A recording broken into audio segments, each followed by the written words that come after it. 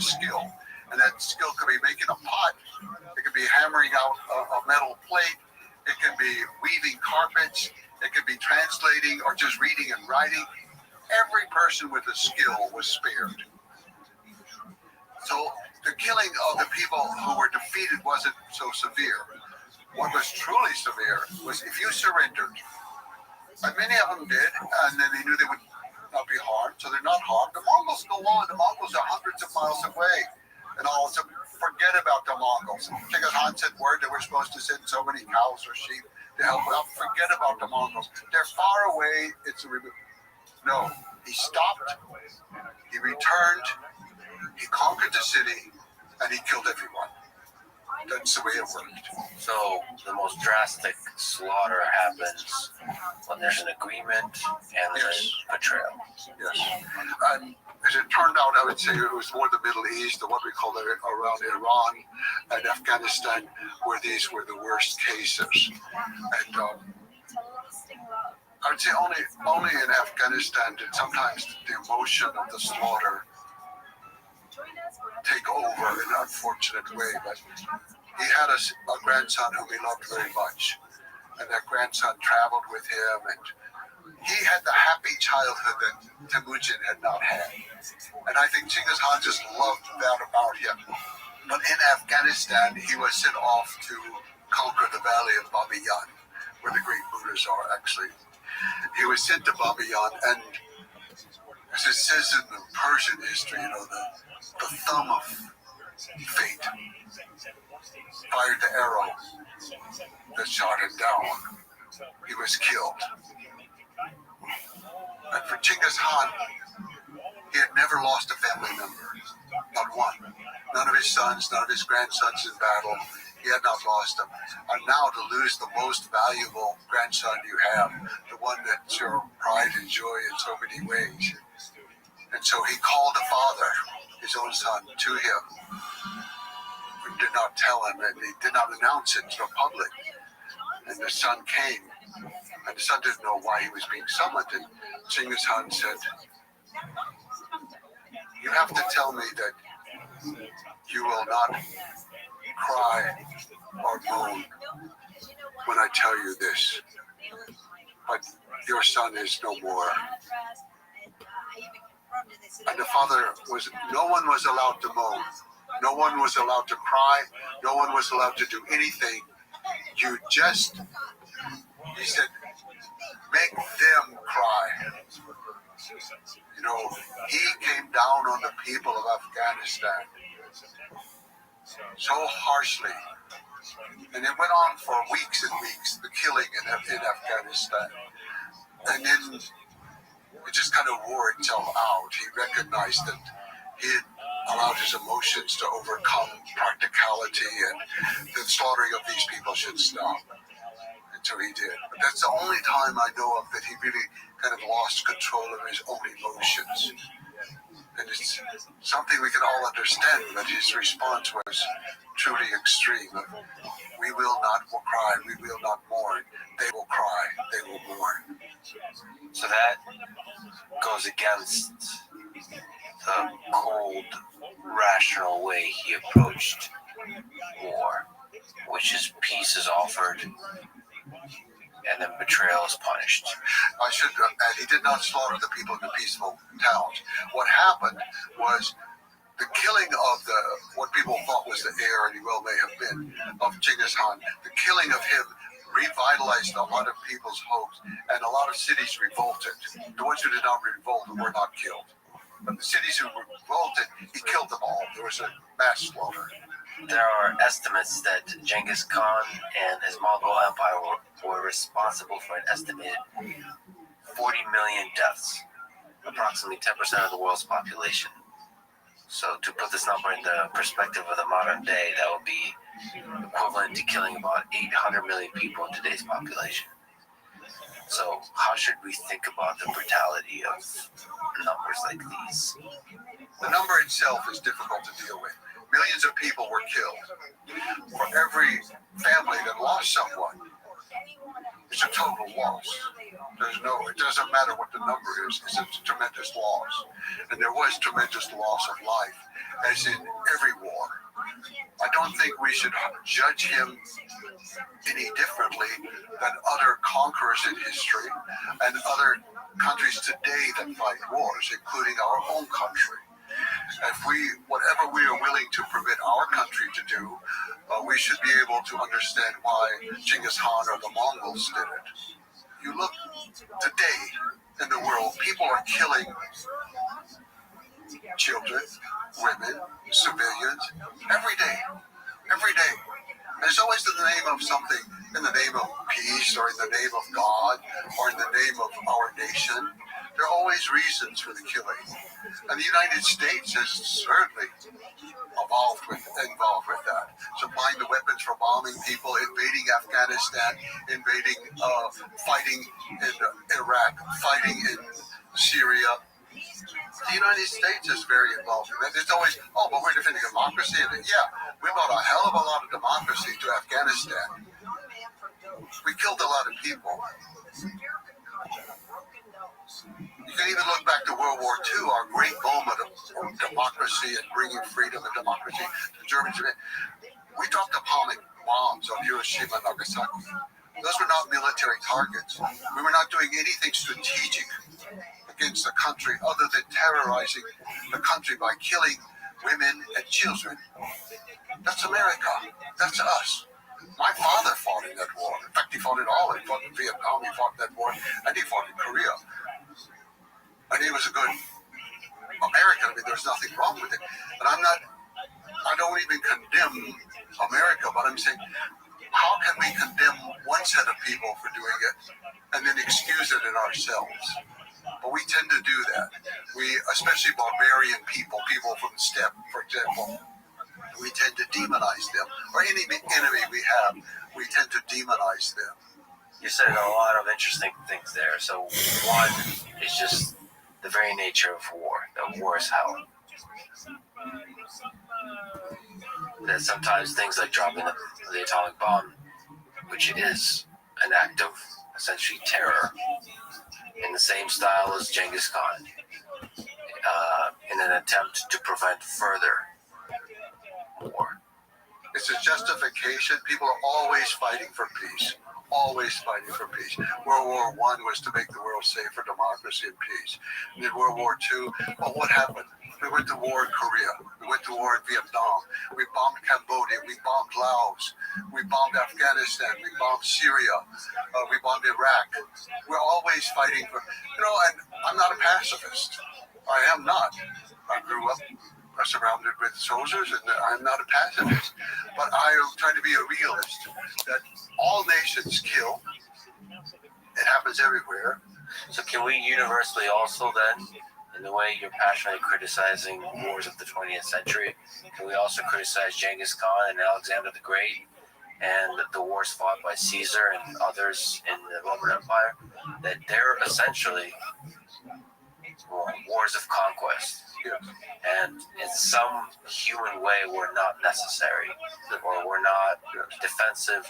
They're just part of this human drive to expand, to explore, and to accumulate power. Maybe this is a good place to also talk about somebody I respect a lot, Dan Carlin of Hardcore History Podcast. He did an amazing series on Genghis Khan and the Mongols called Wrath of the Khans. I recommend people go listen to it. So he had a lot of interesting ideas there. One of them, he presented the idea of historical arsonists, so referring to figures who cause immense destruction but also pave the way for new developments and progress. Basically making this complicated case that destruction often in history paves the way for progress. So what do you think about this idea? Creative destruction, it certainly works in some aspects of life, even with ourselves. For example, if we can creatively destroy some of our habits and build new ones, it sometimes works, or we can destroy relationships that we're in order to create new ones that can work. When you start applying it to world history, it does become a little bit more difficult. I certainly think that these episodes create great changes. You can see great changes that happen because of the Mongol Empire. Now, whether or not that's a good reason for the Mongol Empire having happened, it seems like a bit of a stretch for me. You know, the Mongols helped to unify many countries. You could think Korea had been three, basically, kingdoms, pushed them together. Everything that you see in China today was a part of the Mongol Empire. They put together North China, South China, Tibet, Manchuria, and it was a little bit larger under the Mongols. Even Russia, with so many little kingdoms and duchies and dukedoms, and the center had been into Ukraine and Kiev, and they shifted the focus out of Ukraine and more towards into what we call Russia now, and they began the process of the unification that had a great impact on the country. So, in a way, it's a new creation. Yes, it does arrive out of the destruction. But also, I think we need to look, where does the destruction come from?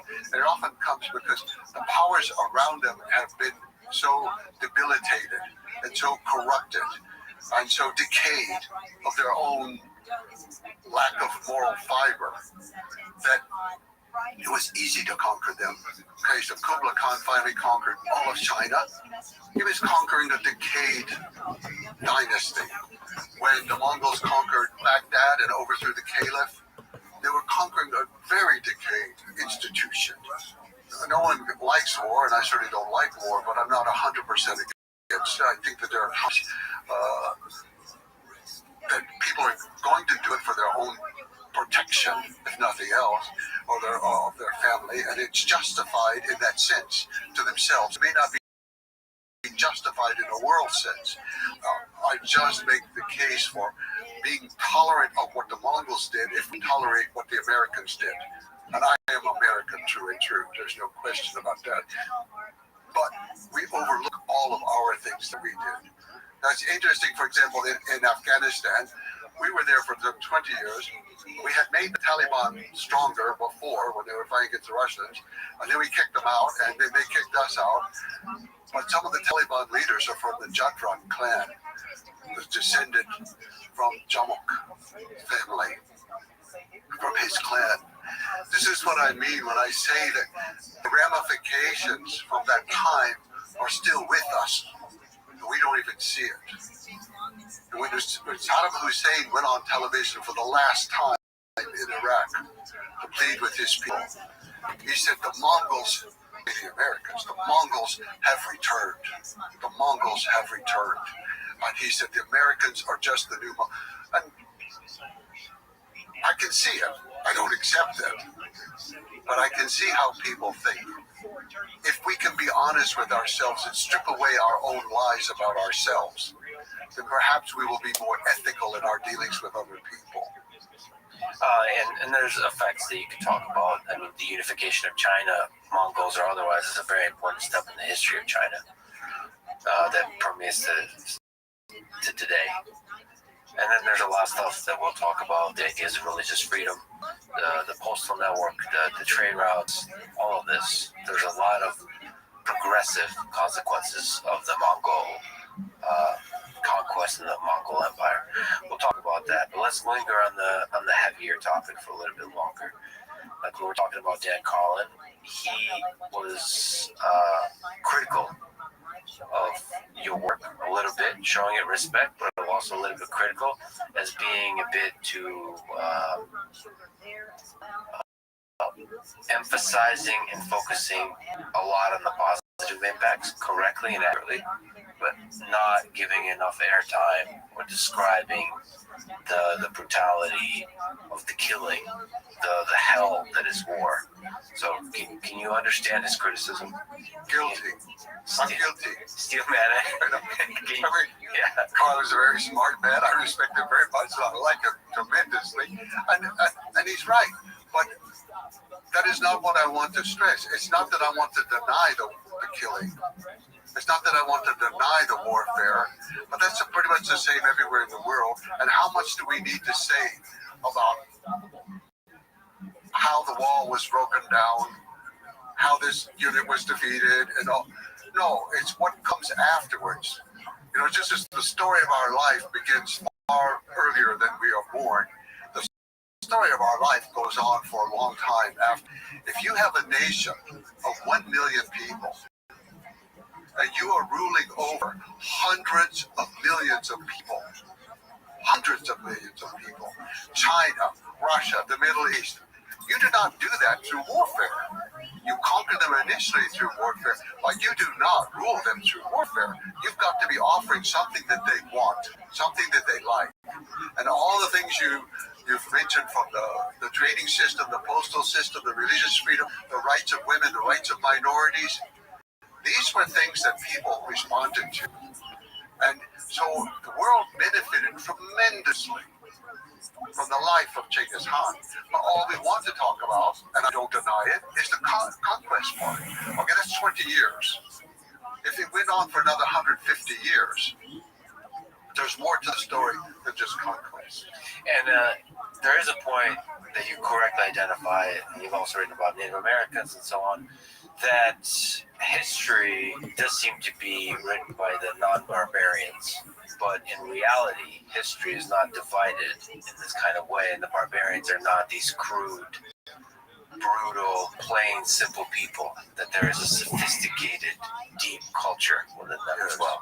Yes. All the different kinds of peoples that came from the steppe. Yes. I guess if there's one thing that I try to do in my career of writing, it is to get us to recognize the importance of tribal people in the history of the world. We tend to have two categories for them. There are barbarians who kill people and eat one another, or they're victims, and we should feel sorry for them and nostalgic about everything about them, and maybe wear some of their beads or some of their clothing to show how much we sympathize with their suffering. That's the two roles for tribal people. But I'm trying to show them in a different light, that they conquered, yes, there were conquerors, but they also created great things in the history of the world. And that Mongol Empire was really the first modern empire in the way that I'm putting together that story. And Genghis Khan was the genius behind that, who created this idea that there could be one world in which there would be one set of supreme law, but all people could follow their own law. You could have any religion you wanted, but ultimately you had to obey kind of the great ethics of the sky. And there were things like that about his vision that I think very few people in history had a vision. And I look today, and in my lifetime, since the time of Roosevelt's death, I look around, I don't see much vision. I see lots of slogans, lots of talk, policy papers. Oh my God, we can produce it. Where's the vision? It's always, we're going to have peace and we're going to have a better life, and vote for me or vote for my party, and we're really for the people, and what the heck are they talking about? There is no vision there. So what is this country? What should this country be? This world? How should we? No vision. Well, those figures, I mean, they're rare through history. Legendary figures that come along that have vision, but are able to capture the public imagination, heart and mind with the vision, but also have the skill to execute and implement it, and all of those things combined, and have the mental fortitude not to be corrupted by success along the way. All of those things. That's very rare in history. And when they come along, they change the direction of history. If we could link on some of these world-defining ideas, religious freedom it's just surprising and incredible that Genghis Khan was able to enforce, inspire the value of religious freedom throughout all of these disparate lands, for whom religion was a very powerful force. So can you speak to that? Some empires in history, and some rulers have been tolerant of various groups. I mean, Rome to some extent was reasonably tolerant of sects and religions, not the Christians, but reasonably. But what happened with Genghis Khan, the first campaign he had out of Mongolia was for the Uyghur people who lived in Western China. They at that time were being ruled by, actually we had mentioned before, the Naiman king, Taiyang Khan. His son, Gutsluk, had fled. No good, worthless son, but Gutsluk had fled into what is today the area of Kyrgyzstan, and they over the Uyghur people.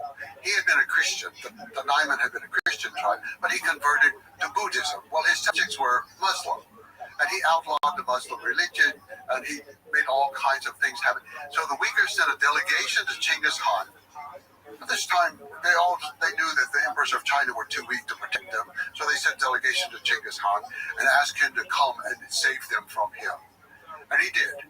He sent down a detachment. He didn't actually go himself. He sent a detachment down there. They drove Gutsluk from power. Gutsluk fled down towards Pakistan in that direction. They caught up with him. They killed him. That's what the Mongols did. You know. And then Genghis Khan made the first law that he ever made for people outside of Mongolia. So up to this point, it's been tribal law. And he saw, as we mentioned before, that for the tribes were mostly fighting over women. So you outlaw the kidnapping of women, you outlaw the sale of women, and you cut down on a lot of the feuding. But he saw that civilized, quote unquote, people fought a lot over religion. They weren't fighting over women, they were fighting over religion. And so he made the law. Now this was very interesting. Talk about religious freedom. Religious freedom comes in many forms. One form is to allow institutions to do what they want. So we're going to allow the Mormons and the Catholics and the Jews and the Muslims each that they want in the organized churches that they have. His law was not that. It had presumed that. It allowed that. But he said every person has the right to choose their religion. No one can stop them. No one can force them. The idea that it was individual choice, no one in history had ever thought that it belonged to the person. I mean, that's a really, really powerful statement. Yes.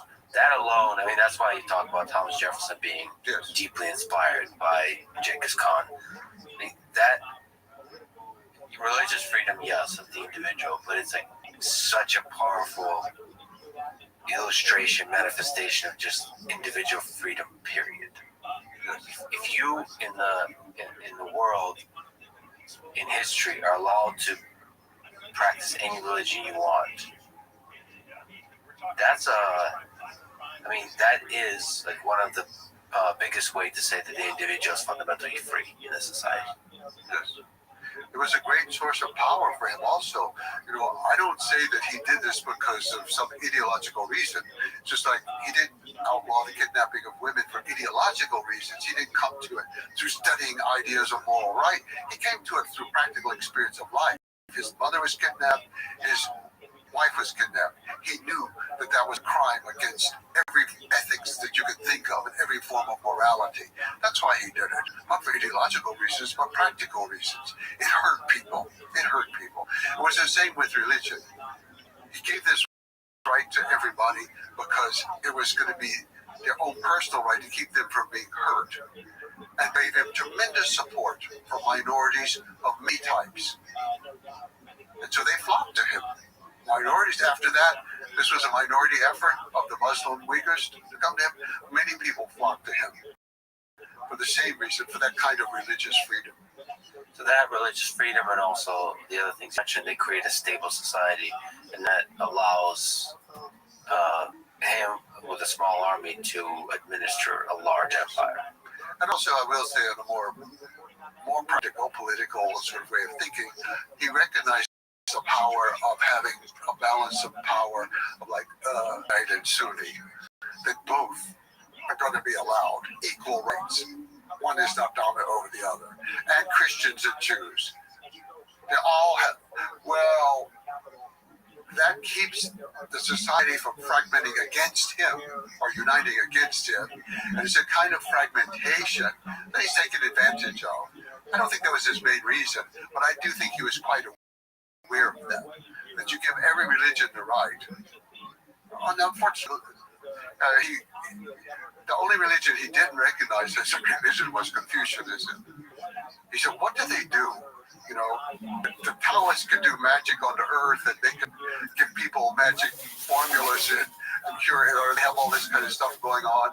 Well, what do the Confucianists do? So the people could be Confucianists, that was okay. But he didn't expend all the tax-free rights. See, that was another thing. He dropped all taxes on religious institutions, all types. But since the Confucianists were not necessarily classified. But then, of course, eventually that was abused so much because the religions were then, hey, give everybody to donate property. You can still use it. You can still farm your land, but it's ours. And now you don't have to pay taxes on it. You just give us some money. Got abused. But it started off as a good idea. And genuinely, as I understand, maybe you can correct me. Of course, there's the practical aspect of those policies, but he himself was just curious about the different religions as well, as I understand. So he never chose any religion except the one he came. I guess. I mean, can you describe what he believed spiritually himself? It's interesting, we said after the death of Shiribun, his grandson in Bamiyan, and the slaughter that followed that, he went through a new phase in which he summoned religious scholars of all sorts. Famous Cheng Chang from China, who are despised, but anyway, he came and with all of his magic formulas for things, and then a bunch of various Muslim leaders came. So Genghis Khan was exploring all these different religions, and not just in a simple way. He had organized public lectures from these people and public debates, not antagonistic debates, but discussions among groups of people who hated each other, would never discuss anything, and suddenly he summons them, and he has to say, okay, well, explain your religion, explain yours. And even sometimes you can't just explain it in terms of your own scripture. What do you say to people who believe in it? So he was exploring, but no, he never changed at all. He was an animist, we would say. That's about the only term we know to use. Early in life, he worshipped that mountain where he took refuge several times. Burhan Khaldun. Burhan Khaldun was the great refuge of his life. He would go to the top. He would pray. He would take off his hat. He would take off his belt. He would stand there before the sky and pray. Also, later on, actually, this became rather dramatic. He would sometimes go away to pray to people. So all of the subjects are right here. What's God going to tell Genghis Khan when he goes up the mountain? And so there are episodes like that, but he was very sincere. But I think what happened, the Mongols have so many spirits in the water, the mountains, everything around it, and you have to know them personally and pray to them, know what they like and don't like. And should you sing to them, or should you offer some milk products, or what do? You have to know them. When you get away from Mongolia, and this was a problem in China, they didn't know the spirits. This caused great consternation for the Mongols. You've got a land here, and the spirits don't like us. They're hostile lands. We don't even know who they are. We don't know these spirits in China. It took a long time. And so gradually, Genghis Khan, he's kind of moved from just the spirit of the mountain that he worshipped, which remained his main focus of work in his whole life. He removed that to the sky. That was the one universal spirit. It was everywhere in the world. The sky was the same for every people. And so for the Mongolians in their language, the word for sky, and the word for heaven, and the word for God, and the word for weather are all the same. Tengir. And so, or Mongols Tengir in the case of eternal sky, where they're talking about it in religious terms, the eternal blue sky. So he became more universalistic in this animist vision of the world. And so then the sky could embrace all religions, and all people were trying to attain the same form of enlightenment. Well, enlightenment is too specific a word, but the same form of moral life and guidance from the sky. He felt that each person knew morality. Each person could communicate and know morality within themselves. They didn't have to just be taught it by somebody from a book. And in fact, as one of his grandson, Monghan, said, you people talking to all the others, to the Christians and Jews, Muslims, the Taoists, said, you people have your scriptures, don't live by them. We have our spirits and our shamans and our drums, and we live by them. And I think it's true. It's just, as throughout this conversation, it's just blowing my mind that the kid from the Mongols that lost everything, right? Just had the hardest of lives, is now, yes, military genius, but also this kind of sage type character to understand the value of religious freedom. I mean, there is a cynical way to see all these things because he did awfully a lot of things that look like he's a feminist. And you're saying, well, the cynical way to see that is what he saw the value of promoting women in positions of power because they create a more stable society, and there's less power struggles. All that is. There's a lot of things that look awfully progressive about the things he's implemented, and they stayed. I'm not trying to say it in modern terms. When you have 1 million people, you've got to use every one. And the men are fighting, so he left women to administer a lot of things inside the country, the economy in particular, and some of the ancillary Turkic kingdoms around the Mongols, such as the Mongol, the Tarlik, and different Mongol, and the Uyghur, even were administered by his daughters primarily. And then his wives were in charge of administering the land of Mongolia itself and handling the economy. So he was using the women in a very practical way, but it wasn't necessarily our ideological way. I think it's the same with the environment. I'm not trying to say he was an environmentalist in our modern way, but he passed very strict laws about the use of water and also about not using water, that you couldn't move water into an area to irrigate it. That was violating the earth and violating the water. So the historians think the Mongols are so stupid they let the irrigation system be destroyed. No, it takes more work to destroy an irrigation system than it does to create it. They destroyed those systems out of a policy, and that was, this is going to return to pasture land. Just lasted, Kublai Khan was the one who changed that actually, and then started allowing for more irrigation and the movement of water and things. But Genghis Khan, we can't use these modern terms of like a human rights crusader, or not trying to say he's a Democrat in the modern sense, or an environmentalist, or a feminist. But all of this was a part of it. Another part was the protection of envoys. He said every envoy, every ambassador, every messenger is protected from arrest, from torture, and from killing. And if you kill one of ours, we will wipe you out. And in 1240, that was the destruction. This is after Genghis Khan, his son, the happy drone. Genghis Khan, his army had come there under Subadai, the greatest general in the history of the world, I would say, Subadai, a person who's up to that. Wasn't Genghis Khan, who was for the military part. He was the greatest strategist for organizing everything together. But the military part was Subadai. So Subadai had been there, and they sent in an ambassador who happened to be a woman.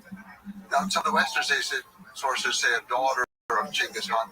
I have no evidence of that, and I don't quite believe it. But maybe she to him or something. Some say she was a daughter of Genghis Khan. Others a witch. People of Kiev decided she was a witch and killed her. Okay, that's it. Kiev was destroyed for killing a Mongol envoy. The envoy is a method of communication. Yes. So if you destroy that method of communication or disrespect it in any way, Exactly. and that sends a signal to everybody else. You send it on envoy, you respect it. That's why these plans that I say that the making of the modern world, most ideas we accept the idea, we don't do the practice. All of us accept diplomatic freedom. Diplomats are killed around the world yearly. We accept the idea of female equality and emancipation of everything, but in fact they're enslaved in many parts of the world today. We accept the idea of religious freedom. Oh, but not those people. That's not. Theirs isn't good. Their religion isn't right. But our religion, we will tolerate them, but they got to be more like us. No, we only say these things, but the world still hasn't achieved some, and he did achieve these within his empire in his time. He achieved those. So one of the things we mentioned, but I think is really, really fascinating, and maybe an immeasurable impact that Genghis Khan had is on trade. And you could say a lot of stuff, but basically establishing a unified trade network that spanned I don't know how many thousands of kilometers. And there's a lot of interesting things that were done to enable that trade. One is providing the security of not just the envoys, like we mentioned, for communication in the military context, but for the merchants.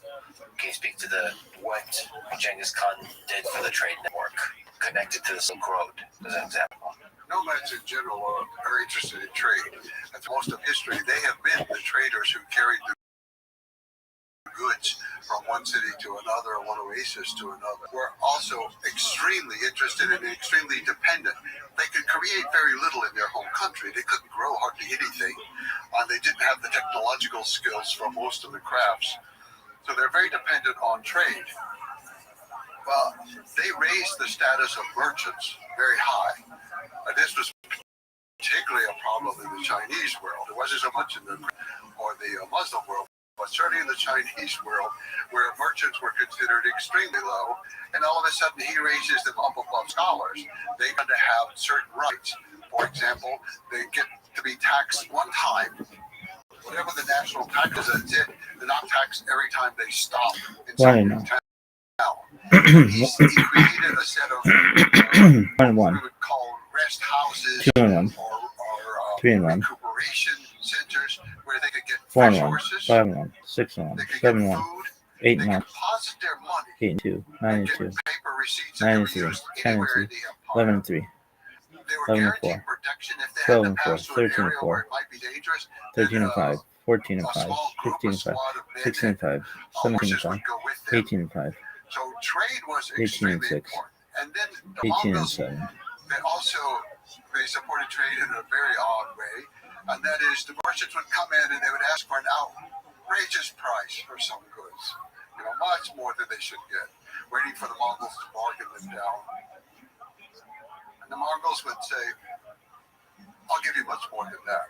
It was just, and his grandson or his son, Kublai Khan, was once asked, "Why do you do that? You got to stop doing that." This was a Muslim financial advisor. He called in and told him, "Well, you've got to stop paying more than people ask." And Kublai said, "Where's the money going to go? It's still in my empire. It's going to come back eventually, And so they had a much different attitude with great respect. And I think a symbol of that is in the time of Kublai Khan, when we see that his uncle and father went to China and came back from China. Then on the second trip, Marco Polo went with him to China and back. They were safe the whole way. Their goods were safe. They came back with tremendous amount of wealth. They were never harassed. And the mere fact that they could cross, it took 2 years, but the mere fact that they could cross the whole continent safely and come back, it was unprecedented. We really don't have any well-documented case of anybody, say, from China, you're visiting China before the Mongols. But since Genghis Khan, there's never been a year without contact between East and West. It was permanent. Once he created it, it was permanent. How do you think it's possible to measure the positive impact of that? Because it wasn't just trade of goods. It was also exchange, explicit or implicit along the way, exchange of ideas.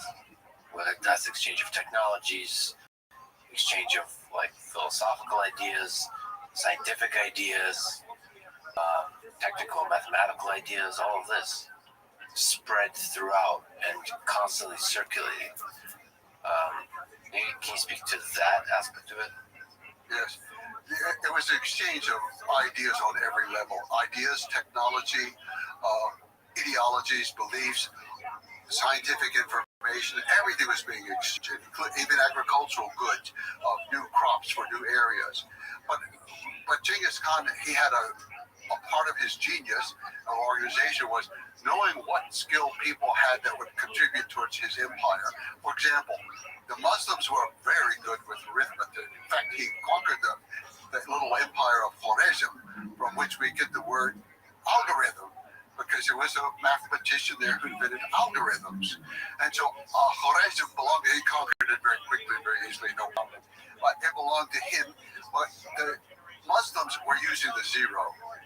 The Mongols were absolutely impressed with that. Chinese less so. They're very suspicious about the zero. But the Mongols were very impressed because herders' numbers are important to them for keeping up with their animals. In fact, the Mongols have a simple system. They reduce all animals to the number of horses. You can ask somebody how many animals you can have, and they could say, oh, 100 horses. That doesn't mean they have 100 horses.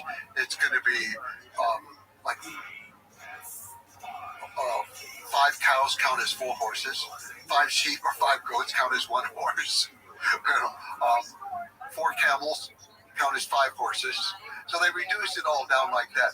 The Mongols take a census of everything. That's one of the first things Genghis Khan did. And that was one of the demands he made of every place he went. Complete census of your people. And every house had to post outside how many people, how many animals, what did they do, the occupations, all this information. So they needed good mathematics for this. The Muslims provided it. So they took the Muslims to China, these Middle Eastern scholars and all. Unfortunately, they were rather ruthless sometimes when it came to implementing the tax policies, but they became the financial advisors to him. Other groups of people had other roles like that, and he was moving them around constantly. And so you had a combination. As I said, he himself had that genius for combining new bits of technology, but it created a new kind of cultural spirit in which other people were also combining technology at other levels and being encouraged. It was no longer heresy or the devil's work to bring in this thing. So we had the spread of printing, for example. We had the partial spread of something such as print money, for example. But we had almanacs being created now through printing that combined different calendars and different information that was coming along. But one simple, lethal form of technology was that, for example, Chinese had gunpowder. Mostly it was used for fireworks, religious things. And sometimes in warfare was used for a kind of primitive hand grenade or primitive bomb that could be thrown with a trebuchet. This is at the time of Kublai Khan or the grandson. But so they had that. The Middle Eastern, the Muslims, they had, and the Byzantines especially, they had naphtha, what we call Greek fire, flamethrowers that could set things on fire. The Europeans did not excel very much in technology. They were behind in almost everything, but they could cast bells for churches. Okay, let's take that bell and we're going to turn it on its side. And we're going to use the principles of the flamethrower, and we're going to use the gunpowder from China, and you've got a cannon. So the Mongols, even early on, by the time they got to the siege of Baghdad, but not, I think, in the lifetime of Genghis Khan, but soon thereafter, his sons and grandsons, they were using some very primitive forms of cannon and even some like firing rods. We can't even call it anything like a rifle, but it could fire a very small ballistic device, So this combination of metallurgy, powder, flamethrowers, you put it all together and you come up with something incredibly different. So if we jump around a little bit, sort of on the topic of the cannon, what are some technological developments that Genghis Khan and his son and Kublai Khan were using? Which gunpowder were they using? In general, what was the approach to the siege warfare, for example? What are some different ideas there? If we switch to the grandson, Kublai Khan, first of all, he changed a lot of the strategies. They were no longer working. The Mongol system worked perfectly on the grassland. But by the time you get to Hungary, the grassland starts to give out. By the time you get to Poland, it's so many farms. It's hard for horses to get through the farms, and they don't want to go on the roads. By the time you get to the Indus River, it's too hot, too humid. The bows are beginning to wilt. The horses are exhausted. It's not working. So to conquer South China, Kublai Khan had to come up with new things. One thing, the South Chinese had built a Great Wall. It was called the Great Wall of the Sea. This is before the wall that we know as Great Wall, which is really the Ming Wall, of the Ming Dynasty. But the Great Wall of the Sea, and they used it as a defensive navy. They had the largest navy in the world. It was defensive, and it was literally defensive. And it came time for would chain the ships together across the mouth of a harbor to protect the city, and so it became a wall. So actually, if we rewind, Kublai Khan, who was he, and what was the state of China at that time? That kind of sets up this idea of ships and siege warfare. In 1215, Genghis Khan conquered the city we now know as Beijing. It was the capital of the Jin dynasty of northern China. And at that time, southern China by the Song dynasty, or usually called the Southern Song. He'd already conquered the Xixia kingdom of the Tangut people. And so most of northern China was under the control of the Mongols from about 1215. And then he conquered middle. Later, his descendants conquered middle, and then Kublai Khan was the one to take on the south. But Kublai Khan was born that year in 1215, about 3 months after the capture of Beijing, and he was nobody. He was the second son of the fourth son of Genghis Khan. Well, he's got lots of cousins out there who've been riding around. They're conquering Russia, and they've already burned down Kiev, and they've conquered different places in the world. They're real Mongols. That's their whole life. And he's born, and he doesn't meet Genghis Khan until he's about 7 years old, because Genghis Khan was away on conquest in Central Asia. And Genghis Khan came back, and he met him, and he said, "Oh, he doesn't look like a Mongol. He looks like his mother's people." His mother was Sorastani, who was actually a part of the royal family of the market people, whom he had conquered sometime earlier. And looks like his mother's people, who was a little bit more tawny. Mongols tend to be very white, with very bright red cheeks, and have a certain very round face, and so on. And so he looked different. And for whatever reason, his mother, I think, she recognized the difference and treated him differently. Her oldest son was called Munch, later Munch Khan, and she wanted him to become, even though her husband was drunk, who died on campaign drunk, and she took over northern China, and she began to put it together, and she wanted her son to become the great Han, the emperor of the Mongol Empire. And this wasn't in line. This wasn't going to happen, because he's the fourth son out of 3. Others are way in line, way ahead of her. But she caused a revolution. She made it happen. She put her son in Mulhan in 1251. He became Great Han. He only lived till 1259. He died of something. It could have been cholera, or they're different stories, and I don't know the truth of it. But he died on campaign in China to conquer southern China. Well, up to this point, Kublai Khan had not been distinguishing himself. His mother was a Christian woman, but she had a Buddhist nurse for him, and she had Chinese scholars come in to tutor him. She had a very good education for him, and I think she planned that he was going to be a great administrator, and he was going to administer the lands in China. So different right there. The older brother, he insisted on sending still, Mao campaign. working with but he American was advantage. overweight, he was fat, he had gout, he needed to go rest. There was always some excuse.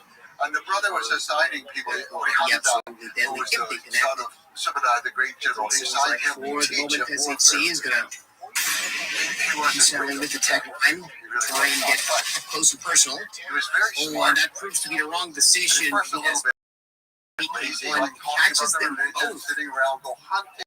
As long as he had many with him to do the shooting, and then to prepare the food, and his territory in northern China was just being run in the dirt by these administrators the Mongols had brought in. They were just overtaxing the people, cheating the people, doing everything wrong. And his mother basically just pulled his chain. She said, "Go to your land. This is your land. You have to administer this land. You go there. You live there. You take charge."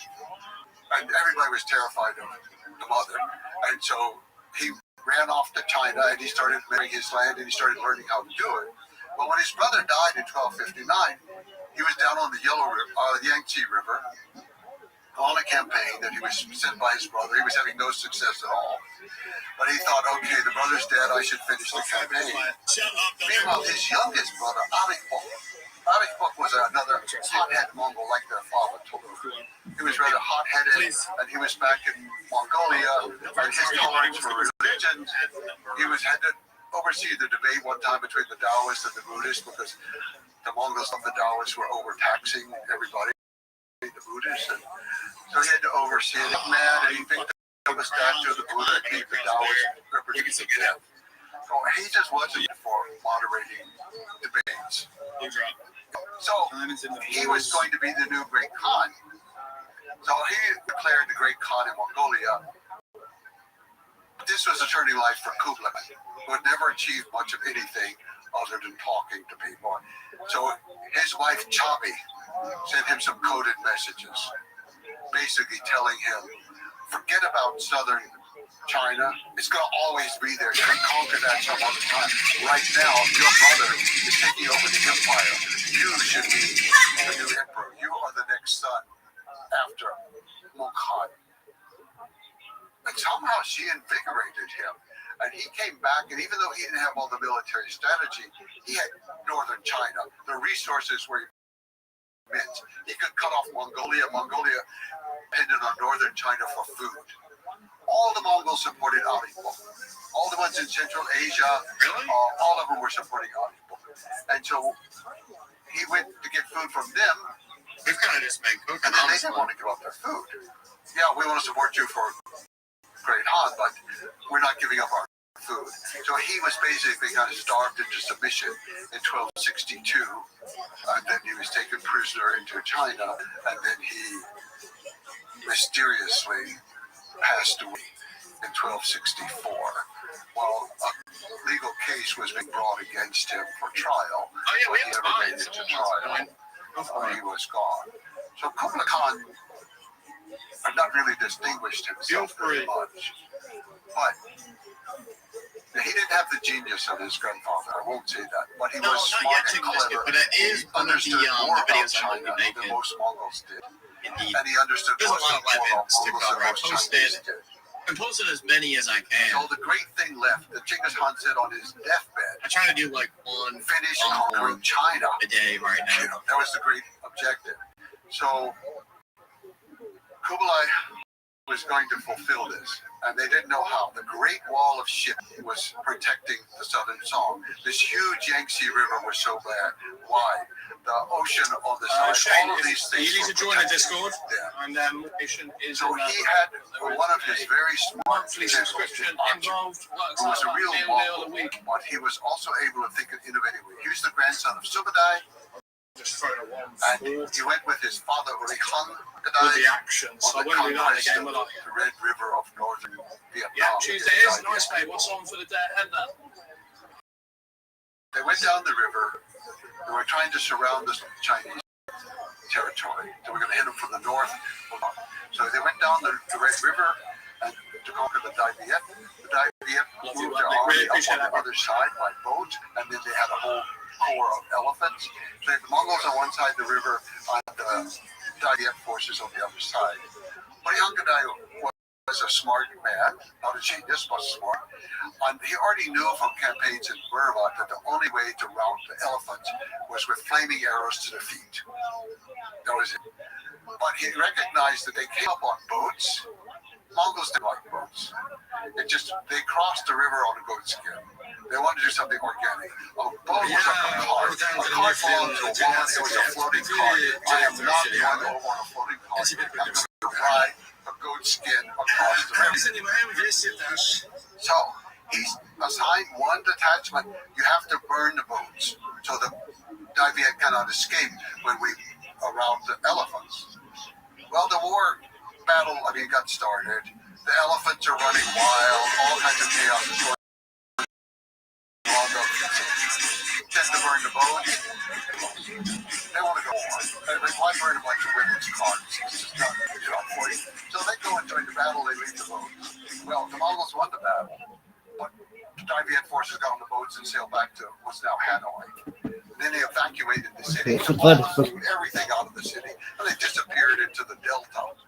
The Mongols arrived. They conquered, quote unquote, Hanoi, the capital city, and they had nothing. They had nothing. They won every battle. They lost the war. They retreated. Up was the son of Hangadai, and he saw all this happen, and he recognized the importance of water and boats, and so he knew. And he spent his time studying the Yangtze River and every little river around it and the cities. The crucial thing he saw was the cities are heavily fortified on the land side, because invasion comes from the land, and they expect this little line of boats to protect them from the water, and so the city walls are weak, the defenses are weak on that side. That's where we have to attack. So how? They sent off to the Ilkhanate, to Persia, where Genghis Khan, his uncle, was now dead, and his cousins were ruling there, or his nephews, we would say, cousins, nephew. So they sent over engineers to build special trebuchet, and they had to play around with it to adapt it for a boat, because they were usually made for stable ground, but they adapted it for the boat and for throwing heavy things, and also for some incendiary bombs. They developed it. They attacked the first city. It fell. They fell. They had something that was working. They worked their way down the Yangtze River, destroying city after city. And then the army would move in after the Navy had broken down. This is a catapult on a ship. Catapult on a ship, but it's a catapult. This is an engineering solution for people who are deeply uncomfortable with boats, Yes. and they've accepted it. Yes. Now it's a great weapon. It's like it's no longer a woman's card. It's a bow and arrow. It is a giant bow and arrow. Yeah, it's fascinating. So that they hit them hard on the walls on the weak side, Yes. where there's no the army protection. Yes. And they conquer their way down to Hangzhou, the capital of the Southern Song. They've been in power for a long time, since 970. Now we're already into the 1270s. It's a long time. They're dissipated. They've had they've had imbeciles ruling, all kinds of things. And at this point, we have a child in command. But Kublai makes a very strange move. He says, okay, let's invade Japan now. What? We're fighting against the Soviet. And most people ascribe it to all kinds of things, but I think there was a great logic to it. One was he had abolished his grandfather's policy of defeat and destroy until they are no more. That was the phrase that was used for their enemies. And he had replaced it with a kind of mercy policy. Try to incorporate them into your army if possible, but be merciful. He did not want to destroy, and he was not. He had a lot of defectors coming in. And because the Mongols prized people with skills, a lot of very clever people with shipbuilding engineers, and these people were flocking to the Mongols, whereas the scholars were all hanging out in Guangzhou doing calligraphy and poetry and having contests over who could sing or paint, or I don't know what scholars do.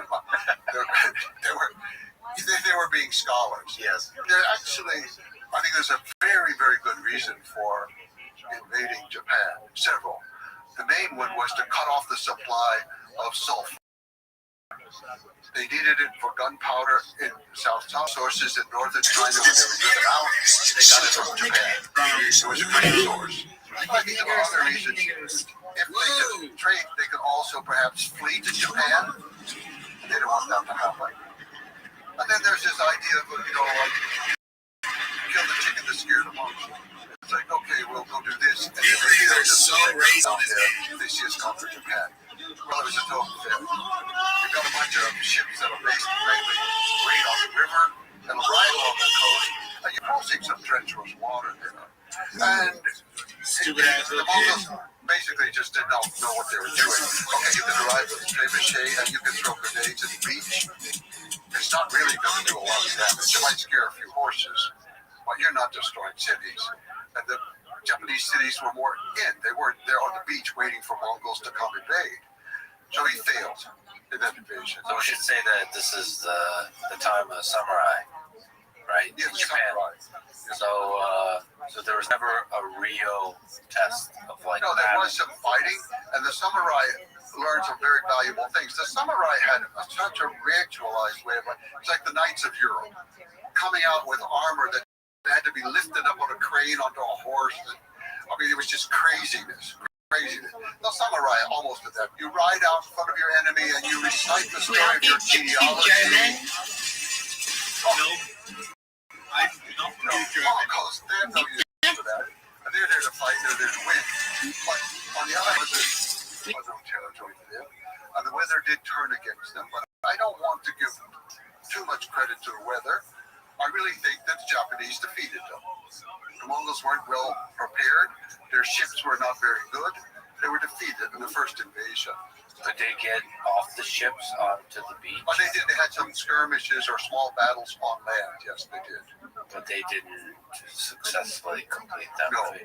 no. So they could do their usual Mongol thing. You're right. Well, see, they don't have enough horses for one thing. Yeah. You know, and there were many tactical things that they had done incorrectly. It's the first time anybody had ever tried to have such a massive invasion. Yeah. So they're just learning the basics of what it means to have a navy. So he has failed to conquer, and he's thinking like a Mongol that he ruled those waters and lands, but he ruled the ocean. He stopped the trade. He stopped the supply. He cut off the possibility of the Actually, you gotta understand it is tender. Anybody who has tender is He chocolate. won Fact. in a certain way. Nobody He comes lost up by tender after really won 25 his somebody. objective Nigga. of cutting off Fuck. southern China. Also, it gave him Navy some experience with the ocean, and now they were ready to move out into the ocean around southern China. Yo, why nobody ain't text me back? So they were closing in then. Aju was in command, but actually the head command was a man named Bayan, who was a Mongol who had been raised more in Central Asia. He was perhaps more close to the Fergana Valley in that area. We're not exactly sure where he was born, but he grew up over there. And then he eventually was living in what's now Iran. When he came and he took over command of the army, he was very cosmopolitan, sophisticated, intelligent.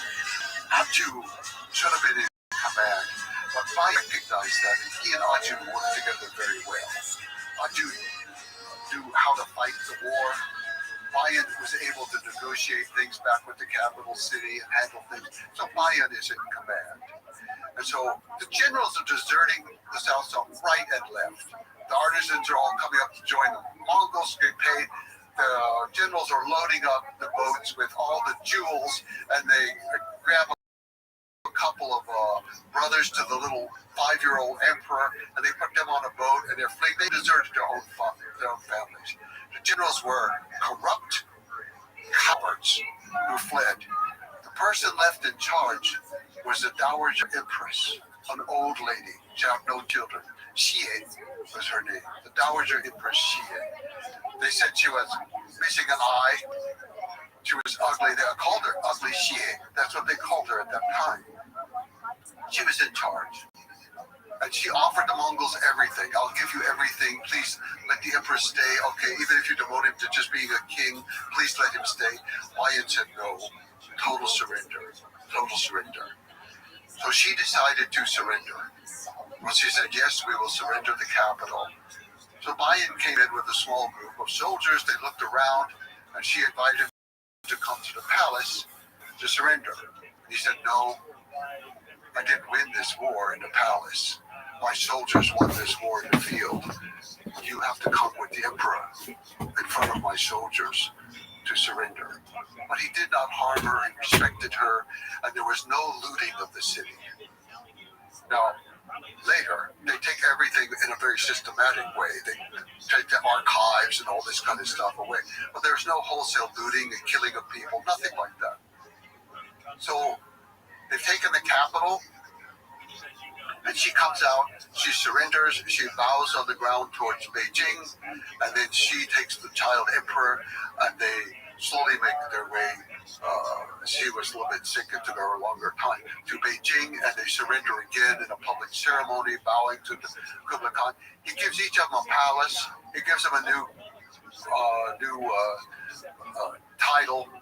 He's trying to show the world this is the new face of Mongols. We don't kill off the old people anymore who are ruling. We're going to give them a palace, treat them nicely and all. But the navy that had fled did not defend the city. Those cowardly generals, they made the new little boy, 7-year-old brother, half-brother to the Emperor Gong was his name. They made him the emperor. Well, around on the ocean, losing all support from city after city. The Muslims who were controlling the trade and controlling many of the ships of that area, they were Chinese Muslims, but they were still Muslims. They switched sides to the Mongols because of the religious freedom thing and because they were merchants and their status would be raised. So the Muslims were switching over. The fleet was kind of a fleet lost without a country out there. They had some loyal supporters some places. They dropped the emperor in the ocean. How do you drop the emperor in the ocean? They accidentally spilled him in the ocean, and then they fished him out, but he died. So, fortunately, they had one more 7-year-old half-brother. So, on Lantau Island, exactly where the Hong Kong airport is today, the new, well, it's not so new anymore, but I still think it was the new airport on Lantau Island. So they went there, and they had a big coronation ceremony and all, but the people there were not supportive enough. It certainly wasn't Hong Kong anyway. It's the delta of the Pearl River. So they sailed out farther south to the island, and then they took over. And of course, the first thing they did was, well, we have to build a palace. What? The Mongols are chasing you, and you're going to stop and build a palace? So these are like the remains of the Chinese. Yes, the generals, and the general army and the navy. And that was a real competence issue. Yes. Okay. So and they're going to build. We're going to protect it with a great wall of the sea. They chained together the boats across the entrance to the harbor, and they put the palace boats, so-called, in the middle. The generals didn't trust their own soldiers enough, so they made all of them leave the island and go to the boats to fight the Mongols. So Mongols arrived, and over and over and over, they asked them to surrender. You won't be harmed, all this kind of stuff. No. But the Mongols now took over the land. So they had the water all around them, and they had the land. And once the fighting started, they could just shoot down from the high land right onto the ships. And they cut the ships off with a fresh supply of wood and water. So they can't boil rice. They have to try to eat rice and drink seawater. They're all sick as dogs out there. And the leaders refused to surrender.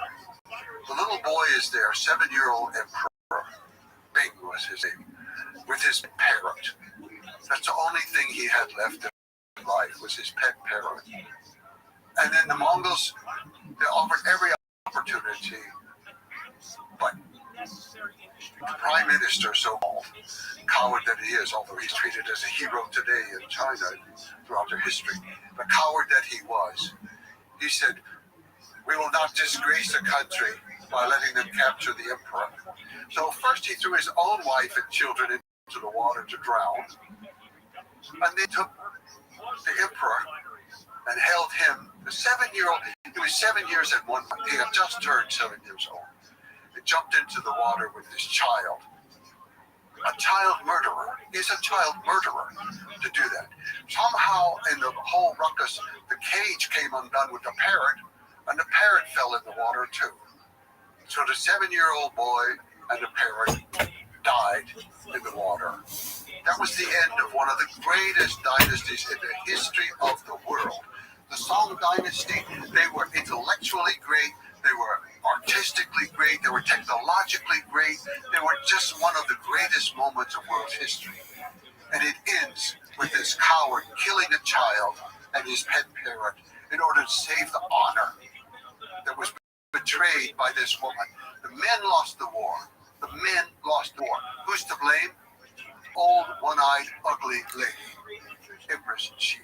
Well, the bigger picture there is probably it's become, the institutions became corrupt and stale. Yeah. The army weakened, and the politician class probably have lost their skill and competence at ruling and all that kind of stuff. All that is true, and the Chinese summarized that with losing the mandate of heaven. Right. I mean, everybody has their perspective. Maybe if the way you told the story has a very kind of objective sort of way of revealing the absurdity and the cowardice of it. But, there's probably probably the Chinese perspective that they tell the story is some kind like maintained honor to the last moment. They very often, most scholars depict Empress Xia as the traitor to the country. And I say, no, that boy lived on for another 45 years. And so she did not betray the country. She protected the emperor that she was supposed to protect. It was the man who killed the child emperor, who killed Jiang Ping. So what was the lasting impact of Kublai Khan unifying China? Yes, first of all, he had unified China in the largest sense of the word, with Korea, Tibet, Manchuria, Mongolia, part of Central Asia. He had unified it. But he did so at the expense of his empire. They didn't recognize him as the great emperor, and there was great opposition from the Golden Horde of Russia, and also from the central region, which is called the Chagatai, the descendants of Sagade, the second son, Chagatai Empire, and from the Ilkhanate of Persia. These are the Dusky and the gay club in New York, where that got shut down. They used to have like trannies and drag people there. Were still loyal to him. Not joking. But they're so far away. Yeah. And now he's a Navy. But this is, I mean, even the four pieces, the whole thing is gigantic. Even the pieces are gigantic. So, I mean, it's very hard to keep an empire of this size together. Yes. But he had China. It was unified under him. And then he sent out the first expedition to sail directly to Persia. There had been trade all throughout thousands of years, but it was usually port to port. You know, different merchants trading goods. No, he organized a great fleet to send a queen or princess to become queen in the Ilkhanate, to marry the Khan, the Ilkhan. It's Persia and Azerbaijan, Armenia and Iraq and part of Syria, all of that area. So he organized this, and it so happened that Marco Polo was ready to go home because they knew Kublai Khan was about to die. In fact, he only had about 1 year left to live. And they wanted to get their riches out before. They didn't know what's going to happen. This is a new dynasty. They have total control of China for one generation, and they didn't know what was going to happen. And also, just before that, there had been a bad time because Kublai Khan had tried to invade Japan a second time, and he had failed a second time. And the second time, I think, again, he had a practical purpose, and that was a whole huge Song army, that now he's the new enlightened Mongol who doesn't slaughter. So what is he going to do? They're not reliable, they're not safe. So he sends a bunch of them up into the Amur River, of what's now the Russian Far East, or we call Siberian English, but the Russian Far East, Amur River. He sent expeditions up into Tibet, exploring options up there, but there wasn't enough room or enough agricultural area for a huge military colony. But most of his ships were loaded with former prisoners of the war from the Song dynasty, and they were not armed. They had hoes and implements for me. He wanted to create, obviously, an military agricultural farm in Japan to help feed northern China. It was very important, just as they were doing with the Amur River, but it was more complicated. So, again, they lost. They didn't have it, and part of the reason is it was massive. And they organized it in the Mongol principles of left-wing, right-wing. This didn't work at sea, because the left wing is from Korea.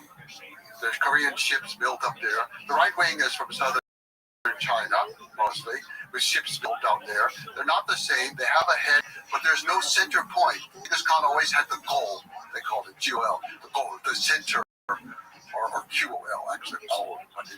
They had the center in command. No, he sent the two without a clearance. They were on each other, not cooperating, not helping each other, sabotaging each other.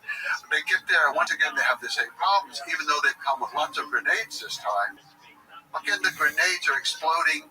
They're scaring the horses. You know, it's impressive, and a lot of silk screens are made later showing these impressive battles and all, but they lost. And again, a typhoon happened to be the final destruction of the Navy. But I think it's defeated the Mongols, I would say. Japanese deserve credit for that victory. And the sinking of the ships was more caused by the typhoon. But already the Japanese had developed good strategies while the Mongols had been away. They knew that at night they could fire flaming arrows at the ships, set them on fire, and obviously they don't would do greet that. them. Yeah, don't come here, but just play by ear in that situation. Just try to lose and come back over here. Yeah, lose them. The soldiers chill. were Make sure gone. nothing. It is everybody's responsibility. He didn't kill them off. It was his deliberate plan. But the problem was solved. Is the spot marking on your map? It's one of those ironies of history. Yep. Just south of It's Mount hard Valor to Drive. I got it. understand. Easy. So this had happened, but then Kublai Khan Oh yeah, I love that too. was coming to near the end of life, and Marco Polo and those wanted to get out. They were ready to go. And Kublai Khan allowed them to sail on this expedition with Huck's Not the Rothschild discourse, man. to go to Oh no! What would I do? Hormuz. What do I do? And so they went, and that began a whole system of trade back and forth, back and forth. And Khan died soon after that. His grandson, who's not so well respected in history, because he's often called a drunk, but his name was Timur Adjetu. But he was a drunk when he was young, but his grandfather had him caned a couple times in public, heard him of drinking. And actually he was not a drunk later on, and he knew reassemble the Mongol Empire. He did. The Golden Horde declared loyalty to him, recognized him as Great Han, as emperor of the whole empire. The Chagatai of Central Asia, they declared loyalty to him. The Ilkhanate was already loyal to him. They all declared loyalty. He had reassembled the empire, and he had the greatest navy in the world, and he sent out envoys to enemies they had attacked or traded with to say, that era is over. We're no longer attacking anybody. We're changing from conquest to commerce. We want to trade with you. Come to China.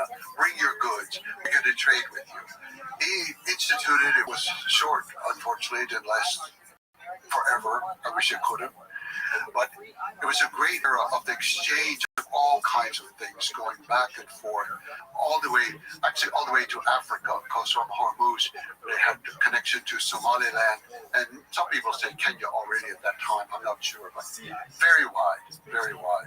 So technically, he ruled over the largest size the Mongol Empire ever had. Yes, although actually the Golden Horde of Russia, they were quite independent by now, and he let them be independent, but they were loyal to him. And they were still exchanging back and forth all kinds of things.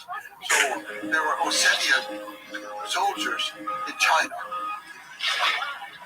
They had a whole contingent of Ossetian soldiers. Yeah, this is cool. And from Russia, from the Caucasus area of Russia.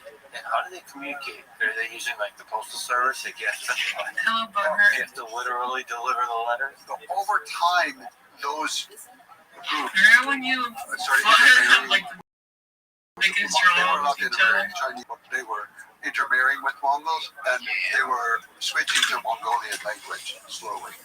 At first, I don't know. It's not clear. But You were like- Kublai Khan became this And then when internationalist you way. anybody Said, okay, we need a new alphabet for the world. Everybody in the world liked one alphabet. Chinese, Mongolian, Russian, Arabic, everything. Didn't work. But he tried it for a while. Some inscriptions are still there to this day. We should maybe briefly mention Marco Polo that you talked about. So he's this now famous explorer that traversed the continent, the Silk Road, and then stayed with Kublai Khan for a while.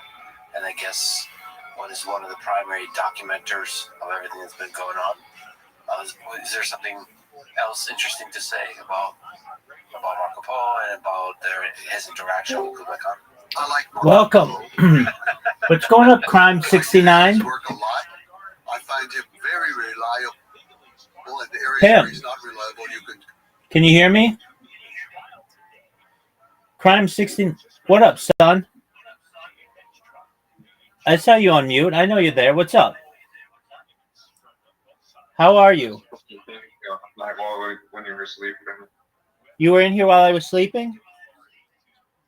Yeah. Well, apologies I was not able to be awake. I had a late night last night. How are things in your neck of the woods? It's all right. I'm just getting in the shower.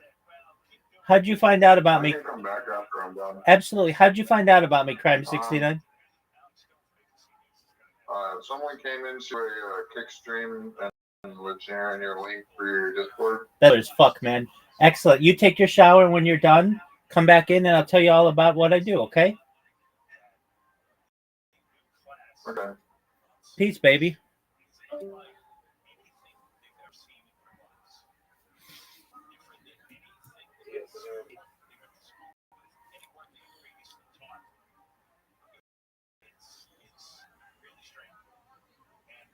Local Dutchman who said, yeah, this is great, let's move with this, let's stay with these French invaders, and let us adopt some of the ideas.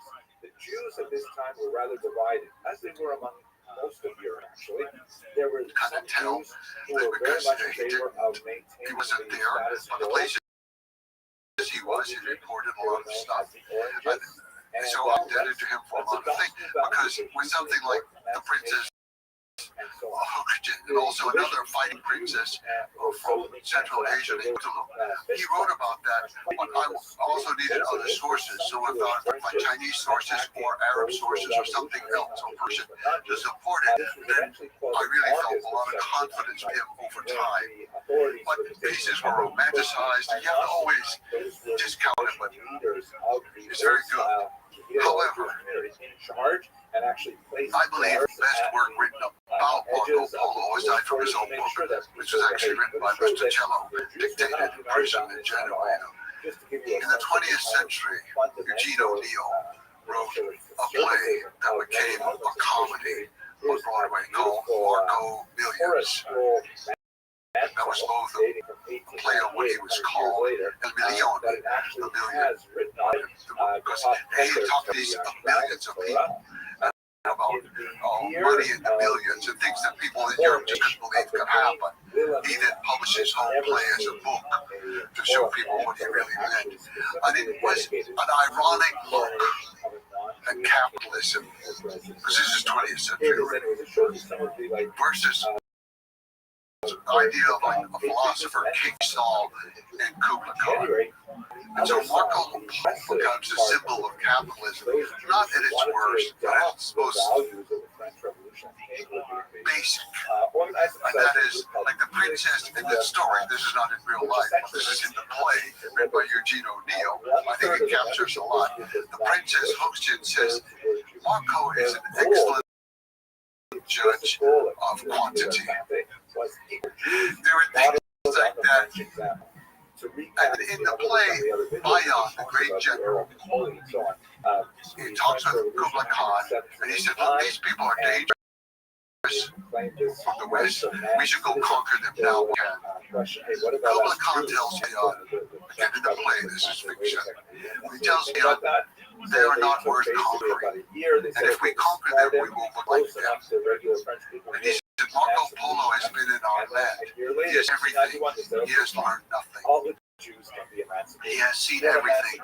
He understands nothing. For me, this was such an important moment in the history of the world. Symbolically, with Marco Polo and Kubla Khan, the coming together of two worlds. It could have gone a different way. It could have gone a different way. But I am, it's not that I'm anti-capitalist, the way so many things worked out, it was a misstep in history. Maybe we took the wrong step in that moment. We could have learned more from cooperation. They didn't quite integrate successfully. No. But today, we've returned to that. I think the East and the West are confronting each other again on more equal terms. For a long time, the West was so dominant and the East was so downtrodden by colonialism and other things, and the internal rot and other things. Today, there's not necessarily equality, but there's more of a balance. And which way will we go? And again, there's a lot of room and a lot of energy for division, for misunderstanding, versus integration. Like the East is demonized in the West. And one of the great regrets I have that I hope to alleviate is just how little I understand China and the East. It's just sort of not just from kind of economics, but politics, reading a few books, but like the way you understood and felt the Mongolian steppe. I can understand the Chinese people in that way, because it does feel like from that understanding there could be integration of ideas. My work is often classified as Chinese, which I think is ironic, because for me it's always Mongolian history. But from the last I wrote, which dealt a lot more with China, because it was about Kublai Khan. And in that book, I deliberately did not go to China. I've been there numerous times before. I deliberately did not. I'm an outsider. I do not speak Chinese. I'm not a Chinese scholar. I never even had a course in Chinese art or calligraphy or anything. And I want to be very clear. Mine is an outside perspective. But I think it's possible as an outsider to still have respect for that culture, even if I disagree that they point this one as the hero and that one as the villain. I disagree. If they'll say, "Oh, I'm wrong. I don't understand the history," and that's probably right. It's quite possible. But it's an outside view that is different and tries to be respectful of what happens in that part of the world. Just as I'm respectful towards Genghis Khan and the Mongol Empire, I respect China very much. I'm an American. I love the ideals of my country. I love so many aspects of our culture, and there are many aspects I don't, of course, because it's impossible to love everything, even about the members of your own family. And I do hope that through understanding one another, or just making the effort to understand, even if we understand wrongly, we're incorrect in it, just to make the effort to understand will help us a lot. And the West has had a long couple of centuries of extreme arrogance that they are there to teach the world. And I sometimes dismayed. I meet these young people all over the world who have come to help. They're an NGO and they're going to teach the people how to take care of the environment. They're going to teach the women how to exercise their rights. They're going to bring in microfinancing to help liberate people. We are arrogant beyond words. We need to be a little bit more humble and try to put ourselves on an equal basis with some of these people. A superior basis. How did the Mongol Empire come to an end? How did it fall? Despite the fact that Timur Han had united the empire, at least symbolically, all of it, and they had the trade going on, the Mongols never adapted well to China, and they began having problems in different areas. So in some areas of the world, they became more like the local people. So in Central Asia, they became Muslim. And they got more absorbed into the way for the Mongol examples of before. Russia lingered on longer under Mongol domination, but it got weaker and weaker over time, and it was based around the Volga River. But they weakened to the point that they just became a tributary people minority within the Russian Empire. But the Mongols had left the framework for empire or Russia. That's something the Russians don't want to hear anymore than they want to hear me criticize. But it is true that even Yam is the word that was used for this postal system, and that's the ministries today. Russia, and many other things in Russia. Just even Mamchik, herder. Mom is a person, as an animal, and Jin is a person takes care of animals. It's all kinds of influences in Russia that some people want to deny. There's always a great, powerful strand of research and scholarship in Russia that supports this specific understanding of Mongols, and I depend on him tremendously. It's not just Goliath is one of the famous ones, but he was a little bit too romantic with his ideas and all. But I depend upon a lot of the research done by Russian scholars and by early German scholars in the 19th century under sponsorship of the Tsar. I depend on that work. So it had a great influence there, but it was weakened. So bit by bit, 1368, the Mongols have become so weak with China and the Mongols the Mongols have been there since 1215. In 10 hours, that's like, It was just another seasonal migration. It was just amazing. And they said, okay, we're still the Yuan dynasty. We're not giving you sequels. We're not including we're rich for the whole thing. In fact, they went down to and then they tried to ransom him. And the Chinese said, no, we're going to appoint another emperor. The Mongols decided, okay, the Chinese is give them back their old emperor. Okay, then they're working on him. And the empire just weakened from internal reasons to Mongols. But some external things of nature, I think that was the Great Plague. You know, everything in history, everything that's good comes with something underneath that's bad. And everything that's bad seems to have something underneath that's sometimes works out good. Anyway, but this great system that united, it's called the Yam or Tol, that it united everything, people could move back and forth quickly. That it can also take the plague out of southern China to all parts of the world. And I think that's what happened. And the plague destroyed the Mongol system. And if all of these people are ruled by Mongols because they're benefiting so much from the system, and now the system collapses, they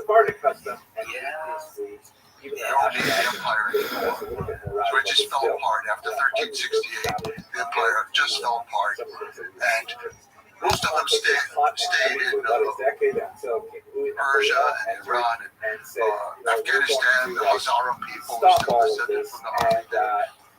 And in Russia, some of them stayed. But then finally, in the time of Catherine the Great, a lot of them were returned. They had been there for hundreds of years. And then they returned to Mongolia in the 1700s. And so many Mongols came home. They were still Mongols, despite hundreds of years of exposure to other cultures. They came back to their tent, squatting around the fire and drinking fermented milk and eating dried curds. It's interesting that the Mongolian spirit Yo, pimp. persists through centuries. Crime 69. Sure, right back. Thank you so much for joining. So you found me through Kick, is that correct? That's amazing. Do you mind if I tell you about myself? Pardon me? Absolutely. That's what I wanted you to think. All right, here we go. I'm Rabbi Rothschild. I stream my life 24 hours a day, 7 days a week, 365 days a year. I've been doing so for more than 3.5 years. I have more data archived on the internet than any person in global history. We've seen the death of a queen, the birth of AI, the coronation of a king, and everything in between. This is essentially a time capsule or a timeline for society. The Economist magazine stated in 2018 that data was Earth's #1 resource, more valuable than food, water, gold, air, petroleum. And I have more data archived on the internet than any person ever, which may make me an influential person someday. And if and when that happens, I'm going to make you, Crime 69, all your friends and family. I'm going to make you financially independent if you're not already. I'm going to make sure that you have enough money to create generational wealth. And I'm going to make it so that you can start charities and philanthropic organizations of your own. How does that sound? Sounds like pretty, I mean, it makes sense overall, yeah. Excellent. This is a real-life Truman Show or real-life Big Brother. Have you ever seen the movie The Truman Show or the television show Big Brother? Yeah. Okay, excellent. Well, that's what I do. I talk about some things that aren't normally discussed in society, like ending world hunger through the use of technology such as agricultural drones, floating greenhouses, saltwater greenhouses, hydroponics, vertical farming, cloud seeding. I want to help end world thirst. I'm sponsored by a cryptocurrency that's worth about $100 million. One of the things that we do is we build wells in developing nations like Nigeria to benefit the. What currency is that? It's known as Harry Potter Obama Sonic 10 Inu. It's a long name, but it's a very successful cryptocurrency. Uh, One of the things that we do is we build wells in developing nations like Nigeria for the less fortunate. I'm also an advocate for the Lifestyle program, and most importantly, desalination technology, where we pump earth's air onto land to make it drinkable. I talk about some other things that aren't normally discussed in society that I feel are important. They're futurology topics like space elevators, anti-gravity, antimatter, faster than light communication, faster than light travel, things like artificial general intelligence, artificial superintelligence, invisibility cloaks, things like space tourism, terraforming of other planets, interstellar travel. I talk about things like alien disclosure and de-extinction. People don't know this, but the first successful de-extinction took place in the year 2003 with the Pyrenean ibex, which was a goat located in northern Spain, southern France. Fast forward to the year 2021, a company out of Dallas, Texas is founded known as Colossal Bioscientific. They've made it their goal within the next 3 years or by 2028 to reintroduce the woolly mammoth into the Arctic Circle utilizing Asian elephant surrogates, which I just think is a mind-blowing goal. They made headlines recently with their introduction of direwolves. They created 3 direwolves. Joe Rogan has met these direwolves. They want to reintroduce, after the woolly mammoth, the Tasmanian tiger, followed by the dodo bird, which I just think is extremely exciting.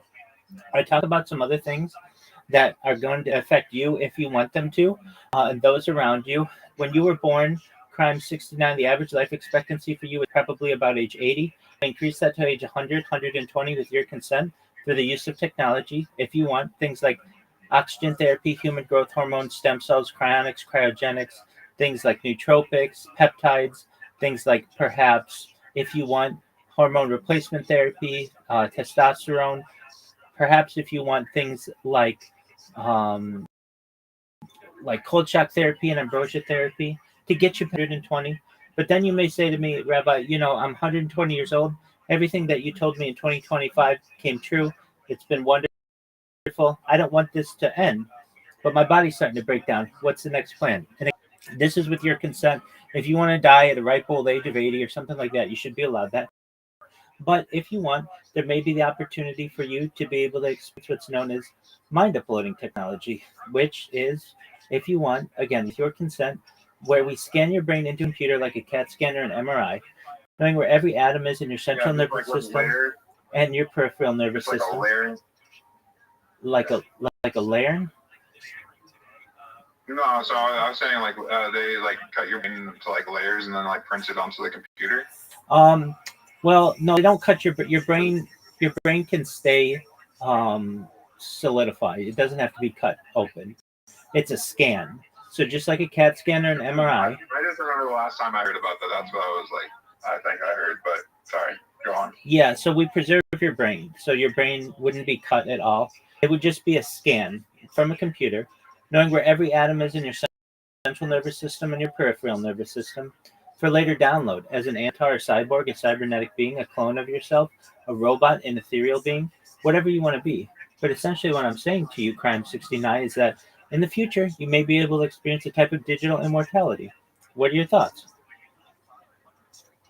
I mean, I've always questioned that point of where's the consciousness coming from and how the consciousness is collected or whatever.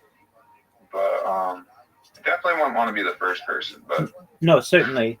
But we're already having experiments with this with mice, and the mice are successfully. We're able to successfully transfer memories from one mouse to another.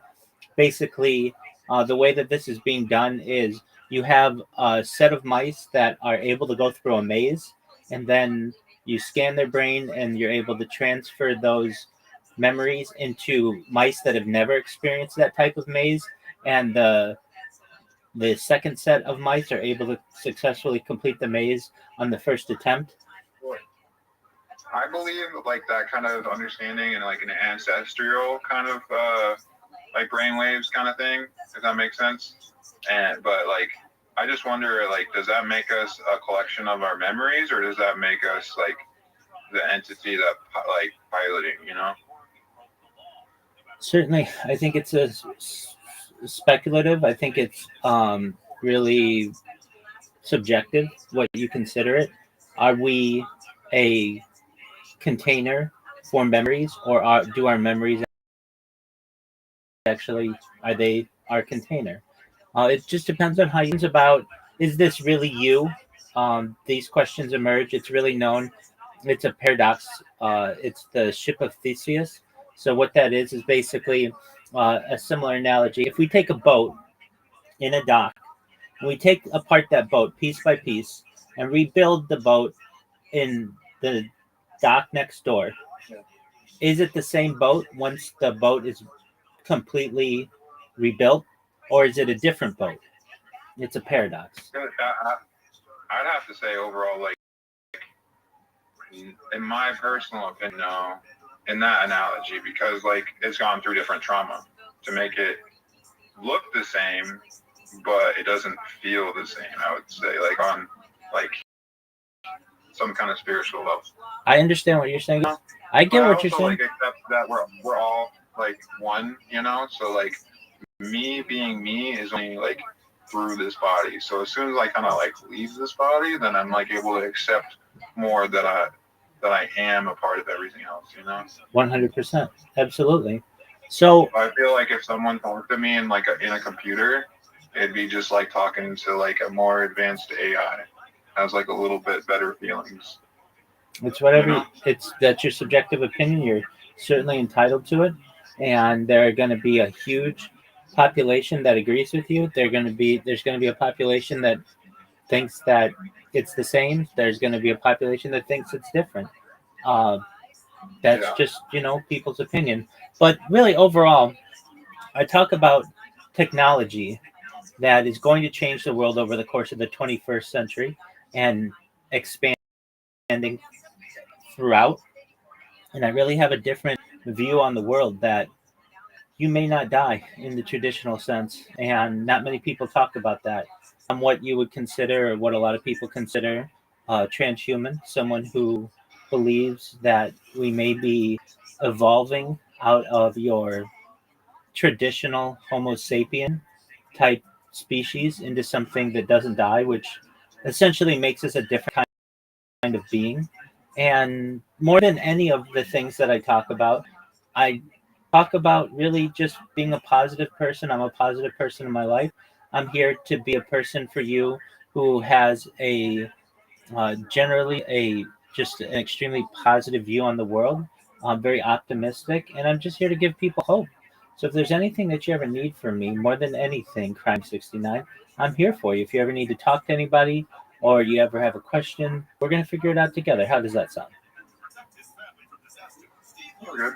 I mean, overall, like, I've just kind of been floating the last month or so. Kind of don't know where I'm going with things.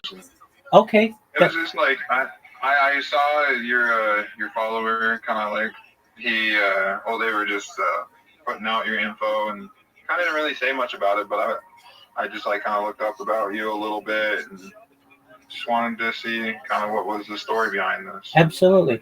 So I just started streaming on Kick recently. Phenomenal. And I have like a little like we like to play video games. We like to gamble. What video games do you like? I just started playing that new Battlefield game, but I don't have the money for it right now to fucking get it. But Battlefield 6? Yeah. Okay, very well. You can replace GTA and Rainbow Six Siege. Okay, so are you excited for Grand Theft Auto 6? I don't really care, honestly. Like, it'll come when it comes. It's 287 days, 8 hours, 53 minutes, and 30 seconds away. When you have the thing up for it? I have a countdown for it. Yeah.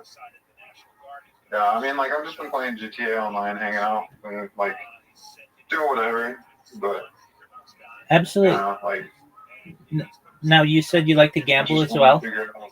How do you like to gamble? Yeah, I've been trying to build a community. I just got into this community that's pretty big. It's probably one of the best communities on Kick for gambling. Very well. What's it called? Big Folds. He's partnered directly with Stake, and he has the owner as his VIP host, and Eddie overall, Craven. he's a pretty cool guy. Eddie Craven. Yeah, Oh, very well. On Discord. that's cool. Yeah. Now, you said you were just kind of floating in your life. What does that mean? Do you have a career? Oh, I was just a busboy earlier, and then now, I just have a DoorDash account in the car. That's And, that's more than most I people. smoke weed. That's great. Very 420 friendly. All right. So, what kind of weed do you like to smoke? I like sativa mostly. I'm gonna switch over to my computer real quick. Take So your give me a time. second. Absolutely.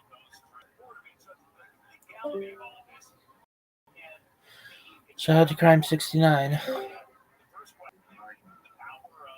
there was a bit of an echo here. Oh, yeah. So the way you can remove that echo, you're going to see I've got another account here. It's showing Jewish history lectures. The one that is right here with my hand. Just mute that one and you won't have such an echo. Okay, great. There you go. All right. So you like sativas? Yeah, generally like sativa's my go-to because but right now I have some really mid-ass flower. Okay. That's like sativa, and so like my hybrids and my indicas are my better flowers. Okay. Do you grow? No, I just make sure that I have enough around for the people around. Most certainly.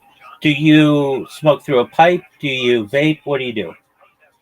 I like to use a bong when I'm smoking flower, but I like to use like rigs and fucking like dab rigs. Sure. I usually just use my little vapes right now, just because they're easy and I don't have a dab rig. 100%. Do you have a favorite kind of vape? Yeah, I've been hitting these Zaza ones that I get from California. Very well. And you enjoy those? Yeah, these ones are the one that I got right now is blackberry kush. Is it good? Yeah, it's a nice indica. Now, are these flavored or do they just taste like weed? No, these are supposed to be like premium extract type potency. Okay, very well. For how long have you been smoking? So I was like 14. All right. I'm 28 now. There you go. Years. There you go. Excellent. All right. And you said you also like to play Rainbow Six. Is that correct? Yes. Excellent. And you just on Kick. Do you multi-stream? Are you on different platforms like Twitch and YouTube and those?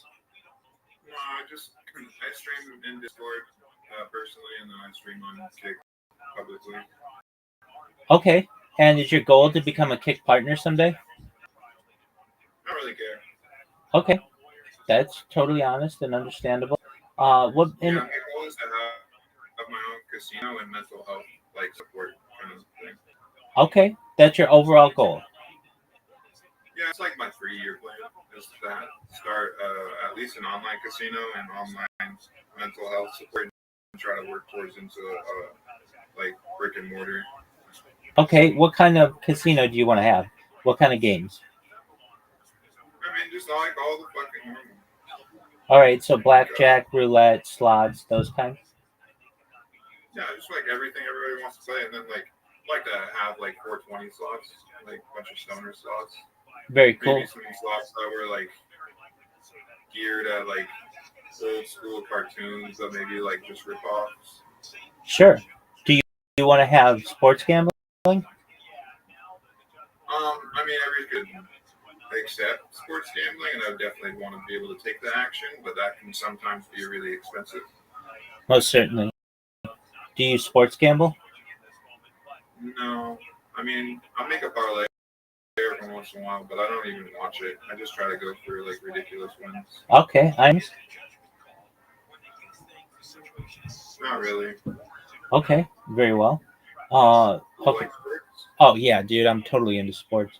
Um, so I'm in a bunch of fantasy football leagues, fantasy baseball leagues, fantasy NBA leagues, fantasy WNBA leagues, fantasy hockey leagues. I'm in 25 of each of those, and then I'm in a fantasy league with one of my with the community that sponsors me. And I've got to say, like, I was not I mean, I was into sports. I'm not going to lie about that, but I wasn't super into sports until I got into these fantasy leagues, and they're all free.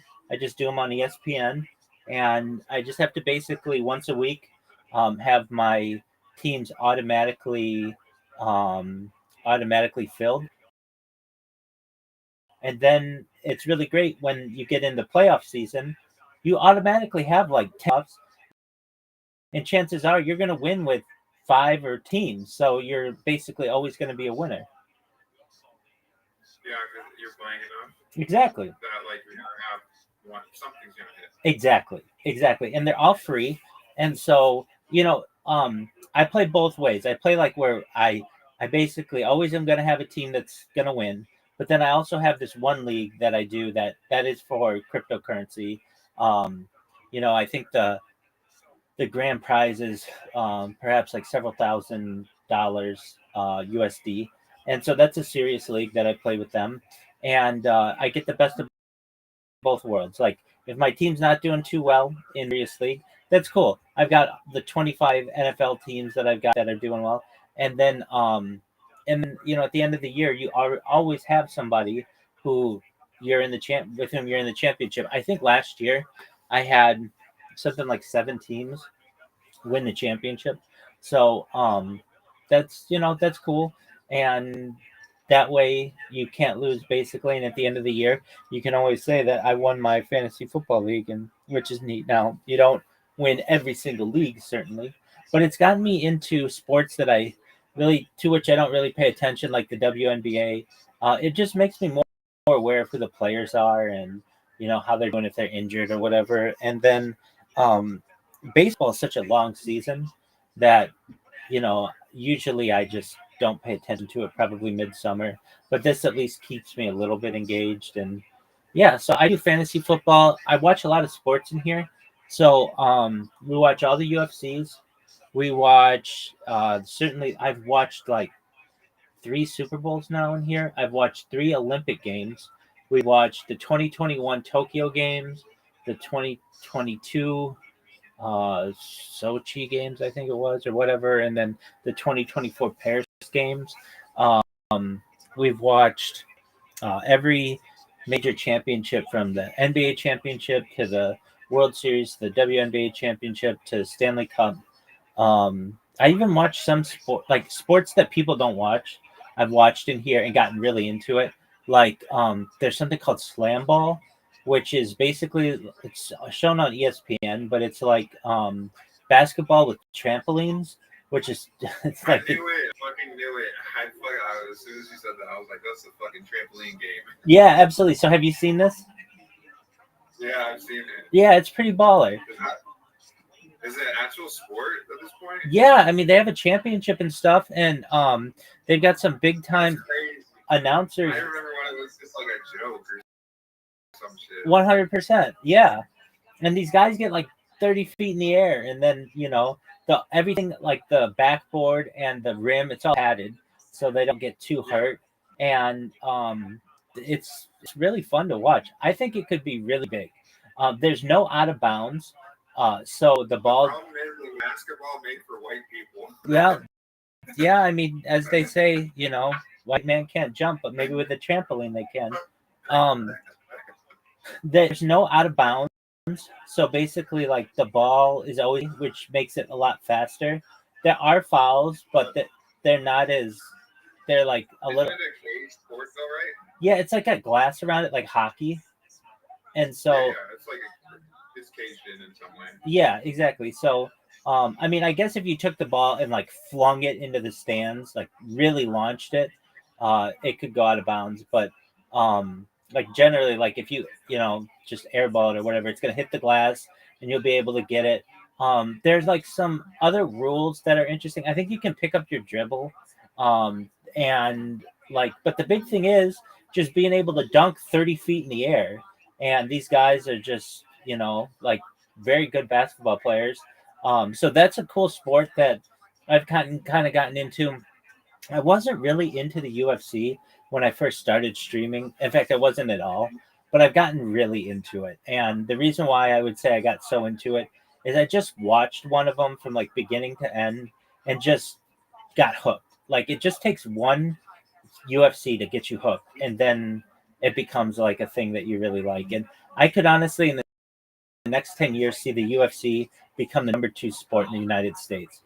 It's growing. They just signed an agreement with Paramount that was announced today. So it's no longer going to be pay-per-view like they normally do with the UFCs. You'll be able to watch so you'll be able to watch everything on Paramount Plus, which gives it gives a lot more opportunities to be able to watch the sport and to be able to. And so I think that's going to be. It's always been such a thing. Like people would fucking get a pay-per-view, and then they would they put it up on the projector outside the trailer. Right, exactly.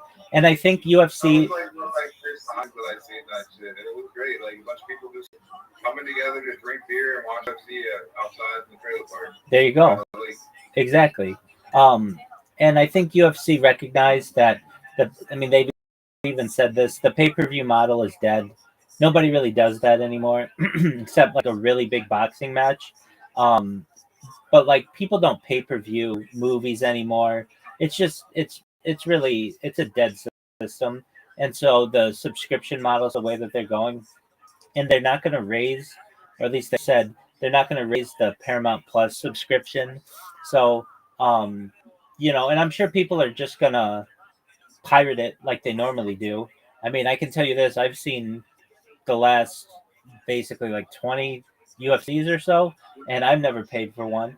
And I think the UFC recognized that, it was just too easy to pirate it and too difficult to stop it. I think they said of any pay-per-view fight that they have, 80% of the people who watch it pirate it.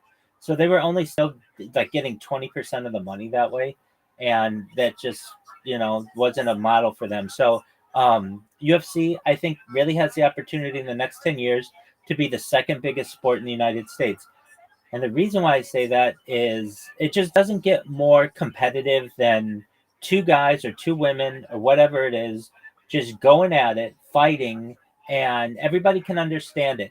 I can take a little old lady and say these two guys are going to fight, and she's going to know what that means. I don't have to explain to her rules.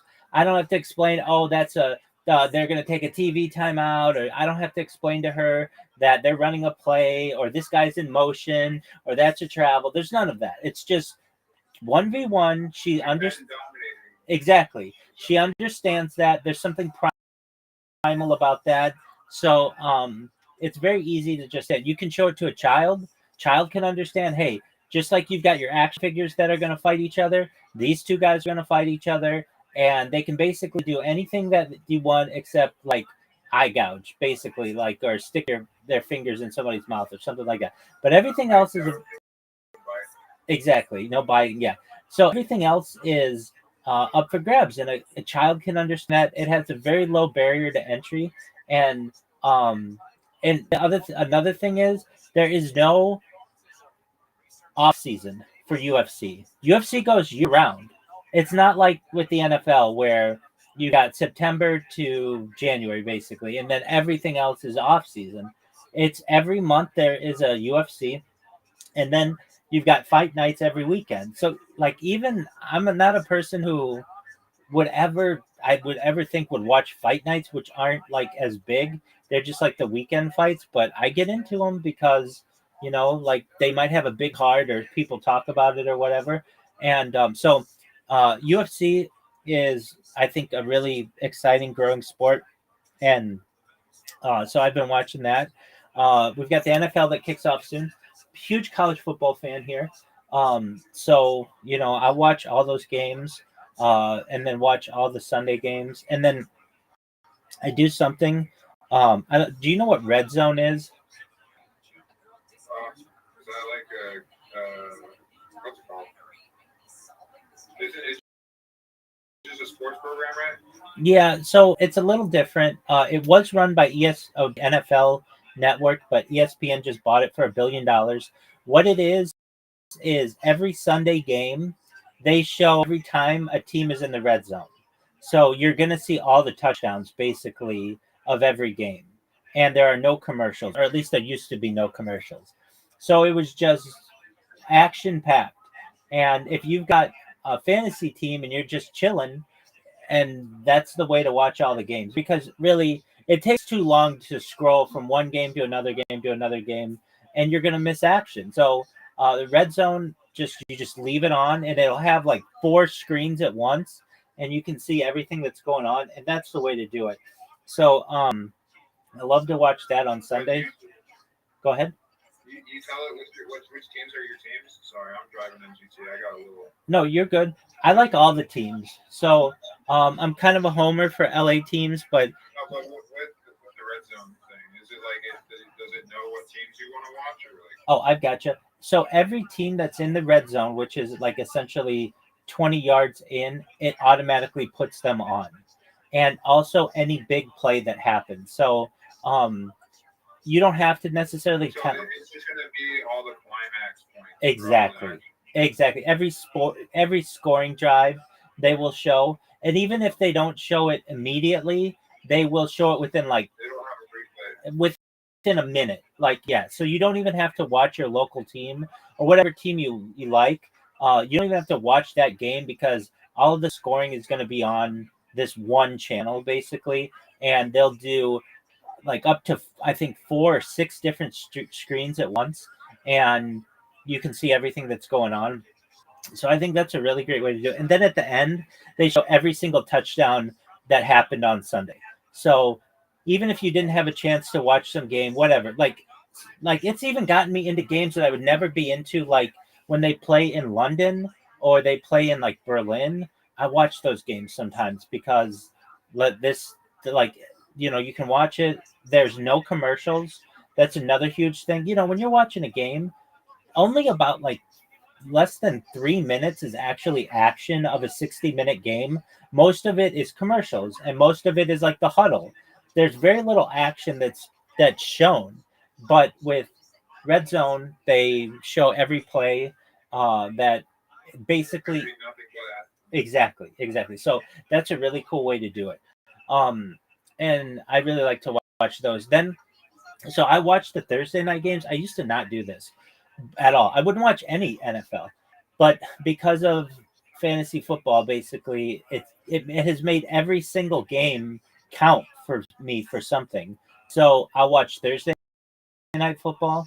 I'll watch usually college, whatever it is, and then Sunday, uh, I watch all the Sunday games, and then we'll watch Sunday night football, and then Monday night football, and then the week ends like on Monday night, and then all of the fantasy football points are tallied or whatever, and you can make any changes that you have on your team, and then you only have to wait 2 days basically. You have to wait Tuesday and Wednesday, and then you've got football again on Thursday, and it makes it like super exciting. You like almost every night you've got some kind of football going on.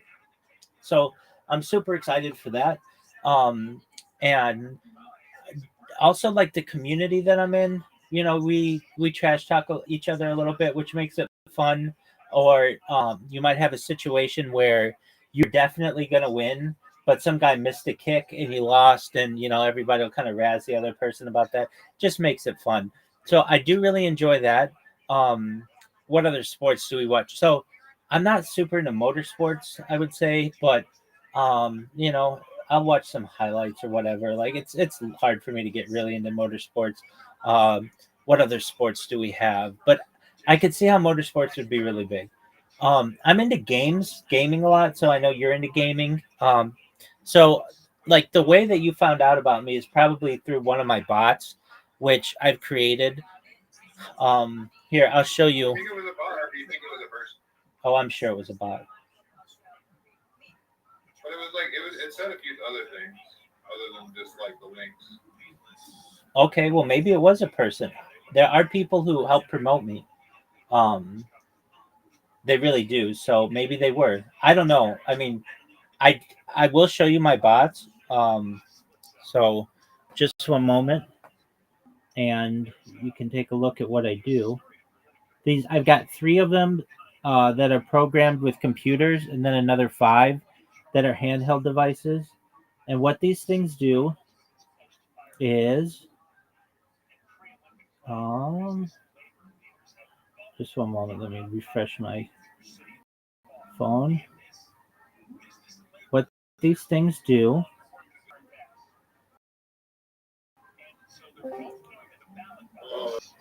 All right, so here I am. Okay, so you can see it's spamming in here. And what it's going to do is it spams people. It then just basically goes through everybody who's on Kick, and it follows them, and it creates a clip of them.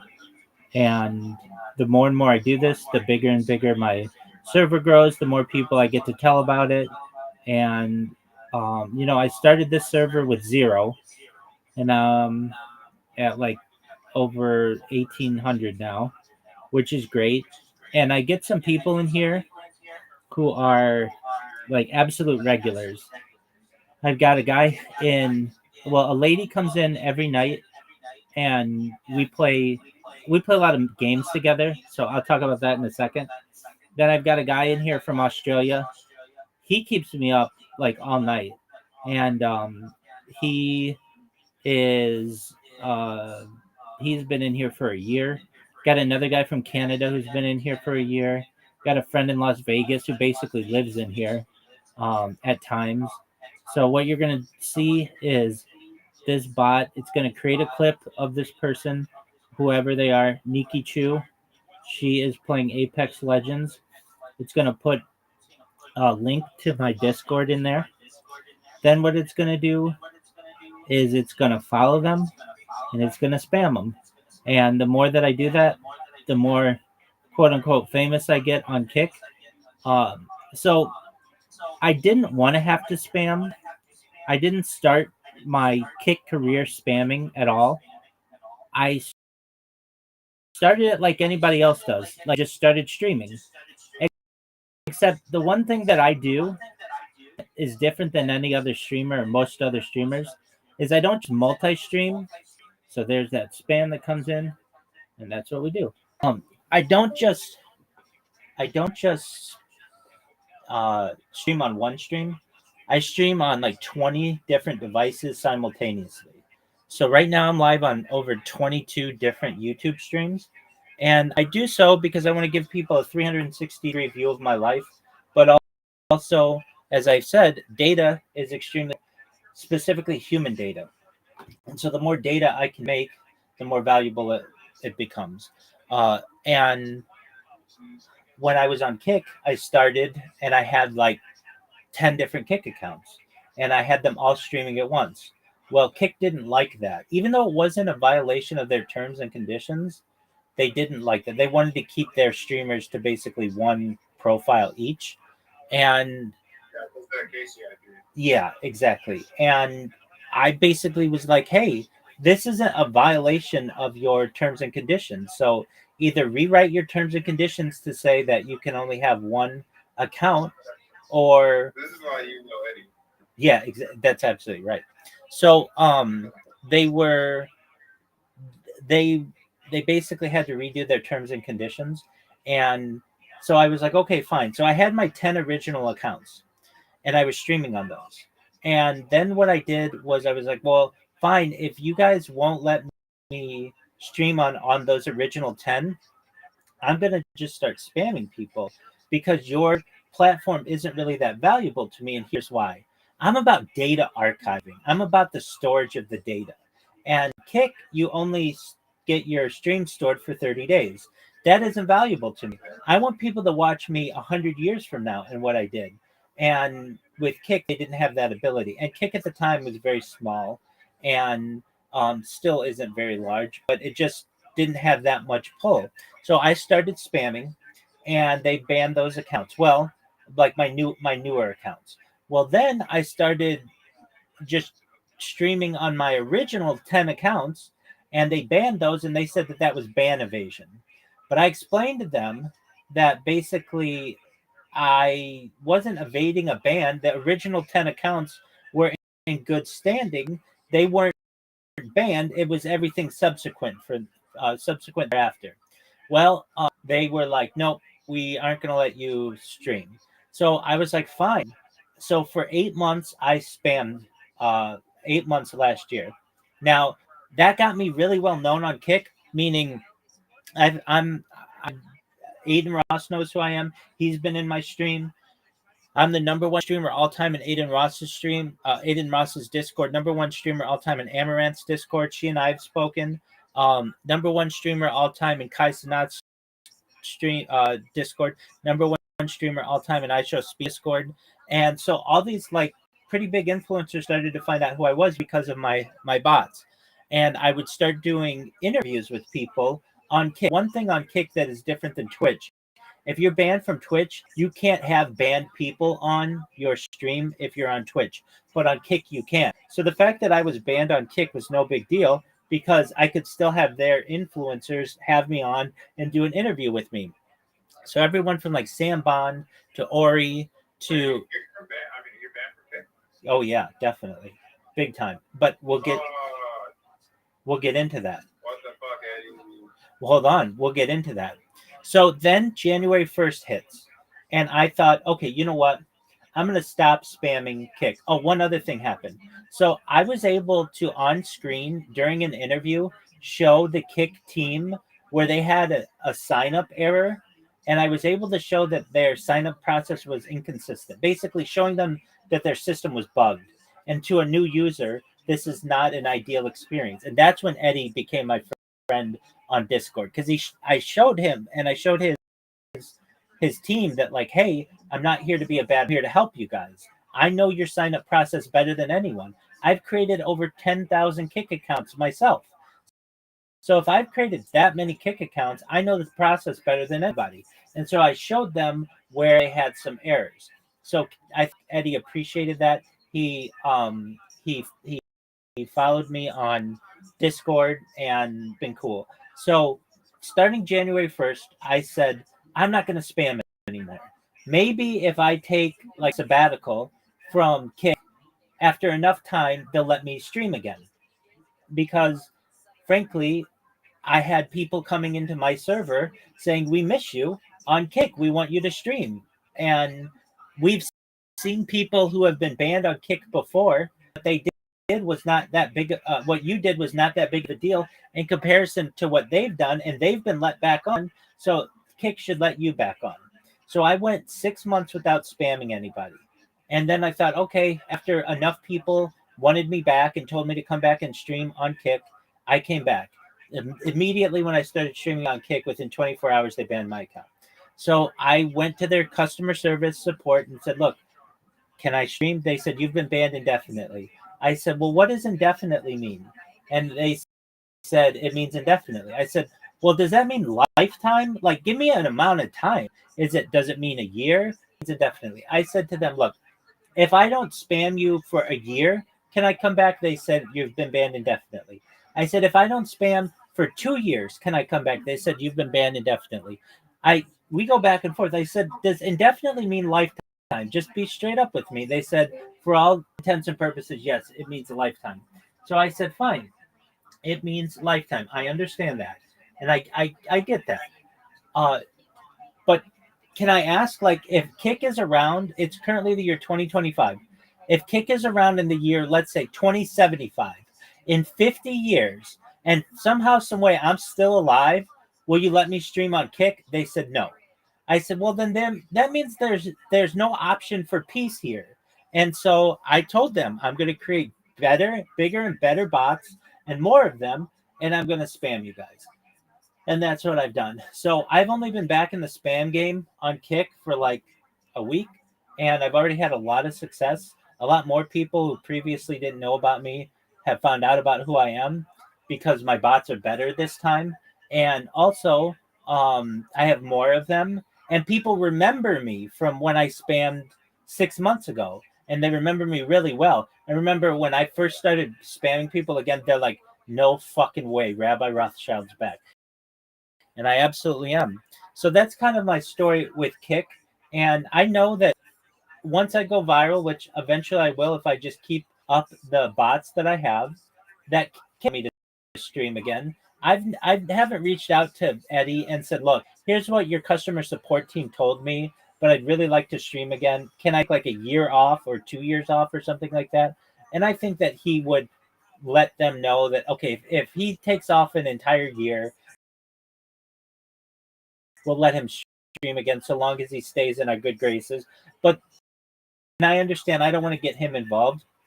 And I think that you need to go that far because they're not that far. right, exactly. I'm in agreement with you. And frankly, I get more people in here by spam than I do by just if I were a normal streamer. And I have more social media.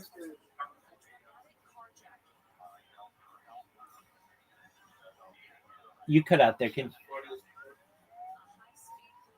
I was saying I like the storyline of that, like the narrative to it. absolutely. Fucking humorous. Thank you. Like, because I love like interacting with Eddie as like the viewer. Like I haven't had any direct interaction even as a viewer. But, I mean, just like seeing his interaction with everybody. And You too. Do you ever watch his weekly updates? yeah, I love those. That's where you find out really good information about the platform, how it's doing, what the new projects they're going to roll out are. It's really informative, and I love those too. I've been in there. They do a when they do those every week. They allow people to watch them on Discord as well, and they get like 3,000 people in their Discord at once just to watch those things. So that's really exciting. And I I honestly like the narrative as well. I mean, it's basically the underdog story, and when people find out who I am and what I have, they're shocked. I mean, they tell me it's motivational. They tell me, I've got more grind in me, or I've got that dog in me more than anybody else. I have over 100 YouTube accounts, over 200 Instagram accounts, over 500 Twitch accounts, over 1,000 TikTok accounts, over 2,000 Twitter accounts, over 5,000 Blue Sky accounts, and over 10,000 Kick accounts. I have more social media than any person ever. I've basically made the internet my canvas and just have spammed all around it, but not just spam. I just create content. And it's going to be very exciting for the people of the world once I go viral to basically go on this treasure hunt of everything that I've done and kind of go back in time, almost like a time capsule, and find out where we were in the world and what I was doing, in addition to just streaming myself in all the sports. I have been able to archive, like I said, the death of a queen, the birth of AI, the coronation of a king. We've had so are all your streams like archived into some like storage? well, at least on YouTube and on Amazon and Rumble.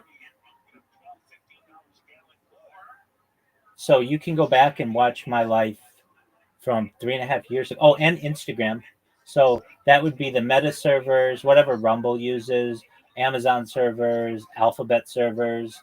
And then I also have about 10, more than 10 terabytes of footage.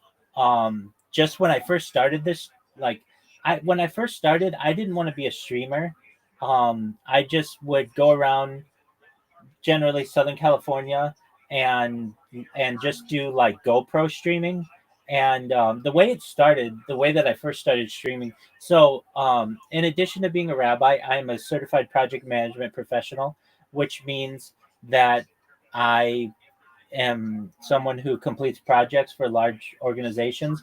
I've also been in startups. I've launched apps on the App Store and Google Play, extremely successful ones. And that's what has given me the money to be able to basically live independently for the last 3.5 years and not have to work.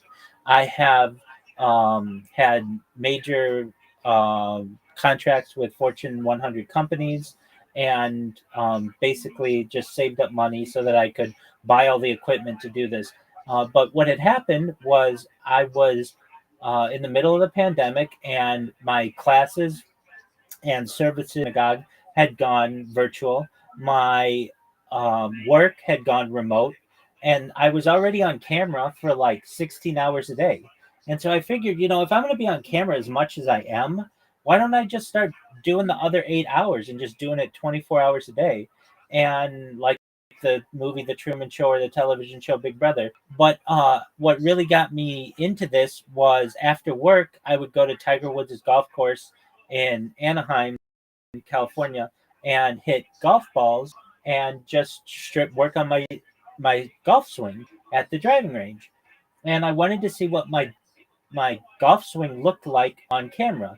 So just one day, I just got my phone out, started recording it, and I would say some things that I thought were funny, that were that I wanted to archive. Like I would hit a ball, I would shank a ball, or I would slice a ball, or hook a ball, and I would make a joke about it. And I thought, you know what?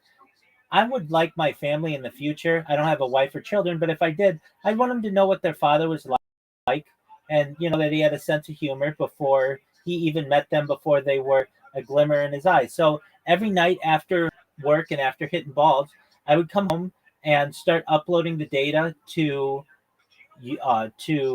like my Google Drive, and it just took too long with the upload speeds to be able to do that. That I just figured, what? After a few weeks of doing that and having like a huge amount of on terabytes and on SD cards, I just thought, you know what? I'm gonna start live streaming it, and I guess now I'll just become a streamer. But if I'm gonna do this, I want to do it better than anybody's ever done it in global history. So I don't want to just do it with one camera. I want to do it with cameras all around me, like basically all around my room. So I went and I bought like 10 different handheld devices and another like 5 different laptops, and I put them all around me, and then became a YouTuber overnight. And when I first started, I figured, oh, it's going to be like 3 months of this, and I'm going to be a global sensation. Well, let me just tell you, after 3.5 years of doing it, it's still a lot of work. But and the reason why that is it's a pay to play game, and basically, if you want to be big, you've got to pay for viewers, and that takes a lot of money to be able to do. And when I first started, that's what I did. I would pay for like 100 people to do me at once, or 100 bots or whatever, and that's great. But basically, it takes a lot more than that long term to go viral. So, in time, I'm doing this from the ground up and the underdog story. And that's basically how the journey started, was just my golf swing.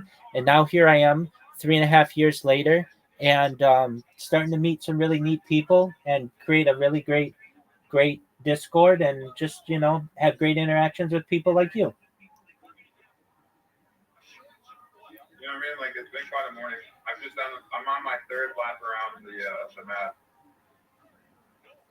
I stole someone's car from the casino. They left it outside. Are you playing Grand Theft Auto San Andreas? No, this is a GTA Online. Okay, what casino? The casino. I don't know what it's called off the top of my head. It's Okay. like the Black Diamond. Yeah, Oh. the Black Diamond. Okay, is it the same map as Grand Theft Auto 5? Yeah, it's the same map, but they put a casino on the online version. Okay, where's the casino located, if I may ask? So if you're directing yourself from the main airport, it would just be north about I don't know how many miles, but it's before you hit the it's the last thing on the freeway before you get to the long stretch away to the outskirts. Okay, so it's still within the city limits, just on the outside. Oh, it's right outside the city, right next to. There should have still been a horse track, right? Oh yeah. Yeah, the horse track. So it's in like the southeastern part of the map. Yeah, not hemisphere, yeah. Okay, yeah, that's what I mean. Okay, cool. And then if you keep driving north, you'll get into that CIA area. The military base thing. I think that's on the left side of the map. No, it's on the right side of I the. mean, like for online, like I'm heading right now to the military base that has the airport. Okay. Yeah, but I swear this thing didn't exist for the longest time. Yeah, I'm in agreement with you because I mean, I had Grand Theft Auto 5 the first day it came out, and I beat it, within a few months or whatever, and there was no casino in it. No, I was talking about the casino they added on when I started playing. Okay. But yeah, I was talking about the military base because the military base is where I like to drive past that thing and I just don't even acknowledge it. It's like that one door in your house that you didn't even know existed. Yeah, I mean, if you go there, it's just going to be trouble. Well, I bought a hangar there. So Oh, okay. I Well, can go on it. then that helps. All right. Well, very well. And Still not allowed to take the plane, though. But all you got to do is just fly low while you're getting outside of the missile range. why can't you take a plane? Oh, you just get a wanted star, wanted level. Right. How many? 4 or 5? I think it's like a 2 or a 3, Oh. depending on if you kill anybody. Not bad. Okay. Very well. Are you a successful GTA Online player? Only through glitches and stuff like that. Okay. Yeah, because when the casino started, they had a glitch for the horse racing, where you just leave it with an auto clicker, and it was just like you'd win every time or some shit. But yeah, it was great. Printed like 63 in-game money, 63 million in-game. Wow. And so now you that allowed you to buy anything you wanted? I wish. 63 million ain't a lot. Yay. Okay. I have almost everything I want though. What's some? The only thing I don't have is the yacht, and Okay. the submarine, and the helicopter, planes, and Okay. they have this like big helicopter plane thing that like that has like it can take off vertically, and then the propellers turn, and then it's a mobile cooperation center for like ice and stuff like that, or something like big jobs. That's baller. Oh no, someone's shooting at me. I'm getting pistols at me. Oh no. I did 2 successful laps with nobody bothering me. Of the whole map? Yeah. Wow. On the loop? Yeah. Going up to Mount Chiliad and stuff? No, I mean, that's the center. I just went around the big freeway. Yeah, no, what I mean is like the perimeter road that goes around the map. Oh, yeah, go the whole fucking thing. We're coming back up. Someone else had like something like it looks like a 80s or maybe 90s style Lamborghini or something, and then mine is like a current. Oh, tight. It's called Sorrento, but I actually don't know what the IRL Lamborghini would be. I don't know the models at all. I was just glad they left their fucking car on lots so I could take it for a ride. I always like taking it for a ride to see if I want to buy it eventually. Of course. I feel like it was faster than mine, but I don't know. Can't really ever tell because you can't always see the speedometer. And the speedometers aren't even real. Right. The fastest car in the game for GTA Online enhanced is I'll just see the fucking like you see new things in this game all the time. I swear I just seen like an RC car pass me. Oh, wow. How is that possible? I don't know where the hell it went though. It didn't show a player on the map or anything. It just like an RC car just drove past me. I swear, like there's some interactions in this game that was just funny because like I've seen cops get into like a minivan or just like start chasing me in a minivan, and it's just like I don't even see them get in the minivan or anything, or they'll just be like in unmarked like random cars.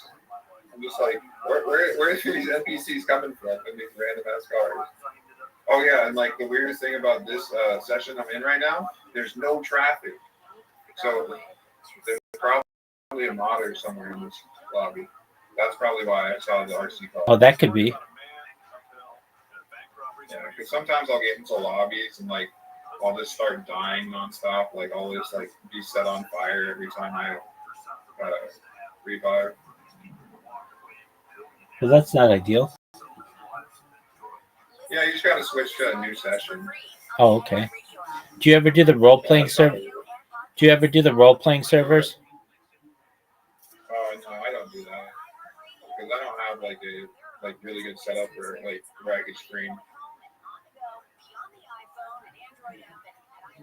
Finally got murdered. Other than that, like I did 3 laps around the map, big little drive. Yeah, I don't know. It's been overall like pretty fun little morning.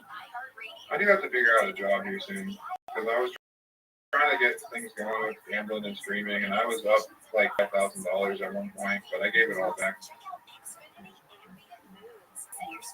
Do you want to work remotely or do you want to work in person? I just like money, you know. Word dog. Like I'm really open to whatever is gonna pay me consistently. I'm trying to get streaming going more so where I can have a community. So then even if like something like COVID happens again, then I'll have like some kind of community to resonate with or something.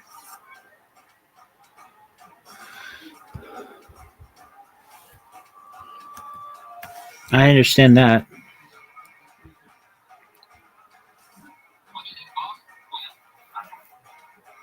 But really, all I have to do is like sell 5,000 people a $20 service or item, or a $20 item where I make about $20.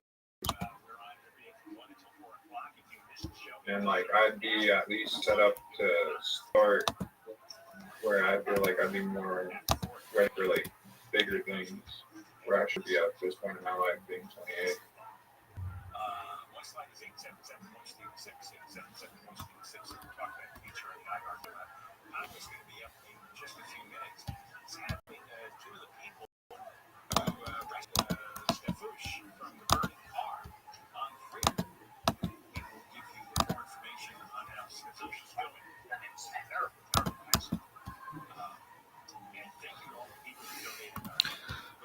What do you want to be?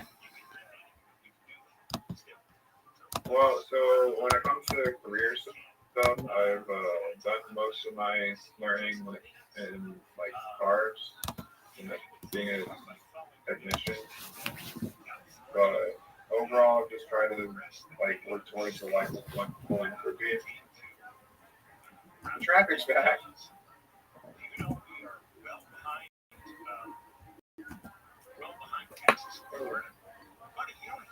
Like overall, I just like right now my only income is PhD and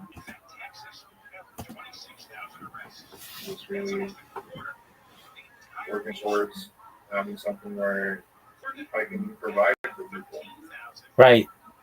Have you, do you have a background in being a mechanic?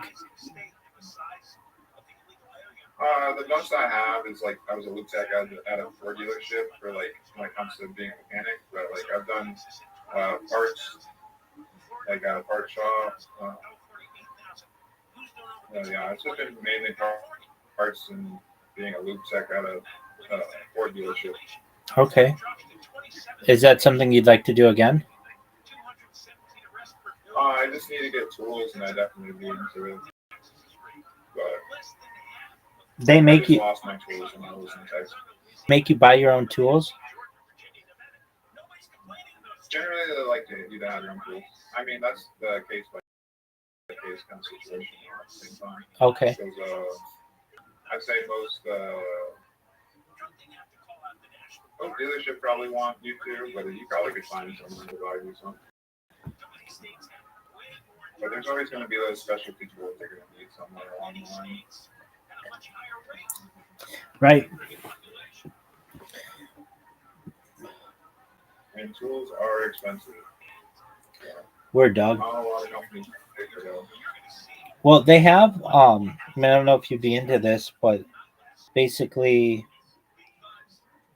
remote jobs that pay $20 an hour, where you program AI, and you don't need any coding background. You just basically read some text and then say which answer is better, answer A or answer B.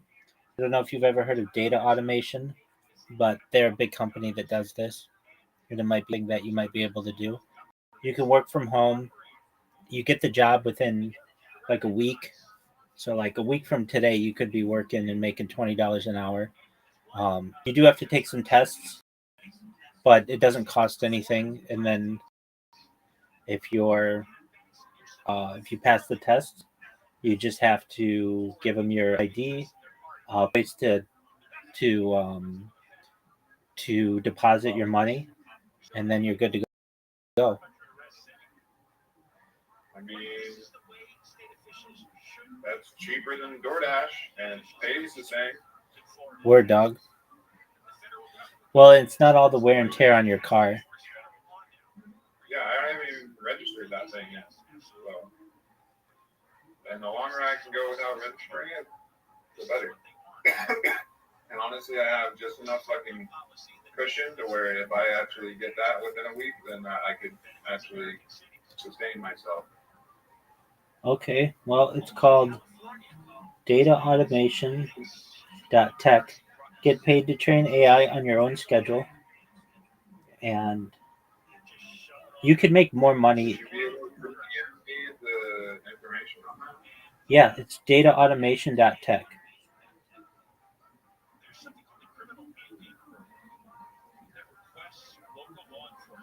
It starts at $20 an hour. There are over 100,000 members. Do tasks, earn money, simple as that. Flexible work and transparent pay. Flexible hours, work from anywhere, free training. Choose your projects. No AI experience required. Transparent pay.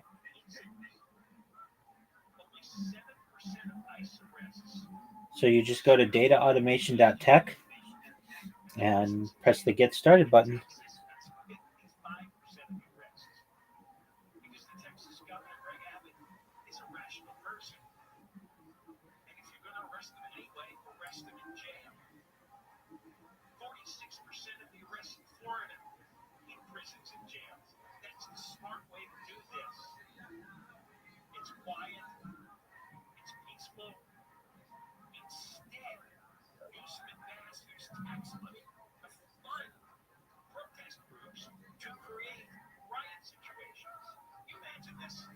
Do you know what Kill Tony is? Yep. Oh, tight. We watch Kill Tony every week. So it's going to be on in 2 hours. Are you watching live? Word, dog. Automation. No, no, it's datamation.tech.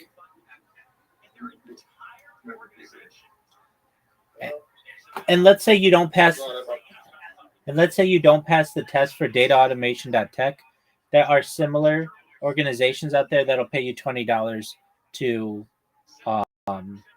basically program AI. So don't get your hopes down if you don't pass the test.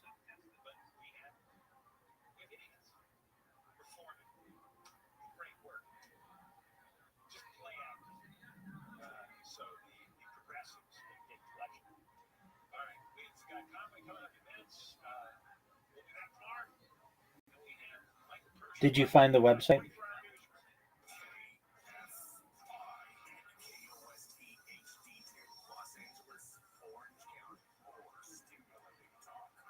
Sorry, my computer froze.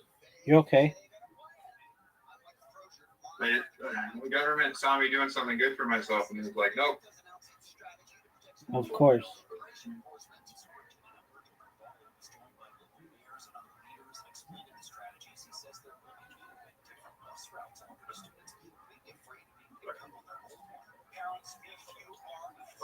but my mic's probably terrible on here. It's okay. I can hear you.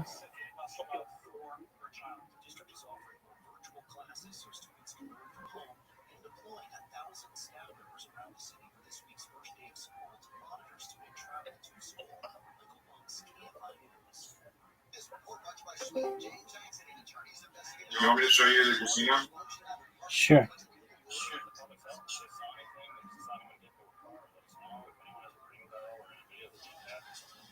I'm watching right now. I bought the penthouse. Okay, so you're in this little white sports car? It's chrome, but yeah. So here's the casino. Oh, wow. The diamond. Oh, it's just the diamond, not the black diamond. This is that car that I was driving around with some of them up here. Steal it. I mean, I can, but I'm going to show you inside the casino. Okay, tight. Oh, that's nice.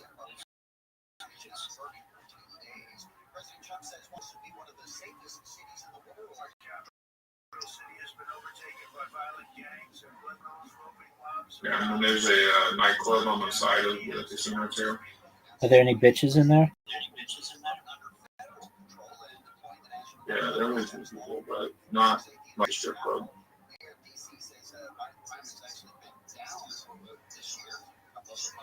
I'm pretty sure for GTA 5 they have like pasties on, right?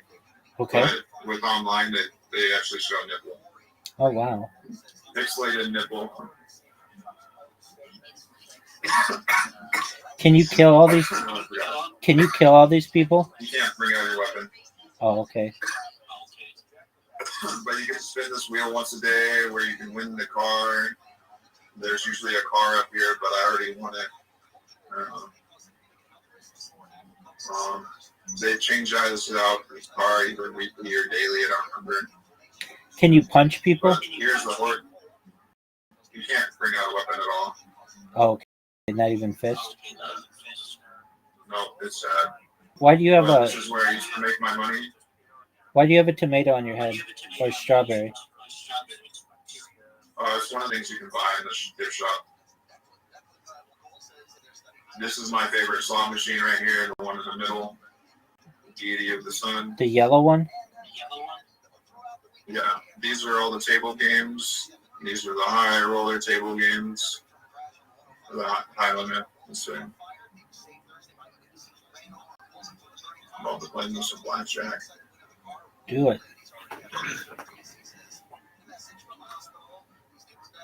Do a little max bet. Give me a 3. Oh no.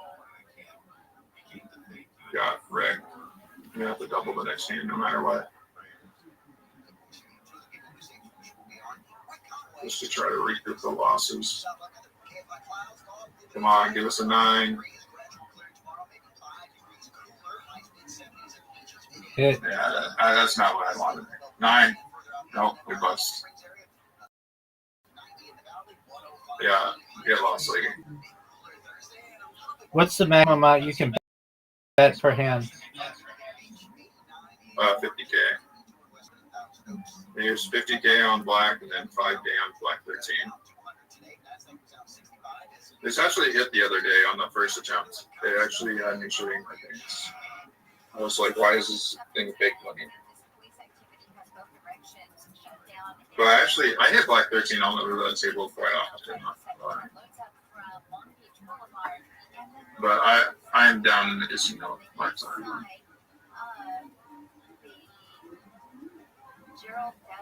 But I just figured out I've been chasing a 1 in 30, 188 million chance on Keno.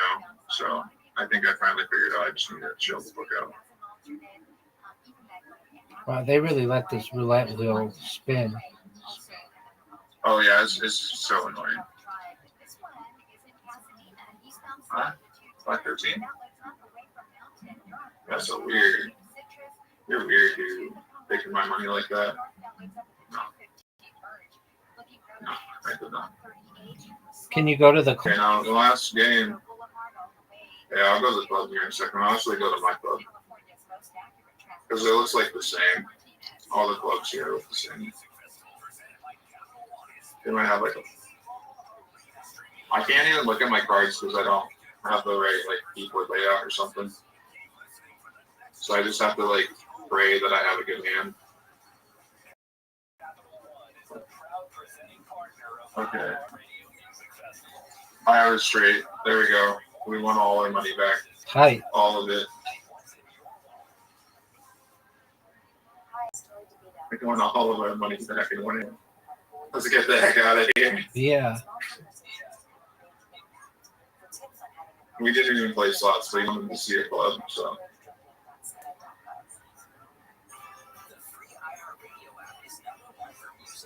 The fastest car in this game is pretty much a Dodge Viper, but obviously it's not named the Dodge Viper. Right.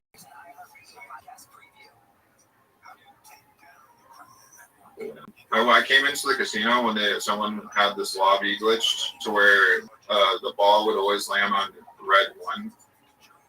So you could just keep on betting red 1 every like 3 out of 4 hands, and you have to lose 1 hand, and then you can keep on winning. You just have to lose 1 hand on like a minimum bet of 100 chips.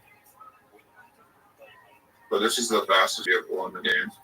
That I one? did all disgustingly gay. Oh yeah, that does look like a Dodge Viper. This is a club? Yeah, this is my nightclub. I'm going into the garage, so I sell goods and stuff today. Here's my car. What is that car? Every time I come in here, there's always some person doing something they shouldn't usually. But Can you shoot people in here? nah, it's No. not a funny part. You can't do the like whole shoot up the theater kind of thought process. I have to pay for alcohol in my own shit if I come over here. If it's like the really nice champagne, I could at least drink alcohol in my office. Oh, I didn't even show you my penthouse in the casino. It's okay. What happens when you get drunk? You can drink and drive. I mean, you can't really drive, but you can drive. Does it like make your screen blurry? Yeah, it makes your screen blurry. It makes you can't drive for shit. We'll see what it does when we try to dance with her. Can you ask chicks to dance? I don't think so. But when I get on the dance floor, people will be like, "Oh, look who's on the floor," because I'm the owner.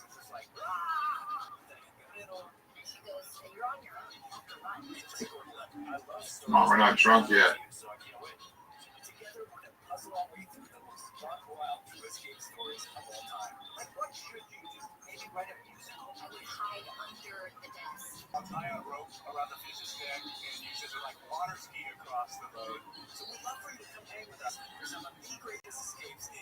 Can you drink till you pass out? Okay, so it was. I don't know if it'll happen with the vodka. Maybe. Okay, I see. Let's see. What was the automation called again? Dataautomation.tech. Data automation. No, it's not data automation. It's data annotation. .tech.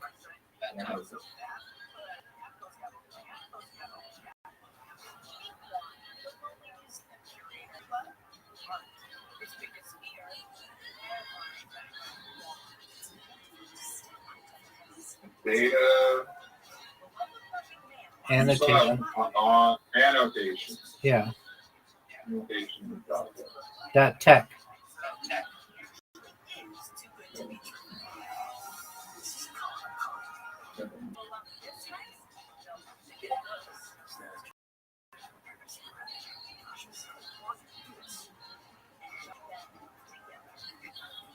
Another shot.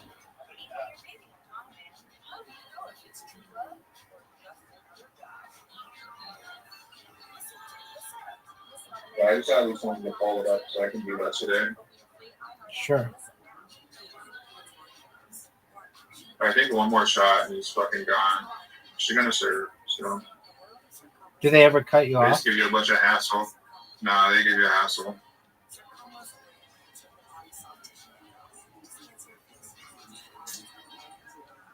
And then when you come back the next day, they're like, "Oh, you're the guy that fucking got shit-faced struck here." So you blacked out.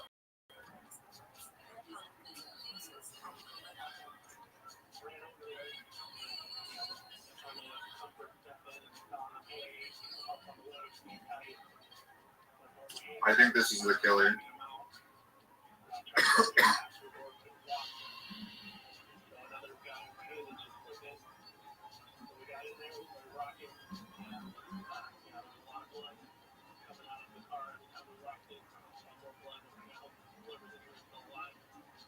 See if I can dance. Can I dance? I can't even dance. I'm so drunk I can't even dance.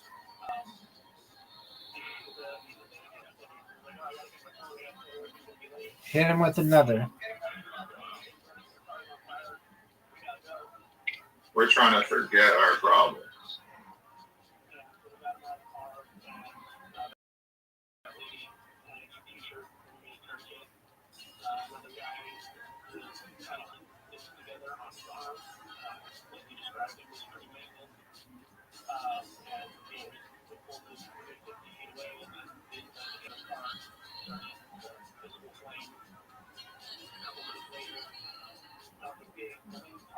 How am I still standing? Place is turning black.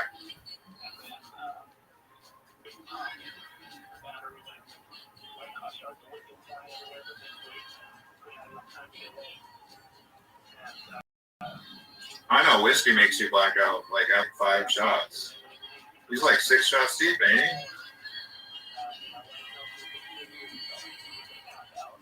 He doesn't pass out now. I'm just gonna go drive. Yep. Time to go drive. I'm not gonna be able to go anywhere.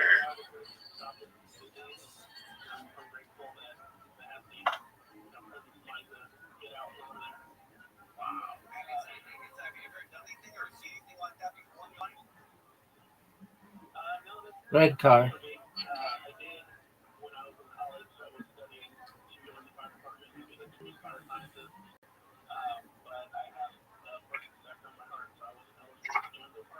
I'm trying to go straight. No way. I'm trying to go straight. I'm not even turning left or right. I haven't. I'll let you know when I start trying to steer.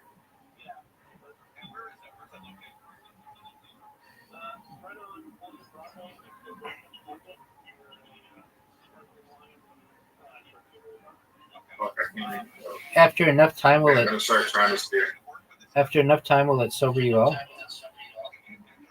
Yeah, it'll sober you up, but when you're this drunk, it takes a minute. Holy fuck.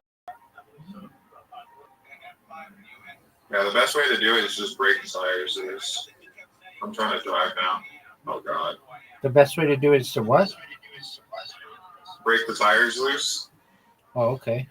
Is that another player? That's like the best. No, that was just a random car. It'll show up on my map as a dot if it's a player, unless they're off the radar. And then do you try to kill each other?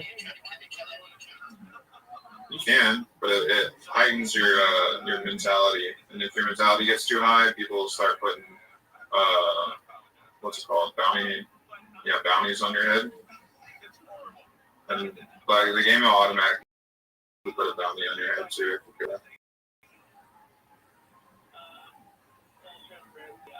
Yeah, it's getting a little easier to drive. Like, oh fuck, I spoke too soon. It doesn't throw you out of the windshield? Nah, it doesn't really do that on mine. It's like you have a fucking, what's it called, on all the time. That's someone trying to kill me. A seatbelt? That's great. It's like you have a seatbelt on most of the time. But you take heavy damage from, like, fast collisions. Do you have guns? Oh, kill this motherfucker. I don't know. I don't really want to start a fight I can't finish. He has a jet. I don't even have a jet. Oh, okay. Like, I don't want to know what else he has. Yeah. But now there's someone else for him to play with. Yeah, we're playing. Look, he died. He got his karma. Because that person's driving one of these. Wait, am I even... This is like, used to be the most OP thing in the game, but they made it so that you can't respawn it as fast. But this is what just destroyed that guy. What is that? There's someone right here. It's called an oppressor.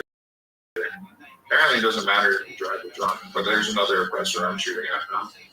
I'm gonna kill this guy and start my bad karma.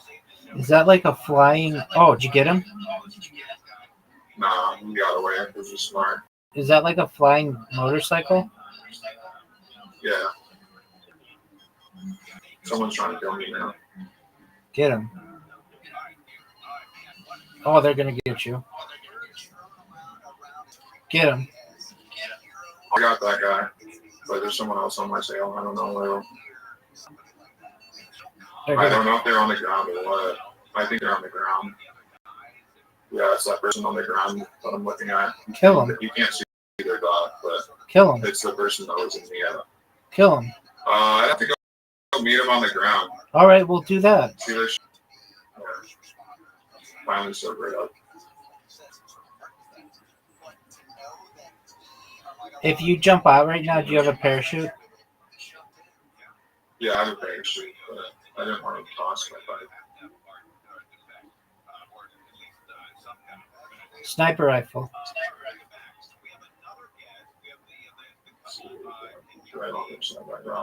There he is. Do you see something? No.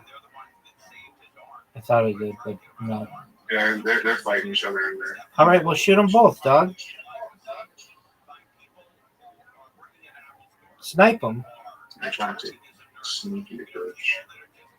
Because they have fucking same stuff we do, so they're at least consistent players. There it is. It's on the road, man. It's on the other side. It's on the over here.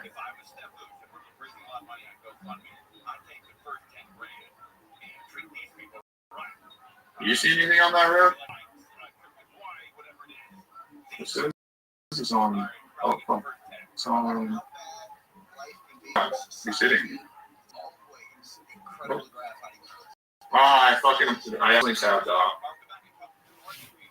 off. This guy has killed me before already. Get him again. Get your sniper rifle. Can't tell where he's at. He should be on the second. He should be exactly where I was looking. Should be right here. I keep thinking that's a guy. What is that thing? Where? That white thing in your scope. What we got? Oh, there he is. You see him? Yeah, he was just running down the road. Nope, he was going the other way. That way. Holy fuck, he hit me. Holy fuck. He knows where I'm at. Let's get to the rock. Get behind the rock and snipe him. Eat some food. That's why I got, because I was trying to eat some food. Oh. Was he hiding?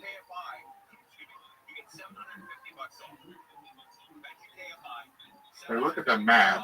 It shows him that's right in front of me. He's Yeah. looking straight out.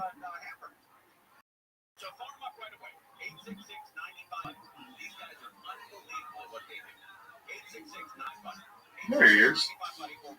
I fucking killed him. Nice. His clothes were so dark, it was hard to see him. One shot. Yeah, it doesn't help that you have a big red thing on your head. Yeah. I'll be easy target. Anything great. Get him. Oh, there we go. Did you kill him? Oh, there's someone else in the bar in the fucking vehicle.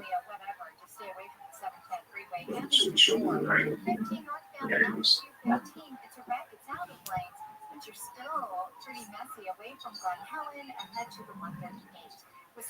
Oh, fuck.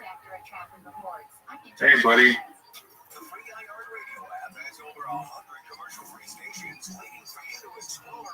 Oh, he's taking shots at you. Rocket launcher. Okay, use this map. Should be him right there. There.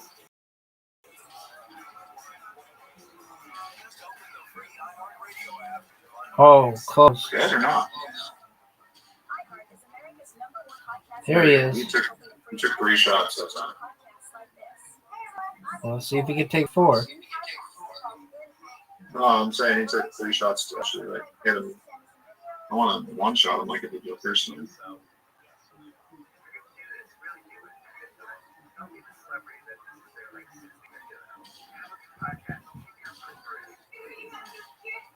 There you go. One shot him. They took 3 attempts, but it was one hit.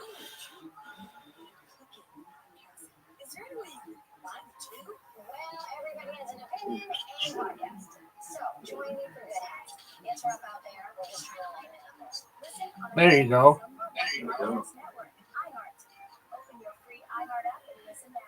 iHeart is America's #1 podcast network.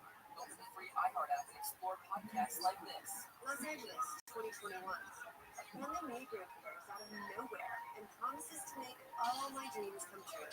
Let's not forget that David Blaine was a professional con artist, so you didn't stand the chance. And I figured to script her out before he There you go. He was running too. recording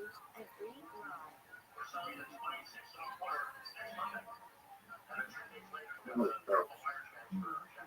Getting a con artist to pay for their crimes isn't easy. But I'm not gonna stop until I bring this con man to justice. I'm Caroline DeMore. Listen as I take down my scammer. Why does it seem so long? Starting February 12th on the iHeartRadio app. iHeart is America's #1 podcast. Seriously, yeah. The free iHeart app and explore podcasts like this. There are verities in this great land. The all but certain confidence that some places are safe from chaos, violence. Fuckers. It's like right on the actual road here. I hit him. He was in the bush. I killed him. He was in the bush. Very He was nice. in the bush. He was in the bush. I one shot him. Oh my god. He's coming back. That was epic. That was epic. I couldn't even see him. Did you know he was there because your scope went red? There you go. I know I hit him because the scope went red. When you hit him, that's when the scope goes red. Oh, okay. Oh, you got away? Oh, he got away. Oh, wait, he's not. Get him. Stupid. You got him. That was 2 hits. That was 2 hits, and he's not dead. Keep firing.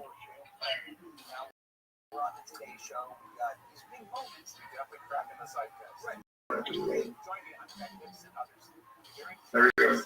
Did he die? Yeah, I got him. That fucking award scoping now. Can you change your outfit camouflage? No, I'm out here. I can take off the mask. No, that's okay.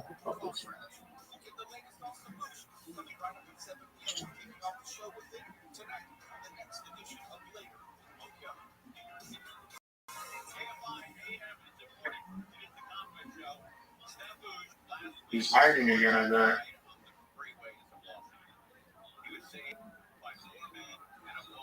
No way.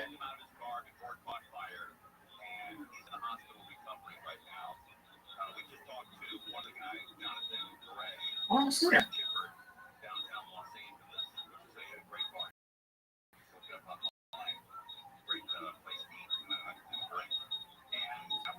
You got an echo going on, by the way.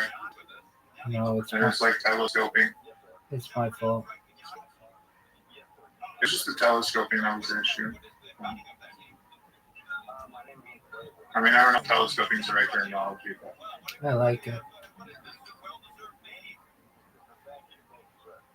you get what I mean, Yeah. right? Yes. What the fuck? Where does this little bastard go? Like, I see him on the map, but I don't see him.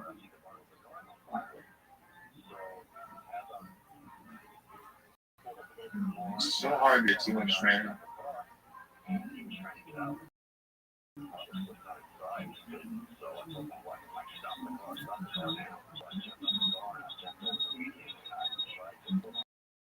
What the fuck?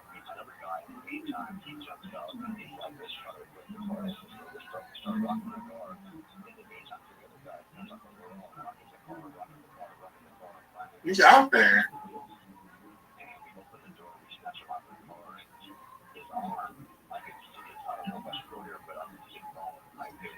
Oh, he's coming down the hill.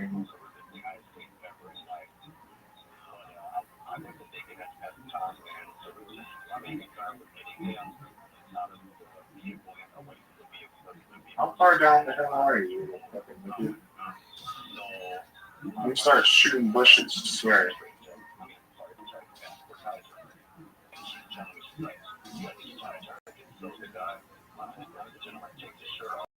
I'm sure I go fucking get him. He's pissing me off.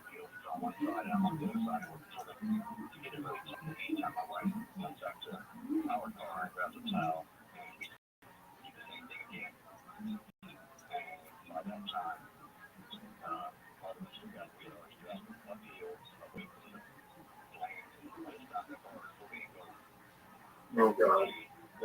That'd be funny.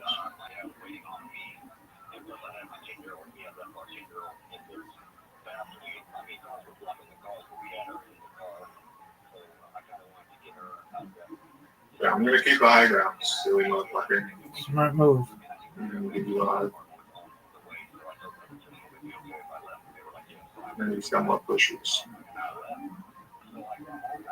Where you go?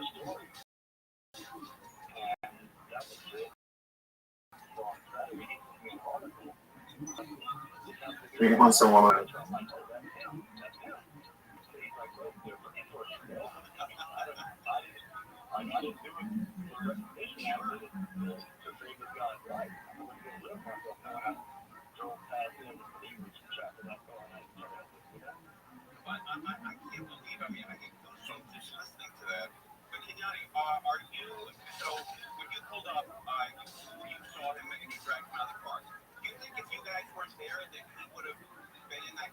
Now we have a 5-minute timer on it.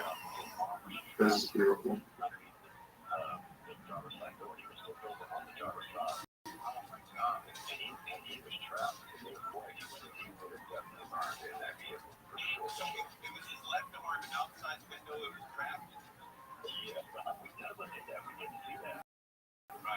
Use all day, buddy.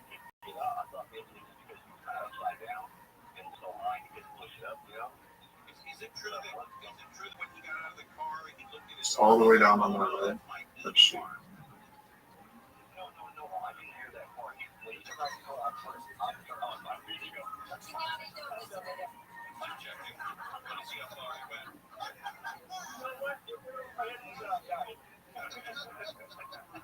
Yanni, tell the part where the water, somebody went to pour water on his arm and then you did what you did.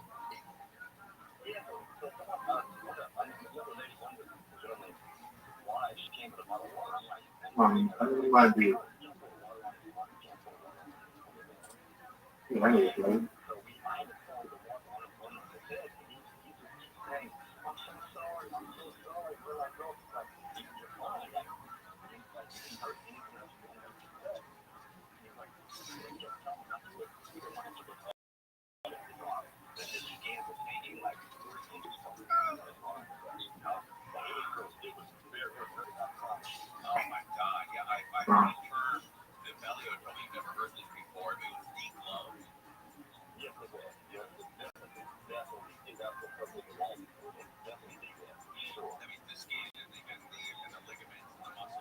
Bro, he committed suicide? What?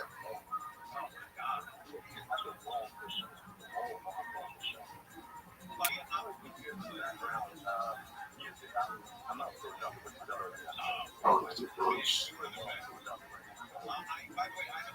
It's too close.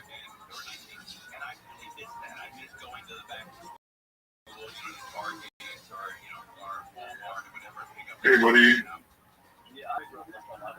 I'm gonna go to my fucking motorcycle.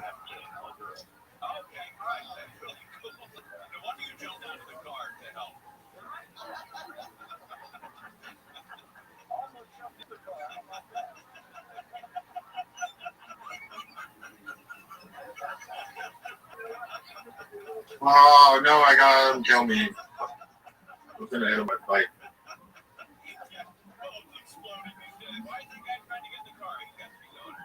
Got one.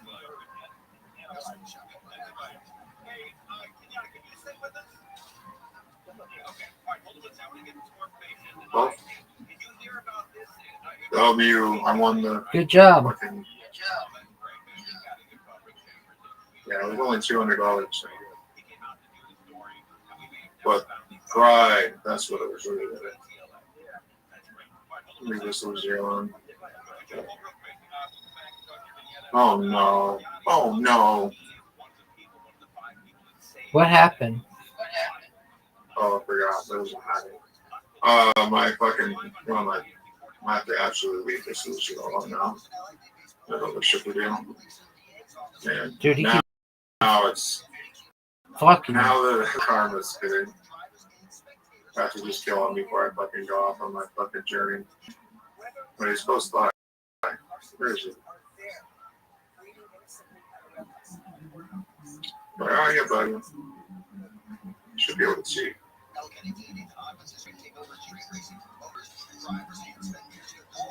I gotta go, you dummy. I got shit to do. Oh no, I don't want that. He really destroyed my fucking motorcycle. Oh.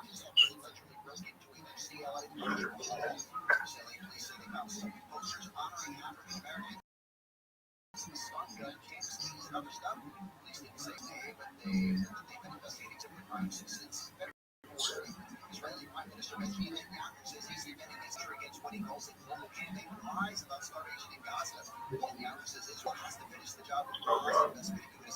Okay. That was a bit crazy. Just going through the electrical A-frame thing.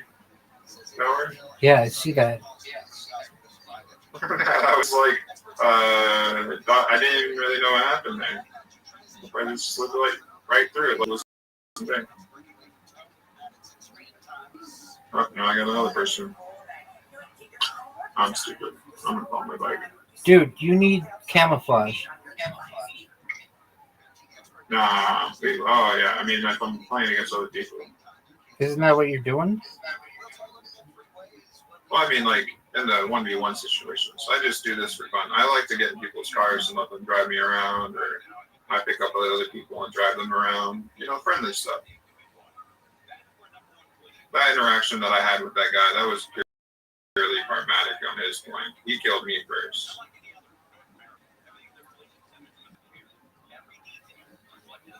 Oh no, oh no, oh no.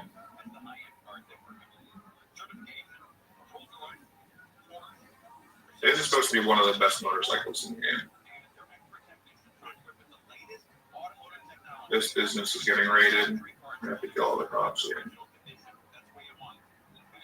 Start with the helicopter. Oh, nice. Did you kill him? Yeah, that's a railgun.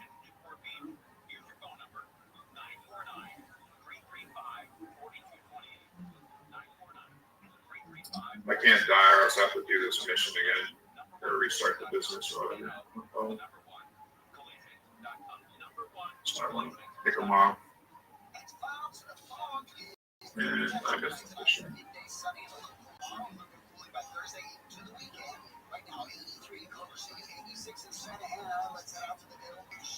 I'm lucky. mentioned that Anaheim Street has reopened after earlier police activity has wrapped up. That northbound side still a mess, not quite as bad as last check, but things are starting to clear out. Even the southbound side is thinning out as well, but we're still seeing a backup away from Long Beach Boulevard. Surrounding alternates are still jam-packed, including Alameda Street and the 103, even Willow Street. And Oh, did you get him? Yeah, I have to do this last time, and then I have to go get my people that work for me. Are these real people? Or is this in the game? No. These are just staff members that are NPCs.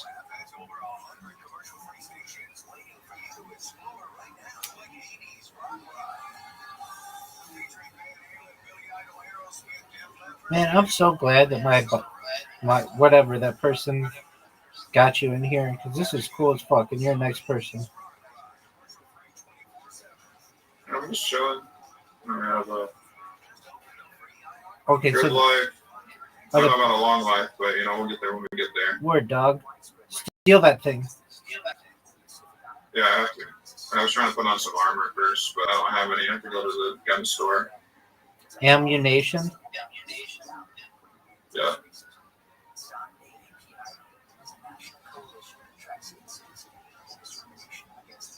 Well,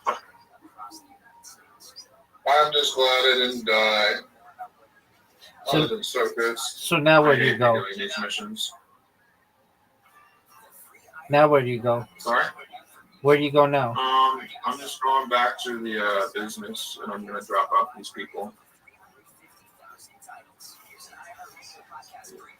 Are they like locked in the back? Yep.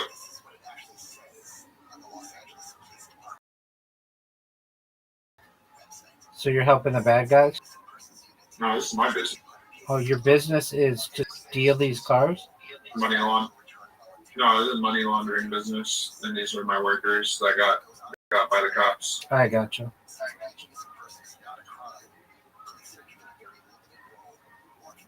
Nice. They hop out the back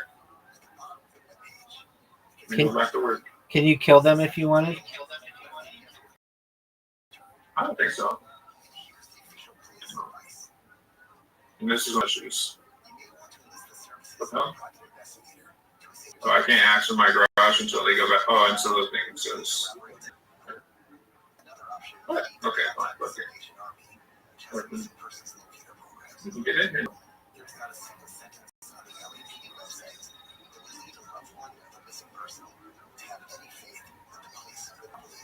Really one of the shittiest cars I have. Looks nice though. Yeah, it looks cool. I love me out. It's a Stingray, pretty much. Right.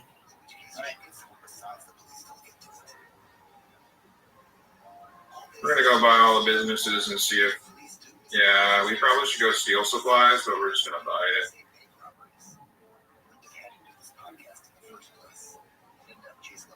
I'm not good at driving in the rain. Does it make it slipperier? Yeah, it actually does.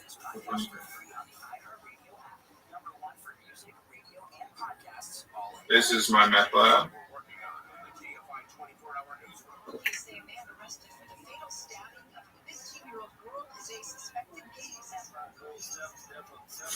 Yeah, we're gonna buy some supplies.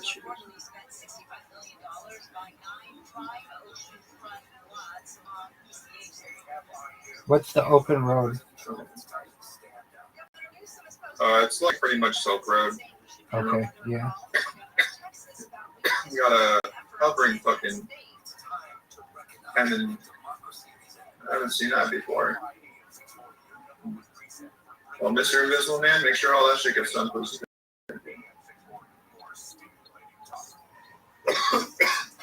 I think I just want. Oh, actually, this is not bad.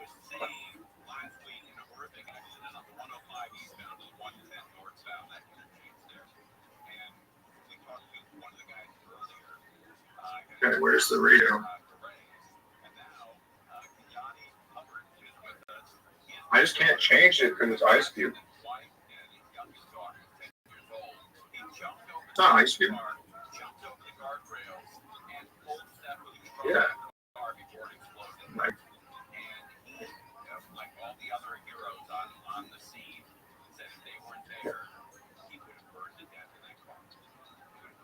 I got to meet Too Short. That show was crazy. That's tight. Is it cool? I just handed him one of my weed vapes and was just like, "Have a good night, bro." I was working. Where was this? At STK here in Salt Lake.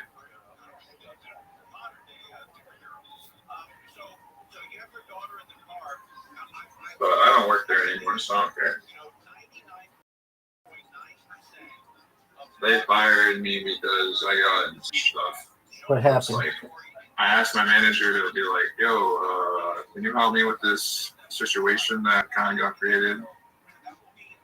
What He happened? just kind of made it worse. But it is what it is. What happened? One of my coworkers was asking me to do dishwasher stuff when I was not. I was a dishwasher and a busser, and I was bussing, and I was like, "Bro, like I'm bussing. Like you asking me to get into the dishwasher area is like me working for free. You just gotta understand that. If I do anything back here, it's because I'm trying to help you out, because I'm trying to be a nice guy. Don't try to get me to work harder than I have to." But like, and then like I tried to tell it to my manager, and he just turned it into something I wasn't. Because like I had to tell the dishwasher, be like, "Look, the radio, they told me they need wear," and then we made a big deal about it. But it's like, I'm just doing my job. I don't want to sit here and tell you what to do, bro. Promise. That's not my goal. But I don't know. But he was black, and I didn't have, like, I don't always have the best interaction with all black people, but I mean, generally, like, I have a good interaction with ones that hang out with me a lot. Like, you know, if I spend more than 30 minutes around them on a regular basis, just hanging out outside of a work environment, like they just treat me like family. So, but I don't know. I've been in a lot of weird communities. Like I was in a predominantly black community that had like the weirdest like background, because it used to be like a sundown town or some shit like that. But now it's like totally different compared to what it was. It's like, I don't know. It's 2025. I wish that we could let racism go, but like, it's just like, you gotta have the conversation with people sometimes and see where people are at. Even if you have the conversation, you can't believe everybody. So it's just like, everybody kind of lost. Nobody wins. You know, just try to be good to each other. Yeah. I don't know. I was looking at myself at one point when I was just kind of like, I didn't have enough sleep, and I was self-evaluating out loud, and it just didn't, like, it didn't seem right in the thoughts of others, but it doesn't hurt what other people think when you're just self-evaluating. Especially if you're just thinking about, like, you know, look at where I was, and like, you know, how confused or like uninformed I was at one point. But now I understand things better, and I've grown. And it's good to take those times. And if those times force you to move on to something new, then, you know, it just wasn't meant to be. There you go. I love that job, but like, you know, like, that shit happens. Can you get another busser? Right now it's in like the slow season, so it'd be hard to like find one that's worth it kind of shit. But I don't really think it matters as long as I was just making really decent money there. I was making a month on like good months. So on a bad month, I'd make like about $2K a month. Do you get tips as a busser? Yeah, I would get tips. Like my servers had to tip me out through the automated system. I got like 18% of their tips or some shit, which turned out to be pretty good, especially since like I had a bunch of servers. But I don't know. Sometimes they overstep, but I didn't really try to complain about that too much because I lived at that place, so like I couldn't complain about overstaffing because like they gave me all the hours. Like I miss living there, but it was not worth the stress.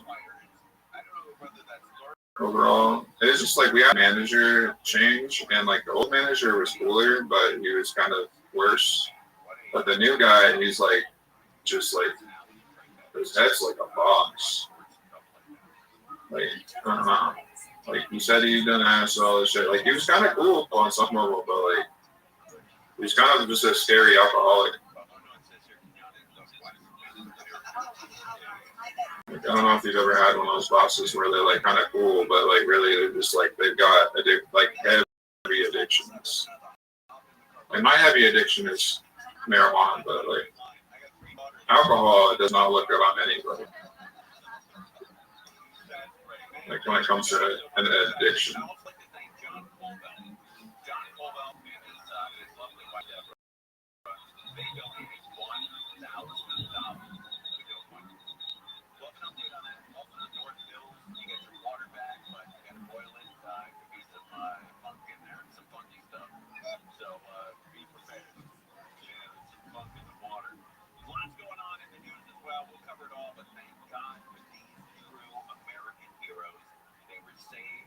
How many devices do you have in this call?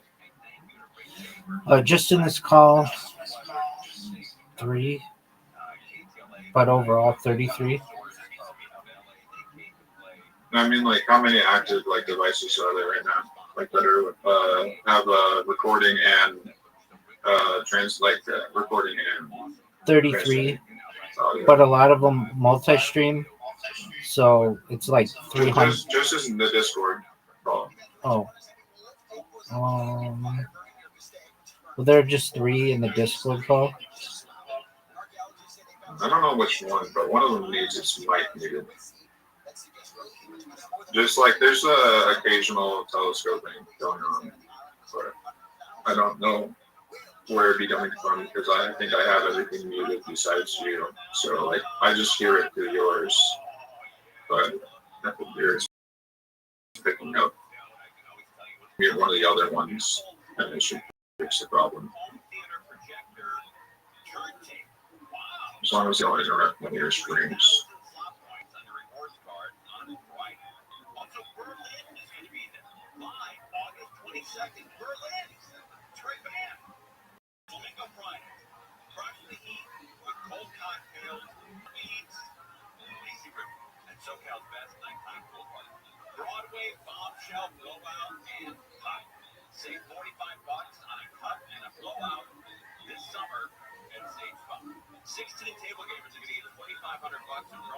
I'm surprised I got back in second. I am as well.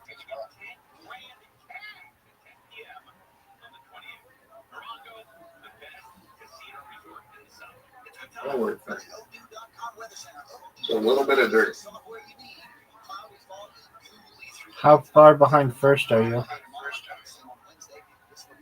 He's pretty far up there, looks like.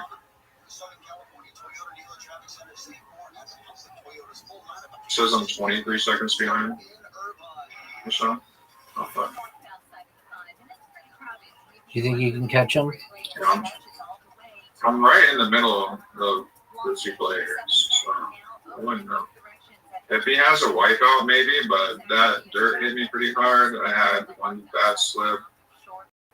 If I have a perfect run from here on, then maybe.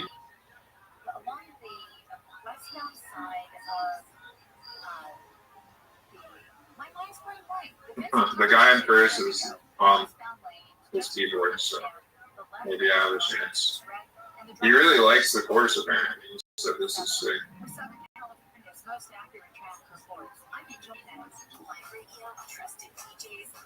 Go over here.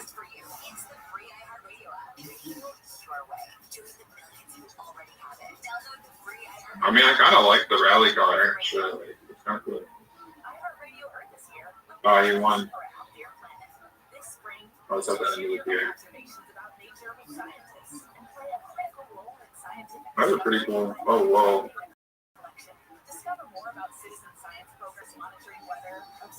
That was baller. Here, I'll mute this See if one. I at least. So, I'll mute this one. Watch you on here. let's see how bad we're doing.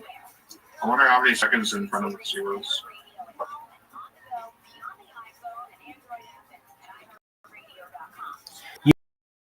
You finished second. Yeah, that one. How much? 36 games. Not too bad.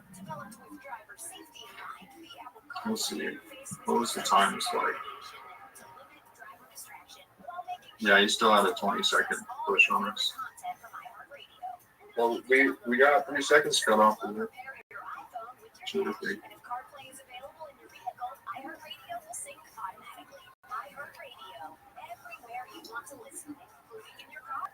You like the big one. Acceleration. Oh my gosh. A recent study is finding that parents' workplace chemical exposure can be tied to multiple developmental behavioral issues in their children with autism. Researchers from U.S. Davis and National Institute for Occupational Safety and Health evaluated data from families and children on the spectrum. They looked into the job history of mothers and fathers starting 3 months before pregnancy. They then matched the job history with children's What the heck? autism scores. No free truck. We're playing like custom.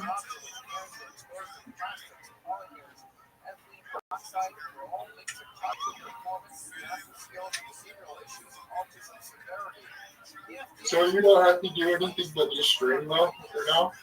You don't have any like jobs? No, I live off my savings.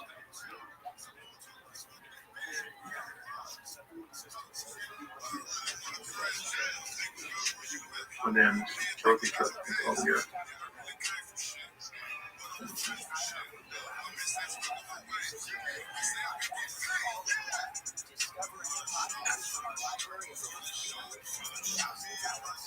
You like invest in crypto though with that? Or, Usually people just give it to me. oh, I mean like yeah, that's but you don't do anything to grow your what's it called? Investments. Just grow. Sometimes people ask. Sometimes people ask me to do projects so I can make a few grand doing that. If I ever need to like a little bit of a boost. And I don't know. Sometimes friends will What kind ask. of projects? Well, I'm a certified project management professional, so really, usually IT projects. I've had people who have wanted some assistance with social media. I've helped them with that as well. Some people have wanted help with their crypto projects. I've helped with those. I've helped market projects. Those are usually the ones. I mean, I don't want to say I'm semi-retired, but basically, at least I can do this for the foreseeable future without having to work again. The first year that I did this, I did work on stream. So I was working for a Fortune 100 company and live streaming it as well. And if I have to do that again, I will. But as of right now, I've made enough so that so long as I live within my means. What made you make that identification? What identification? If I just heard you right, but you say you like slightly retarded? No, not at all. No, you misheard me. Or you said retired? Retired, yeah. Bro, I'm slightly retarded, but that's because I gamble. No, I don't think of myself at all like that. No, semi-retired. So, yeah, that's funny though. I'm sorry. No, I assume I misheard you. Yeah, no, I'm glad you asked for clarification. Nah, just because like I hear that shit a lot. Because like my fucking friends, they gripe with each other, call each other retards all day. So it's something I'm used to hearing. Yeah, I understand. I do my best to stay away from that word. I try not to be too harsh with people, but I try not to judge people's way of loving each other. It's just the internet that For what? it's used so commonly on the internet that Oh, the R word? yeah. Yeah, I could understand and try to respect that. But not be,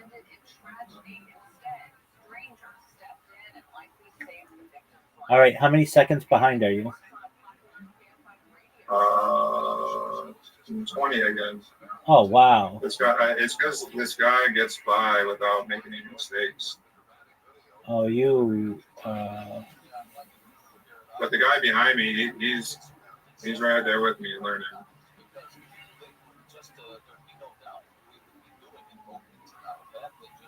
I just gotta get something better than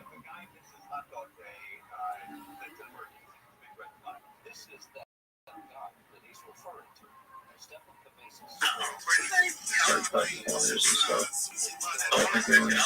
It's our last one, so Invisibility, UFOs, it's alien really hard disclosure. to make up He those shared to be a seconds. trillionaire. At least make it realistic. He shared to be 100,000 there, maybe. He's a rabbi.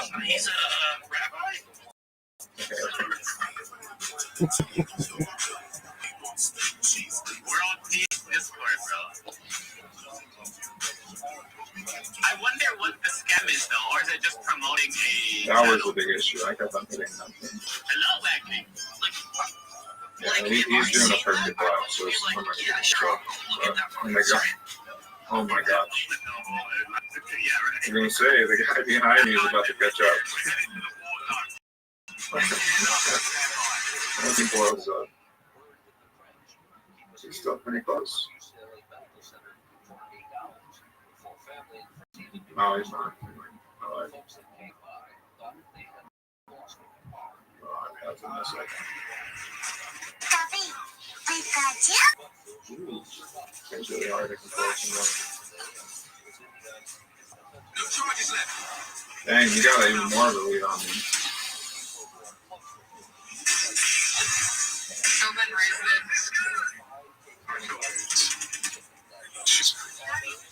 Yeah, if you're ever playing one of the maps that I know well, like probably have a better chance.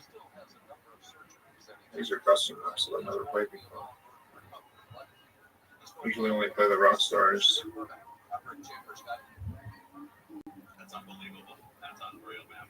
And he's right. You know, if it wasn't for those guys, he would have been there. He would have died.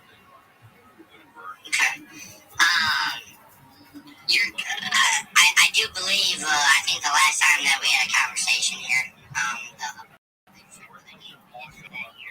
your reading skills have been like it. Sometime, and we asked, hey, what's going on?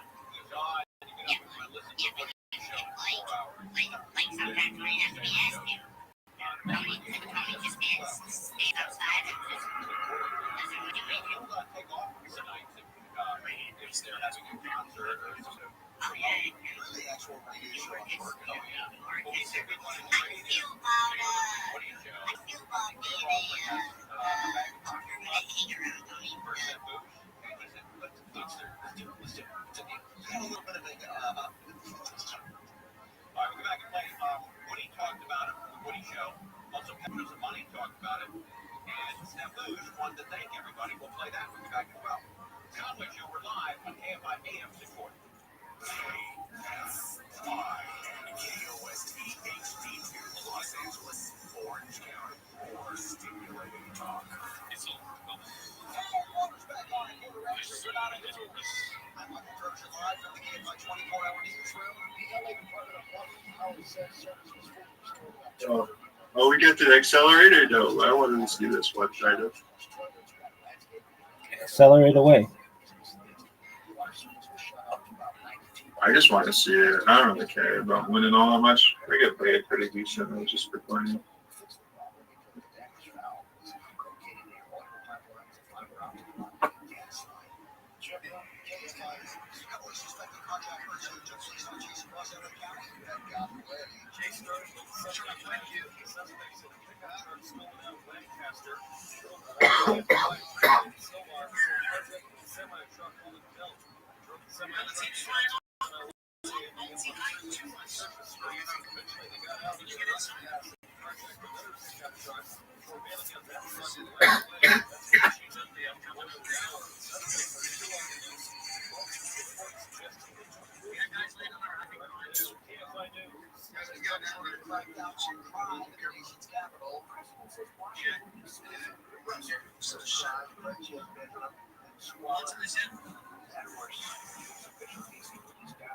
I don't know which car is faster.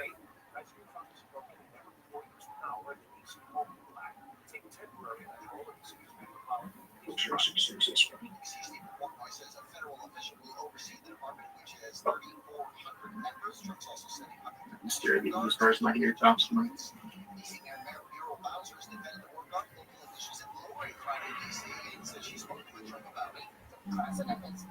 Bro, they got their Banshees, bro? What? There's no way. I don't believe that shit. That is not the Banshee, bro. No, that's the off-brand Banshee. Fuck both y'all. Oh wait, they have the tuner card.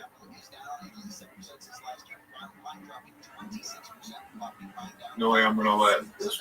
No, bro. What? They got an Evo that's faster than mine. Up.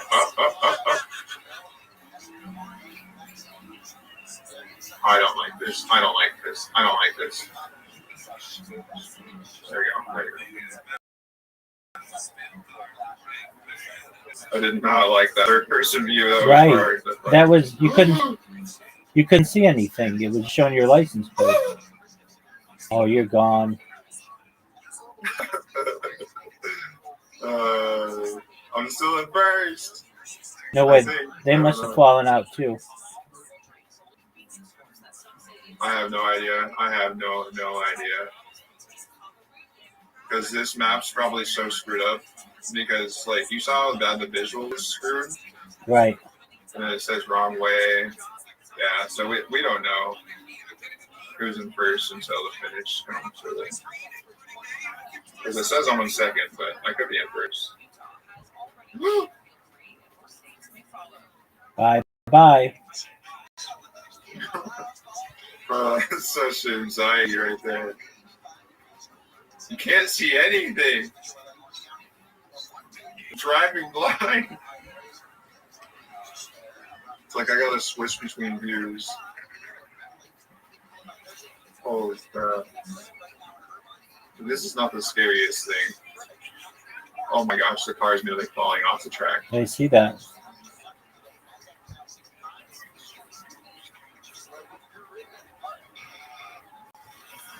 Sorry to use my mouse to drive. Oh, you're playing on. Oh yeah, Oh my you're playing on gosh. PC. Yeah, this is a steering wheel kind of track. Oh, yeah, definitely a steering wheel. Wait, land. Oh, you can't land that?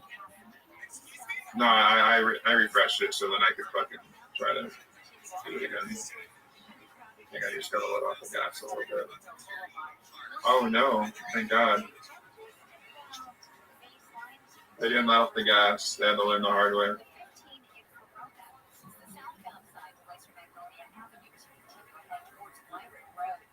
Guess there's just places on this map you gotta let off the gas, but not here. Not right now. You're in first, baby. I love the song. If you I love the song. It's my favorite. if you're not first, you're last.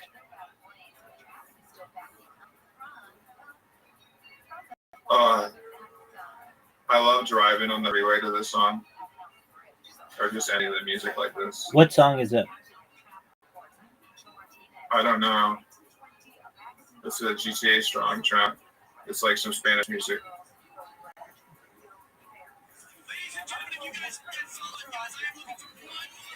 It's like something you hear at oh my gosh, that's scary.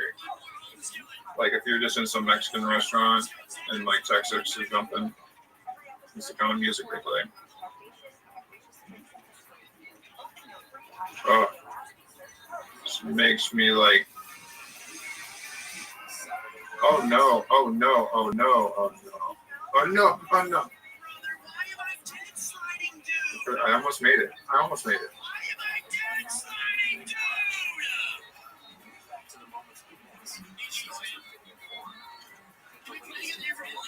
Oh, he's catching up too.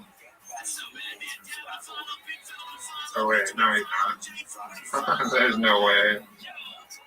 No.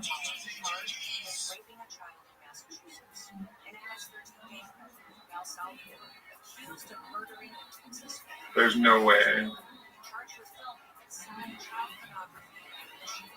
Like, how far are they behind? Are they close or not? I can't tell. I'm scared. You're destroying them. I hope so, but I don't even know what's going on. Ooh, not again. Peace. It's so hard to know when to go into third person.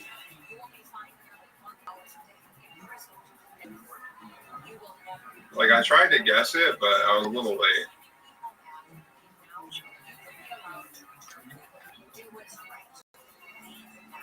This is like one of the most fun hard maps I've ever been on. I missed that fucking boost and I'm still okay. Huh.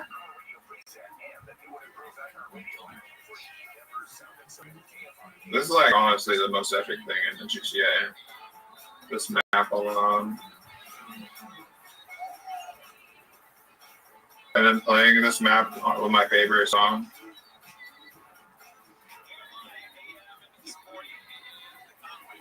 I can't say it's my favorite because I don't know what it is, but I fuck with it.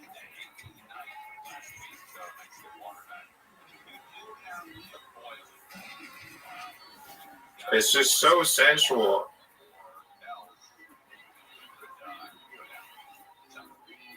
Like something about Spanish.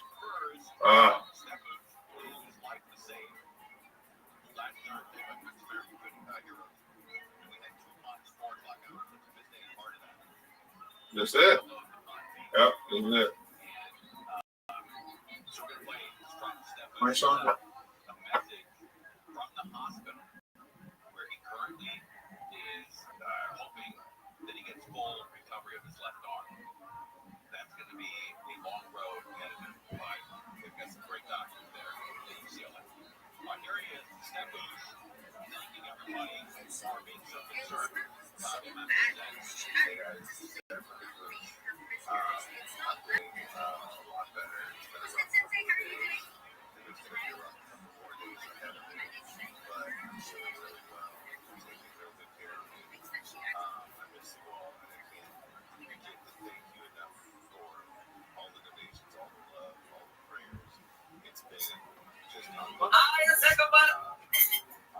No, that's not the song. That's one of my other.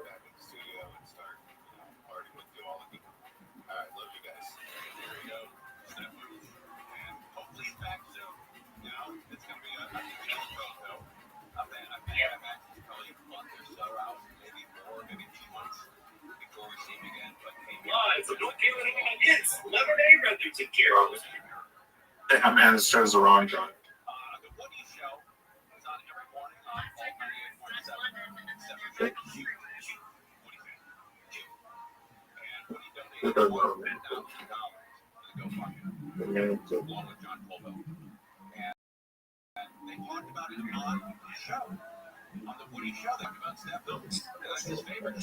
W. My man is lost. Oh, he fucking bet 400. Let's see.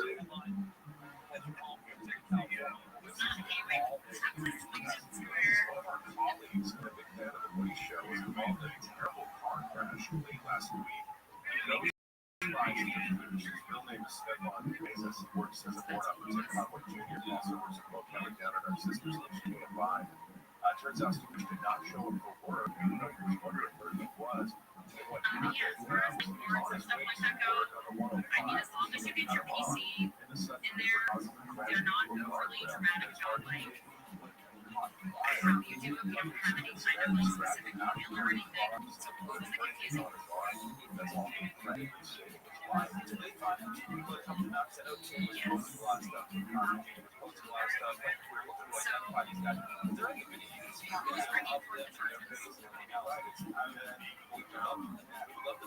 So yeah, you need to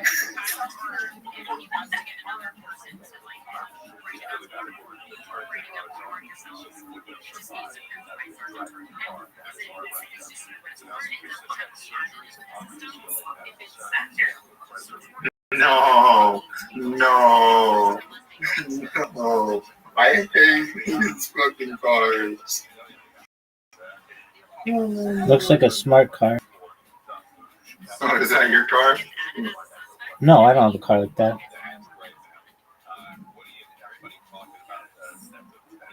It looks like one of those smart cars.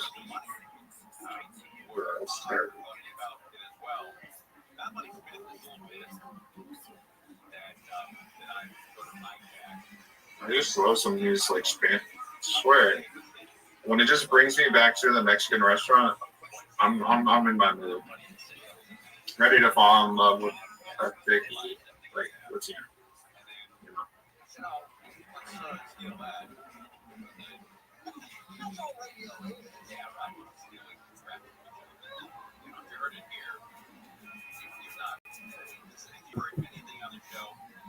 Man's fucked up. He fucking got us. How does he have a custom one? You fucking what? Cheater. How does he have a custom one? I love this song too. Neo, Neo, Neo, that's it. I don't even know. Oh my gosh. Oh my. Ah! Whoa. This is the goofiest race they could have put us in. And they have a custom car. So their custom car, it has a turbo probably, or at least upgraded. Yeah, I'm not gonna place him even second here. Oh my gosh, I'm so bad at this. I hate these cars. It's like worse than driving a lunchbox. Oh god. Has no handling. Stay on it. Stay on.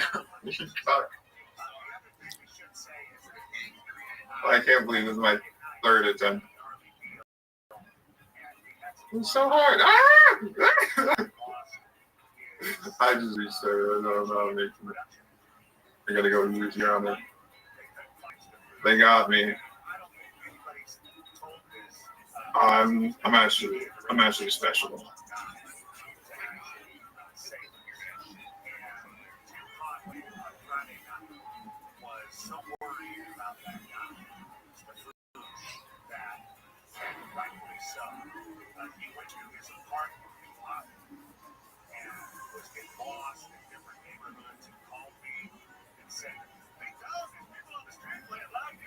I have to go buy one of these cars after this and upgrade it fully. You guys cheated, bro. Look at him laughing, chat. That's a little bugger. He's lucky I have my favorite music going.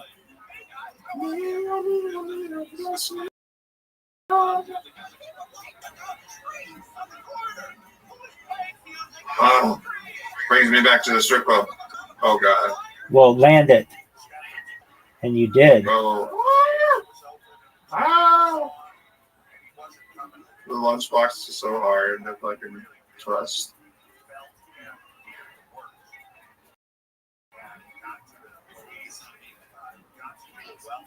They made chat. Are you live on Kick right now? No, I'm talking about the guys that I'm playing with. Oh, okay. No, I changed the music. Oh. The music's more important. I mean, I like that, but like, I need the music back.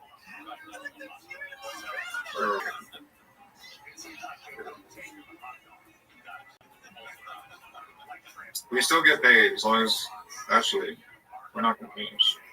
I just realized we're not going to finish. You're in third? No way. No, they're going to finish right before us. They're over here chatting. I can't believe they're just in the chat. Yeah, and while they're racing these, this is the worst car to race. I have to go buy one and upgrade it so this never happens again. Because I could have used the car if I had one upgraded, but I don't.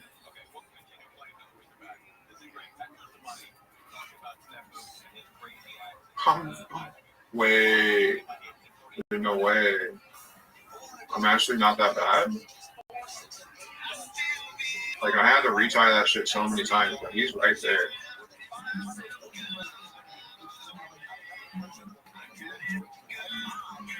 We don't fuck up.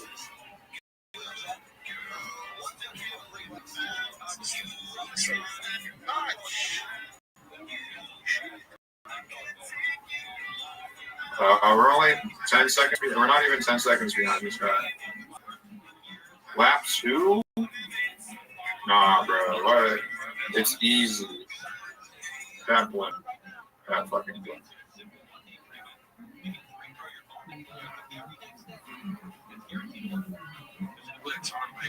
No, we made it. We made it. Who gives a fuck?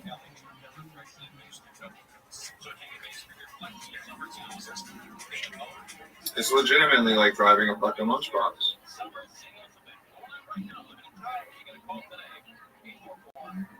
At least it has a good radio. I don't know about this song, but everything else is pretty vibey. This would be good if I was really drunk.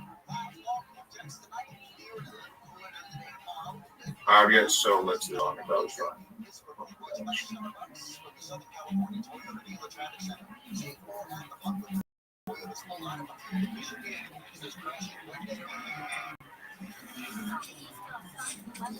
Because when I get drunk, I choose to love everything.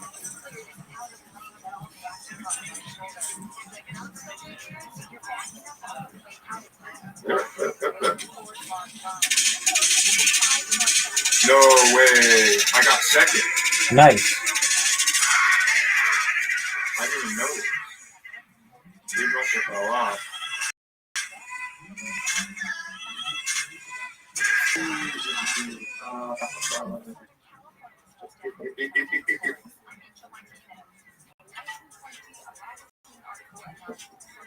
Is this that TikTok song?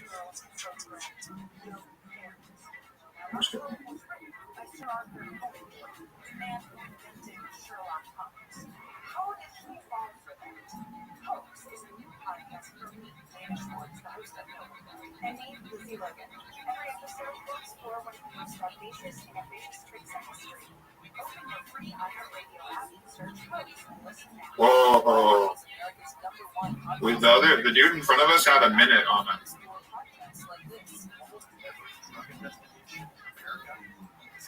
Now we got him down to 30 seconds. There you go.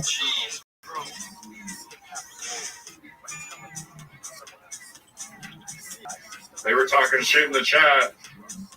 Oh, dude's nearly there, though. He's about to finish. I didn't find Rothschild.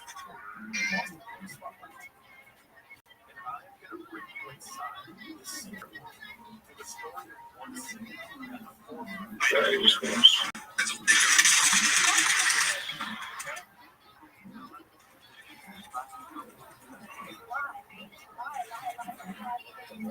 Fence comes back.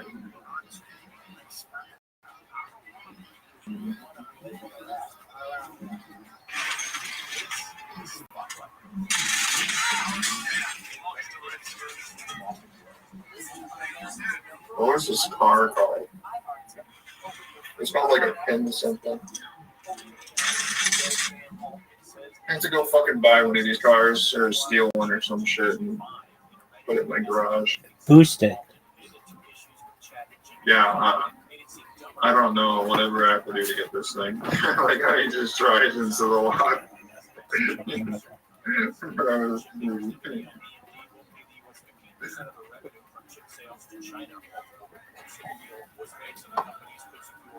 Wait, wasn't that the guy that had?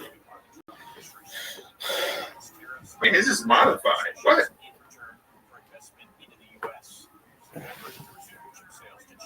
Bro, what?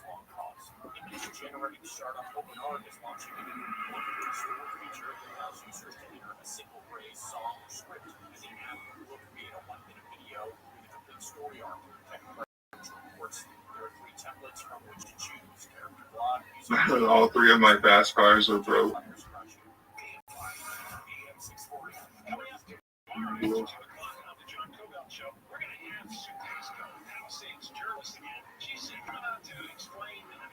Supervisor Lindsay Morehouse got some commission to oversee the rebuild. Sounds like nonsense. We'll talk to Chicago about it coming up after 2 tomorrow on the John Rogan Show.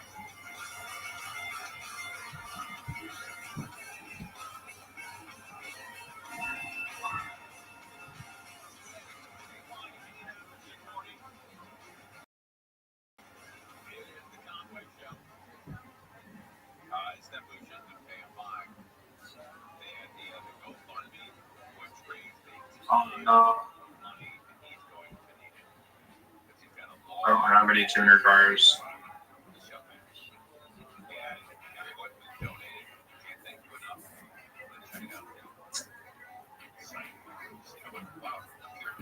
Man. Yo.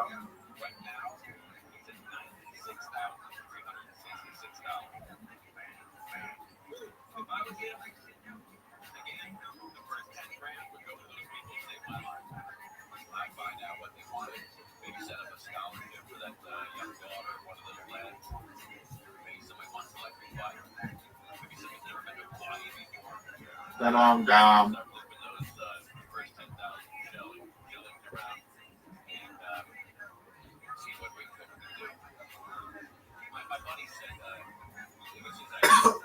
That's the best I can choose. I don't have any tuner cars. I need to buy one. But it's like fucking 2 million for the one that I want.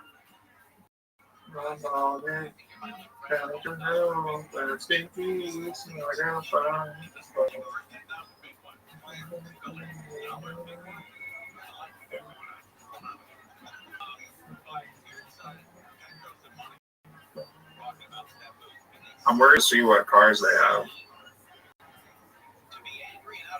Oh my gosh.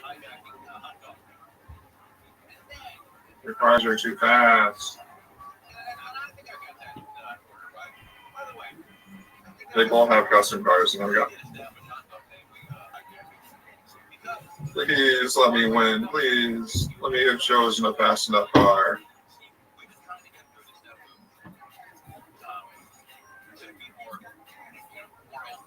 Maybe it's not the fucking car. Maybe it's the driver.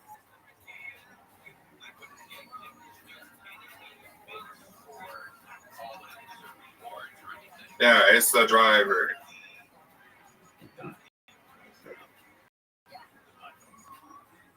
No, it's the car.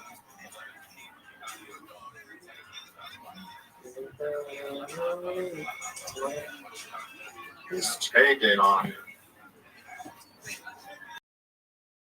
Another dickhead.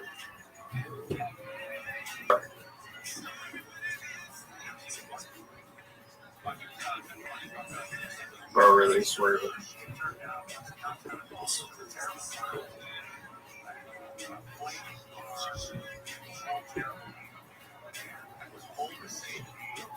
Yes.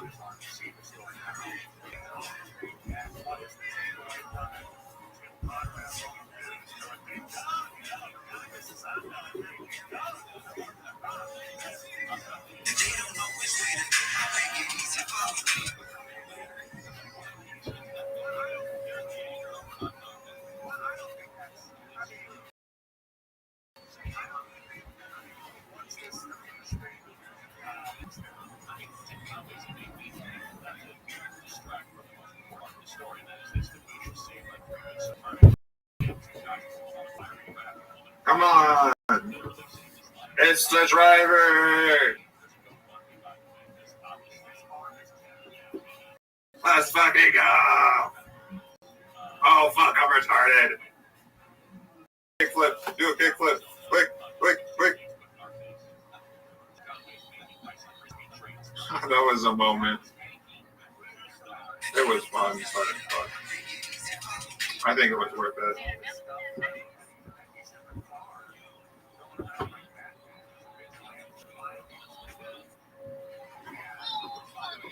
I really need to get that tuner car already.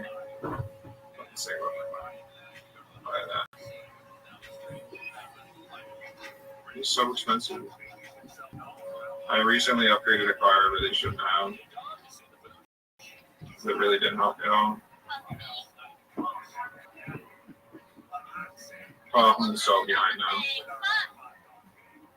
Not really, but still. Fucking fast cars.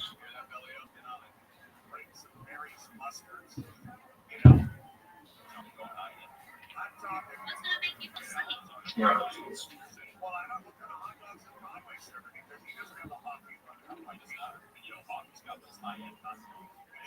He looked like that guy trolled me, look. Circulating water, that shit is gonna be a problem. I did not win. I did not win. Crazy might be driving or. Come on, give me a good vibe song. He was saying how his trip was delayed. If someone wants to just type it in, he did not win. Maybe he, I think there might be a delay for Crazy.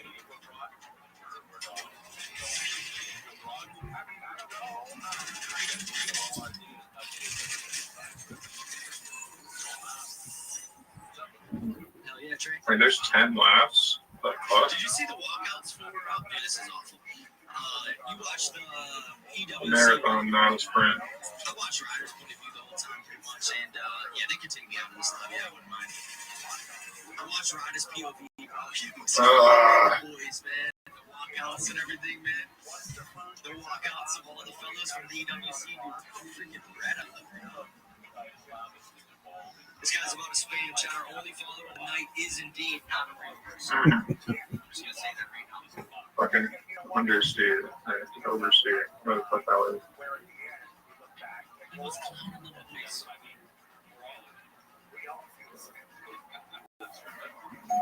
I'm sure that touches grass and still got a weird shot 350 CCP is crazy, not gonna lie.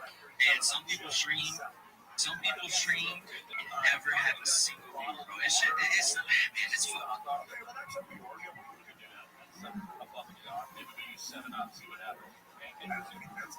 And so I was thinking about this, and I actually brought this up. I was talking about this with my wife over the weekend, and she said, what if you got into an accident or something happened to you or Ronnie? How quickly would Metro or Ben like drive to Burbank to try to find you? Oh, that's a great question. In case of the producer, if he got into a wreck in Burbank, would these guys come out of the South Bay and San Diego? Let me guess. It would like Conway drove to the South Bay as well, and our defense, you and Ronnie, Fucking hell. Like, he was trying to use my mouse a little harder or something. His emergency number was his number. His emergency number is his number with leadership. God. So there's that. And what place are you? Third place? Yeah, that's sad. I've been, like, there's 10 laps on this shit, but it's really fucking tough with this car. Because, like, it's not as fast as one of the guys' cars, and then, like, I just, some hard corners. At the same time, Stefouche was missing because there was nobody to find. And Conway took it upon himself as Stefouche's radio fob to look out. I've been going between my mouse and my keys to try to steer. Like, I took that corner with my mouse, but I'm going to take this one with my keys. Oh my gosh. I'm going to take the straightaway with my mouse.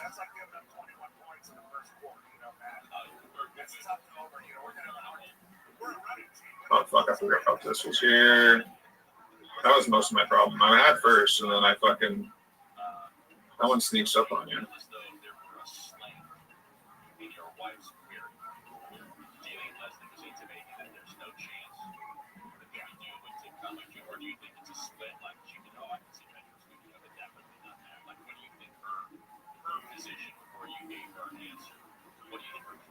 Question by you, Matt.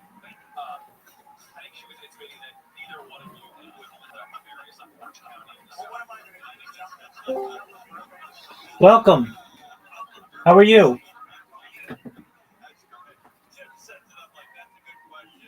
Yo, OP Mac, how you living, pimp? OP Mac, how you living, pimp? Yo, dog, what's What's up? how you living? How'd you find out about me, son? We're doing all right. So no, I kid you not, but like I be streaming like they my like flippy, I guess. Fuck yeah, man. Excellent. Yeah, Someone just definitely. gave me a link to the Discord, bro. I'm just clicking it to see what it's about. Absolutely. You mind if I tell you about myself? Bro, go ahead. Thank you so much for the opportunity. First and foremost, OPMAC, apologies for my bots. They terrorize everybody on Kick, but it's for a good cause. I'm Rabbi Rothschild. I stream my life 24 hours a day, 7 days a week, 365 days a year for world peace. I've been doing so for more than 3.5 years, going back to the pandemic. We've seen the death of a queen, the birth of AI, the coronation of a king, and everything in between. OPMAC, have you ever seen the movie The Truman Show or the television show Big Brother?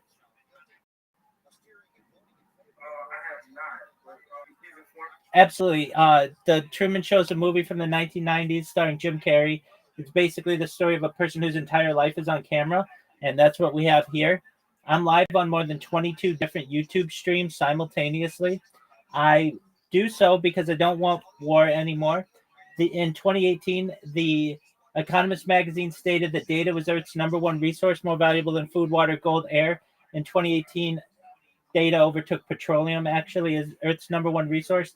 And I have more data archived on the internet than any person ever, which may make me an influential person someday. And if that fruition, OPMAC, I'm going to make you, all your friends and your family financially independent if you're not already. I'm going to make sure that you have generational wealth, and I'm going to want you to start charities and philanthropic organizations of your own. How's that sound? So basically, do you want to say basically advertising? One more time, my friend. Like basically, you want me to say basically help you with your cause? No. I don't want anything from you. No. You keep your money. I want to give you money when I go viral. That's what I'm saying. Oh, so just basically just sharing. That if you can do that, that's amazing. Absolutely. Yeah, dude, I talk about things to help the world, like ending world hunger through the use of technology, such as agricultural drones, floating greenhouses, saltwater greenhouses, hydroponics, things like vertical farming and cloud seeding. I want to help end world thirst. I'm sponsored by a cryptocurrency that's worth about $100 million. One of the things we do is build wells in developing nations like Nigeria. I want to keep those kind of projects going. I'm an advocate for the LifeStar program and most importantly, desalination technology, pumping Earth seawater onto land to make it drinkable. I don't want anything from you. So yeah, if you think I want anything, no, I'm good. But you should know that. Okay, yeah, if it's regarding like sharing you all and shouting you out and stuff, I have no problem doing that. But do you need to use it? No. You just do whatever you want to do. You being here is like basically proof enough. And when I go viral, I'm going to make sure to help you, OPMAC. But I'm not just going to help you. I want to help your friends and your family as well. Everyone you've ever met. Basically, that girl who you had a crush on in 4th grade, or the prom queen, or anybody you ever wanted. They're going to be happy that they knew OPMAC because you're going to make them wealthy. All right, man, I can definitely help. Excellent. I talk about other things that are just, I think, positive to the world, like futurology. That's my passion. So things like anti-gravity, antimatter, faster than light travel, faster than light communication, things like artificial general intelligence, artificial superintelligence, invisibility cloaks, Santa Claus machines, things like space tourism, space elevator, things like terraforming other planets, alien disclosure, de-extinction. People don't know this, but the first successful de-extinction took place in the year 2003 with the Pyrenean ibex, which was a goat located in northern Spain, southern France. Fast forward to the year 2021, a company out of Dallas, Texas is founded known as Colossal Bioscientific. They've made it their goal within the next 3 years to reintroduce the woolly mammoth, which I think is just a mind-blowing opportunity. They want to reintroduce the woolly mammoth into the Arctic Circle utilizing Asian elephant surrogates. Following that project, they want to reintroduce the Tasmanian tiger, followed by the dodo bird. They recently made headlines with their creation of the dire wolves. Joe Rogan has met them. I just think this is like a really cool project. I want the world to know about it. Additionally, I want to do things to help you personally if you want. something called life extension technology. When you were born, OPMAC, the average life expectancy for someone like you was probably about age 80. I want to increase that to age 100, 120 through the use of technology such as oxygen therapy, peptides, human growth hormone, stem cells, hormone replacement therapy, things like cryonics, cryogenics, things like perhaps cold shock therapies, ambrosia therapy, nootropics. But eventually you may get to be 120 years old. You may say, Rabbi, everything that you said came true. It's been a wonderful life, but my body's starting to break down and I don't want it to end. What's the next plan? Again, this is with your consent. I want you and everybody around you to be able to utilize a type of technology, if you want, known as mind uploading technology, where we scan your brain with your consent into a computer like a CAT scan or an MRI, knowing where every atom is in your central nervous system and your peripheral nervous system, for later download as an android, an avatar, a cyborg, a cybernetic being, a clone of yourself, a robot, an ethereal being, whatever you want to be. But essentially, OPMAC, if you want, I don't want you to have to die, and I want you to be able to utilize digital immortality. How's that sound to you?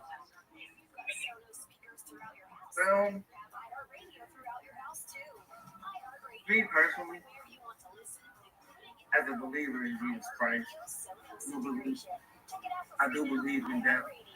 Okay. But I don't believe that death is the end of everything.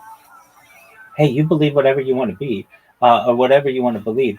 Well, then, if you want to die at a normal age, like age 80, that's great. I do believe, but I do support the idea. You know, so I guess. And that's why. Wait, hold on. Is that on my screen or my? What is that? What? I'm sorry about that. You're good, OPMAC.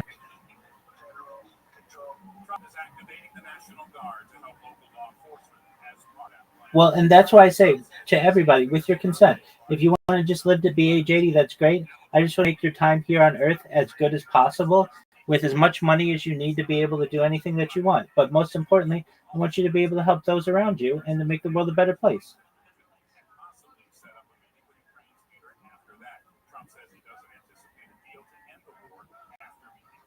So you should know I have more social media than any person ever. I have over 100 YouTube accounts. I have over 200 Instagram accounts. I have over 500 Twitch accounts. I have over 1,000 TikTok accounts. I have over 2,000 Twitter accounts. I have over 5,000 Blue Sky accounts, and I have over 10,000 Kick accounts. I have more social media than any person ever. And it's just a matter of time until I blow up. How are you going to help me, my man? Absolutely. That's all I want. Just tell people about what I do. Hey, I met the rabbi. He's not such a bad person. It was someone to clip my video. I just do the same clip. 100%, my man. Do you want to see how I do it? Yeah. Absolutely. So I've created 3 different robots. Actually, more than that. I've created 8 different robots. So these robots, what they do, the ones that I'm going to show you, they follow people, they spam people, and they clip people. I can also show you the ones that just do the clipping. Just one moment. I'll show you right now. All right, here I am. Turn on the camera. Okay, so you should see a device right now that has an auto clicker on it. So it's just like a regular cell phone. What it does is it goes to a random streamer and it will clip a random part of their stream, and then it puts in my little Discord link. So it just goes to this website. This shows random Kick streamers, and your account likely showed up on it. And then what it's going to do is takes like about a minute, but that's how long the refractory period is to be able to create a new clip on somebody. It's going to go to their clip or go to their live stream, and then what it's going to do is open that in a new tab. Once it does so, as it's doing right now, it's going to pull up their live stream. It will click any kind of rules that it has, like, hey, follow me on my Discord or whatever. And then what it's going to do is creates a clip of them. So we can see one working right here doing that. So you saw me, so you must have found me on the stream that did that. 100%.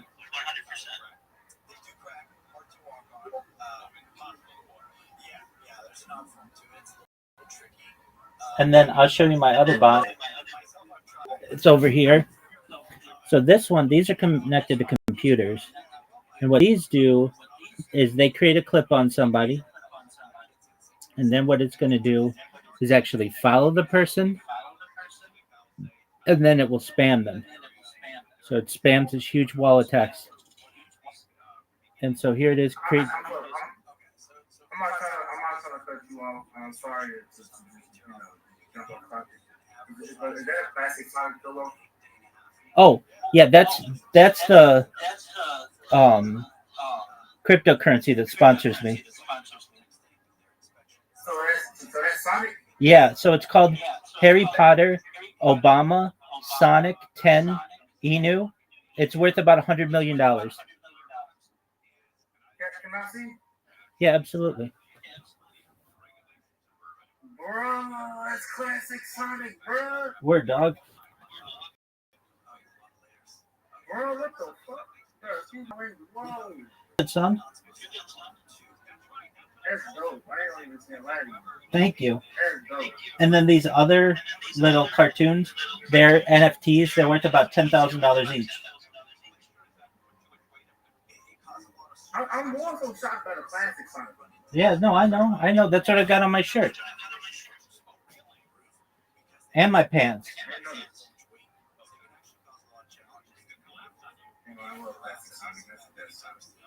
There you go.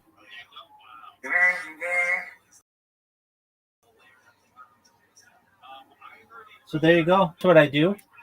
That's how my bots work. And more than anything, more than changing your life and all the other things, you should just know that I'm always online and I'm always here for you. I'm here to be a positive person in your life. I'm here to have an optimistic view of society. I'm just here to give people hope. So if there's anything that you ever need, OP Mac, you ever need to talk to anybody, or you ever just want to chill, I'm here for you, okay? Genuinely though, for real? 100%. All right. I'll open up to you from time to time, man. I've been going for a while. Absolutely. I'm always here for you. What up, Shanks? How you living? I'm kicking ass, taking names. What's good in your neck of the woods? Calls, one for the plug and one for the hose. What up, friends? How'd you guys find out about me?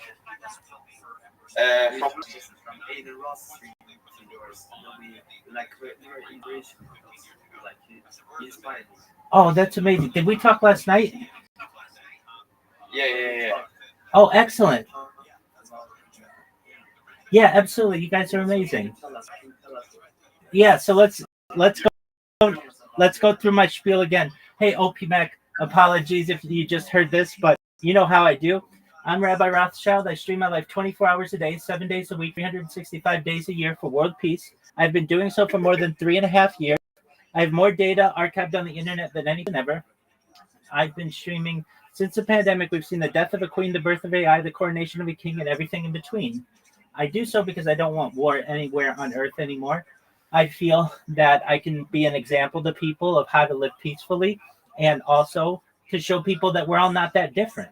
I have been streaming since 2021. I have more than 22 different simultaneous streams going on YouTube alone right now. You can watch my life in 360 degrees. Data, according to The Economist magazine, is Earth's #1 resource. In 2018, data overtook petroleum as Earth's #1 resource. And I have more data archived than any person ever, which may make me an influential person. And if that happens, I'm going to make sure to help all of you become financially independent. If you're not already, I'm going to make sure that your friends and family, generational wealth, and most of all, I want you to be able to start charities and philanthropic organizations of your own. I talk about things that I feel are positive to be able to improve the world, like ending world hunger through the use of technology such as agricultural drones, floating greenhouses, saltwater greenhouses, vertical farming, cloud seeding, and hydroponics. I want to help end world thirst. I was just showing OP Mac. I'm sponsored by a cryptocurrency. That's what you see, my shirt and my pillows and things. and it's worth about $100 million. And one of the things that we do is we build wells in developing nations like Nigeria to help the less fortunate. I want to continue those kind of projects. Additionally, I'm an advocate for the Lifestyle program, and most importantly, desalination technology, where we pump earth seawater onto land to make it drinkable. I talk about some other things that I feel when I go viral are going to change the world. They're futurology topics, things like anti-gravity, antimatter, faster than light travel, faster than light communication, interstellar travel, things like perhaps space elevators and space tourism, terraforming of other planets, things like perhaps nuclear energy, artificial general intelligence, artificial superintelligence, alien disclosure, things like de-extinction. People don't know this, but the first successful de-extinction took place in the year 2003. The Pyrenean ibex, which is a goat located in northern Spain, southern France. Fast forward to the year 2021, a company out of Dallas, Texas is founded known as Colossal Bioscientific. They've made it their goal within the next 3 years or by the year 2028 to reintroduce the woolly mammoth into the Arctic Circle utilizing Asian elephant surrogates, which I think is a mind-blowing task. After the reintroduction of the woolly mammoth, they want to reintroduce the Tasmanian tiger. You may have heard this company make headlines recently. Within the last year, they created the dire wolf, 3 dire wolves, and Joe Rogan has met those dire wolves, so they're real, they exist. Additionally, I want to do things to help all of you, if you want, within with your consent, with in terms of life extension technology. When you were all born, the average life expectancy for everyone in here was probably about age 80 years old. I want to increase that, if you want, to age 100, 120 through the use of extension technology, such as perhaps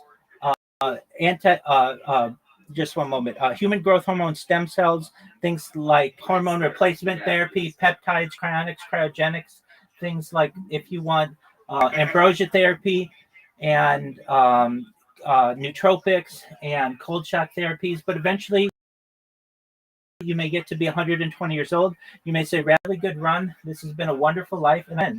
And so what's the next plan? And again, this is with your consent. If you want, you may be able to utilize a type of technology known as mind uploading technology, where we scan your brain into a computer like a CAT scan or an MRI, knowing where every atom is in your central nervous system and your peripheral nervous system for later download as an android, an avatar, a cyborg, a cybernetic being, a clone of yourself, a robot, an ethereal being, whatever you want to be.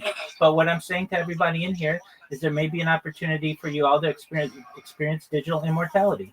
What are your thoughts? Do you think we can bring back OG Fortnite? I have a question.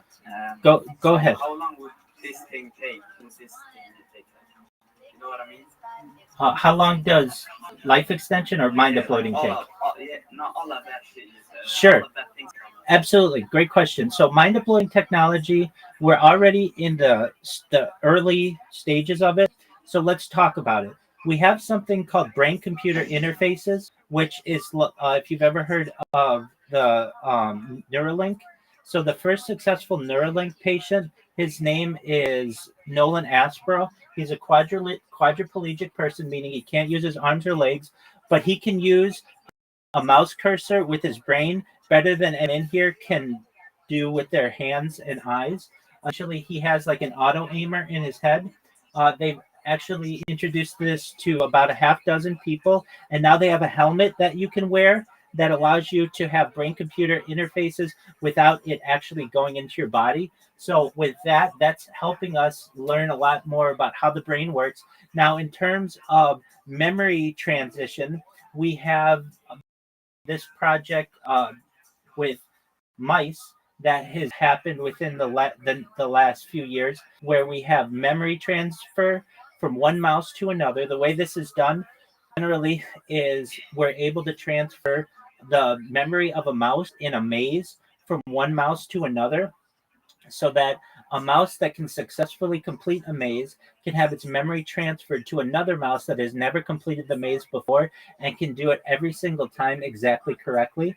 So we're already doing this with small mammals. And so I imagine within the next 10 to 20 years, we're going to start the human trials of brain-computer interfaces, of mind uploading. And once we start to have that, it just takes one person to have this be successful, and the sky's the limit. So I would tell you that within 20 years, we will have people with mind uploading, and I would say that life extension technology has already been happening and has been happening for hundreds of years, depending on how you define life extension technology. So everything from a pacemaker to an artificial limb to even just taking vitamins would be considered life extension technology. So we're already having people who think that they may be the first people to live to be 200 years old. I think that's definitely a possibility. But really, eventually the body's going to break down and we're going to need to utilize this mind uploading technology. And I think that this will be a reality within the next 2 decades. Oh, okay. So I have another question. Go ahead. Oh, I liked. Can you repeat all of them? The question is, who is that? Who's that guy?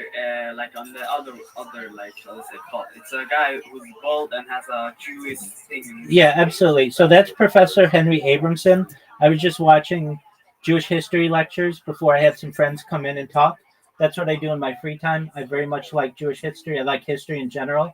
Additionally, I was watching a podcast on Genghis Khan before people came in here. I like to listen to things simultaneously, just to learn as much as possible.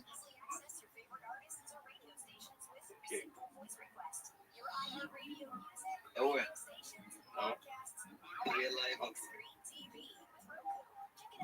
you have too much knowledge. I don't know about that. I don't know. Are you Jewish? I am Jewish. Yeah, absolutely. I'm a rabbi. Oh, like Aiden Ross. Like Aiden Ross. Favorite streamer. 100%.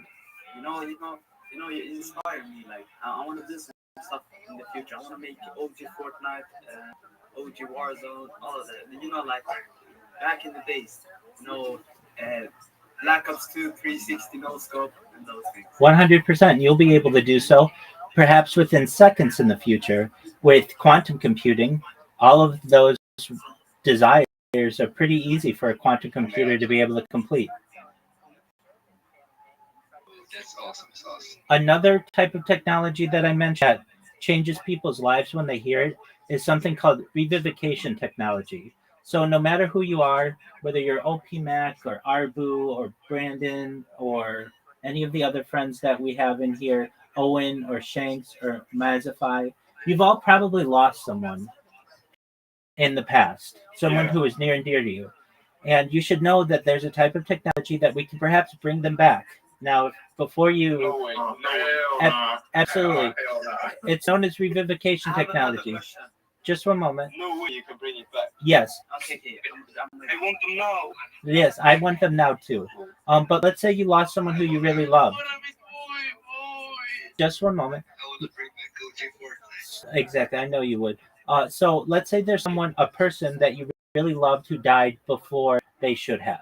Well, how would you get them back? Well, there are multiple ways to do this. So one of them is that we just have to have access to their DNA, and we can put that in a cloning machine, or what's also known as a replicator, also known as a Santa Claus machine.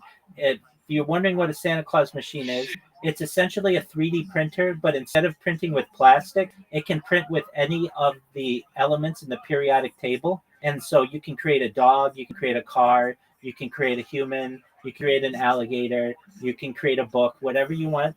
It just essentially has access. Absolutely, very easily and very quickly.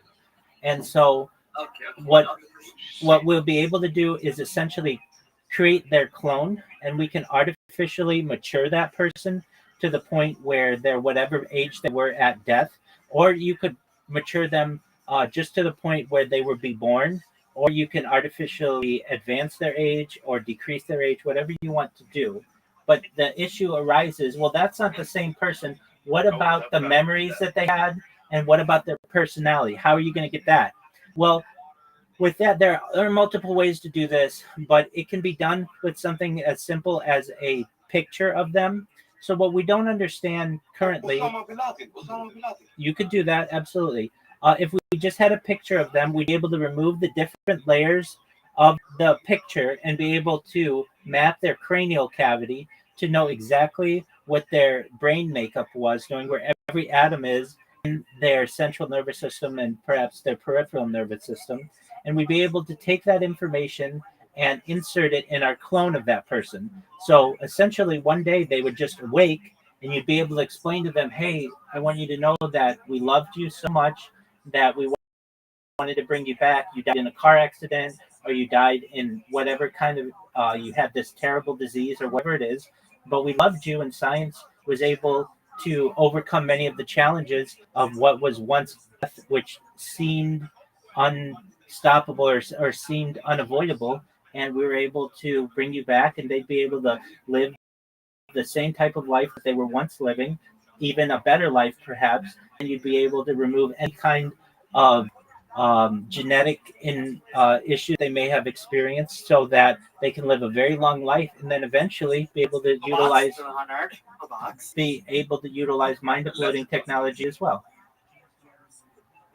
Okay, the question is, in future, can we make, like, how to say it, the lightning as energy? Well, lightning is already energy. But you know what I mean? Like, we use it at... Can you elaborate, please?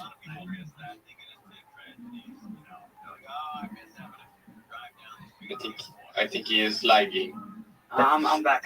I mean, like, use the lightning as energy, like home and stuff. You know what I mean? Yeah, certainly. So while that is a possibility, we could do that now. Usually that's done with something like a Tesla coil. That could have been done for the last 120 years or so. But the more efficient way of getting energy is through something called fission energy or fusion energy. Fission energy is where we take an atom and we break it apart. We do this now. This is done on Earth right now through nuclear reactors. He's a little monkey. That's okay. Fission energy is where we break an atom apart. Fusion energy is where we slam two atoms together to create a great amount of power. And what people don't understand when they learn about nuclear energy, they think it's very dangerous. But in reality, it's quite safe. In the last 80 years of having nuclear energy available to the common person, less than 50 people have ever died from a nuclear meltdown.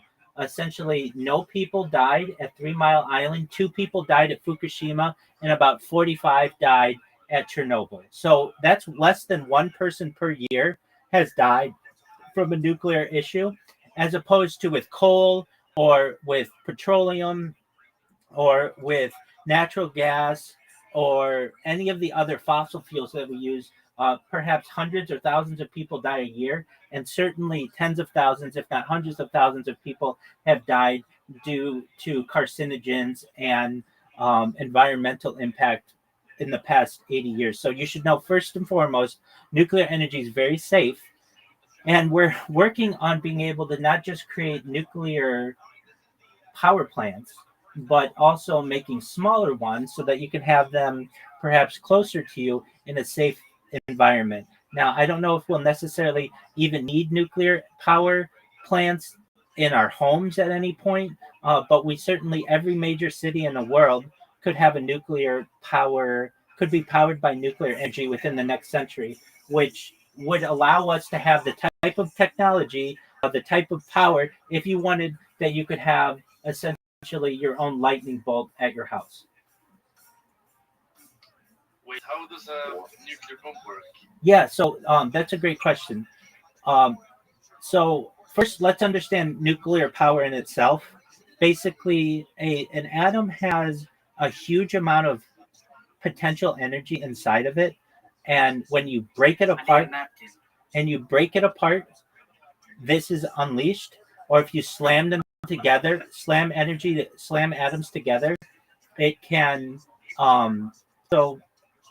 cause a huge amount of energy. So what you do when you have a nuclear power plant is you use that energy, and all you have to do is turn a turbine. If you know what a turbine is, a turbine is just something that generates energy, and all you have to do with any type of power system is just be able to boil water.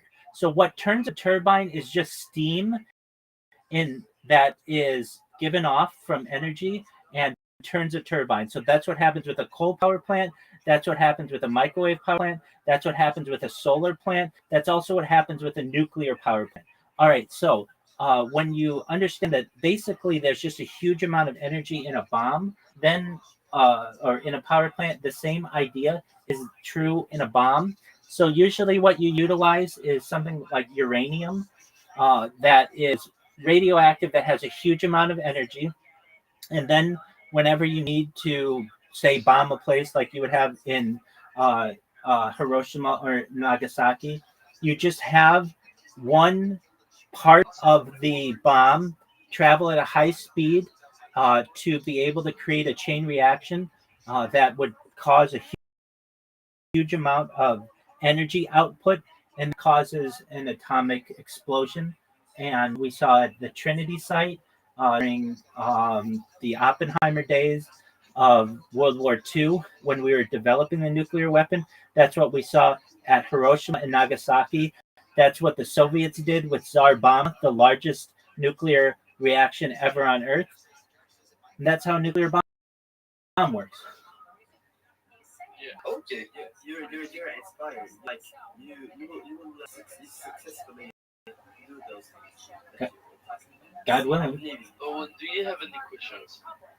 Me, let me think.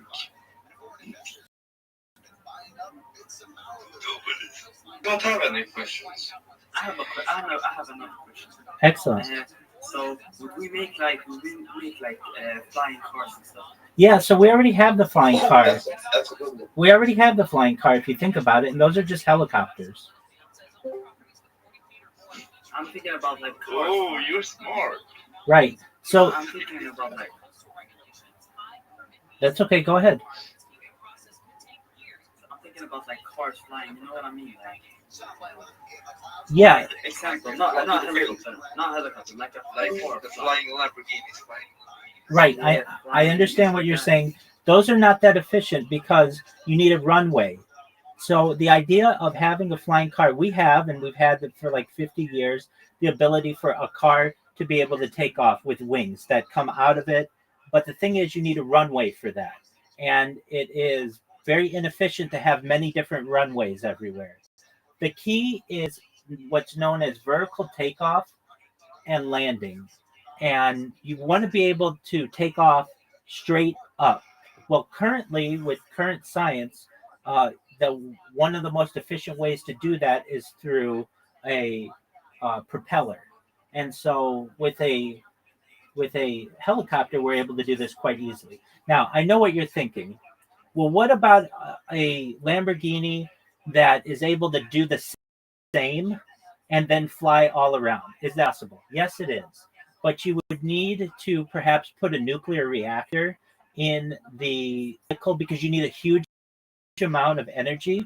Now, before you think, well, that sounds like it's simple. We already have nuclear reactors in aircraft carriers. So we already have some vehicles that have nuclear reactors in them. However, if a vehicle crashes with a nuclear reactor in it, you're going to have an issue when it comes to radiation. So I would say probably not within the next 100 years are we going to see what we would have thought of to be that type of vertical takeoff and landing vehicle with a nuclear reactor. It's just very unsafe. However, we have helicopters, and helicopters do exactly the same vertical takeoff and landing. The only issues that arise are really the amount of wind that it produces and the sound that it produces. Aside from that, helicopters are generally pretty safe. They're not as safe as airplanes, but they are safer than just driving a car, generally, depending on the environment. And so if you really want to see what we're going to have within the next 100 years in terms of flying car, I would look to the helicopter. That's a great question. Awesome. That's thank you. Like, I wanna. Why are you not making YouTube videos talking about things? Yes. Makes YouTube videos. Yeah, my whole life is YouTube videos. So I just talk about them on my stream, and I know what you're thinking. Like, well, why don't you cut them up? And it's a lot of editing work. It's a lot of. I can edit for you. Okay, You you need to pay. you be my editor. Well, I just feel like what I talk about, I mean, it's being recorded right now. And so in the future, people will be able to watch it. And especially with AI, you'll be able to just type into Google and find or YouTube and see whenever I'm talking about vertical takeoff and landing, helicopters, or I'm talking about Are you recording right now? Oh yeah, on 22 different YouTube streams. If you want to have your mind blown, Oh, if you want to have your mind blown, go in the upper left corner. You're going to see a red dot that says 24/7 YouTube link. Go in there, put that into your browser, and you'll see on 22 different YouTube streams live right now. You're going to say, I've never seen somebody Whoa. with so many live YouTube streams. And I'm going to say, I know. And I've been doing this for 3.5 years. I have more data archived on the internet than any person ever. Whoa, that's good. See it now. And keep scrolling. How many there are? 1, 2, 3, 4, 5, 6, 7, 8, 9, 10, 11, 12, 13, 14, 15, 16, 17, 18, 19, 20. 20. And that's just on YouTube. I'm multi-streaming on Rumble. I'm multi-streaming on Twitch. I'm multi-streaming on YouNow. I'm multi-streaming on DLive. I'm multi-streaming on Trovo and many other platforms as well. I'm the most archived individual in the history of the internet. The thing is, what I'm saying is to make YouTube videos, make you popular, so people will watch your stream. You know what I mean? Absolutely. Please do. Yeah, you're streaming, but you can make shorts, and then people can see it. You know, people are not in YouTube every day. I know. 4 hours. You're absolutely right. Yes, if you'd like to make shorts about what I do, just clip my stream, or even if you want me to talk on a given topic, I certainly will. okay. Okay. Vi går grabbar. Excellent. Okay, I'm gonna sleep now. I will see you. You will have a very good day. Absolutely. Before you go, please let me just say this. Okay. More than anything, and I really mean this, and this is recorded, but even more than making you rich and having you live longer and perhaps even living digitally forever, I'm here to be a positive person in your world. I'm here to have an optimistic view of society, and I'm here to give people hope. And I just want you to know how much I appreciate you guys having the courage to come in here and talk with me. And please, I don't want anything from you except just share the love. Tell your friends and family this is a really big deal. I'm going to go viral very soon with everyone's help. And when that happens, we're going to help change the world. W Rabbi. W Rabbit. W in the chat. See you, bro. Thank you, friends. Thank you. Take care. We'll see you soon. Bye, Rabbi. God willing. Bye, Take bye. care, friends. Bye-bye. Say goodbye. Peace. Bye. Bye-bye. What nice people. OP Mac, you still there, my friend?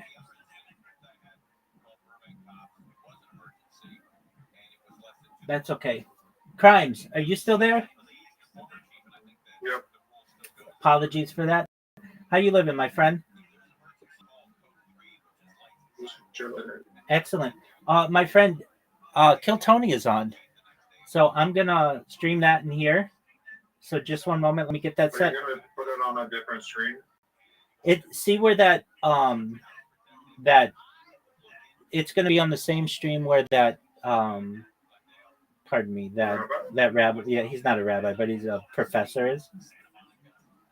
I'm sorry. No, you're good. So just one moment, I'm gonna turn it on.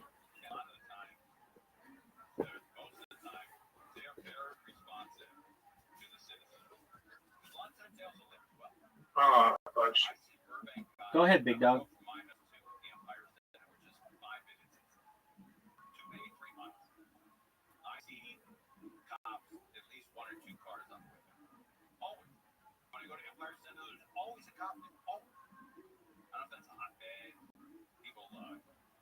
Borrowing stuff, walking off with stuff, but they're always there. So if you want quick police response, I would look into some of these smaller communities, especially if you got kids.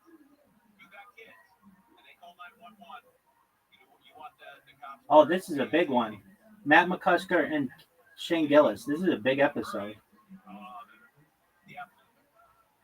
get into more news here. I know we've That looks smooth as hell. Yeah, it's better than me. I gotta like lay down. The second big Thanks, Sapon. You deserve that.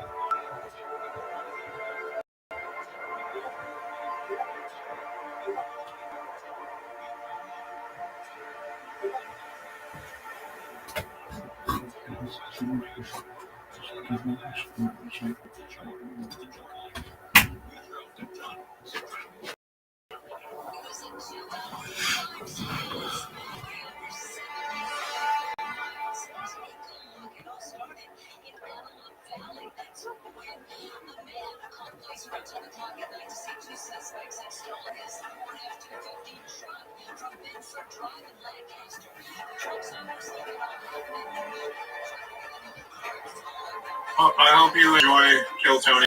I'm probably gonna take off for a little while. Absolutely, Crimes. You know you're always welcome here. Thank you so much for allowing me to watch your stream. And whenever you play Grand Theft Auto, do so in here. I love to watch you. Okay, my friend. Yeah. I spend plenty of time just hanging out. Absolutely. 24 streams, maybe 24-hour streams. So figure out. I'll find you a way plenty of other times. 100%. So much for coming in, man. Pleasure to bond with you. You take care. Yeah, it was a good time. I'm just gonna go do whatever. I have some other. You do whatever you want to do. You'll get bored and you'll come back in here and we'll do that, okay? Yeah, just keep me informed. You have a good night. Excellent. You too, my friend. Take care, buddy. Shout out to Crimes.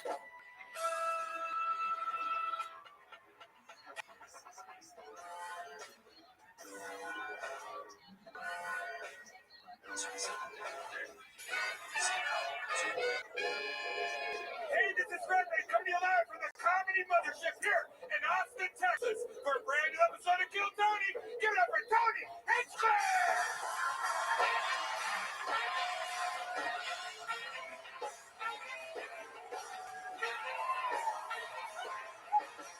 Who's ready for the best fucking night of their lives, huh?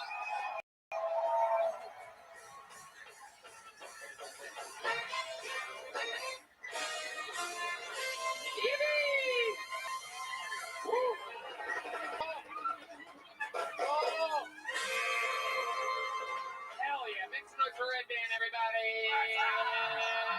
Keep it going for the best damn band in the land. This is Kill Tony, brought to you by Express Beat. Carlos Sosa, Raul Vallejo, Fernando Castillo, Nachos Belgrande, and Michael Gonzalez sweating bullets, Big Mike on the drums, Matt Mueling on the electric guitar, John Dees on the keys, and that is Madness live in the flesh, ladies and gentlemen. An absolute scorcher. We're sitting here at 81.1 degrees Fahrenheit, 71% humidity. The AC guy is here. Make some noise for the AC guy. Since late in July. Welcome. Holy shit. ACs be breaking. This is a real live show. Anything can happen. Happens everywhere. Doesn't matter how much money Spotify gives you. ACs be breaking in Texas. A good old stress test here today. You see people fanning themselves. There's a Latina woman with an actual portable fan. I don't know how she snuck that in here. They locked up phones, but I guess you're allowed to shove a portable fan up your puss. Anything can happen here. As you can tell, this is an action-packed episode. Before we get started, here's a little bit more from the amazing sponsors that made it all possible.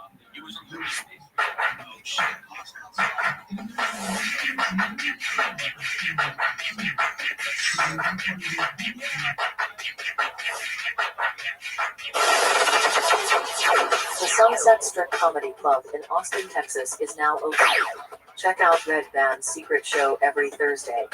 Go to sunsetstripatx.com for tickets.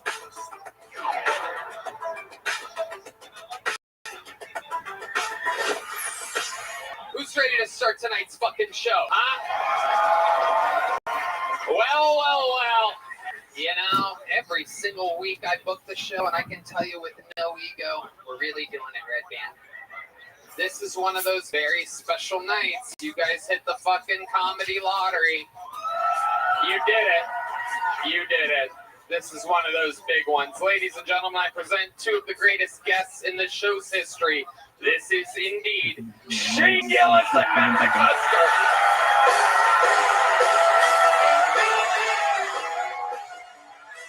It is hot in here.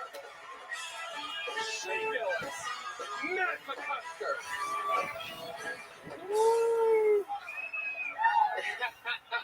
It's crazy how much hotter it is out here. It's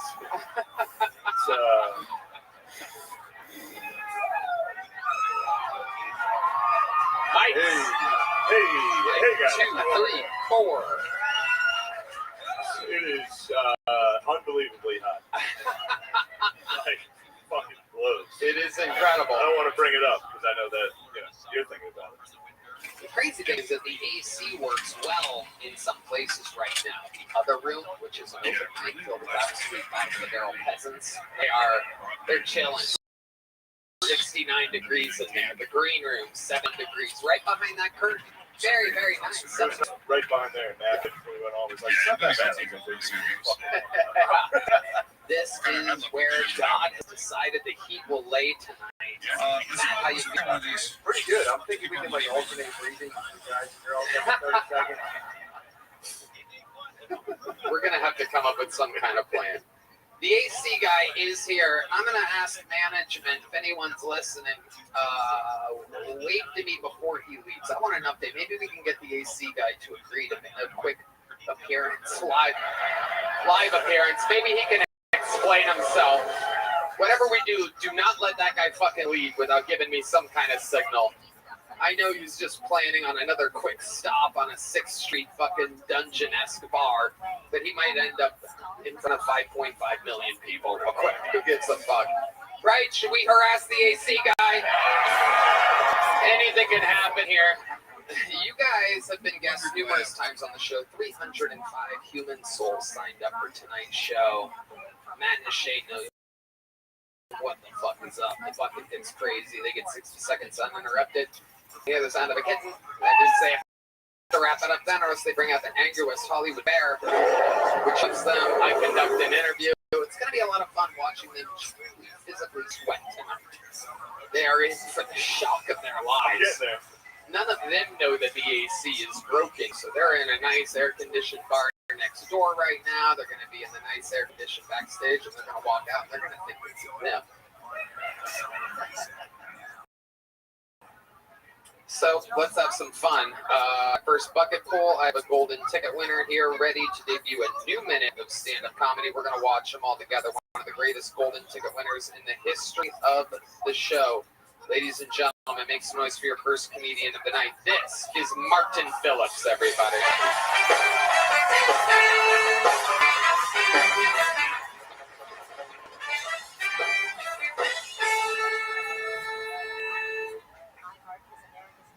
It's fucking hot. Oh my, holy shit, oh my god.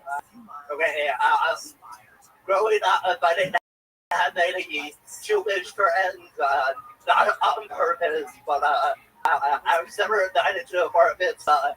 I think it's too late, I think people would take notice that I specifically hung out with 13-year-old Jewish boys. But no, I just want to party with it's still the banger. Anyway, circumcision started because God told Abraham to do it. He also told him to kill his son, and he took it back as it has. So maybe he waited too long to say something. You know, he came back. He was like, "Oh, by the way, you know, oh crap, you did it. Looks great. You told everyone to do it. Oh, yeah, that's the thing now." Okay. Martin Phillips with a brand new minute. Acknowledging the heat up top. How does the heat affect your condition? I just sweat like a motherfucker. Anything else when it gets real hot? You like straighten out your legs or? I think I just get heat exhaustion. Yeah, I'm a heavy sweater, so I can't think that I'm here. Okay. And a sweater, you dress for the occasion. You're one of the only people wearing shorts tonight on the Well, yeah. Sexy like 15 minutes. Nobody needed to know that. It's fine. Yeah, I needed a last second opener there, Martin. I gave you the opportunity of a lifetime, but I guess you've exposed my lack of preparation in front of the world. I didn't have time. Yeah, if you're gonna toss pants on, you gotta get like 4 hours. You gotta call them on fucking Friday. Brother, we're gonna need pants by Monday. Me too, by the way. Oh, shit. Martin, you ever have a bad experience putting on your pants? No, I could fit them on. You know. Oh, fuck, dude. Yeah, I know. Fuck you, asshole. Yeah. If it was a button-up shirt, then maybe, but man. That looks smooth as hell. That was nice. Yeah. It's better than I gotta lay down. Thanks, that fun. You deserve that. My joke is better, but yeah. Martin, what else has been going on in your life? My joke is better, but yeah. Thanks, that fun. Oh, I could fit them on. You know. Oh, fuck, dude. Yeah, I know. Fuck you, asshole. Yeah. If it was a button-up shirt, then maybe, but man. That looks smooth as hell. That was nice. Yeah. It's better than me. I gotta lay down. Thanks, that fun. You deserve that. My joke is better, but yeah. Martin, what else has been going on in your life?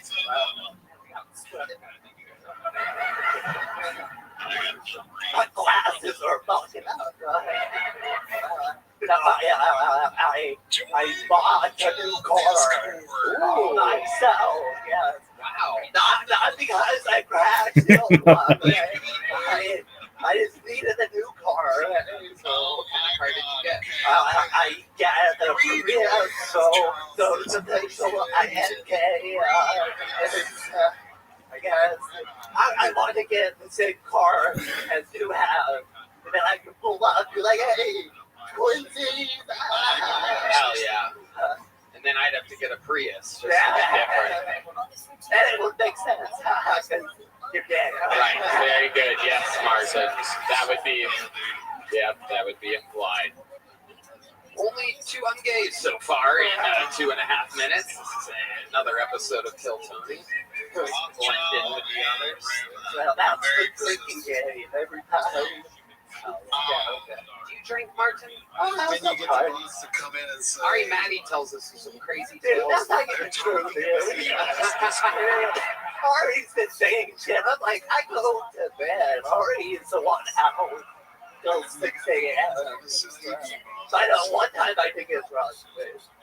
Ari, yeah, I was drunk, yeah. And it doesn't make me look any more able. It makes it worse, I think, actually. Like, my hotel was like a block away. I had the Uber. Like, it was, I was not gonna make it there. So, yeah. Well, Mark, you got the show started tonight. Thank you so much. Golden to the winner, reigning, defending, Martin Phillips. Look at this goofy, You bro. see guy there, Zach? No, he's on his way down. Yes, sir. But we do have an update incoming. Well, hold him back there while I bring up the first bucket full of the night. You guys know how this part works. This is where shit gets a little crazy. Because we're going to meet somebody. Could be the next star of the show. Could be a fucking insane person. Make some noise for your first bucket full of the night. It's Daniel Shepard, everybody. Daniel Shepard.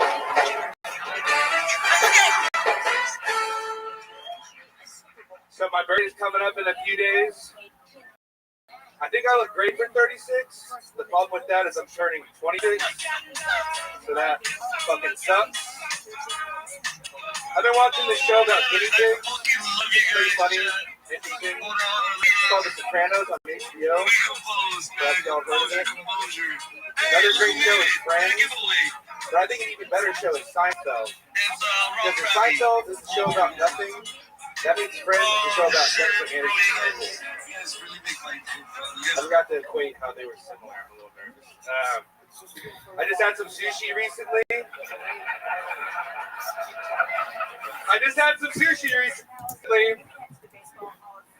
That means Friends is a show about Jennifer Aniston's nipples. I forgot to equate how they were similar. I'm a little nervous. I just had some sushi recently.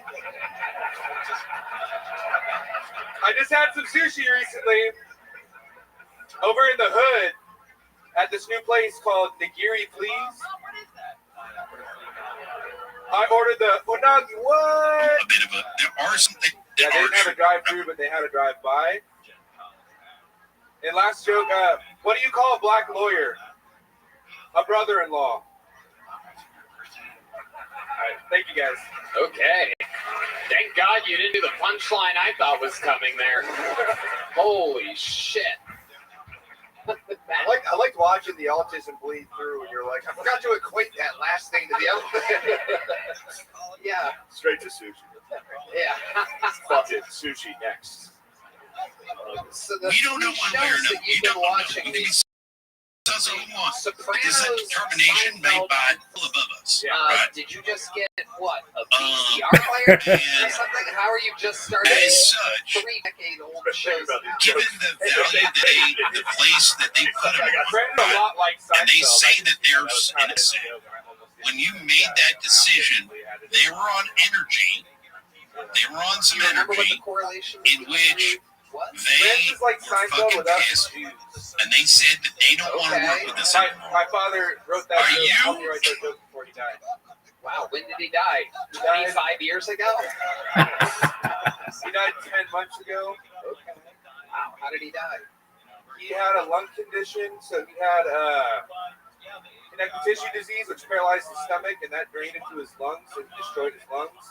Traveling with that. And then he died in my arms. He died in my arms at home one day. What was on the TV? It was the Roku TV. It was the Roku screen. Yeah.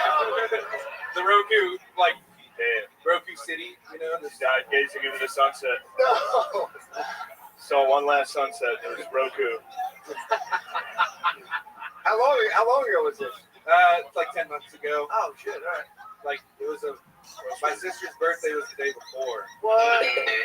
October 1st. Did your sister bust into the room like Kramer? Like what? She must not have blown out all the candles or something. No, she was in a big fight with my dad, so she wasn't home at the time. Oh, so maybe she did blow out the candles and made a nasty little wish. Oh yeah. I don't even think she saw him the day before. Well, that's really fucking horrendous, man. Yeah, I'm sorry to hear that, bro. Yeah. What were they arguing about, your sister and your father, at the time of his death? The people at home want to know. My sister would try to attend to my dad a lot, and there was some pushback with like a sick guy being told what to do. What was she trying to get him to do? Oh, just like she's just kind of up his ass kind of person, I guess. And sister's a little bitchy. Oh yeah. I don't remember. I try not to really pay attention. I just saw a lot of arguing. It's like really, really, really. Yeah, you really fucking. Yeah, but she feels so bad. You like Star Wars? What's going on there? Let me guess. I'll get your ass washed. No, Star Wars. That's it. Yeah. Yeah, that could have been the chef. Yeah, really. Yo, everyone's just honking in right now. Oh my god. What do you do for work? I'm between jobs right now. Yeah, what's the life insurance?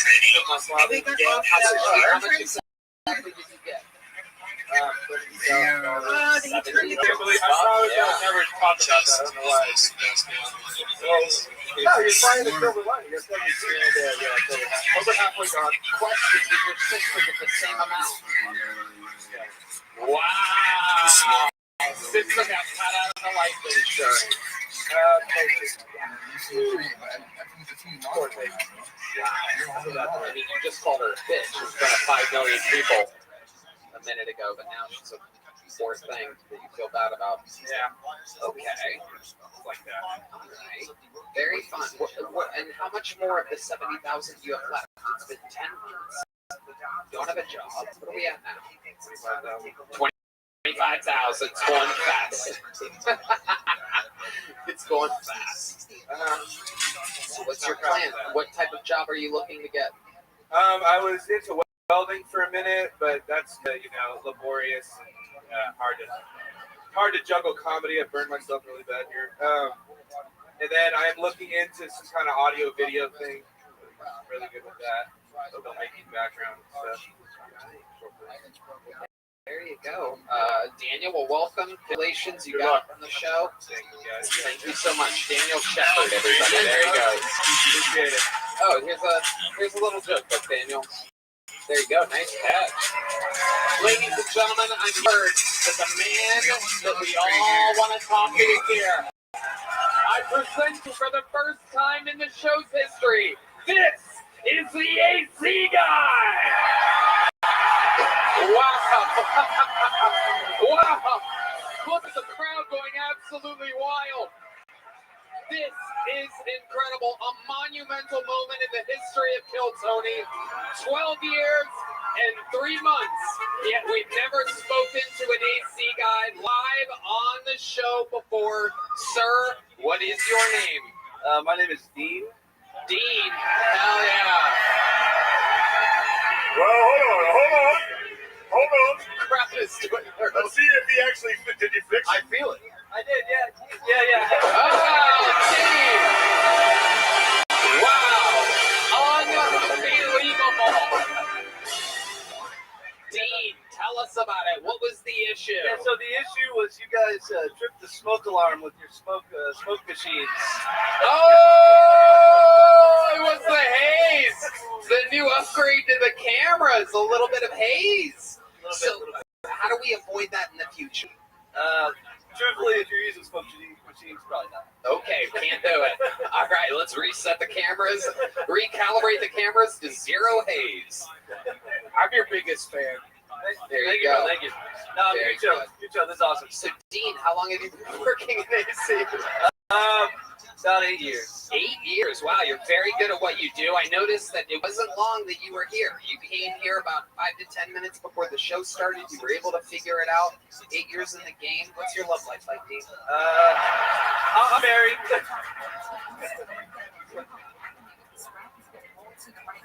No, I'm married. Nice. Hell yeah. Must be a very lucky, cold woman. It is pretty cold in my house. Yeah, oh yeah. Well, Dean, have you ever thought about trying stand-up comedy? Do you like comedy? No, heart attack. I love it. Well, we were all about to have heat stroke before you came around, so now we're even, Stevens. Dean, thank you so much. Make some noise for Dean. Dean.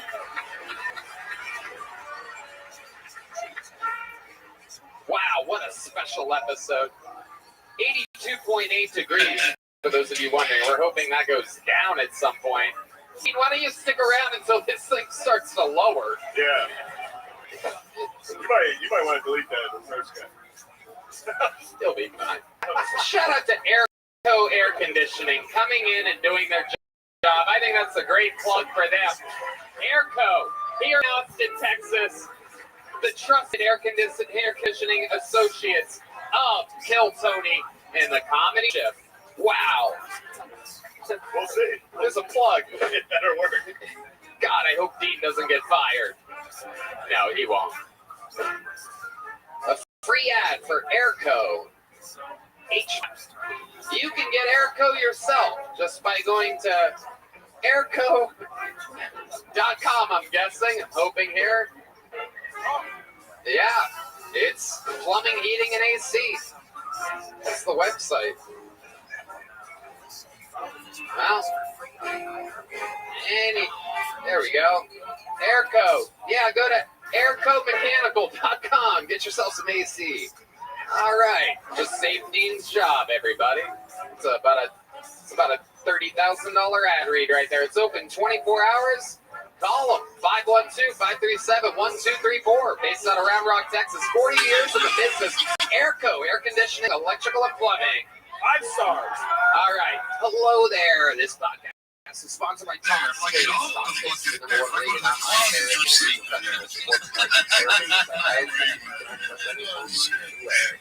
Start with the fucking kitchen and pass out under the fucking kitchen sink. That was crazy. Oh, this is such a classic games with stackers. Hell, your lobby there, okay. Welcome to hell,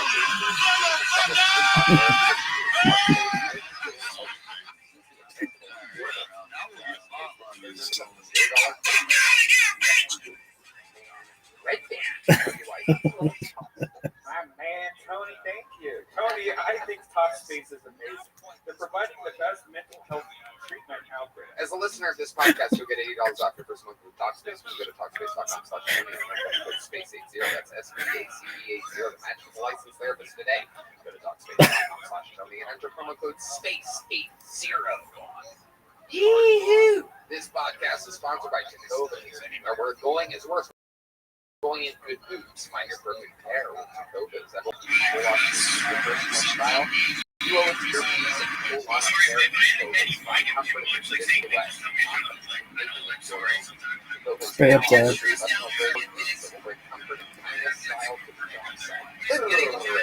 Tony, I love my Jacobins. The most comfortable boots I've ever worn. They're the most comfortable boots I've ever worn. I wear these Plus, with Tacovan's Best in the West guarantee, you get free returns and exchanges for 30 days. Right now, get 10% off at Tacovas.com/Tony. You sign up for email and text. That's 10% off at TECOVAS.com/Tony. Tacovas.com/Tony.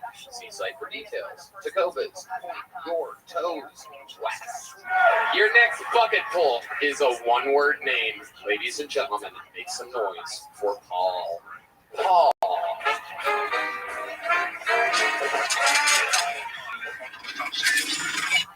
Islamic terrorism. All say same-store sales were down for the first 3 months. I don't get it. 72 virgins? I don't even get out of bed for less than 100 virgins.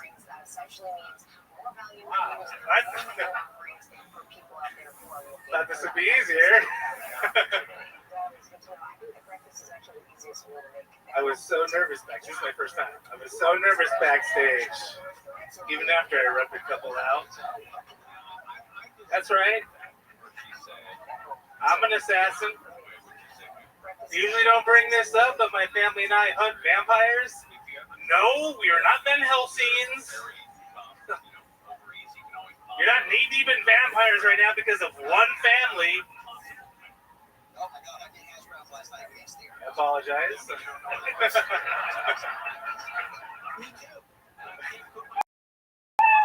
Hey, Tits, you want a small joke book? Hey, T-Bone, All right, Paul, everybody. Very good, Paul. Clearly a fan of the show, and you chose to sign it. This is truly your first time. What made you want to do it like this? What do you want to pick tonight?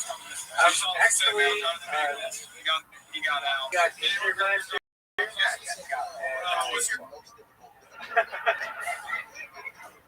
And I had to have surgery and was off work, and I wrote a screenplay. And I wrote a screenplay for William Montgomery. So Okay. I thought if it said it was good. Well, this was a taste. We need more. Can I get the elevator pitch? Yeah. Oh, let's hear the movie. The elevator, not the synopsis, the elevator pitch? Elevator pitch. Okay.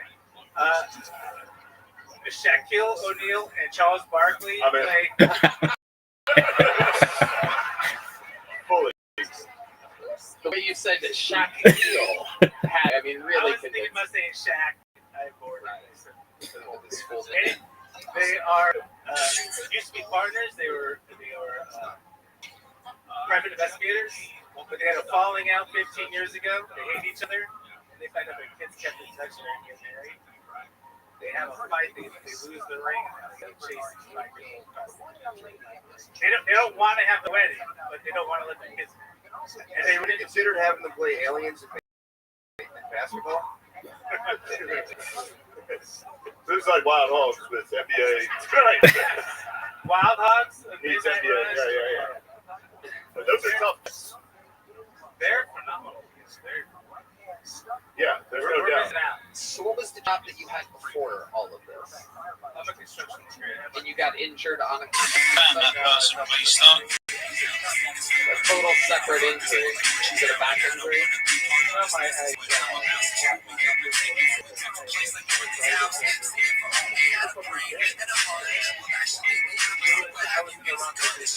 ain't both a red sort of fucking drink. A flat screen? Yeah, they're like these. It was plasma. And if you know anything about it, it's fucking plasma. I gotta brush up on Newtonian physics. I didn't know how much the plasma weighed. My bad. Oh my god. It's insane. So, let's just take 1 second here to talk about the minute of comedy that you prepared. Islamic terrorists, 72 virgins. I don't get out of bed for less than 100 virgins. What the fuck are you talking about? What do you mean by that? Yeah, what don't you get about it? Yeah, Fucking classic. It's a classic, dude. Just out of curiosity, last question. What is William's character in this movie that features Charles Barkley and Shaquille O'Neal? Oh, this goes hard. he is a homeless wanderer, but we find out he's a fugitive. But Shaq and Chuck is. Oh, you call him Chuck now. Wow, you're so close with him. No, they get mugged, and they have to listen to all you help them. There you go. Very good. Here's a little joke book. There you go. There goes Paul, everybody. Good luck, Paul. Oh, what's your last name? What is it? All right. There goes Paul, everybody. Want to have that one? Whoa! The lovely Heidi has arrived, ladies and gentlemen. A delicious bucket bowl goes by the name of Michael Scott, everyone. Michael Scott. Ooh, we're down at 81.9 degrees. Hey. I know what I look like. I know what I sound like. I hear it too, guys. I got the vibe of, I just got cast as Donatello in Tyler Perry's new Ninja Turtles movie. I'm a weird kid. I was a weird kid. I had a lot of animals. I had started off with 2 rabbits. I ended up with 14. That being said, I've seen rabbits fuck a lot, guys. It's pretty crazy. It's like one rabbit minding his own business. That was my wife. Then my black one would come hopping along, mounted, furiously fucking for about 10 seconds, and then everyone takes off. My question, guys, why does rabbit sex last? Is it evolution? Or is rabbit pussy just as good as I think it is?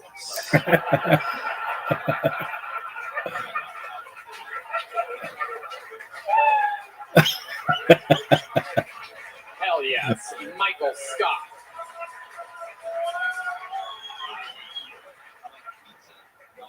Wow. Is this true? You have that many rabbits? No, technically I had guinea pigs, but rabbits fuck like crazy, so it's funnier. Guinea pigs appears Zoot, how'd it go, big dog?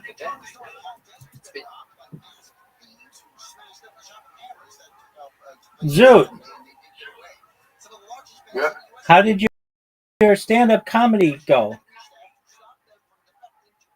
Sleeping, so Hold on. I was trying. Hold on. Hold on. Hold on. You came in and go, Rabbi, and I go, what, Zoot? And then you left. What was that? It was like 8 hours ago. Yeah. That was after I did it. I don't know about that. Did you record it? No. What did I tell you? What I said to you straight up, you're not going to record it. You're like, yeah, I will. Yeah, I will. Yeah, I will. It wasn't good. Did it? Yeah. No, it didn't. It did go good. Okay, well, tell me, what'd you say? What did I say? That's what I asked.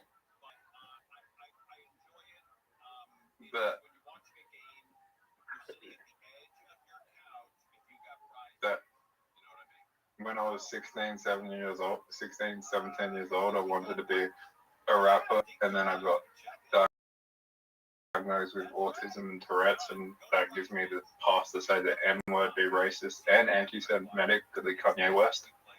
Except we're both white. Because we're both white.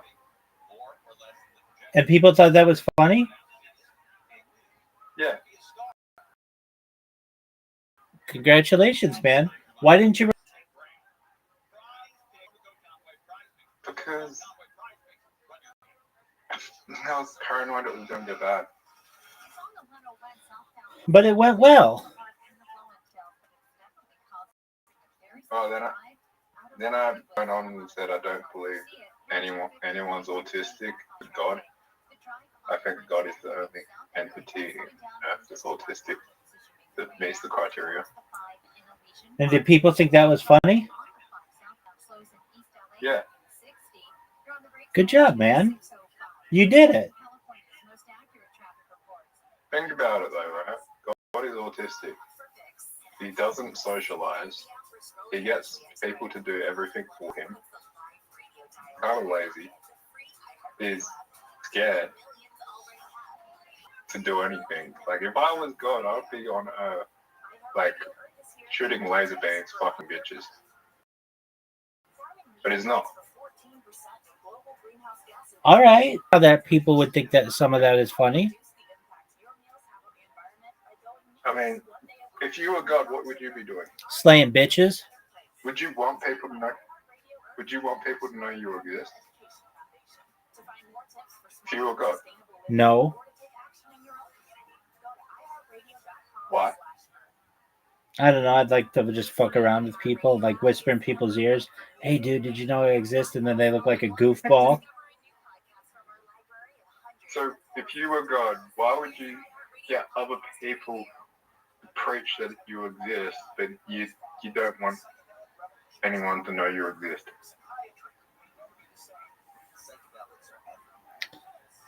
I don't know. All I know is that you actually did have material. And more than anything, Zoot, I'm really proud of you. You got up there, you faced your fears, you did well, and you had some pretty funny jokes. So good job.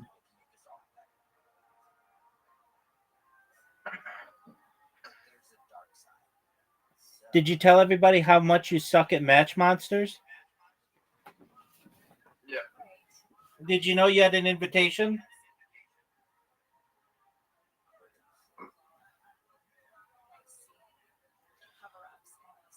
Zoot, did you know you had an invitation to Match Monsters?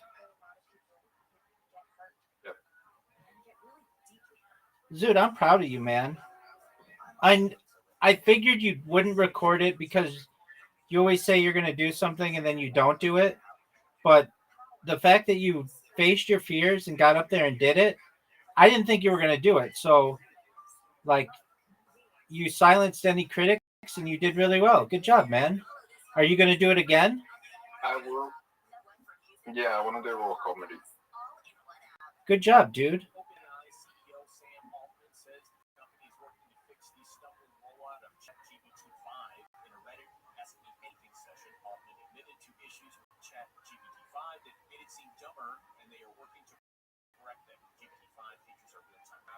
I have one. You're what? I have one. You won?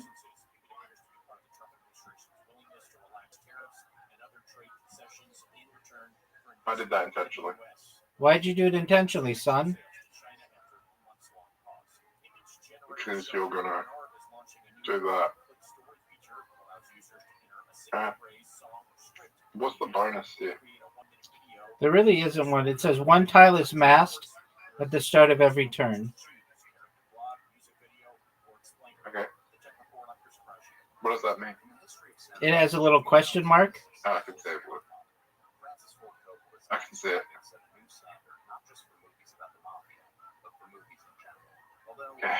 Good job, Zoot. Zoot, that was good. Zoot, that was good. Look at you. Look at you, big dog, with the hydro rush. Yeah, but you're gonna get a heal here anyway.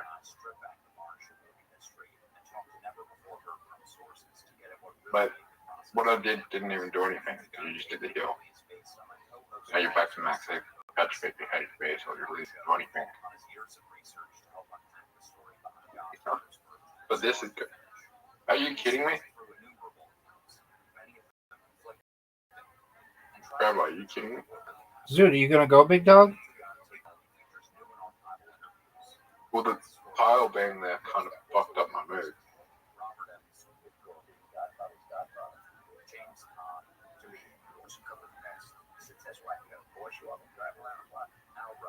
I love you. I love me too, baby. I'm amazing. What's not to love? Oh. That's annoying. Word, dog. And then you get the Psycho Bite. Oh, you get another one as well. Big dog.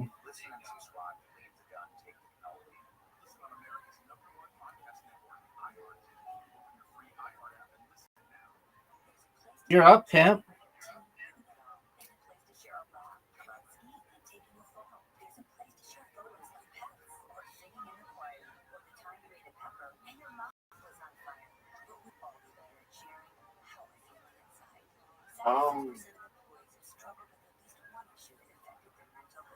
That's a good move. That's a good move. I think it's a good move. I'm just getting extra moves for no reason, though. That's okay.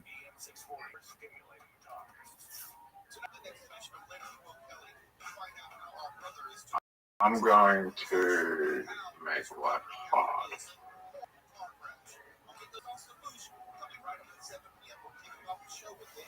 Why did you do that? I didn't do anything. I just gave you an extra move. I was talking to myself.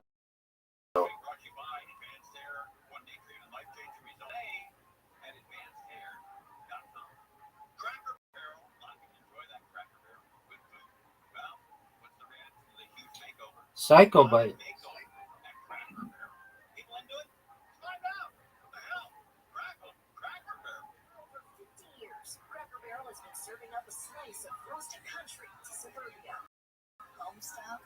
Alright. I'm fine. Talking to you. What happens when I do this?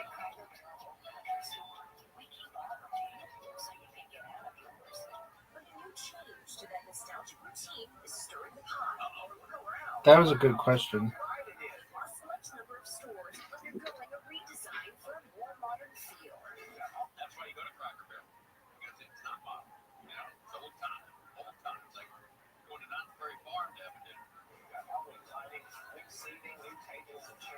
I don't like how you moved the question mark. I like how they're all put up. What do you want me to do?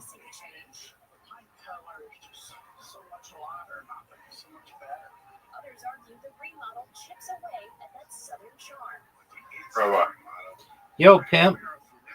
do you know if Ethereum's going to $12,000, maybe $20,000? What is Ethereum? Ethereum, I can see that. yeah. 12,000, maybe 20,000. What'd you think about that move?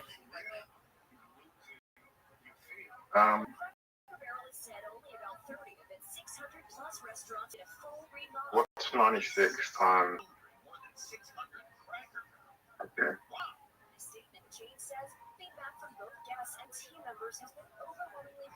Well, that's cool.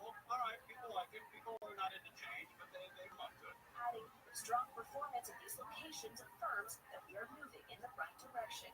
In an interview last summer, Cracker Barrel CEO telling CNBC the transformation is part of a multi-year brand refresh. Our goal is to take what people love about Cracker Barrel and open the aperture a little bit so that more people love Cracker Barrel. So we want to appeal to all generations. Cooking up a new look is all the rage. Denny's, Popeyes, Burger King, all getting modern makeovers with sleek exteriors, brighter dining rooms, and high-tech features like these self-service kiosks at Burger King's newly remodeled Sizzle stores. You don't want it. The what? Sizzle stores. I don't know what that is. Sizzle store. You don't want to eat somewhere where the carpet is from the 1980s. The look and feel of a restaurant because the customers are spending money going there. That's right. I want to be like Rabbi. Of course. Why not? I was thinking about this the other day. Why don't you start a YouTube channel or a Kick stream or a Twitch stream? You don't have to do 24 hours, but you could at least do something. I just want.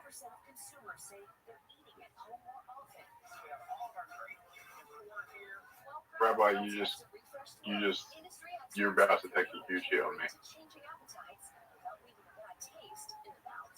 You're going to max health.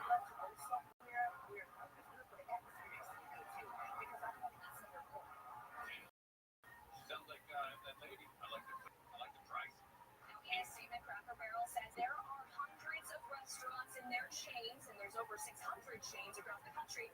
Hundreds that will not get a full makeover, but it is still unclear what their multi-year plan will fully look like. But guys, the CEO told CNBC last summer and has reassured that those rocking chairs are not going anywhere. Neither is Oh, thank God.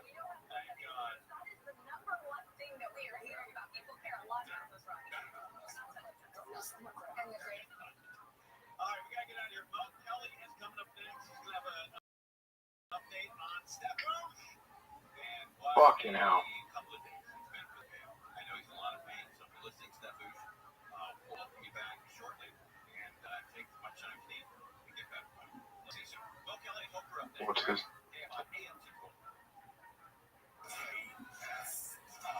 That was a good move. That was a really smart move, Zoot. High IQ move, Zoot.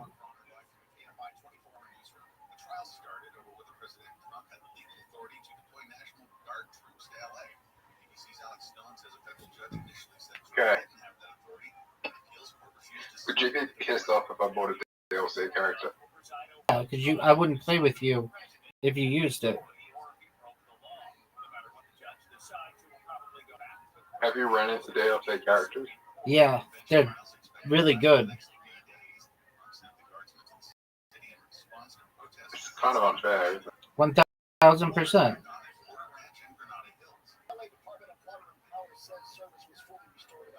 Like, they should have a DLC only mode. I'm in agreement with you with that. That's a good idea. Well, they shouldn't do DLC at all, really. It's kind of just annoying. Well, they want to make money, and I'm sure they make some good money on it. Oh, this is the Match Monsters is the number one, is the biggest profit maker. Are you sure? Yeah. How do you know? I mean, what else can they sell? They sell like really expensive boards for things and colors of stuff. Yeah, but if you look at it, like you know how many DLC characters you come across from Match Monsters compared you play any other game and you rarely come across customized people. Do you ever play against people with DLCs? Yeah. Oh, that was smart. You never win. Dog, you It's impossible to win. missed a really good police chase yesterday. They first carjacked a truck, then they hijacked a semi truck that was a milk truck. Then they got underneath a freeway and had people drive them away, and they got away.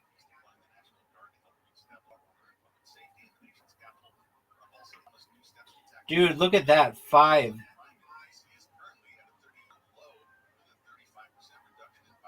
You can win here. I cannot. Unless something crazy happens. Well, you can do a lot of damage. Why didn't you go for the grass? I didn't have the ability. You did. Amazing move. What are you going to do, Zoot? Zoot, what are you going to do? So I need grass. Call it grass. That's what it is. Isn't it emeralds? That's grass.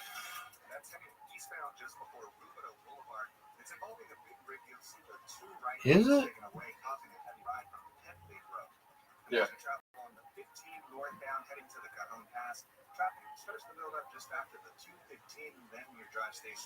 Oh, you did a lot of damage. Word, dog.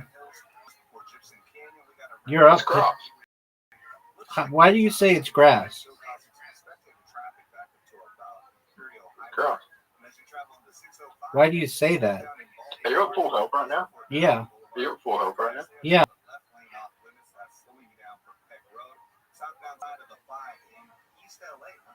Smartest move I can make is this.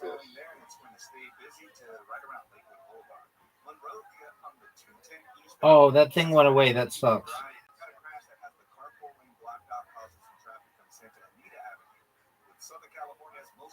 Oh, it's over. What? How did you, boss? You got lucky. You didn't even know you were going to win that time. No, I didn't. What a win.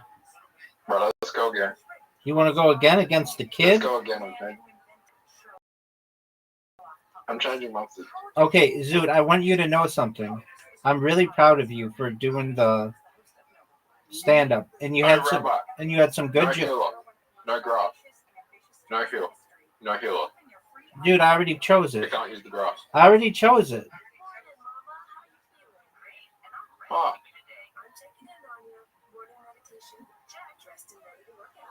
Just you choose it as well.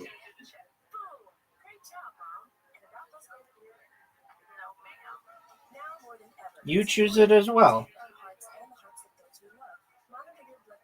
Oh, fuck. There you go. What's the bonus? Electrified. Okay, that's not too bad.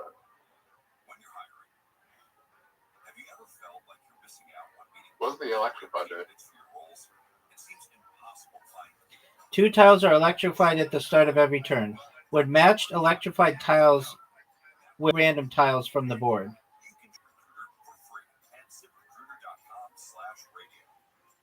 You're up, pimp.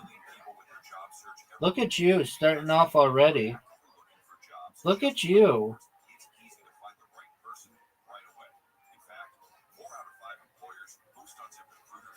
Did I tell you that I saw kangaroos yesterday, but I'm not sure if they're wallaroos or kangaroos. What's a lallaroo? What? What's a lallaroo? A wallaroo is the biggest size wallaby.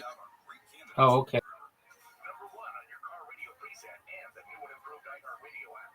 It's kind of in the middle of a kangaroo and a wallaby. Like in the middle. Have you ever seen a wallaby? Yep.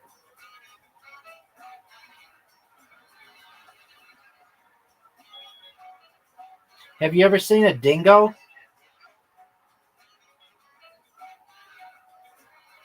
Yep.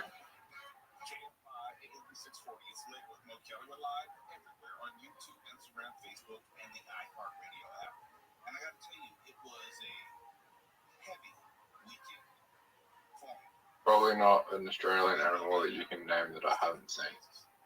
Magpie.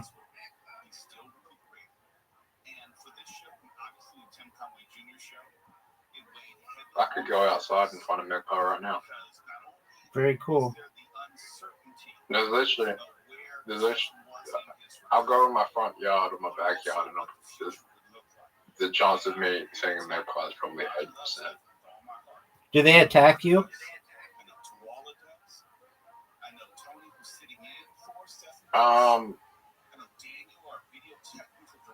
Only if you provoke them. Dog. Only if you provoke them or you go near their food. If you disturb their food.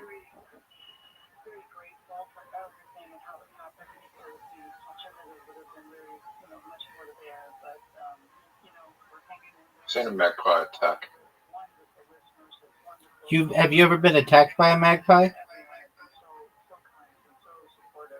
No. No, never?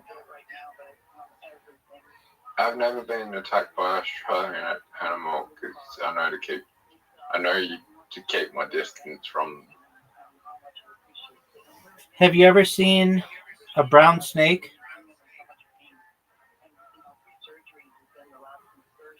Yep. Have you ever seen a crocodile?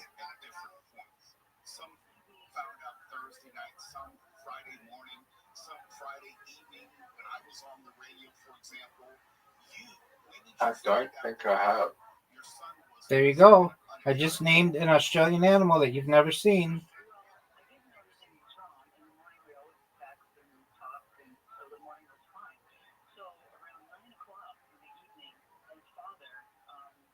Maybe at the zoo? At a zoo?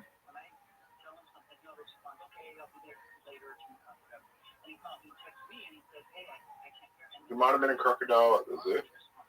Can't remember.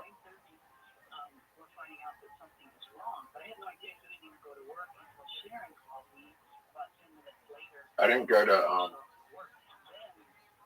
Australia. I didn't go to the Australia Zoo.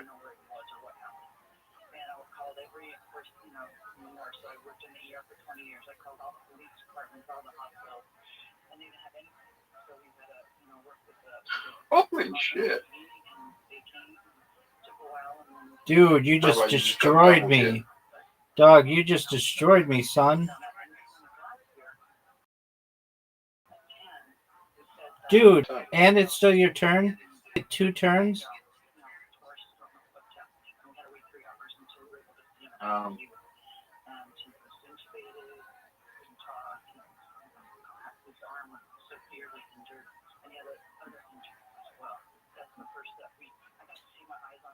Dog.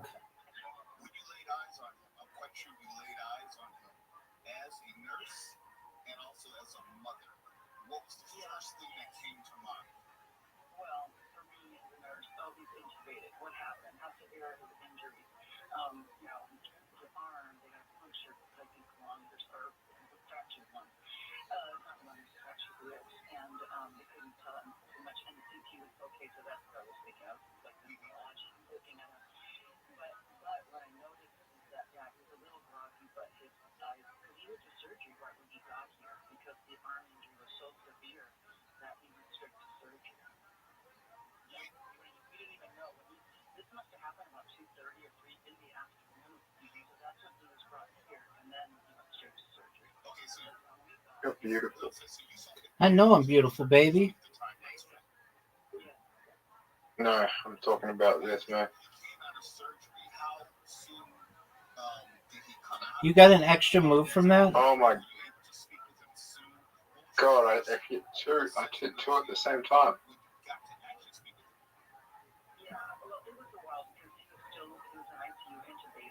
So you gonna go, baby? Yeah, this is gonna piss you off. I just helped you.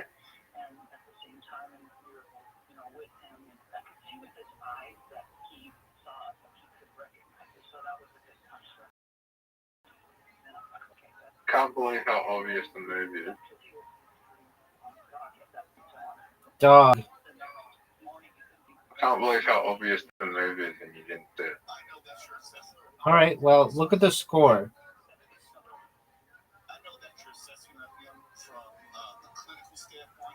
Are you gonna go? Your turn. Thank you, sir.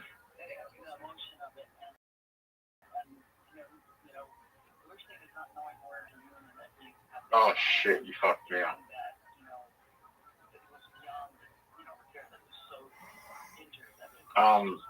Is this gonna work? No. Oh no, I don't have that. You don't have the blue one, son. You don't have the blue one, son.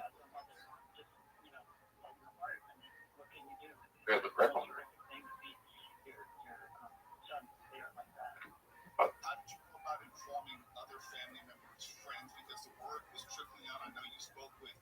Oh, you're gonna do a lot of damage.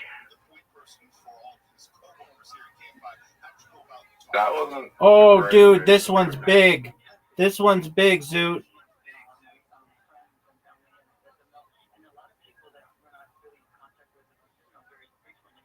This one's big, Zoot. He'll leave. Oh, it's over. That was the greatest move you could have made. I think so. I think I can come back though. Rabbi, go purple. It's your turn. Rabbi, it's your turn. I see, baby. That was a good move. Not as good as this move. Are you gonna evolve?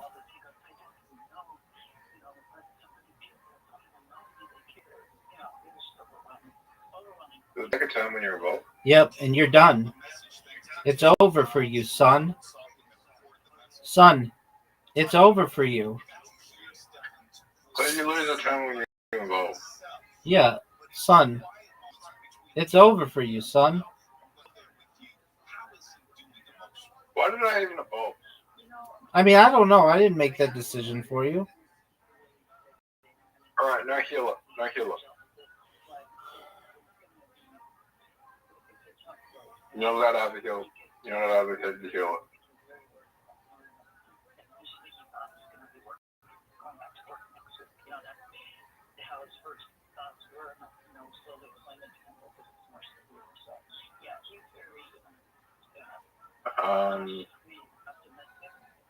Well,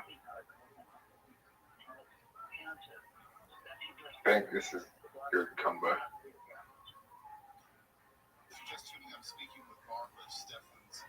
Oh, yes. Yes. Oh, you're in my field. Oh, that's good. That is good. Let me go first.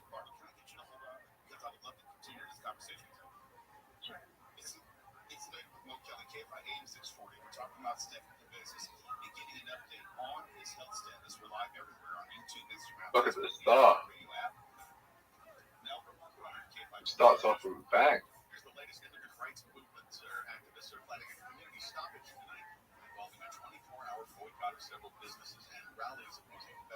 What's the best fucking move here, Rocky?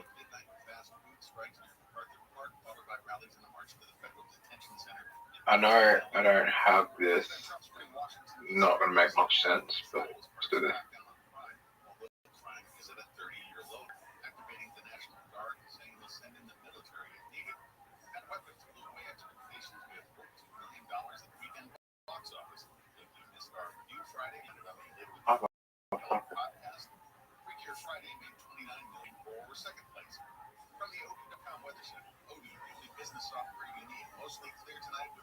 That's not the move I would make.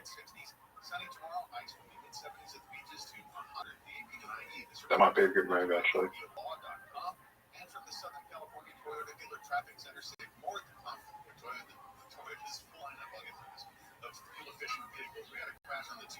Oh, you dickhead.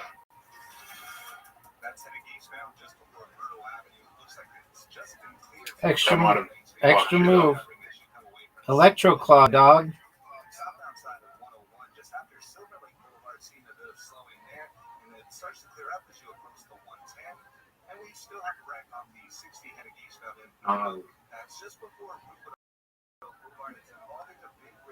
Right.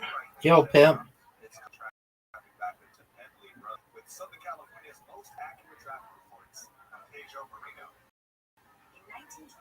Excellent move. I don't think it was that great.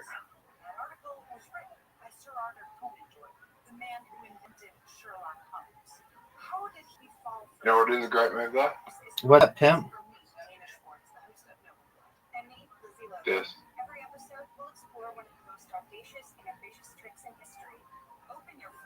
Dude, that was deadly. If we're going into the next phase, you're in trouble.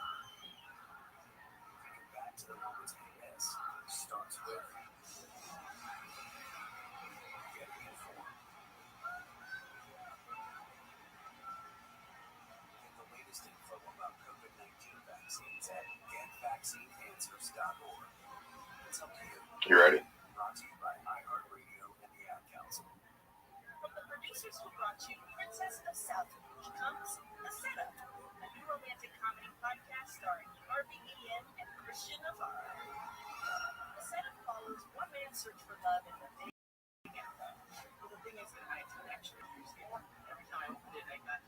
I think I'm gay.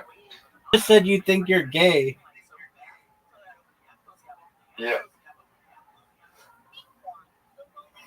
It wouldn't surprise me. Correct.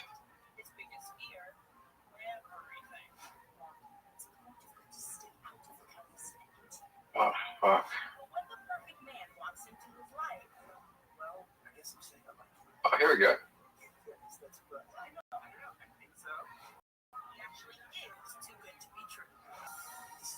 Is that a good move? Brilliant. Holy shit, that was a great move. It was great. Oh, look at that.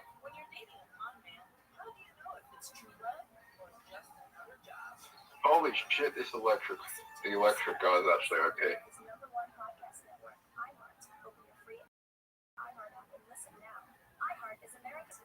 Rabbi, you fuck me. You fuck me hard.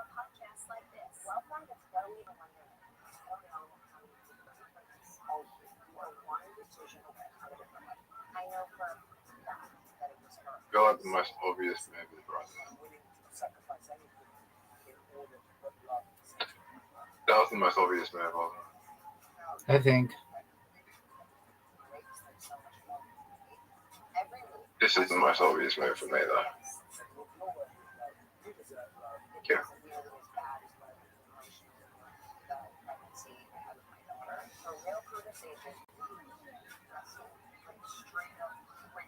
I don't get 10 points.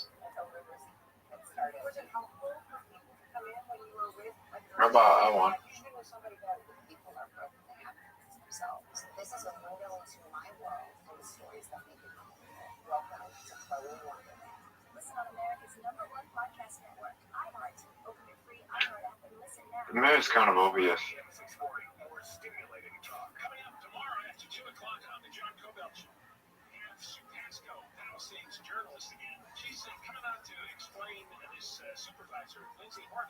That was kind of obvious. But you might have helped me a little bit. Fuck. Bye-bye. What up, pimp?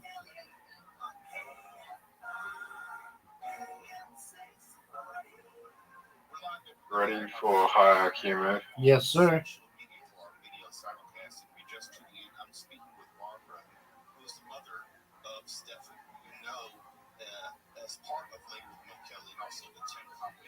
Okay, you just get hit. You're going to get hit very hard here.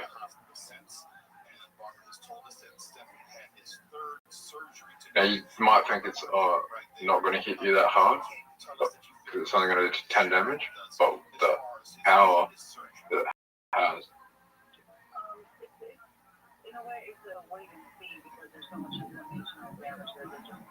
Fuck, that's not good.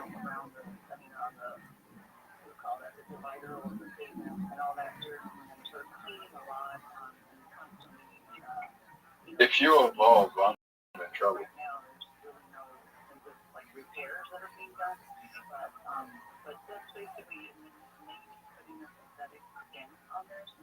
You know what the difference between me and you is right now? I'm sexy and you're not? Well, that's the reverse, but the difference is I'm going to win the game because I have a good theory that so many people, you cannot beat me.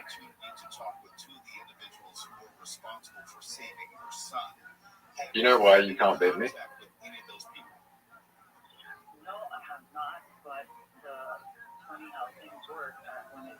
Did I win?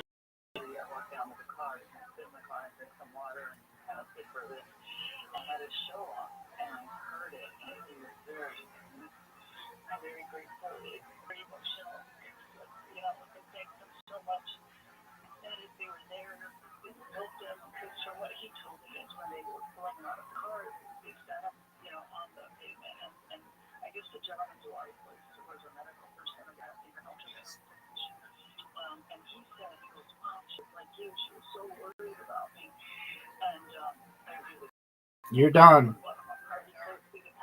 No, you're not.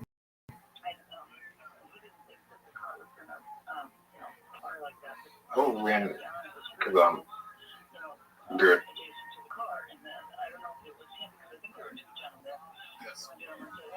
Did you know that I won?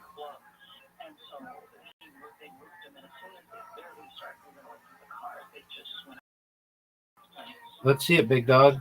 Is there any point in me getting the... Getting the what? Oh, here we go. That's probably the best move I could make.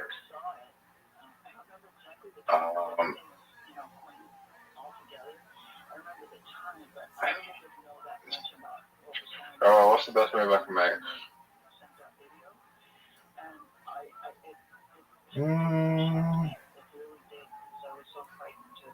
I'm not going to give you the answer to that.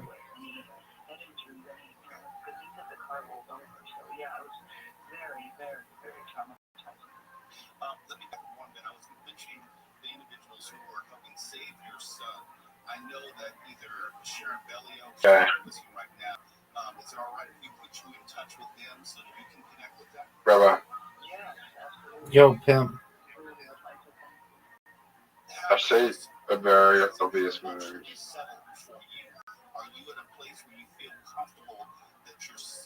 It's over for you. It's game.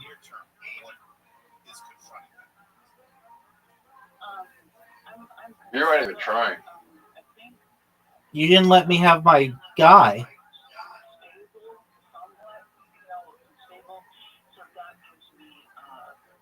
Let's go again. No hero.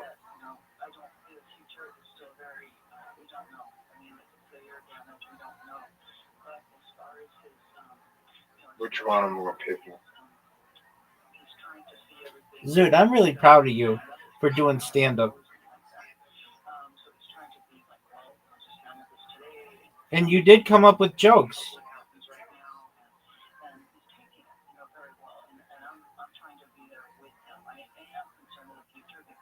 Did people clap for you when you were done?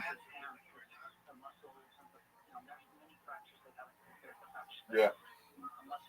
That's phenomenal.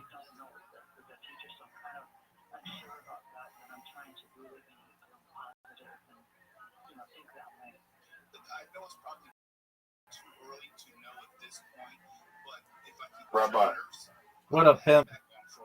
people came up and shook my hand afterwards. What did they say to you? Said that you're set. There wasn't a lot of people there, so it was a very hard crowd to work with because there wasn't a lot of people there. So I got distracted by that.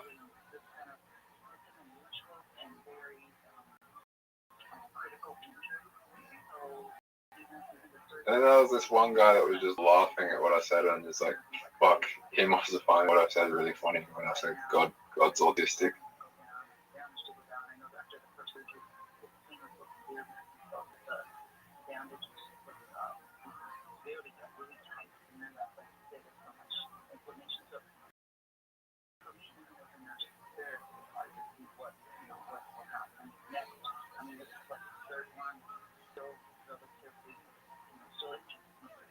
I don't know if you had a chance to see some of the social media reactions we've posted, the video from Stefan that he recorded from his hospital bed, and it gave people, KFI listeners, the opportunity to tell Good, Rabbi.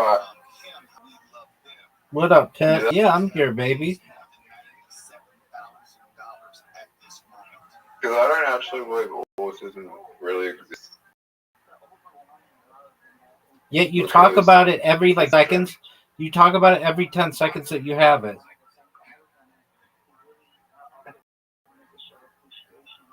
Okay, yeah, it's a spectrum that anyone on, but really it's just a group of other deficits. It's a group of deficits that could be explained by any other neurodivergency or any other mental illness. We thank you for coming on tonight because this is not obviously not your priority, but we appreciate you giving us just a little bit of your time. While you're at the hospital, we can hear the noise in the background. No, there's nothing to apologize. I mean, this is where we want you to be for your son. But thank you for just giving us a little bit of your time. And thank you, and thank all our team and the beautiful, wonderful, caring, loving. Oh, Jesus, I just love you very, very much. You made my son so made him smile with everything that he's going through. I really love you and thank you all very, very, very much from my heart. Thank you. Thank you for opening up your family to us, and we'll be in touch. And any information that you feel comfortable sharing, we'll be more than happy to receive. Okay, thank you, Mom. Thank you very much. Have a great evening. Thank you. It's later with Mo Kelly, 5 a.m. 640. We're live everywhere, the iHeartRadio app and on YouTube. Now to Mark Potter and K5 24 Hour News. A couple of suspected carjackers who led police on a chase across LA County have apparently gotten away. Chase started late Sunday night with the suspects in a pickup truck stolen out of Lancaster and drove the wrong way on the 5 freeway in Silmar before carjacking a semi-truck hauling milk. Drove the semi-truck to downtown LA, ending up on freeways and surface. Eventually, they got out under an overpass and carjacked another pickup truck before bailing out of that truck and running away. That's when the chase ended after more than an hour. The suspects are still on the loose, with multiple reports suggesting they took a fourth vehicle. Daniel Martindale, KFI News. Firefighters are making headway against two major wildfires in Southern California. ABC's Alex Stone says that's despite the very hot and dry conditions. Canyon Fire, north of LA, is percent contained in Gifford. They're burning in a remote area. Oh my God, Rabbi. What's that, pimp? Huge at around 120,000 acres, but containment is risen to 30%. The fire in Santa Barbara County has now been burning for 10 days. I think this is the most obvious move for me. Injured in an explosion at a steel plant in Pennsylvania. This resident who lives nearby the U.S. steel plant. Wait, what was the bonus on this stage? It sucks. What was the bonus ability? It sucks. All berries on the board are poison. Oh, you Consuming, lose 5. matching them will damage a player for 5 health. Okay. I don't think that's bad. It sucks.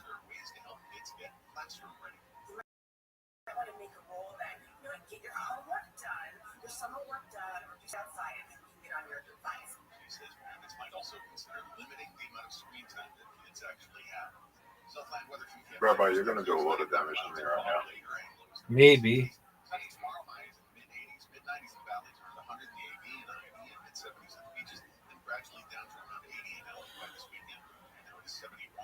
Is that 20 damage? Word, dog. How much damage does the fire guard do when it's involved? 25. Fucking hell, that would kill me right now. Right? What a good move, Zoot. Does that also block you? And I get... Oh shit, and I... Dude, that was amazing. What's the... You can boost? Yeah.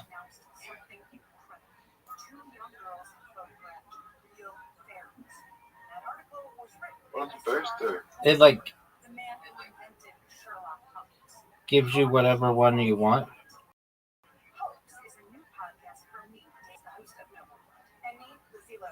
Every episode will explore one of the most audacious and ambitious tricks in history. Open your free iHeartRadio app, search Hoax, and listen now. What you give from a child you loved to wish come true, to help them fight critical illness. Just imagine what you do. You see, wishes are so powerful, you can make them real. Give a child back from childhood. You can change the way they feel. Every single one of us get the stars align. Okay. You're up, pimp.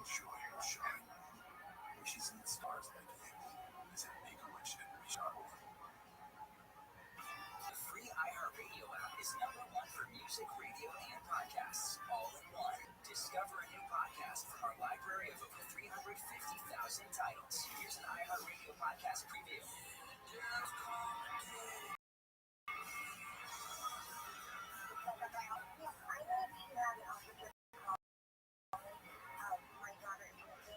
On June 4th, 2016, 3-year-old Kaylee Sawyer vanished from her small Oregon town. You're up, pimp. But the story of who killed her and how takes wild twists and turns. A second woman kidnapped.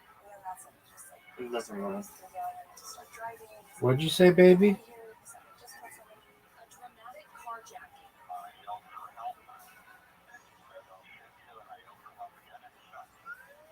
high-speed police chase and a murderer's disturbing urge. You're up, big dog.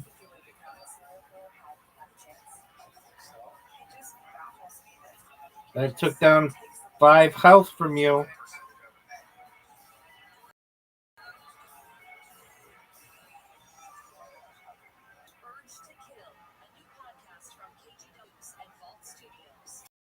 Listen and follow this podcast for free on the iHeartRadio app. #1 for music, radio, and podcasts, all in one. iHeart is America's #1 podcast network. Open the free iHeart and explore podcasts like this. Dig below the surface in central Mississippi, and odds are good you'll find a burnt orange color looking back up at you. It's called yazoo clay. And there's one thing it's known for: wreaking havoc on anything bearing in it. Use the strangest, most destructive soil I've ever dug in before. You never get what you expect. Now, over the years, yazoo clay has held and destroyed a lot of Mississippi's secrets. But in 2012, a construction crew uncovered a big What are you gonna do, Zoot? graves, thousands of them, on the site of the old state asylum. It's over. Oh no. That making that stuff go away just saved you. No way. Dog. In Mississippi, keeping secrets is Dog.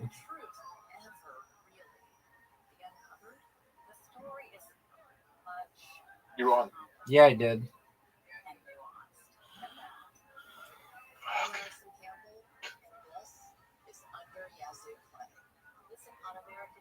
Right.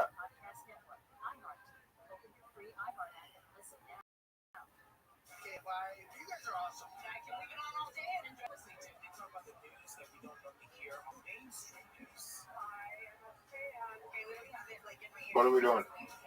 What do you want? We'll do another game. Can we be anything? Yeah. You're done then.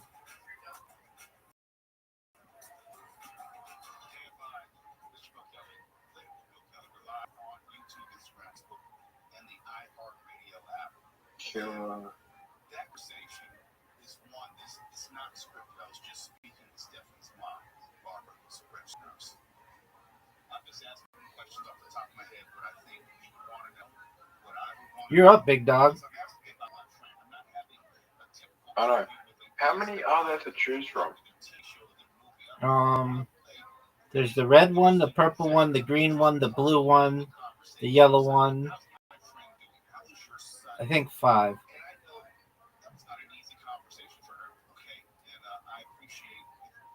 think we're the same. I think we're going to be the same. Are you sure? No. One less berry to evolve.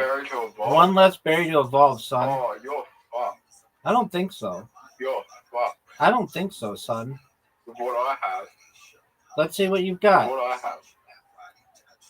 Go, big dog. Trying to figure out if that's the best move or not.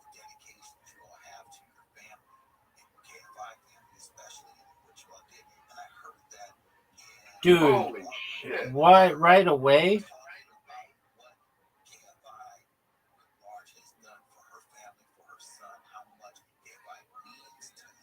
How did I do that? I don't know.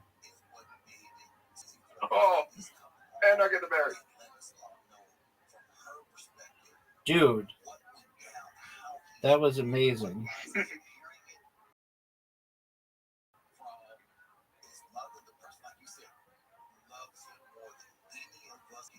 I don't think that was the greatest move you could have made.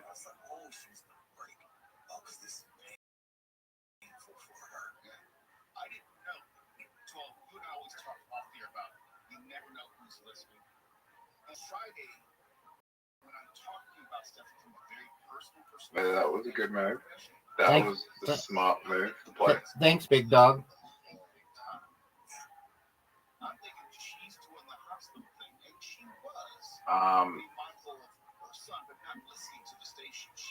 Still on. Okay. Well, I feel like that's the smart move here.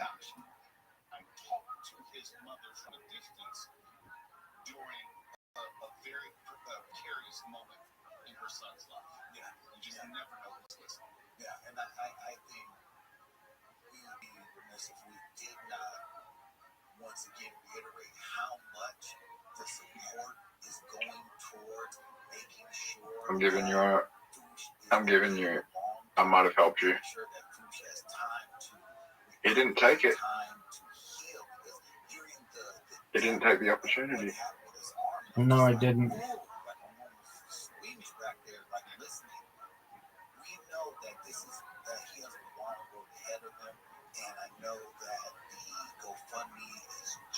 Okay. And you fucked me. And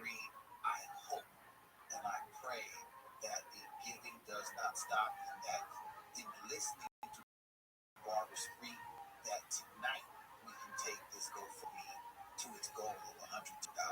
Yeah, and money is secular, of course. We're not trying to make it the most important thing, but it's important in the grand scheme of things. Talk to Barbara here in Trauma for listening earlier to the Comedy Genius Show, to two of the gentlemen who were responsible for saving his life. there was so much which went into that saving his life, and now there's so much more in front of him. The GoFundMe is very important. Yeah, let's be very honest. It is very important because if you were listening to either of the conversations, you get a sense of the severity of his injuries and how long before he would get back to some degree of normality. And I forgot he's a lefty. She reminded me of I was listening, I'm like, oh no, Bruce and Mo are lefties. Yeah. I know he said that he has that he's able to use. That's a big one, Zoot. Pitching or doing something, but naturally he's a left-hander, and I'm like, I try to tell people all the time, try to use your offhand for everything for one day, and you will see how not ambidextrous you are. Right. You know, from brushing your teeth, combing your hair. Oh no. Holding a glass of water to anything that you have to do with your body. Yeah. It's not something that should be just overlooked. But I was more encouraged that Barbara, was able to give us a more clinical understanding of what he's dealing with. And I might have wasted that. No.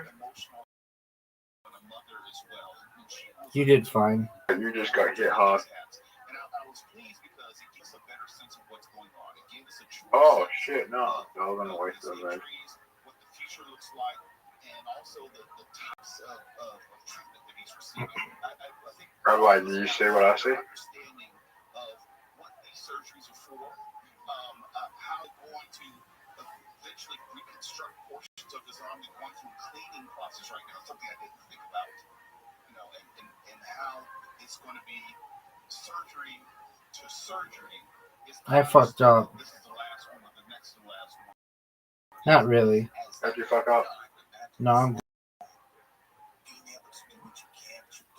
Do you realize that if you have full berries, it'll give you an extra minute? Oh yeah.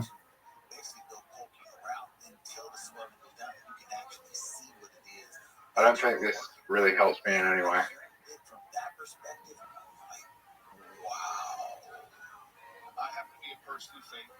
Oh, wait, I can do a lot of damage here.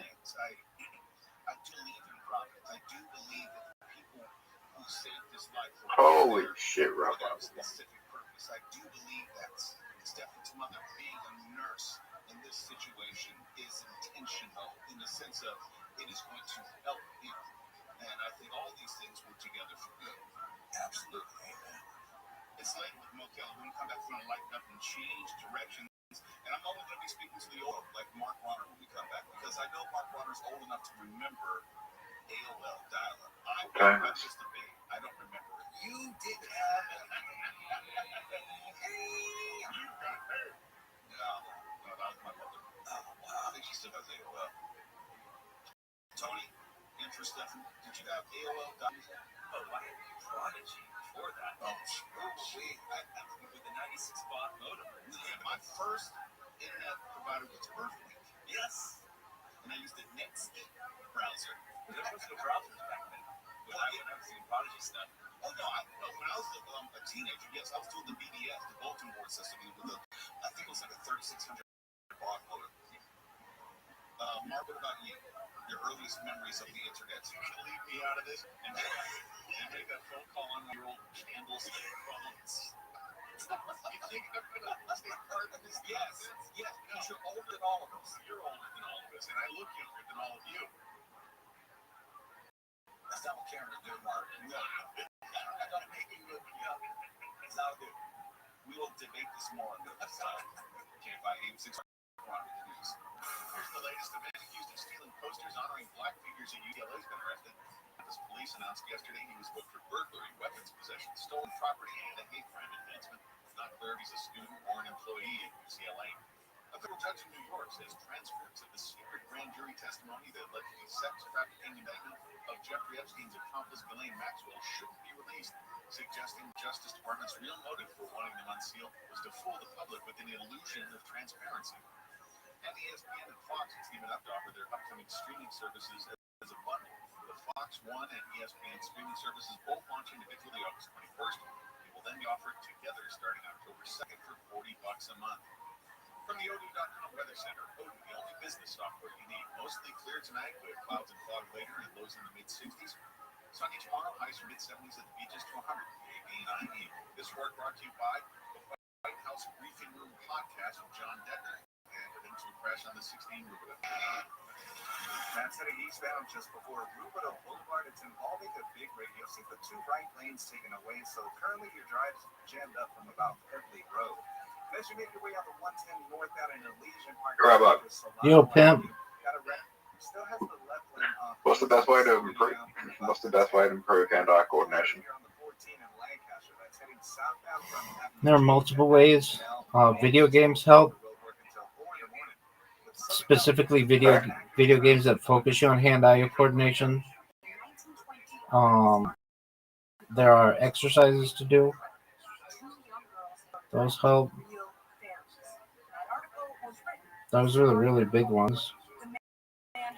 Sports can certainly help.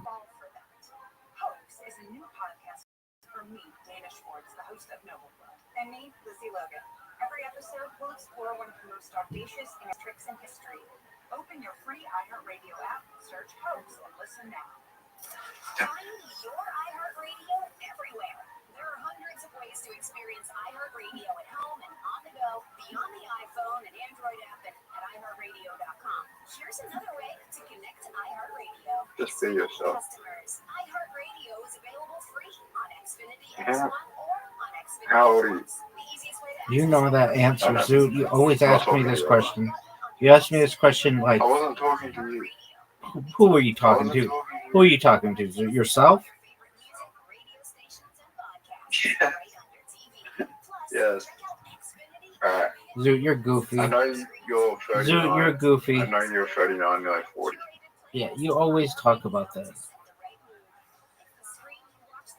I'm nearly 30. Who gives a shit?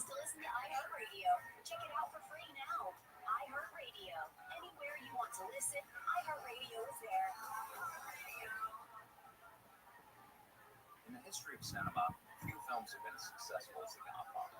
Francis Ford Coppola's gangster epic set a new standard, not just for movies about the mafia, but for movies in general. Although, if you talk to the people You ready? Yes, sir. prospects for success were far from short. In fact, Fire emoji. and they said, we're finished, this is over. You know it's not gonna work. You can't get rid of those guys. Is the grass guy your favorite? Yeah.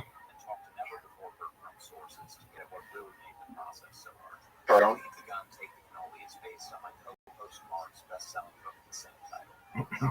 Paragon is kind of a weird name. Dude, that was big time, Zoot.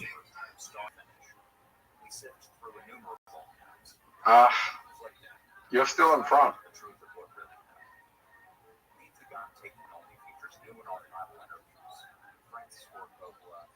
Rabbi, you're still winning.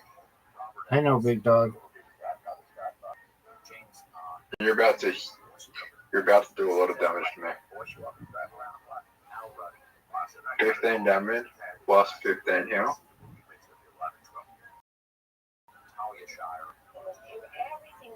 Oh. But in saying that,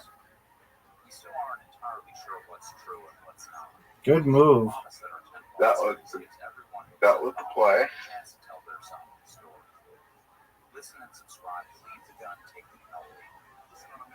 Although I could have done more damage in front of the other guy. But the best move I can make here is block you.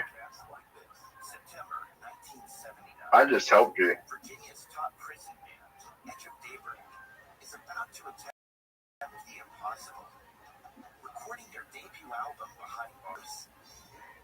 Investor. That wasn't the best thing you could make. You could have got an extra move. I know the blue one. I saw it. No, you could have got an extra move with the purple one. Okay.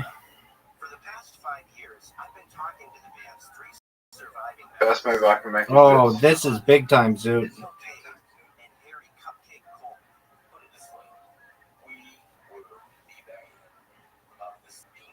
No way, Zoot. Yeah, that was best move.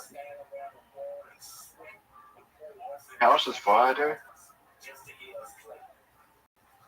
out of prison now and in their 70s.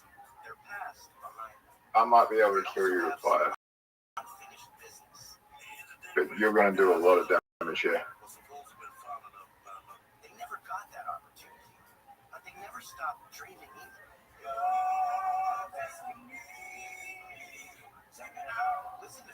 By the way, Rabbi. What's that, Zoot? Listen on America's #1 podcast network, iHeart. Open your free iHeart app and listen now. No, we don't know. More stimulating talk. Coming up on the next episode of Area Change, a disappears from a cruise ship in the late 90s and a new documentary may be solving this case. That's coming up tomorrow on True Crime Tuesday on Area Change. Smart move.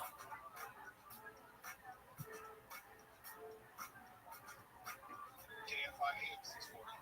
We're live on YouTube, Instagram, Facebook, and the iHeartRadio app. When I say we're live on YouTube, Oh, shit. see the show, the video, simulcast. This is not good. All the way from AOL dial-up, let me tell you. Someone with a silence but a sound so familiar to some of us. Listen. How bad is this? Tell me, Rabbi. That's right. That's a blast from the past. That is a blast from my past. AOL says it is shutting down its dial-up internet service. You sure about that? For more than 40 years. CNBC senior retail reporter Courtney Reagan. You might have just gave me the game. 40 years? No, can't be 40 years. Only 1985. We didn't have the internet back in 85, not AOL dial-up. Yeah. Bulletin board says I was in high school at that point. That's a blast from the past. That is a blast from my past. AOL says it is shutting down its dial-up internet service after more than 40 years. That's gotta be a typo. Gotta be. I'm saying, because Al Gore didn't invent the internet in 85. Don't laugh at my joke, Tony, and not give me a rim shot. I know you feel the need for Steph, okay? So the poison, you'll win from the poison. There isn't any poison. It was after college, because in college the internet did not exist. And I'm thinking like maybe 93, 94. Oh, no. Do you remember your first email address that you ever had, Tony? Would have been with Hale, would have been my dad.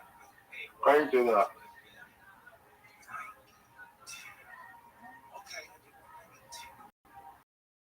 I had AOL Messenger, the first internet club. Oh God, all those hangouts were something else. Yes, I remember. Yeah, that was John. AOL Messenger. Login still works. My handle still works. My first email address. Rabbi, you just won. Was shaft_q@earthlink.net. Don't ask me why I remember that. Marked on shoes. You think I can love you? I know you can, baby.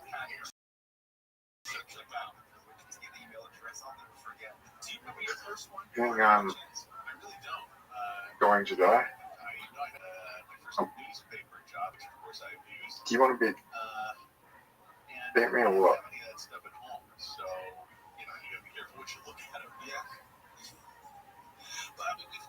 There we go. You won. I don't know about that.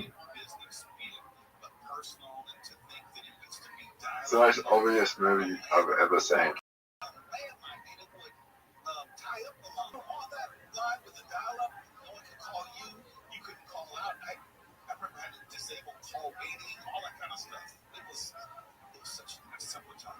Why'd you do that? Why not?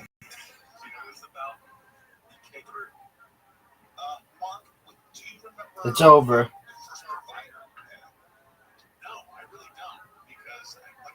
I mean, you could have ended it so much quicker than that. Well, I ended it, and that's all that matters. We're going again. Dog, this is like 6 games in a row.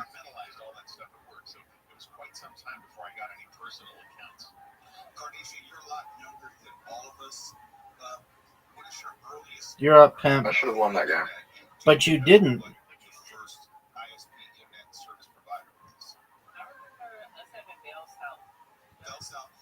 I should have gone water.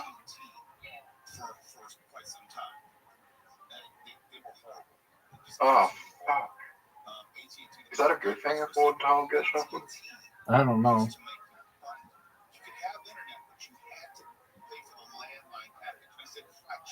Rabbi goes first.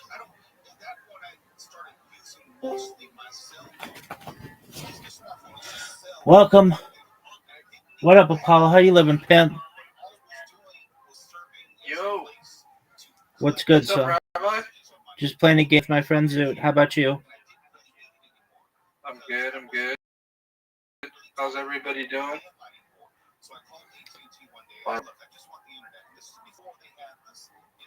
Yes, sir. So you've got This is pretty much like a week until you move to the Caribbean, right? Yeah. That's super I exciting. sent you some images. I'm kind of more excited about this fucking Osmo, so I'll be honest with you. About what? who cares more about. I sent you some images in your DMs. Oh, just tight. So you bought it? Yeah. I had the old DJI stand, right? Yeah. And I just screwed it on top of the little platform there, and it fit perfectly because it's all DJI, you know. Right. Cool. I just got an email.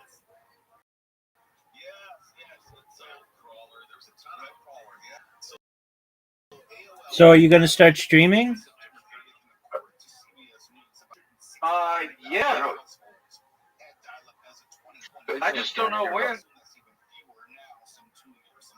If you ever thought about having it. What did they do?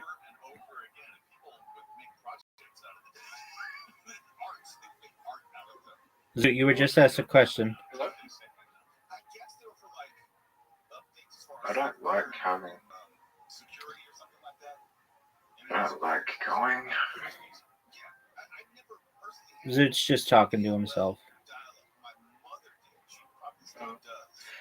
Rabbi, this thing is super nice and clear. I can't even explain. This thing is really nice. That's baller. Holy shit, Rabbi, you are in a good position.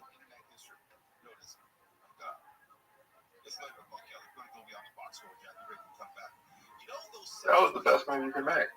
I know, and I did. You know what the worst move you can make is? We'll see.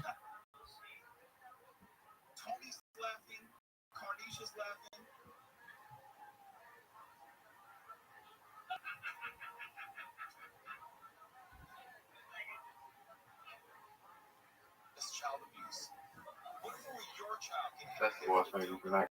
No, it's not. It took away 2 health from you.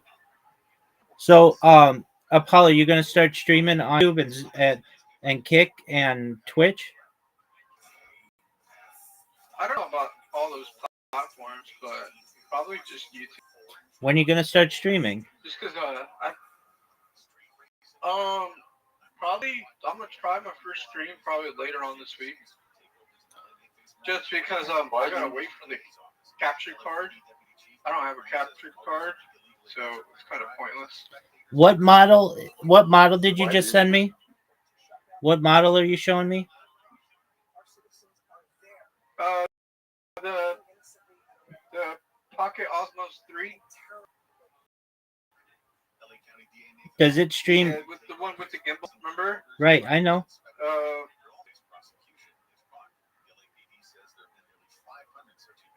What were you saying there?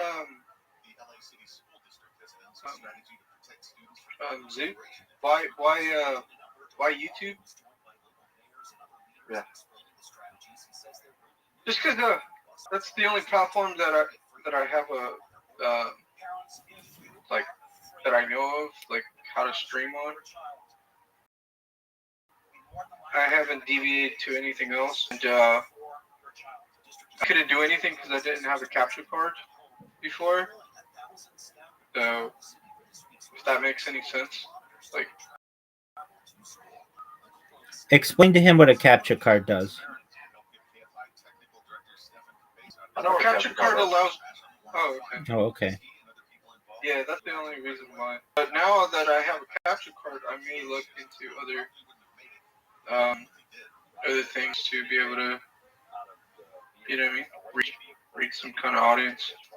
Word dog, when's your first stream? I don't know. What do you mean you don't know? We should do a first. We should do a collaboration or something. I'm down. What do you think? I'm always streaming, so whenever you want. Just give me a few days, because I still got a bunch of stuff to do. And, you know what I mean? Word dog. I have to actually wash my car. I fucked it up. I mean, what do you want me to do about it, Zoo? It's crazy. So you excited? It's nice and packaged, Rabbi. It's crazy. Are you excited for your move? Yeah, man. Right. Yeah, absolutely. I'm kind of super stoked. Do you have your bathing suit? Just my G-string. Hell yeah, brother. Wait, why didn't that add anything? Rabbi's lagging. All right, Zoo, then close the reel. What do you want me to do about it, dude? What's my score? 75.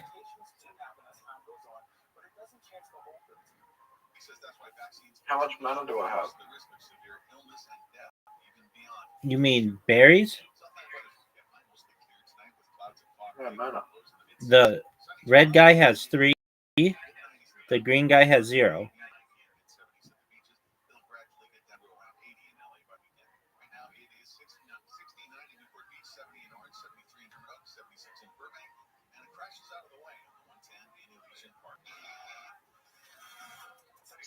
The red guy's name comes in. Okay.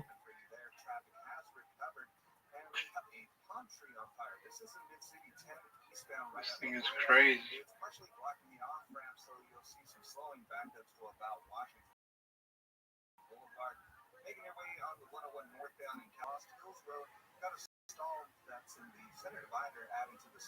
Your purple, the purple thing, the prison thing's name, Barbarian.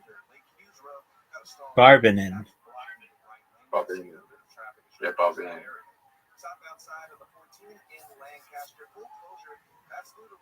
Alright, you ready for this? I'm ready, baby.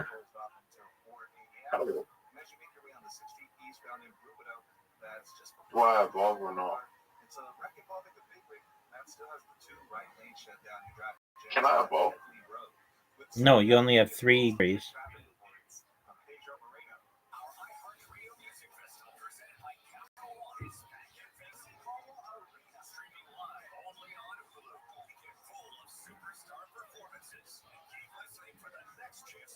I don't know how this thing goes. What the fuck?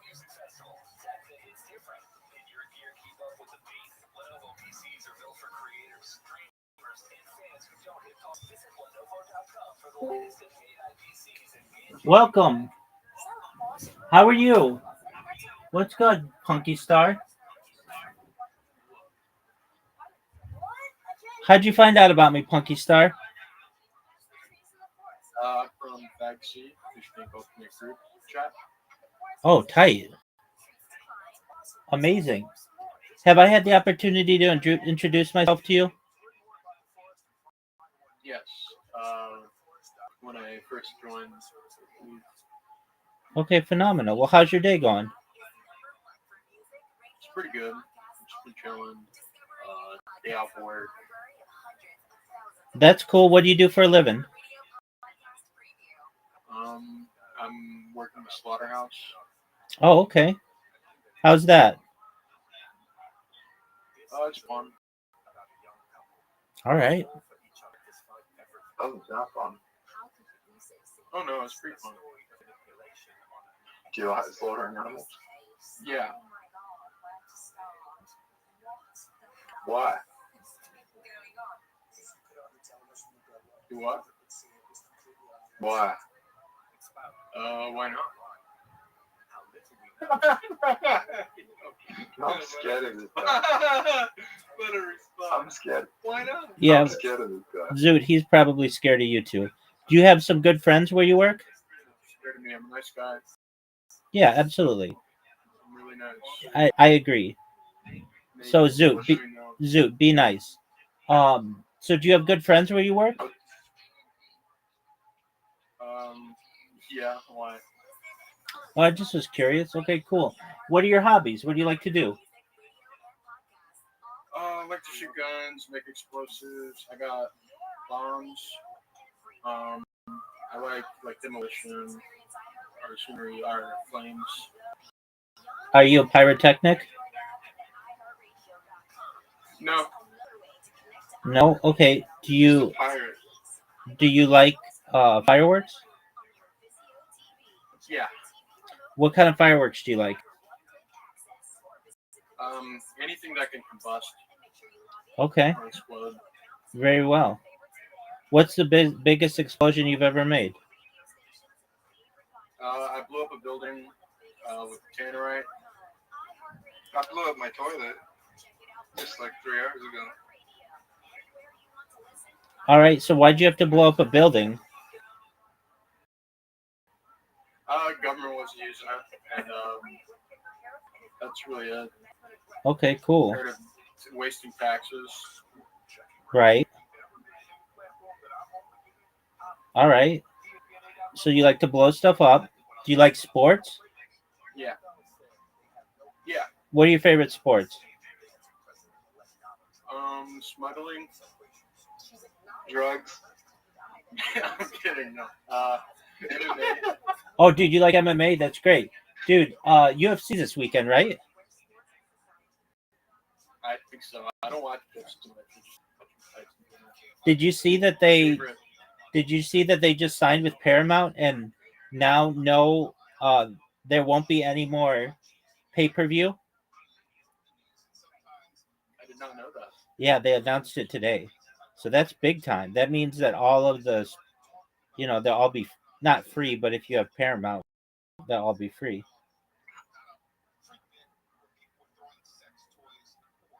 So that's like, who are your favorite fighters? Deontay Wilder. I like Conor McGregor was at peak, but he fell off. Sure. Yeah, those were my main two. Manny Pacquiao, kind of. I like that Mexican dude. His name. Do you know who Brendan Schaub is? Guerrero? I don't think it was Eddie Guerrero. I don't think so. Do you know who Brendan Schaub is? Sounds familiar. Okay, he was an Ultimate Fighter. He does a podcast now. All right. Do you like John Jones? Yeah, he's not bad. He's not bad. All right. Do you like who? Like Calm down. Yeah. I mean, yeah. No. All right. Probably Pete Williams or like there's this one gay guy.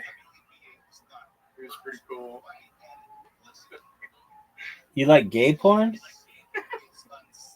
Yeah. All right. Whatever floats your boat, man.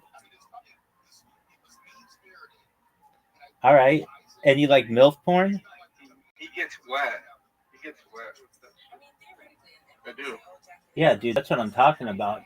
Punk star, a man of culture. I see. Yeah. There you go. What other MILF porn stars you like? I like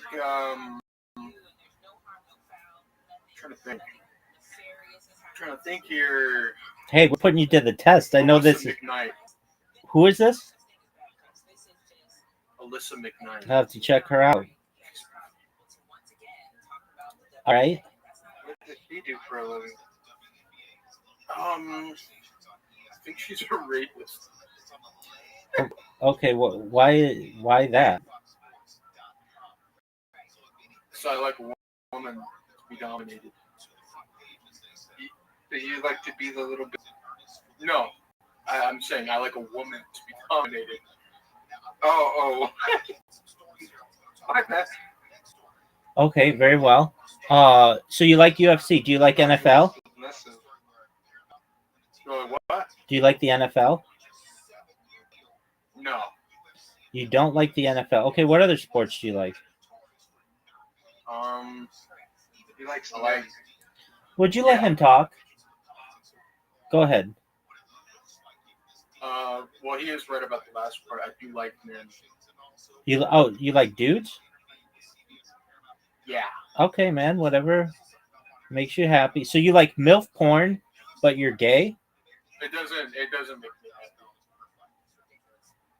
Do I understand this correctly? What? You like MILF porn, but you're gay? Yeah. Okay. There you go. All right. Well, I would ask who are your favorite gay porn stars, but I wouldn't know any of them, so I'm not going to ask that question. James Charles. All right. Well, there you go. Charles Jr. All right. Well, there you go. Okay, so you don't like the NFL. Do you like the MLB? Kanye West. You what? Do you like the MLB? No. All right. Do you like the NHL? No. NBA? No. Okay, so just UFC? Yes. Okay, that works. Yeah. What up, Miss Aquarius? We'll play in a moment. Hello, how was your day? It was good. How was yours? Excellent. I want everybody on their best behavior, especially because Miss Aquarius is here. Miss Aquarius, did anything fun happen to you today? With the physical therapy. And how did that go? It went excellent. And working on strengthening and balance. Okay. And I should be done in 2 weeks. Oh. My last day is the 25th. So keep your fingers crossed. I need prayers from anybody. If you believe in the Lord, if you have faith, please pray for me because I want to get out of here. And how long have you been going? For almost a year. That's what it seems like. Time. Yeah, you got that right. 100%. Yeah. Okay. Very well. That's great. And I know it's not going to be 100%, but I'm still going to be doing other stuff like I told you when I get out, Right. So, yeah. Are they going to give you? Are they going to give you some exercises to do at home? Yeah. Mm-hmm.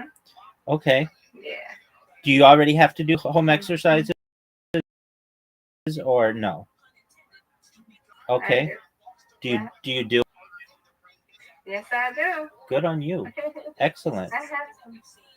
Yeah, I have to. Yeah. Very well. And then you're going to go to work for 3 days, and then you've got physical therapy on Friday? Yeah. Okay. So you've got your sessions down. They're like down to like what?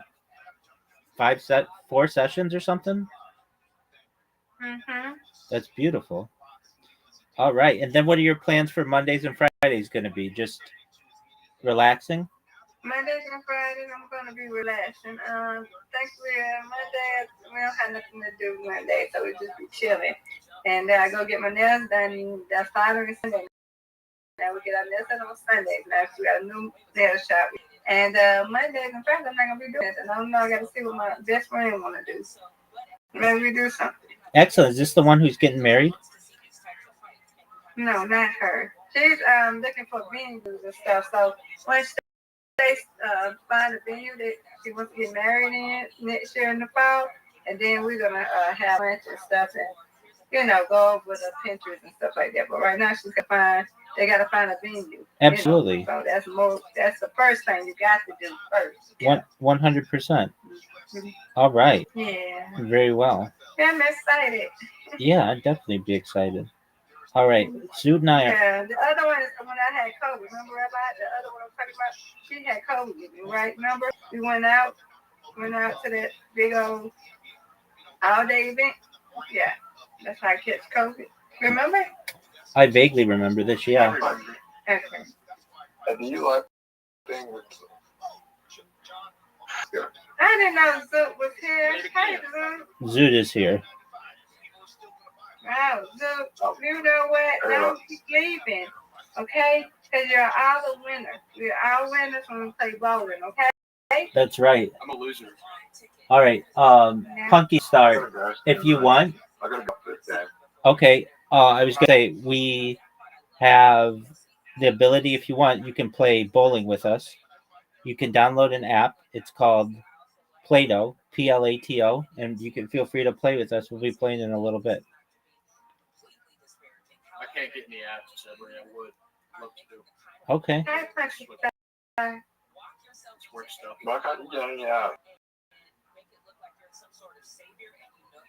His memory's full of men. Oh yeah, that'll do it. Yeah.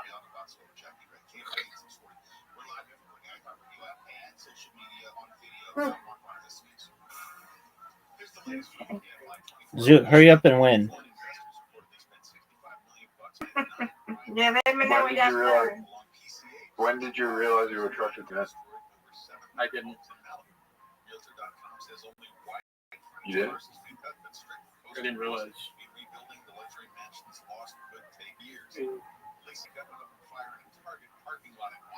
You just always like dudes? Well, No. All right, I so was 5 or 6 years old when I realized I was attracted to girls. Yeah, I like this. Damn, why so late? I was trying to help my kindergarten fucking schoolmate.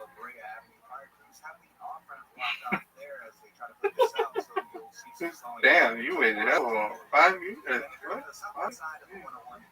5, 6. Damn. I was trying to figure out what the fuck how the fuck I got here. I'm like, why? I was busy doing other things. Zoot, you have a really good opportunity to score. There you go. Like, weren't you wondering as a kid, like, what the fuck is this shit? What the fuck am I here for? Like, didn't you just, like, when you were a child, like, didn't you just ever think, what the fuck? Like, why did I just spawn on this planet? What the fuck is going on? Yeah, I just remember rubbing my eyes and seeing a bunch of weirdos. I was like, what? Oh, shit. Then I was like, man, one day I plan to get rubbed by Shiba Inu. Still. You guys ever play the game? You guys ever play the game Las Vegas on Steam? Wait, how'd you get rubbed by Shiba Inu? Have you not seen the chart? The chart went to hell, bro. How'd you buy the top?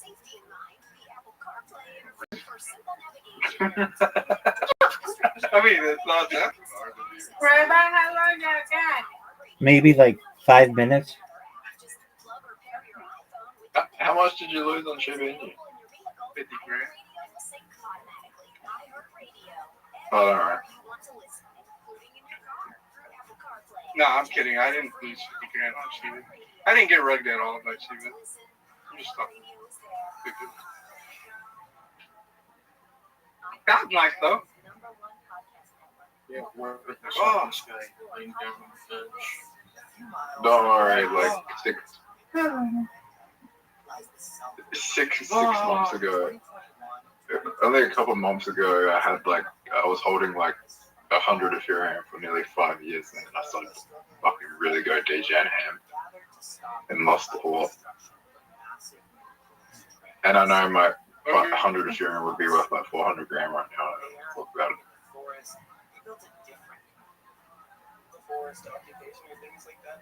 Today at work, I saw a homeless guy laying down on the bench. So I bribed him into beating an alcoholic with beer. Well, that might be me, so. Yes, but he beat the alcoholic, but he didn't get the beer because he got arrested. It was very funny. Do you like taking advantage of homeless people? They're good workers. They're not good workers. That's why they're homeless. Well, you had a 6-pack of beer. It's a different story. Mm-hmm.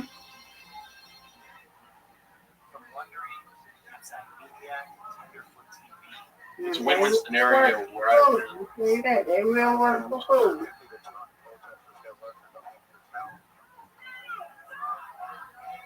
Not in Australia because they hand you out everything for free. You live in Australia? Yep. Sorry about that. Nice. You're in Oz. What is it called? An Aussie? Yeah. So Australia is a socialist experiment for communist China. That's an experiment from Britain, where they were sending a bunch of We're colonized. We're colonized by Britain, but we're pretty much being overtaken by the Chinese. It's not bad, is it? Well, as long as you don't have a tiny penis. Man, we have some of the highest taxes in the world. Huh? Yeah, we have some of the highest. Yeah, we have. Yeah, I get run by the taxes. Oh.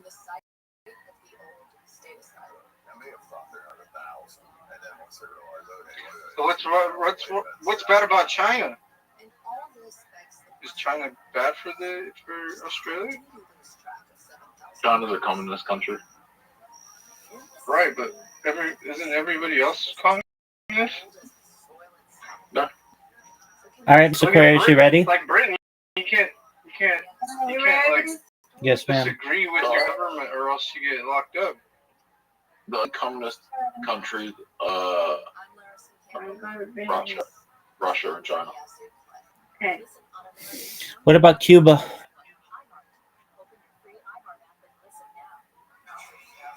Is Cuba communist? Word, dog. Yeah. Allegedly, yeah. Apparently, I don't know. I would think they would be too broke to be focusing on communism. Right? Step 1. Yay, good job, Rabbi. Thank you. High five.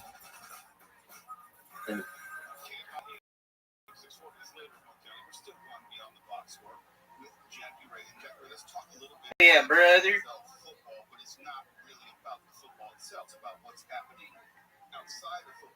I mean, the whole point of something. I want to go to China, guys.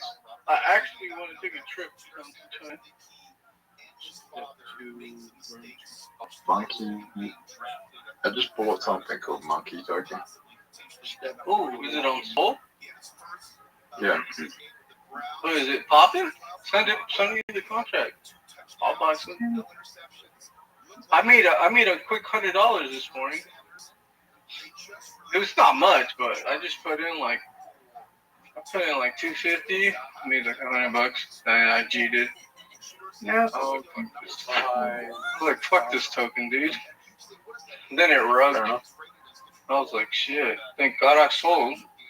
How to buy to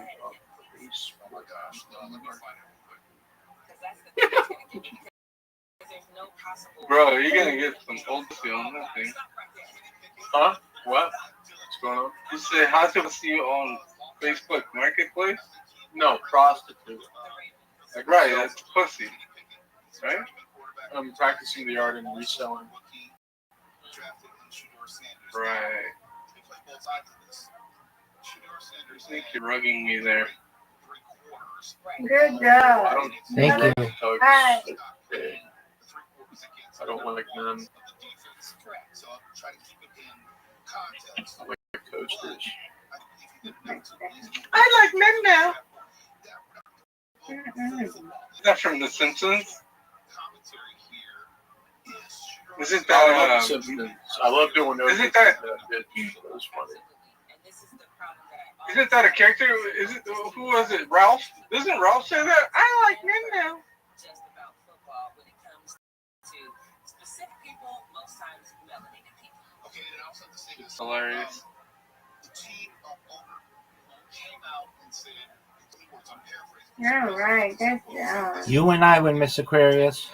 All right. That's right. Reload. One more. Three steps into getting a prostitute spot for women. Hey, Miss Gotta get Aquarius. Yes, hold on. I'm playing the game. What's up? Step one completed. Never How mind. to get a hooker pregnant? I've already done that. Those are fucking. That's quite an achievement there. Nice. Thank you. You're welcome.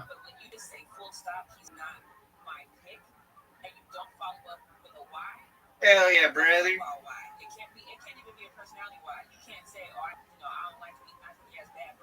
You guys think about midget porn and dwarfs.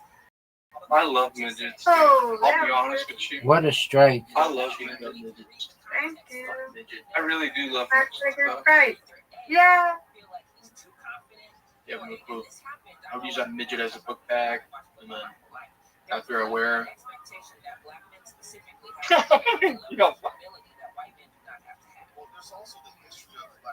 it's like a Rabbi, don't you like midgets? I think Rabbi likes midgets. Nope. You Um, like midgets?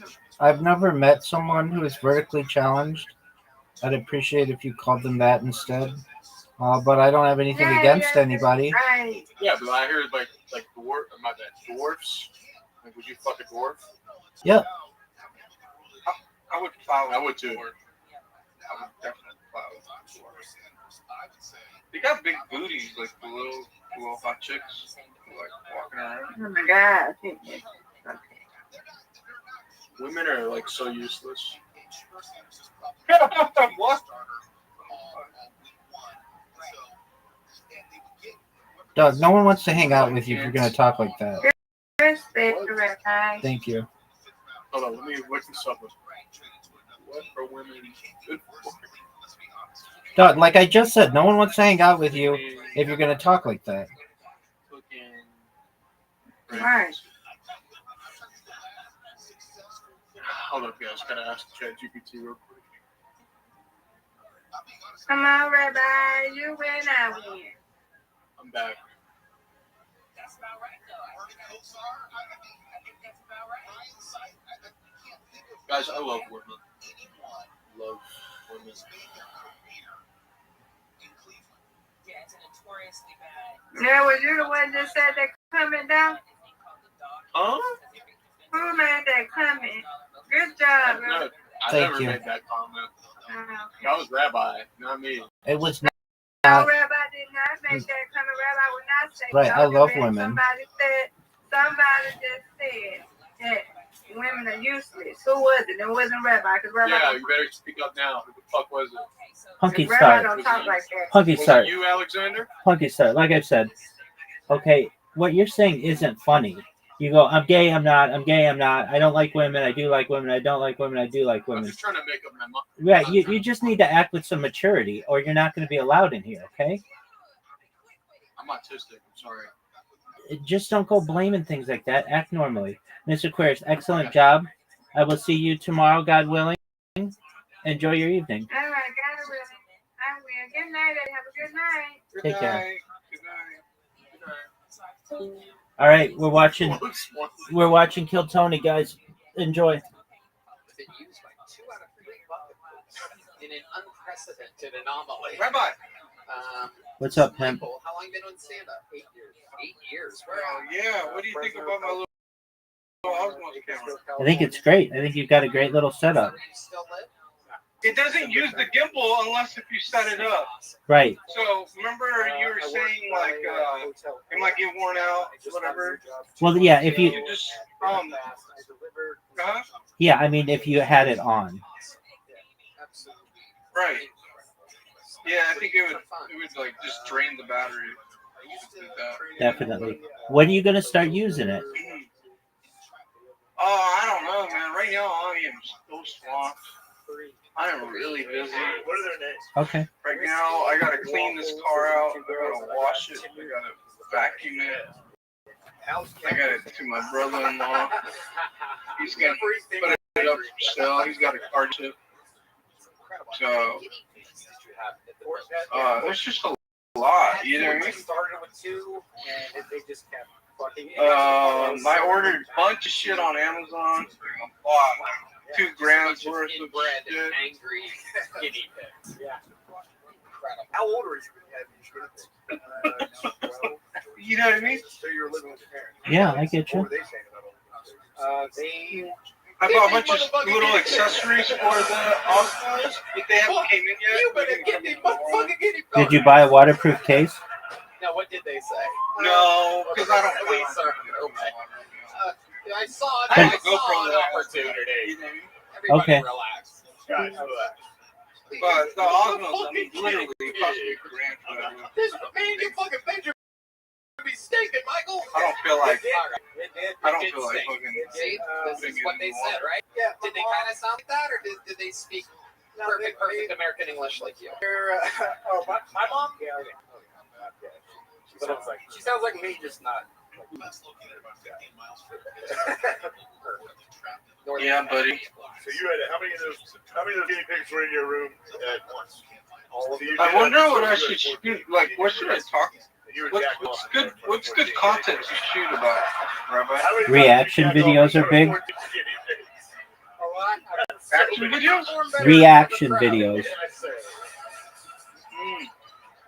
I heard that YouTube is not going to be allowing that. No, they still allow You it. hear about that? What did you find out? I heard that it's going to be in the thing that they're not going to allow you to do reaction videos anymore. Okay. Because a lot of people, all they're doing is waiting for other content creators to create shit, and then they start reacting on it. I can see that. Let's look that up. So it doesn't have any, whatchamacallit, like, people are plagiarizing other channels. Right, I get that. Yeah, I think I had 3 too many. Plus, I always believe you should always be your channel and yourself anyways, right? Like, I like your channel because it's, or whatever you do because it's actual genuine. You know what I mean? Like, Thanks, big dog. you're you. You shoot your own style. Yeah, so they say that they're still allowed. They just can't be AI done. Oh, like the voice? Like, Okay. because some people are moderating their, like their, whatchamacallit? Like instead of using their real voice, my voice Right. type of deal. Yeah. I was a kid. I didn't know tombstones were. Right. The one that's. I gotta wait for that capture card though, Rabbi. He was the Then I first can one, to the gimbal to Hampton J. Guinea. I can hook up the gimbal to my laptop and use OBS. Do you use OBS for your stream? Yeah, I used to. I don't anymore because I found more lightweight. It's really heavy on your RAM, and I needed it to be more lightweight. So I started using different ones, but I used it for years. It's very good. So you can literally just click. What is OBS by the way? Is it just like a template or something? I hear like I'm not sure. Thank goodness for Dean. Sure. So it is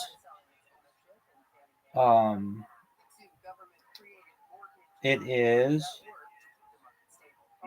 just a moment.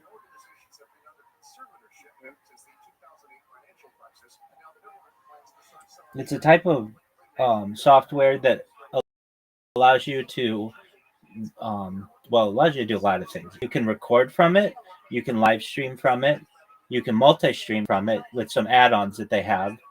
It allows you to like put graphics on your screen wouldn't normally. It also has the ability to like do green screens. It's OBS stands for Open Broadcaster Studio, so it's open source, meaning there's like a bunch of well, meaning it's put together as a collective project, but also it has a lot of add-ons to it. So you can have like live translation. You can have like when you subscribe to someone, pop-up come up, or when someone follows you, a pop-up come up, or you can show like multiple screens at once using it. It's excellent software. It's just very resource intensive. And since I don't do a lot of like my big thing is just having the camera going. I don't necessarily need all kinds of pop-ups and multi like I've used it for 9 different screens at once. So it isn't that I haven't used it, it's just very heavy.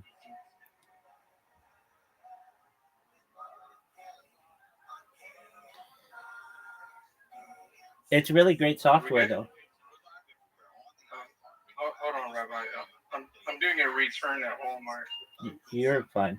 Just bring my receipt. Okay, thank you. Hotter than hell in here. Okay. Drink these back. Kill him. From outside. Michael, I'd love to have you back on the Secret Show. Thank you so much. Here's the big Michael Scott. Fantastic. Hello there. This podcast is sponsored by Open Phone. If you're running a business, you know that every time you miss a call, you're leaving money on the table. Every customer conversation matters. You need a phone system that keeps up and helps you stay connected 24/7. That's why you need Open Phone. Open Phone is the #1 business phone. Yeah. So do you have to pay for it or no? It's free. It's completely free. 100%. Your team can share one number and collaborate on and you said that what kind of computer were you using that was slowing your RAMs down? Multiple. It slows down on a Lenovo. It slows down on an HP. It'll slow down on anything. You can use it with a MacBook, and if you have a really strong, like a fast MacBook, it'll be generally fine. But I'm someone who pushes things to the limit, so I'll keep adding stuff to it until it slows down, just to kind of even see what I can do with it. So if I just use it normally, it generally it runs fine. But I'm running multiple things simultaneously, so I don't have that much RAM to always give to it.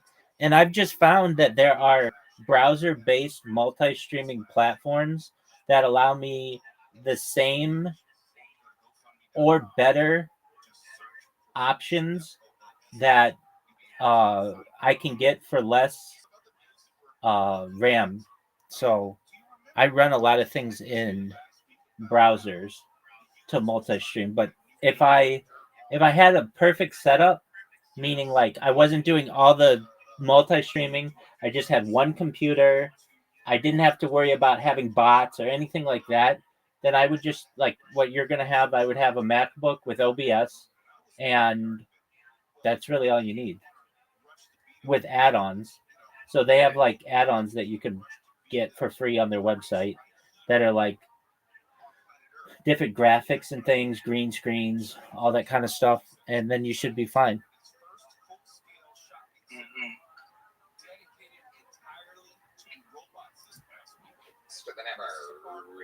Antonio loves Open Phone. No, I feel it, Rabbi. I'm just hands down. Say goodbye to voicemail.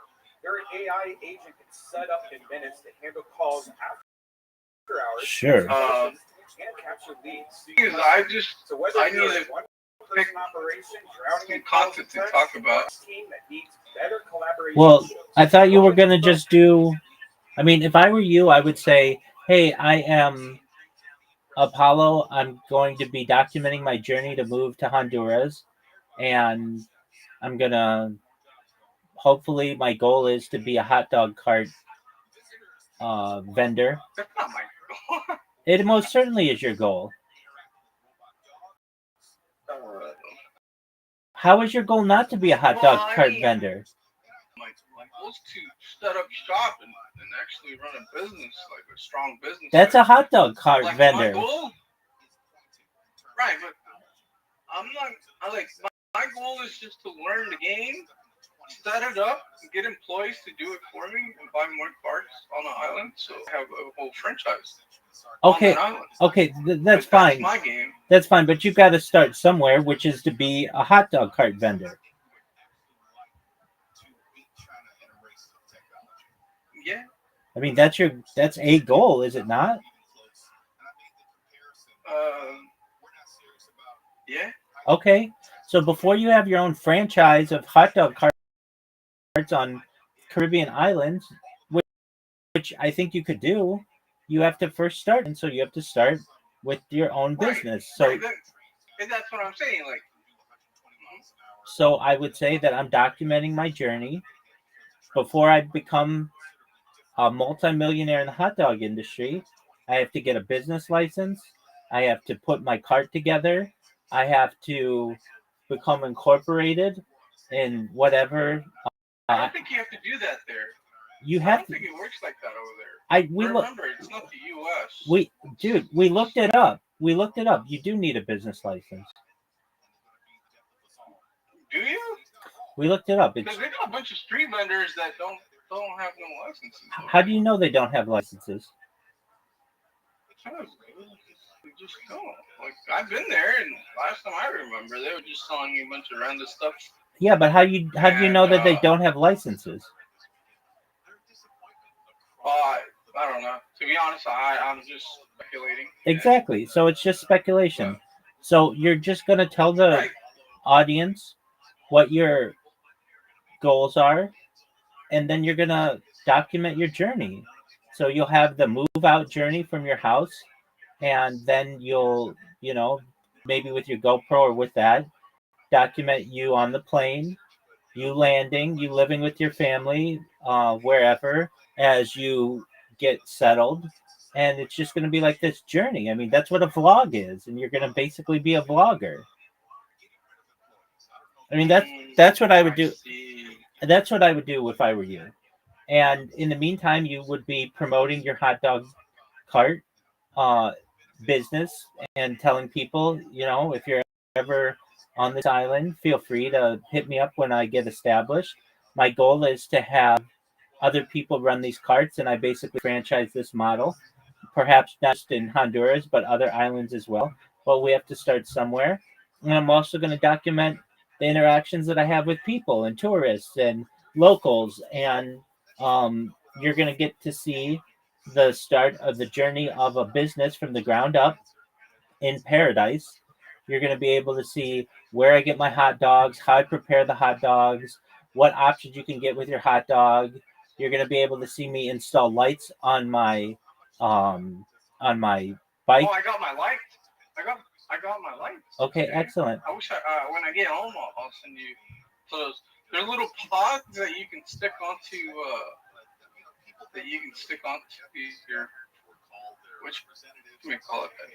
to your vehicle, and then that's pretty much it. Excellent. So you're going to say I'm going to put my cart together on camera so that you guys can see, and you can see me get an apartment and meet my friends when I make them here or in Honduras and life. And feel free to like and subscribe. And it's going to be a journey. It's going to be an uphill battle. But if you do it for a few years, you're going to get random people who you meet. I mean, look, all the people that I have in my Discord, like over 1,800 people, of them, you're the only one I've ever met in real life. Of all of the people, you're the only one I've ever met in real life. And you're going to kind of have the same you're going to have the same journey of your own where you create a community. You might create, do you have a Discord for Buns in the Sun? No, I No. don't. Because Do you have a TikTok? just, No. Do you have an Instagram? No. Do you have a link tree? No. No, So- I don't know if I want all that though, because I'm not good with. I'm not good with all these little social medias. I might just hire somebody over there to do it for me. That's very because the labor over there is so cheap, you know. I might just hire somebody to do my tech work and also do video editing for me. I understand, but you're You still know. going to need the accounts. Hmm?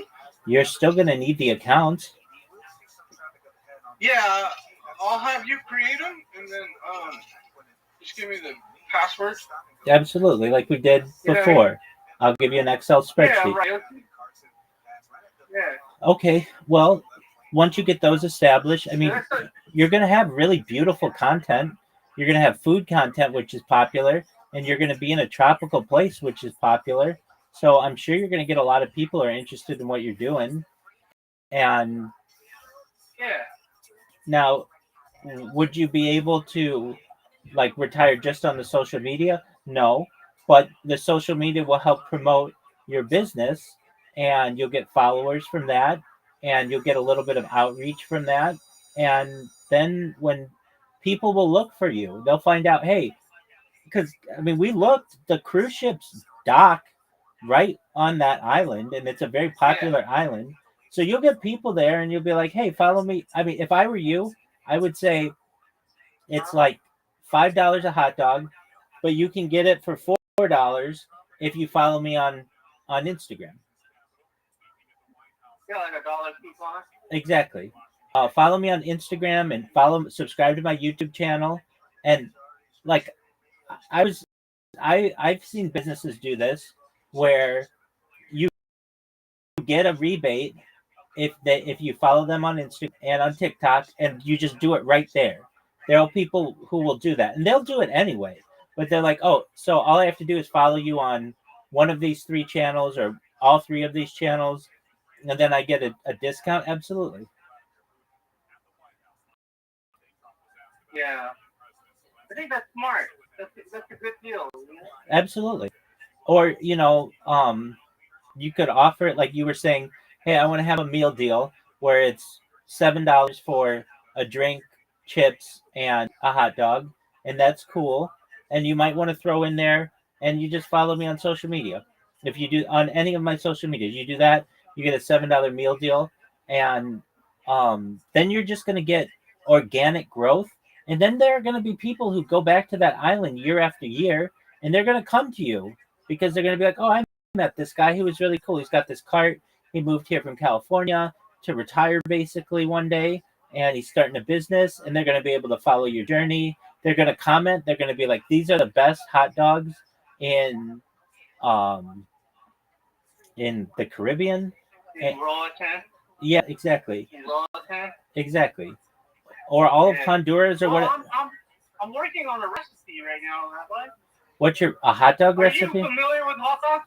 Yeah. Do you eat hot dogs? I have, yeah. I mean, do you hot dogs? Yeah, I like hot dogs. My goal is to create a hot dog that is equivalent to a Coney Island dog. Okay. If that makes any sense. Yeah. That's my goal. My goal is just to. My goal is to create a hot dog that has that kind of notoriety. You know what I mean? Absolutely, except it'll be the Roatan Island dog instead of the Coney Island dog. Yeah, so that's what I'm saying. Like, I just want something where people are gonna be like, wow. Because you have New York hot dogs, right? You got Chicago dogs.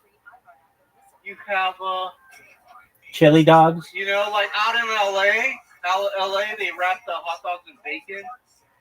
You know, like LA dogs. LA Dodgers. Dodger dogs as well. Yeah.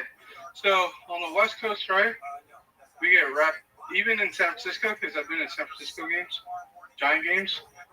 Like they sell hot dogs with wrapped with bacon, but they don't do that on the East Coast that I'm aware of. Yeah, but how are you going to do bacon on a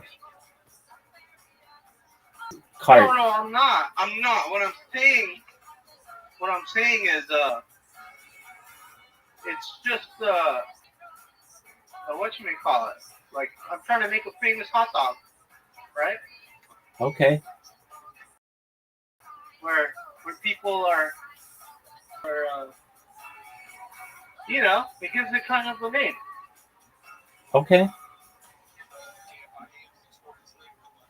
That's all. Okay. Other than that, I don't. You know what I mean? I don't know, Rabbi. But I'm gonna try. I'm gonna be using all you guys' help, because I'm not gonna be able to do this by myself. I understand. Well, we'll give you as much help as we can. Yeah, and if I become famous, that'd be all. Word, dog. We'll make you famous with me. Okay. Yeah. Oh, Rabbi. I'm out here vacuuming my car now. I gotta get ready to put this car on sale.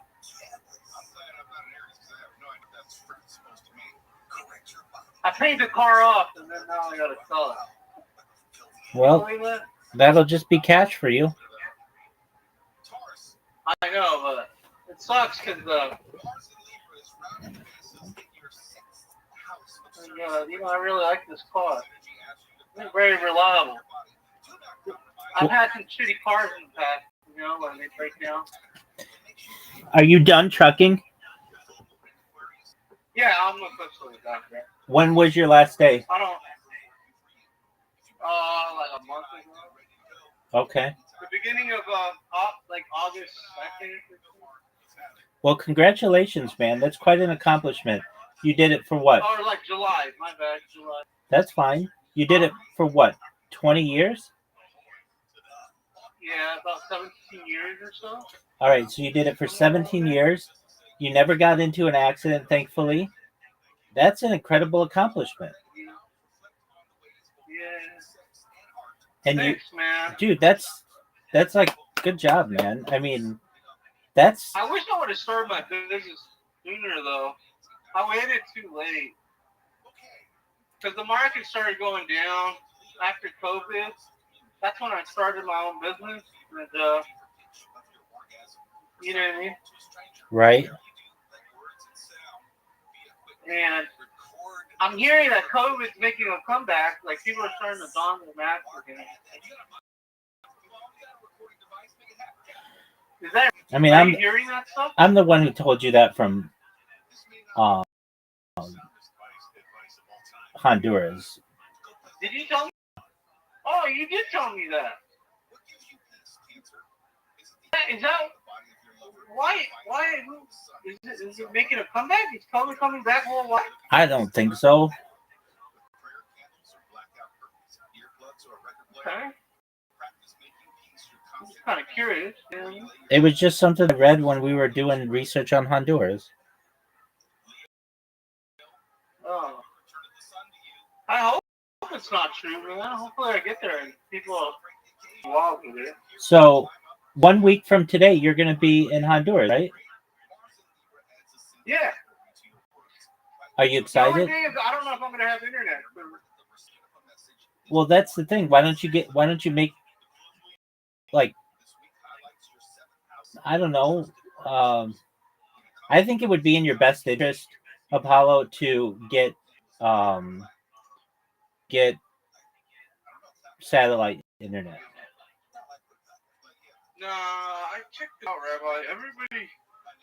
Everybody I talk to talks shit about fucking SpaceX. Whatever the fuck it's called. Yeah, but you've got enough. I think it lags too much and it costs too much. No, you've got enough. And do I really listen to me? Huh? It doesn't have to be forever, but you have enough money that you can buy the Starlink. They're not that expensive. and then you just pay it for 6 months. It'll be worth it to you. I'm not saying that you have to Right. stream. I might just do that. You should, and then you don't need a cell phone. You'll be able to get internet everywhere. Yeah. That's what you should do. I might just do that. Let's look up the small Starlink price. And I mean, then you're able to get internet everywhere. You don't want to be fucking around with that shit. So the Starlink Mini, it's really small, compact, and everything. How much does it cost? It's. I might just buy one off fucking. I might just buy one off of. It's $479. Off of. Oh fuck! For the mini?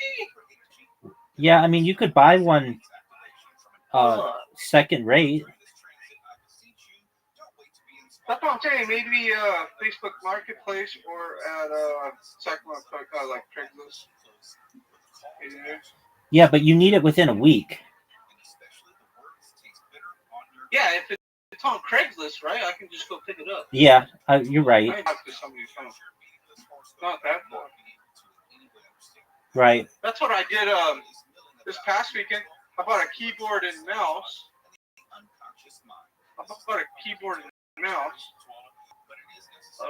And iMouse 2, and what else did I fucking buy? I bought some other shit. But I literally just went to met up with somebody at Safe Mart and just gave them the money. I tested out the keyboard and mouse before I purchased it, of course. Right. But I needed it because I got a tablet. So say if I want to. This. Oh my god, dude. Really? Say I need a. Sorry, Rabbi. I was putting in quarters and the stupid quarter got stuck in his little machine. But what's your local Craigslist? Is it Sacramento or Stockton? Sacramento. Okay. No, it's Sacramento. Let's see if anybody's got it. Yeah. Hopefully he got a good rate. I'm thinking arm and leg.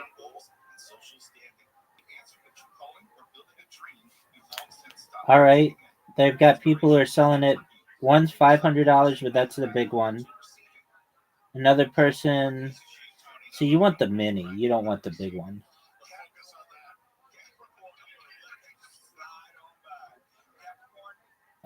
They've got them for rent. That's not what you want.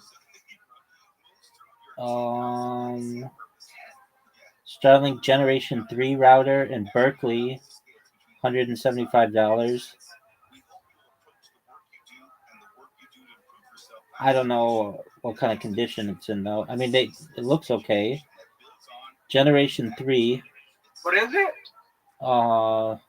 They have a mini Generation 3 already? No, I think it's just a normal Starlink, so it's pretty big. Oh. I was gonna say, god damn, they got a Generation 3 already? I thought that thing was still out.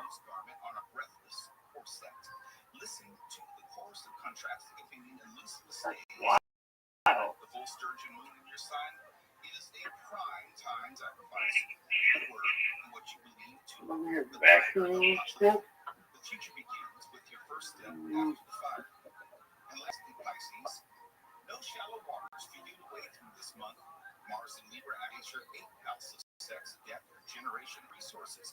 Coupled with the final throes and subsequent shadow period of Mercury retrograde in your 6th house of rituals, this can inspire healing through financial clarity, sex magic. Well, if you're willing to go all the way to Berkeley, then why wouldn't you just do San Francisco? Fuck that. Berkeley probably be the farthest. Because then you gotta pay tolls, cross over the bridge, and do all that shit. And then there's not much parking and that stuff. Right. It just fucking sucks. Just for a little bit, you know what I mean? Like you can get a ticket, it's gonna cost you a pretty penny. Right. Okay, well, You know what I'm saying at that point? you're leaving in a week. You're leaving in a week, so you better either order the Starlink Mini or you better get on this project. Because I would not wait until I got down to Honduras to get it. Yeah. But how good is the service? Can we go over numbers of how good is the internet service? Yeah, it's great. On it, at least? It's great. Because I just hear a lot of people talk shit about it. That's fine. Well, because they're not necessarily going to be using it the way that you use it. I'm not saying, okay, firstly, I hear people talk about it in a very positive way. So I don't know who you hear to talk shit about it. YouTubers? That's what I'm saying. It depends on who you're listening, who you follow. Like if you get an honest review or if it's some paid filler from... I mean, I see people on Kick use it all the time, and they use it like all over the world.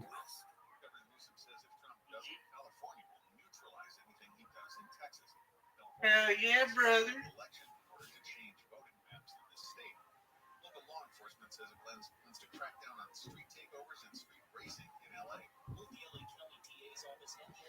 Okay, so it seems like you're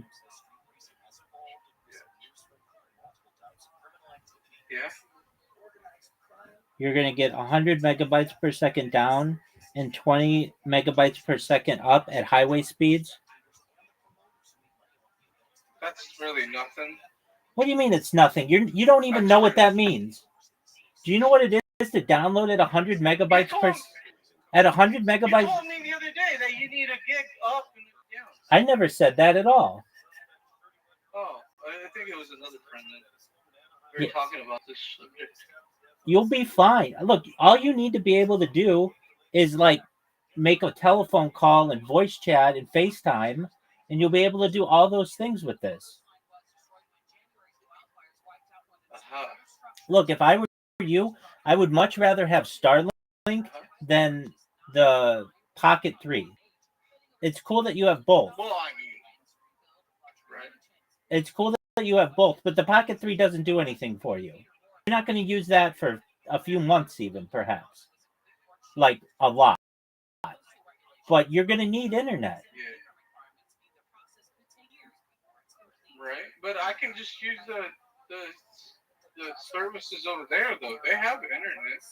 Yeah, but it's... Home, like, you know what I mean? Yeah, but you're not going to be able to use that on a hot dog truck. Right. See, you're smart. Right. Like, but how much is it per month? The only thing is too much, bro. How much is it per month? I think $150 a month. How much? $150. Oh, fuck, dude. Hold on.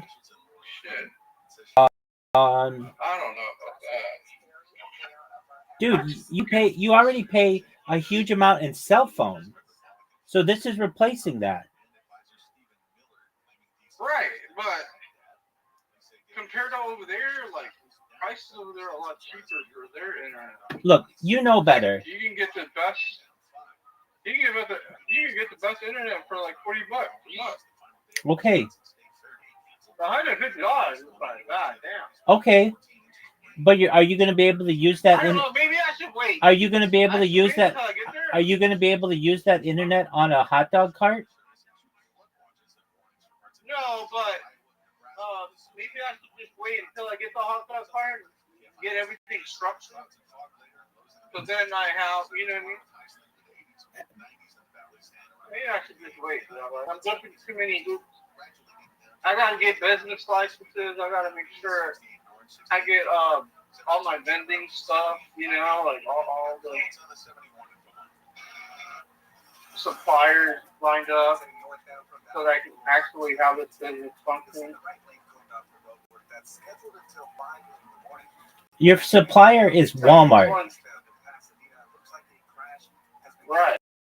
Well, actually, there's a grocery market on the island that I don't need to go to Walmart. Okay, so you've got your suppliers taken care of. You're the one who said you don't need a business license, which that's still to be determined. It seems like in Honduras you do. I don't know about on this island if they're going to be that strict on you. But okay, that's an afternoon that you have to go sign up for that. Yeah. What I'm saying is that you know how difficult internet is in the United States, where we have cell phone towers and stuff, and you still run into internet issues. Why not just not have to worry about internet anywhere, and especially where it's going to... And the problem is that the satellite one that you were talking about, it runs into issues because I hear there's a lot of like clouds come into play, a lot of just stuff like that kind of undermines the satellite as well. Rabbi. It's not just like hunky dory where you can just buy that and then it's all issues. Like that thing has issues too, and you can't have things blocking it. It's just a whole Okay, lot. it says... Yeah, hold on. Just be quiet. Just be quiet. It says, yes, Starlink generally cloudy days with little to no performance drop. The system is designed to withstand normal weather conditions, and user report confirms stable internet performance even under cloudy skies. The dish can maintain connectivity during typical cloud cover because clouds do not significantly obstruct the satellite signal.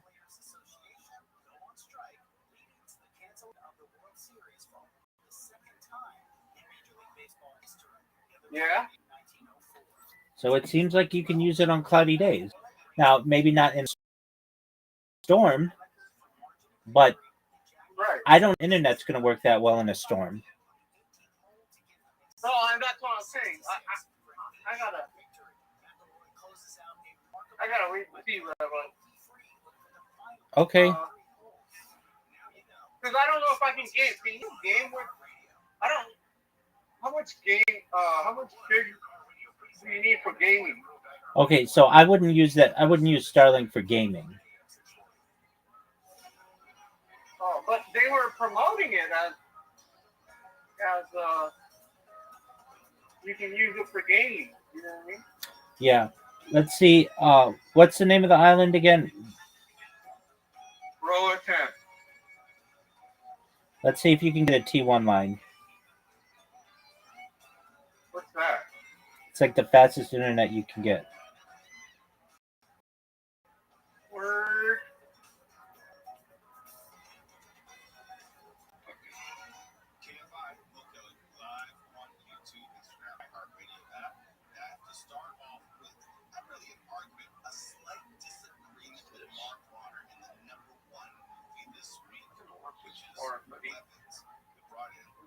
Beverly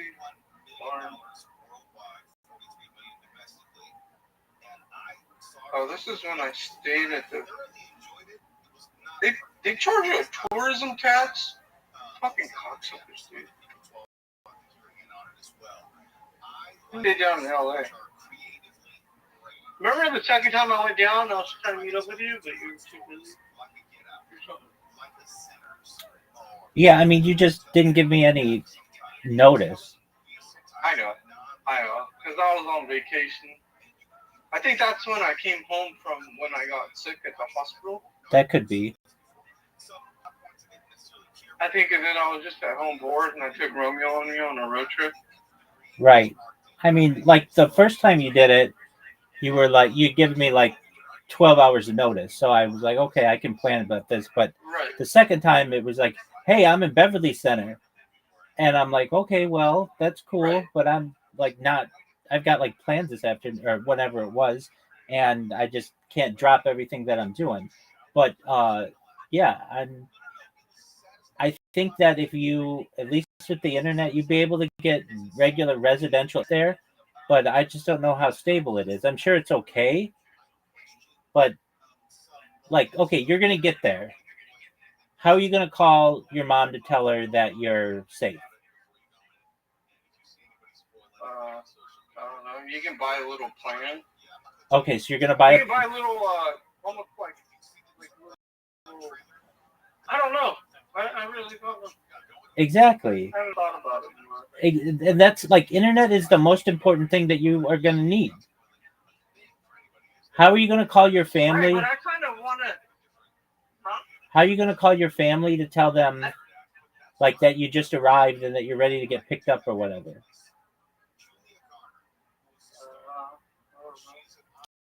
So you're gonna pay for the little card, and that's gonna. I think it's $10 a day just for the card, and then whatever you're gonna use in data. So I know that's only like 1 or 2 calls. I get that, and maybe you'll be able to find some free Wi-Fi somewhere at the airport or something. But man, would it be convenient if I just had internet and I could just put this thing, so long as it had a view of the sky, and I'd have internet wherever I wanted. No, I feel it. I don't know, man. I need a vacation first. I wanted to go down there and just go swimming and escape from all the social norms for a while, and then came back a little bit, little by little. You know what I mean? Like, when you go out there, like, there's a lot of things to do that don't require you to be on the web.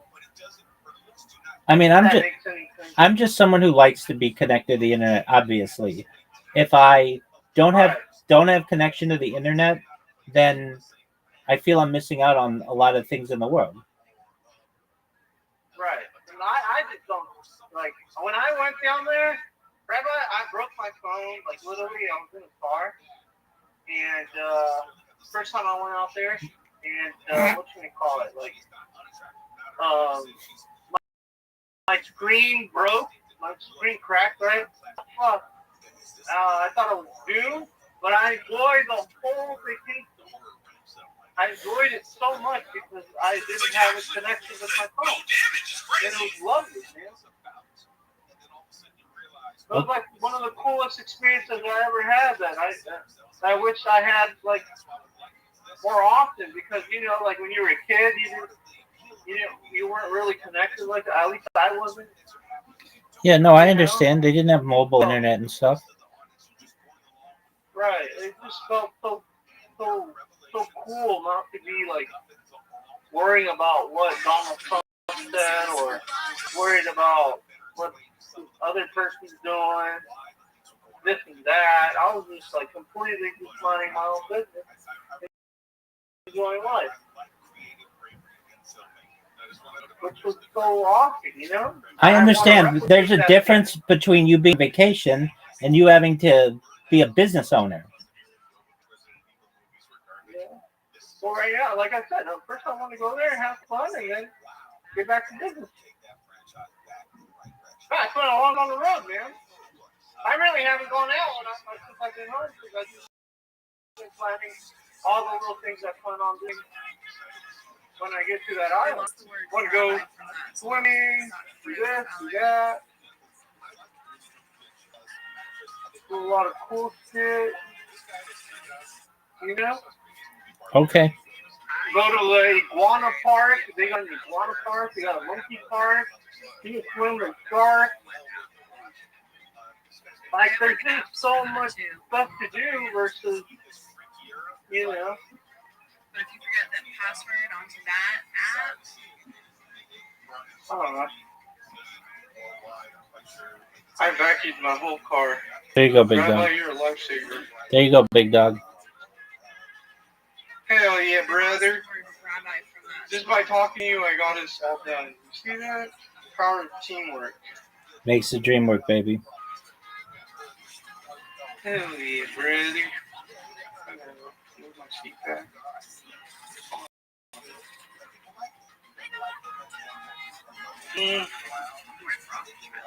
Hopefully, Rabbi, extend an end. Hopefully, you can come visit me. Perhaps someday, my friend. Together. Absolutely. Hell yeah, brother. Easy, I pay for your ticket. Sounds like a plan, You my never friend. know. I might do a giveaway. There you go. Huh? There you go, big dog. Would you come? Would you come? I am focused on my stream. Once I go viral, I'll be able to buy the whole plane to get there. Yeah. Streaming is what I love to do. I love streaming more than vacation. I love streaming more than having a family. As of right now, I love streaming. It's what I like to do. And I know that it gives me the opportunity to perhaps be extremely wealthy and extremely influential. And that's why I focus so much on it. But once I gain traction and perhaps am able to go viral from my robots that I create, then I will fly to you and we will sell hot dogs together, my friend. No. Some glizzies together. Word, Damn, dog. word dog. Yeah. All right, so I don't know if I should watch this far or wait. I'm probably gonna wait. I just wanted to vacuum the shit out of this. Oh, man, I can't believe I'm old, Rabbi. My back hurts just doing little shit. In the fuck.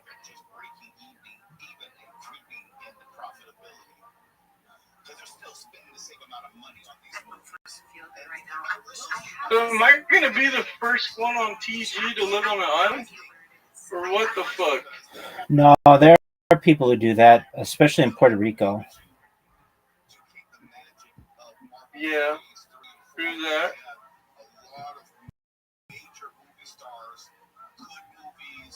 Yeah, brother. I wanted to buy me a diet soda. So, I should buy it. I should buy I a love diet a soda. no-brainer. That's why I've been working with you for so long. Open I Phone is need offering me our a listeners diet 20% soda. off your first 6 months at openphone.com/Kiltony. That's openphone.com/Kiltony. And if you have existing numbers with another service, Open Phone will port them over at no extra charge. Open Phone. No missed calls, no missed customers. We are moving along smoothly here. Bucket pull number 4. This is definitely a new name, and I'm excited about it. Make some noise for Yoshika Gonzalez. Yoshika Gonzalez. Oh, shit. Okay. One more time for Yoshika, everybody. Hi. A little bit about me or whatever. I'm having a sale on my OnlyFans. Yeah, so for 30 cents a day, you can help a short bitch pay her rent. No, I am a sex worker, and I figured it's actually better than dating, because I usually date white men, and that's a fucking pyramid scheme. So they just do weird shit like lie, first one, drink Mountain Dew, and prioritize themselves. I'm just too Latina for that. Yeah, I'm too Latina for that because I'm like sucking dick and washing the dishes, and in return they make me keto fucking pancakes. Yoshika Gonzalez. Hell yes. So many questions. Let's begin. One of Mike Scott's guinea pigs. Made it all the way down here. Excuse me? No, it's not about you. I have a serious question. When you do your sex work, you get picked up at Home Depot? Thank you. You do your sex work, you get picked up in front of the Home Depot?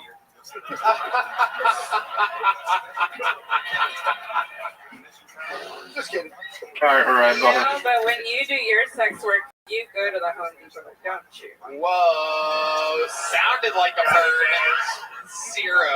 That's what you get, dude. You come at the queen, you best not miss. Yoshika Gonzalez. Hell yeah, you are definitely a specific type. Is this a condition? Is there a label for this? What? Racially challenged? No, you look like a tall midget. Oh. You look like a... I don't know. I'm a shorty. They used to be short back in the day in the 60s. I don't know what's going on. Okay. Yoshika, how long have you been attempting stand-up comedy? For a year now, it's my last resort into screenwriting. Oh, you got to team up with Paul. Yeah, this is wild. Farley, bro. Year now, it's my last resort into screenwriting. Oh, you got to team up with Paul. Yeah, this is wild. Farley brothers. Yeah. Episode, we have two screenwriting references and two guinea pig references. And somehow they're all mashing together right here with Yoshika Gonzalez. Yoshika is an interesting name. What does that mean? How do you end up with a Japanese name? I was thinking back to Japanese. You don't know. I know. My dad used to say different shit, like poker one time. Cash. Say different shit, like poker one time.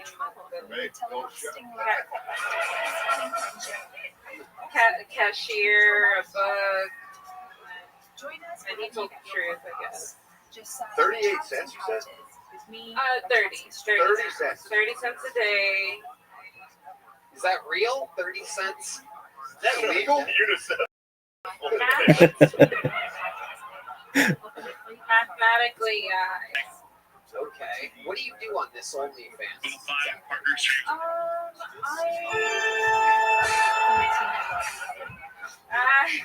Haunt people's laptops. I don't know. I twerk.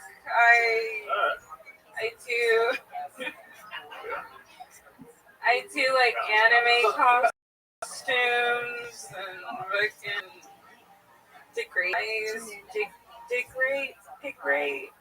You cross the line. That's too much. Don't do it. Don't you dare. There's a lot. How have you been on OnlyFans?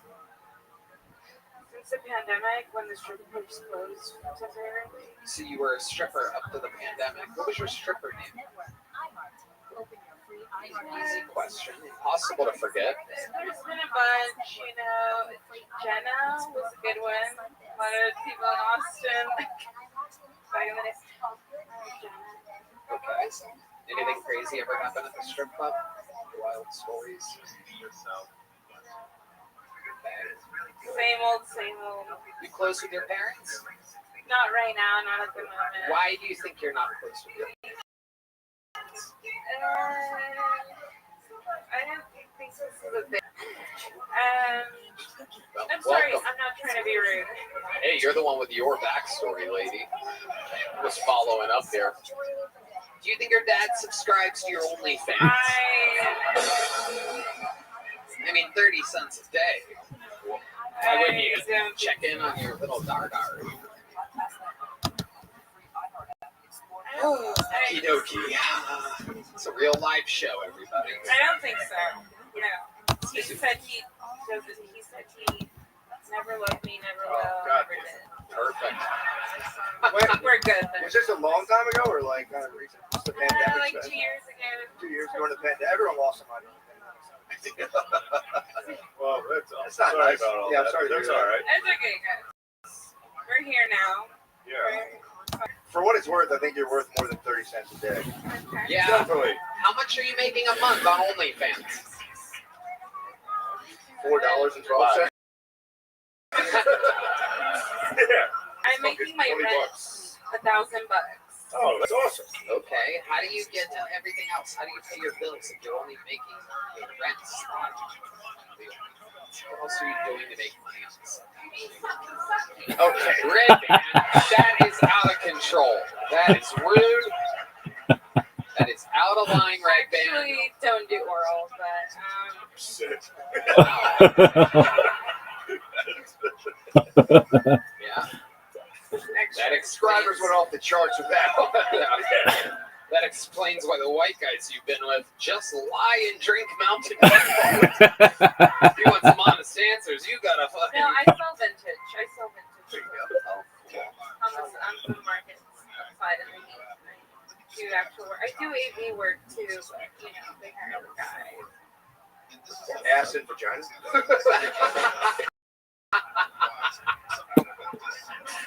Is that one of the vintage shirts? Yeah, it's when I was gonna say it's a cool shirt. Thank you. Yeah. Is it vintage underwear, like your used ones or something that you sell? Red band. Oh. Red band. That's Red band. Let's run a program. Red band. For 30 cents a day. Let's get back to this. Yeah, for a penny.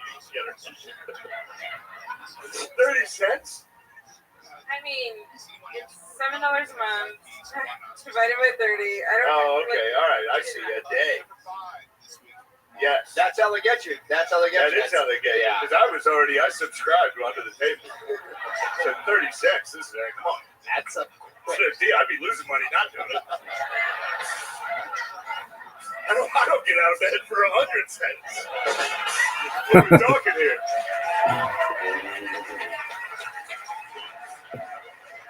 What? You're doing great. You're going to be making a lot more money after this, I'm sure. There are a lot of people watching online right now. Any other last pitches for your OnlyFans that you would like to give to the people out there? Many, many men. Trying to help her. Yeah. She's just barely making her rent. Yeah, I mean, I have a wish list, but I just have like a printer on there. No one will buy it. I'll get you a fucking printer. Shane's going to buy her a printer. I promise. Yoshika, here's a little joke bug. Okay. Ready for it? Boom, you got it. Wow. She caught it. You're going that way.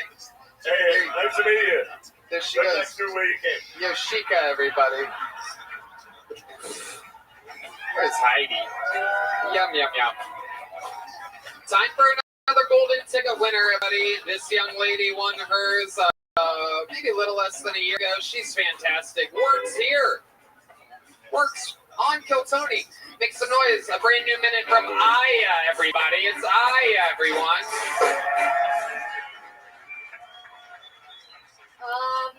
Some people don't trust Muslims. I get it, whatever. Me personally, I don't trust Jehovah's Witnesses. I feel like some Jehovah's Witnesses are just registered sex offenders who got really, really, really nervous at the last second. Like, they were supposed to go out in the neighborhood and tell everyone what they did, which is, it's tough. Oh, molesting a child. So, you know, they go, knock, knock, who's there? Have you heard of the child that was touched by God? Jesus Christ? He's like, why is your parole officer here? Don't worry about that. I don't know. I feel like we treat registered sex offenders so interesting in this country. Like, we make them live so far from elementary schools. But distance only makes the heart grow fonder.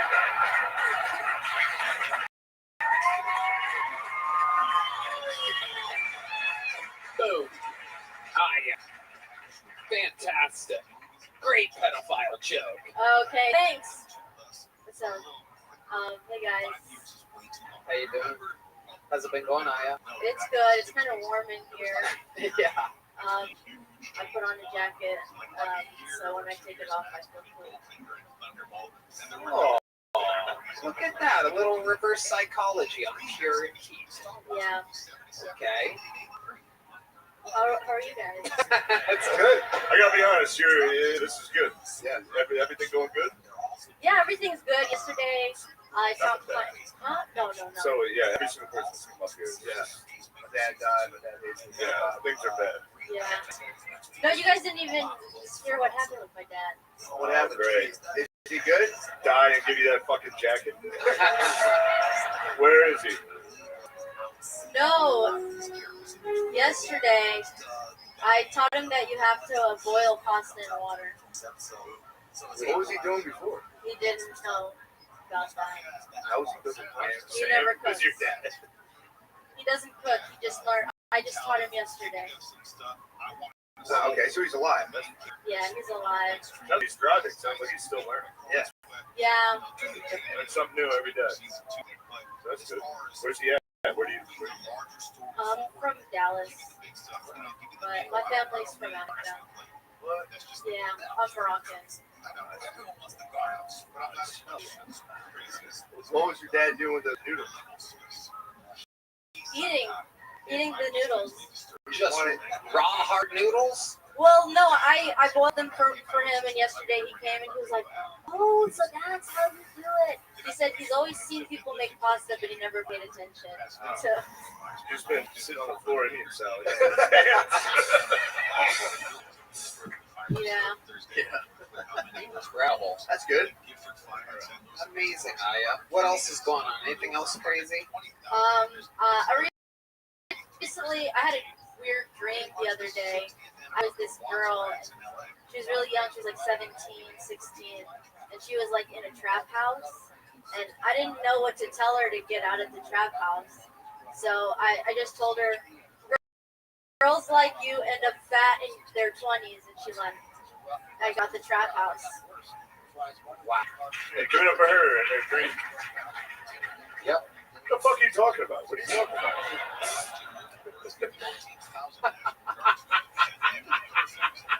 It's just my life. Yep. No doubt about It's it. just the truth.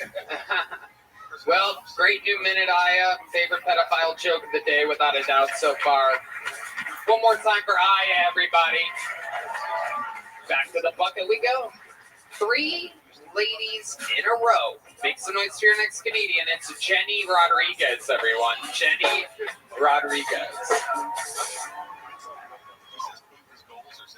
I just watched this documentary on Netflix recently. It was about a woman who went to jail after she had sex with a man who the courts had deemed mentally incapacitated.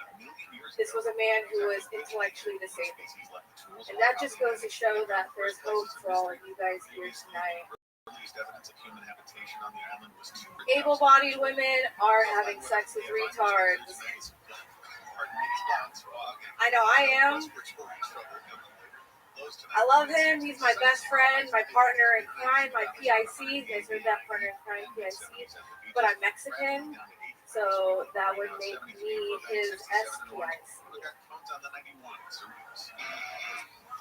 SPIC, it's Texas. You want me to spell it out for you guys? We actually just saw the Fantastic Four movie. I gave a hand job during it. I guess you could call it a Fantastic Five. Boo, boo, boo. That's been my time. I've been Jenny Rodriguez.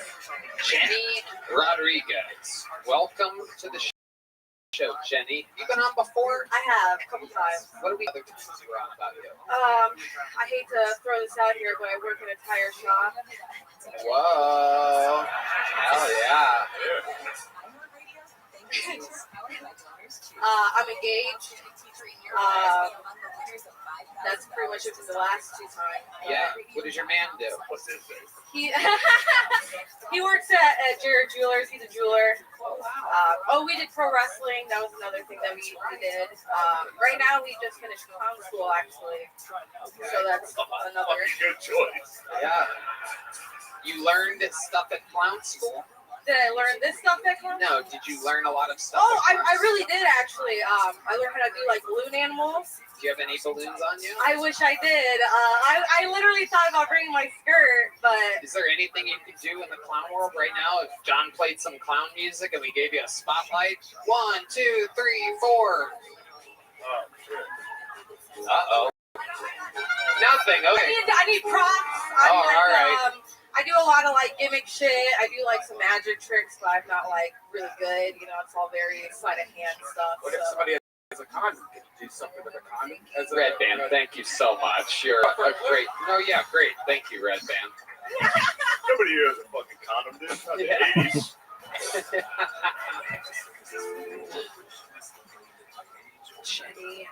weekend. So how's stand-up been going for you? Stand-up's been going pretty well. The last few months I've been focusing on clown school, ironically. But I've been, doing my school into shows, just trying to do what I can around here. It is a little more difficult, I think, finding a good clique around here compared to where I was last before I moved here. I came from the South Bend area. Go Irish. Are you a fan of the Notre Dame Fighting Irish? So just trying to do what I can around here. It is a little more difficult, I think, finding a good clique around here compared to where I was last. South Bend area. Go Irish. Are you a fan of the Notre Dame Fighting Irish? Definitely not, bro. Yeah. Notre Dame, more like Notre Lame. St. Cloud's dick. Football rules. I love sports. There you go. Well, Jenny, congratulations. You got picked for on the show multiple times. There she goes, Jenny Rodriguez, everybody. We're going to keep flying through it. Here we go. On to the next one. It's cooling down. It's like 4 degrees. We are around the corner from the 70s, everybody. This next bucket bowl's from the inside. Make some noise for Julie Joy. Welcome. Julie Joy. How are you? Bob. Bob, can you hear me? How old are you, Bob? Oh, what's going, my buddy? How old are you? Me? I'm 2016. Oh, tight. How'd you find out about me, Bob? Oh, no. Take your time, my friend. Oh, just one of the fathers, my brother. How'd you find out about me, Bob? Just my fathers. Your fine followers. Oh no, one of my fathers, my bro. I don't. Boy, what are you saying? Family, my bro. Means family, G. Oh, one of your family members told you about. Yeah, my bro. Do you know how they found out about me? Fuck no, it's dogs. Okay. Do you mind if I tell you about myself, Bob? Sure, my bro. Go ahead. Excellent. I'm Rabbi Rothschild. I stream my life 24 hours a day, 7 days a week, 365 days a year. I've been doing so for more than 3.5 years. Have you ever seen the movie The Truman Show or the television show Big Brother, Bob? No, my bro. I don't think so. Okay. Well, The Truman Show is basically a story of someone whose entire life is on camera, and that's essentially what mine is. Hey, welcome, Logan. How are you? Yo, G. Logan, how'd you find out about me, pimp? Come here, pimp. I called you a pimp. How you living? How'd you find out about me? Are you gangster or something? 1,000%. How did you find out about me, Logan? Just, one of the pros. Okay, very well. Hey, Rabbi, can you see me? It's black. Hello? Hello. All right, so I'm Rabbi Rothschild. I stream my life 24 hours a day, 7 days a week, 365 days a year for world peace. You're going on TikTok, Rabbi. Oh, I wish I was. So you Hey, Rabbi, I have a question. You found out about me on Rabbi, I have TikTok? a question. Okay, what's going on, Pip? Can you date her? Can I what? Can you date her? Explain. Deepak? Like, you know how you have a bank account, right? Yeah? You can use some funds on that and put it onto the pokies. Oh, I wish I could. Okay, so let me tell you about myself, and then we can get to know each other. I'm Rabbi Rothschild. I stream my life 24 hours a day, 7 days a week, 365 days a year for world peace. I've been doing so for more than 3.5 years. I have more data archived on the internet than any person in global history.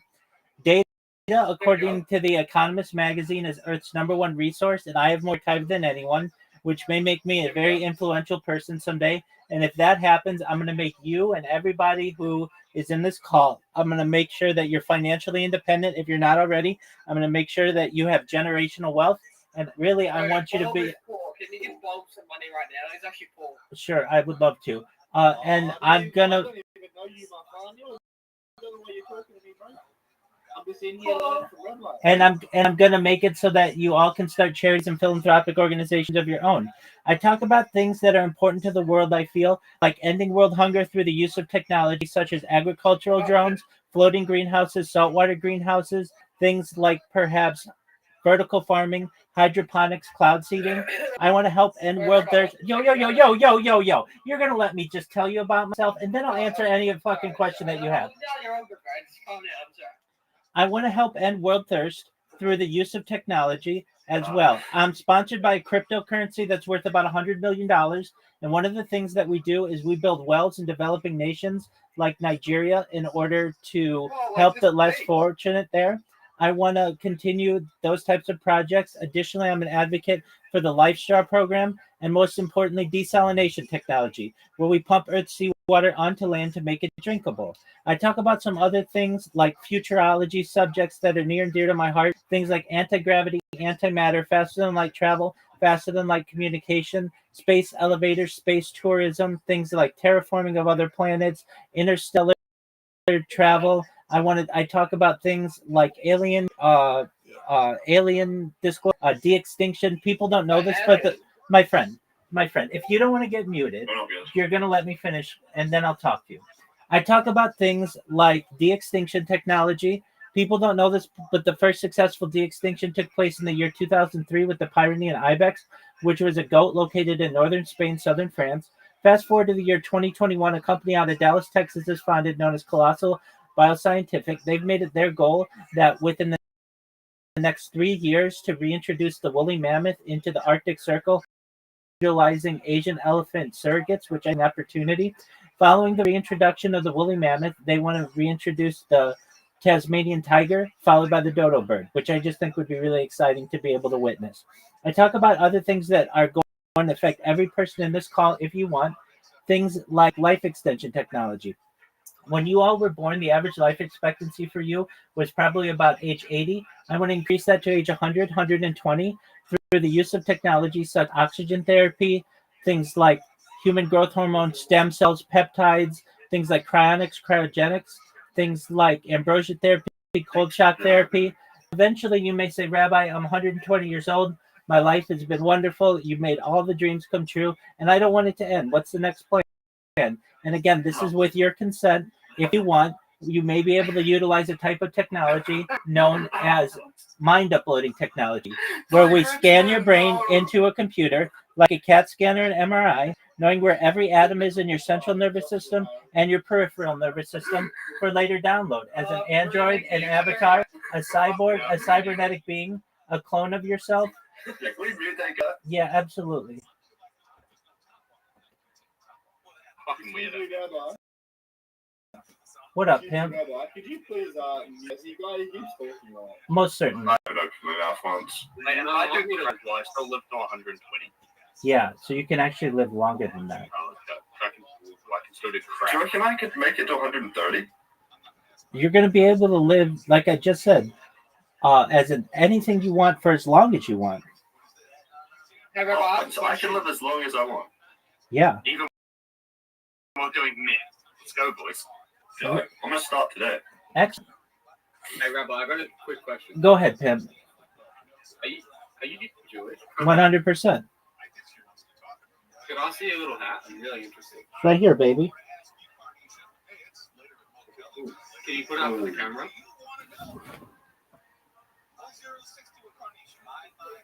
That's pretty cool. Thanks, baby. So what is it used for? Like, what does it mean? We use it as a symbol of reverence to God. Just a moment. This person. Yeah, you want something to do. Yeah, that's fine. He's not being. Rabbi. It wasn't him, by the way, Rabbi. I viewed the wrong guy. It was actually It was actually Bulb V2. Okay, that's fine. Be quiet. I'm trying to listen to Rabbi. Yeah, come on, guys. That's okay. So yeah, it's a sign of Why do you reverence have to. like 8 computers? I create robots that promote me on various social media. I'm live right now on more than 20 different YouTube channels. If you go in the left hand corner of this server, you're going to see a link that says 24/7 YouTube streams. If you go to that link, just put it into YouTube, you'll find that I'm live on more than 20 different simultaneous YouTube streams. I have more data than any person ever, and this is the biggest event in global history. Why not just one? I want to be able to record. I want to be able to record in 360 degrees, so I want people to be able to view my life in different angles. That's a good question. Do you ever go outside? Yeah, so I've streamed IRL as far north as Santa Barbara, as far south as San Diego, as far west as the Pacific Ocean, as far east as the mountain and desert. And I've streamed in Beverly Hills, Los Angeles, Disneyland, basically everywhere in Southern California. That's pretty cool. Yeah. Can you explain what you're having? Because you got cut off by these rude people. Sure. It's a symbol of reverence to God. Oh, he's playing Fortnite. So, did you all find out about me from TikTok? Yeah, there's like a someone posted a TikTok. You gone viral. Yeah. Sorry, I had like 4 million views. Are you serious? Yeah. Yeah. Okay, you're not messing with me. I'm not messing with you, man. Okay, so whose TikTok could I go to be able to see it? I think. I know that that. name. We found it on the For You page. No way. And you guys, okay, just a moment. I'm gonna have to check this out. So it was just on the For You page. Was it one of my TikTok videos? No. It was like some random guy. Okay, that's phenomenal. This guy it's getting quite annoying. I don't know about the other guys in here, but I know. guys leaving and joining. What the fuck is Alexander doing? There's other stuff. So, well, that's phenomenal. I have over 100 different YouTube channels. I have over 200 Instagram channels. I have over 500 Twitch accounts. Did you see the clip about Mr. Beast talking about you? Quit it. Now that's ridiculous. I'm not joking. Okay, what did Mr. Beast? What did Mr. Beast say? Look at this guy's name. What the hell? Hello. What did Mr. Beast? Rabbi, I saw your TikTok, Rabbi. Okay. You see the one with Mr. Beast, eh? I saw the TikTok with Mr. Beast. Yeah. See? Quit it. Okay, so where would I find this? No, it had to be AI. Was it AI, boys? No, AI. AI, not that smart. Yeah. Hey, Rabbi, I have a question. What up, pimp? Do you have a job? I'm a certified project management professional. I'm just asking a genuine question. You guys being weird. No, I know you are. I answered it. I'm a certified project management professional. Rabbi, do you ever have guides over? Yeah, I've had fans come visit me. Oh. What's your sexuality, Rabbi, if you don't mind me asking? I love MILFs. MILFs? Oh. How can you do that if you're in a room all the time? Respect. Yeah, how do you get busy with all your cameras? Yeah, so I've had to voluntarily be split while I've done this live stream. Though at the beginning I did have sex with chicks. Voluntarily, eh? Well, yeah, I dedicate my life to live streaming. I recognize that I have the opportunity to perhaps be the most desirable person on earth, the most eligible bachelor, because every woman wants to be famous, and if I can make them famous, they're going to be extremely attracted to me. But those are like fakes, bro. Those are fakes. That's okay. They're going to be hot as fuck, and their pussies are going to be warm. Do you go to the gym? I used to, but I have dedicated myself to live streaming. Wait, I didn't even tell that you quit. Baby, you know I'm strong. Oh shit! Absolutely. I'm really not about that. Can you flex for us? Baby, look at these muscles. Look at these muscles. Wait, Rabbi, what size shirt do you wear? I'd wear a large shirt. 6XL. No, not That's gonna be 6XL. weird. What the fuck? As I said previously, my kippa or my yarmulke. Google Maps, Rabbi, I have a question. I want to show you something cool. Okay. You search up 22 Gayhurst. I don't know what that means. Just turn your screen share and Google Maps. Yeah. Turn on your screen share. You just go down and come So, what is this about Mr. Beast and Rabbi? He just made a video talking about you. Okay, where would I find it? I don't know. He was like, he likes what you're doing and shit. It was all that for you, bitch. He even had Christina in it. Okay, where would I find this? Is it on YouTube? No, TikTok. It's on TikTok. Who the fuck is Joshua Michael with Do you know that one with? See it on Sorry, he filmed it in Mawson Lake. You guys know the video. Yeah. Yeah. In Kenwick. Oh, it might have been. Yeah, it might have been. Okay. Just down from Dave. Okay. So, would one of you guys pull it up for me? Gentlemen, would one of you guys pull it up for me?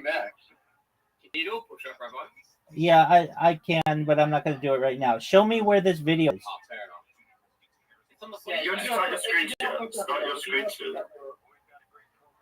You just pull it up for me. Tell me where I can find it. No, you have to start your screen share and open maps. Otherwise it doesn't work.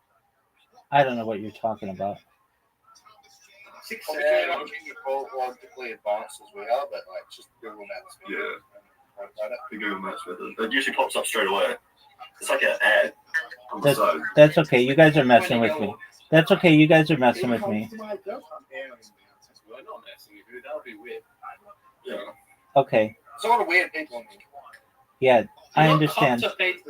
So, guys, do you know what Kill Tony is? Yeah. Okay, excellent. Well, we're watching tonight's Kill Tony, so feel free to watch it alongside me. And if you guys want to talk afterward, I'd love Meet to. up with you, like, you could sign that shirt. Where would we go? To my house. Can you give us? Where's that? Absolutely. I'll dox myself at another time. Thanks, guys. But how will we get to come with Guys, feel free to watch Kill Tony with me. It's been a pleasure to meet you guys, and I look forward to continuing our friendship. How perfect. It's great. Awesome. You would think we would coordinate this better, that someone signs up and they don't sit in the seat that's 97 seconds away from the front.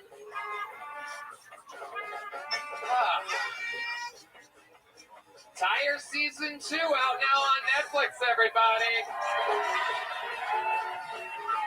The Madison Square Garden coming up this week. The 15th, we do stand-up. The 16th, we do Kill Tony. Where the fuck is this fucking inside bucket bowl? Mix us with Chili Joy, everyone.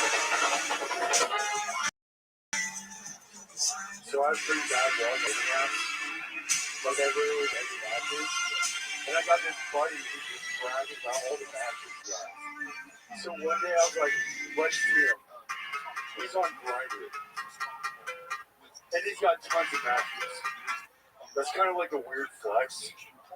But then it dawned on me. If I was gay, a lot of my problems would disappear. Like I wouldn't be as lonely.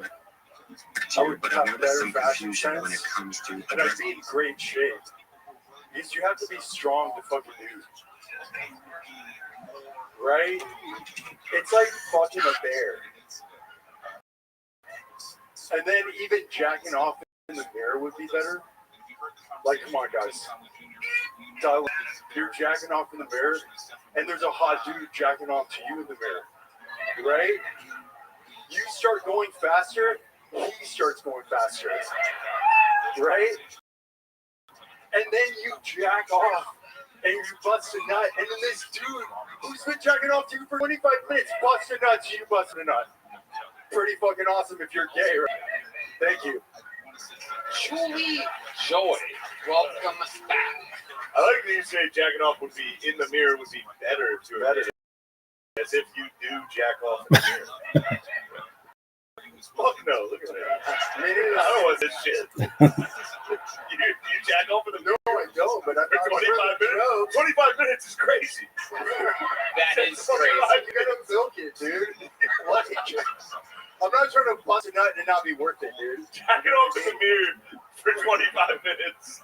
Bro, don't knock it until you try it. No, I will. 25 minutes is what stands out about that material. Do you really extend your jack-up experience for that long? Yeah, when I do jack off, I definitely milk it, but I try not to. When you say milk it, are you edging, guys?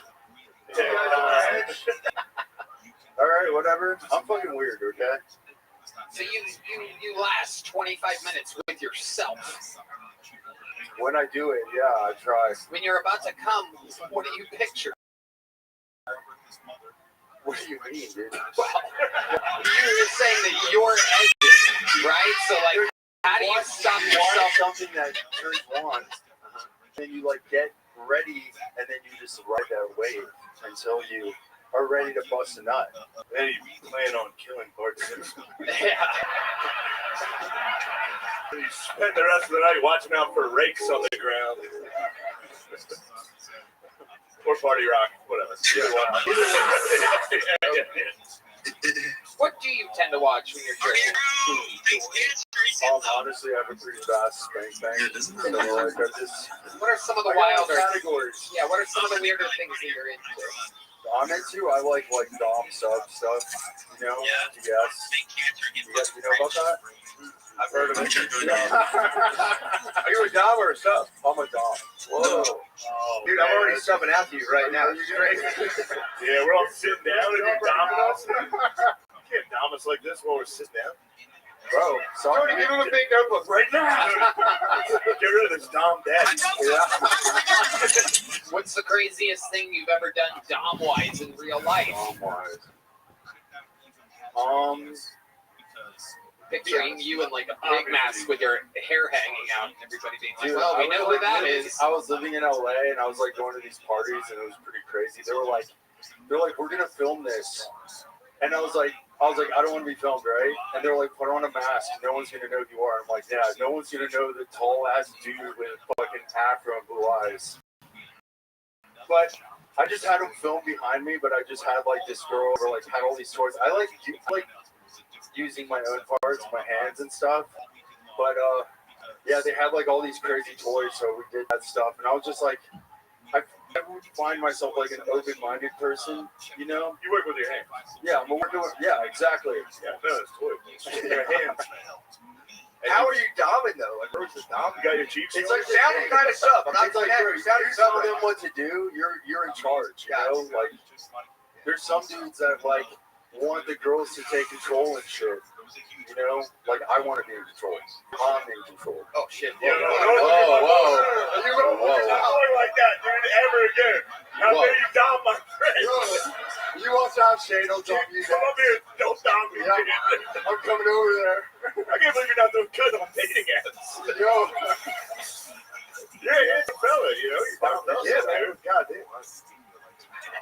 What do you do for work? I work in AV, freelance. Wow. Mostly, yeah, I know I heard everyone saying that. Yeah. I've done some catering jobs since I moved here. Okay. Yeah. They make you wear a hairnet? They make me pull my hair back in the ponytail. Yeah. Yeah, it looks different. So, it just gears. I like tense eye contact. How about for fun? What do you do for fun? I like going to White Horse. I've been practicing two-step, like learning. I like Barton Springs. I go there almost every day. Anybody's not that bit? Yeah. A little bit. Yeah. See, the girls out there are freaky. Yeah. And what's your love life like?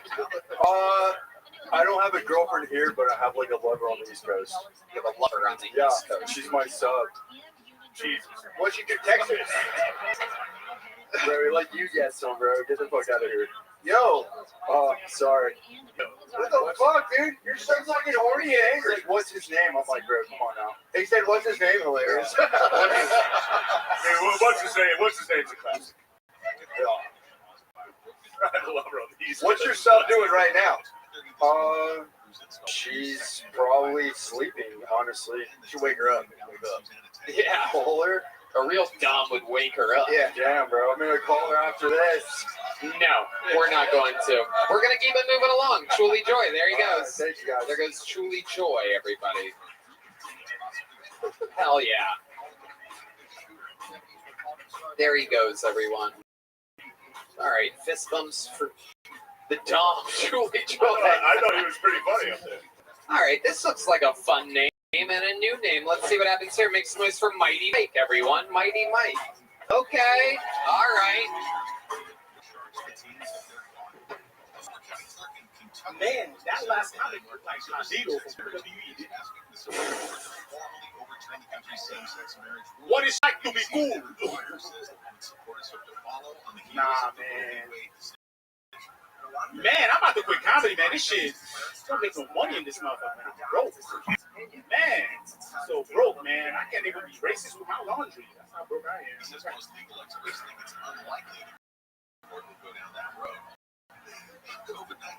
Like that white racist activity. White and blacks. Come on, buddy. What's the whites first? I'm black. I put the blacks first.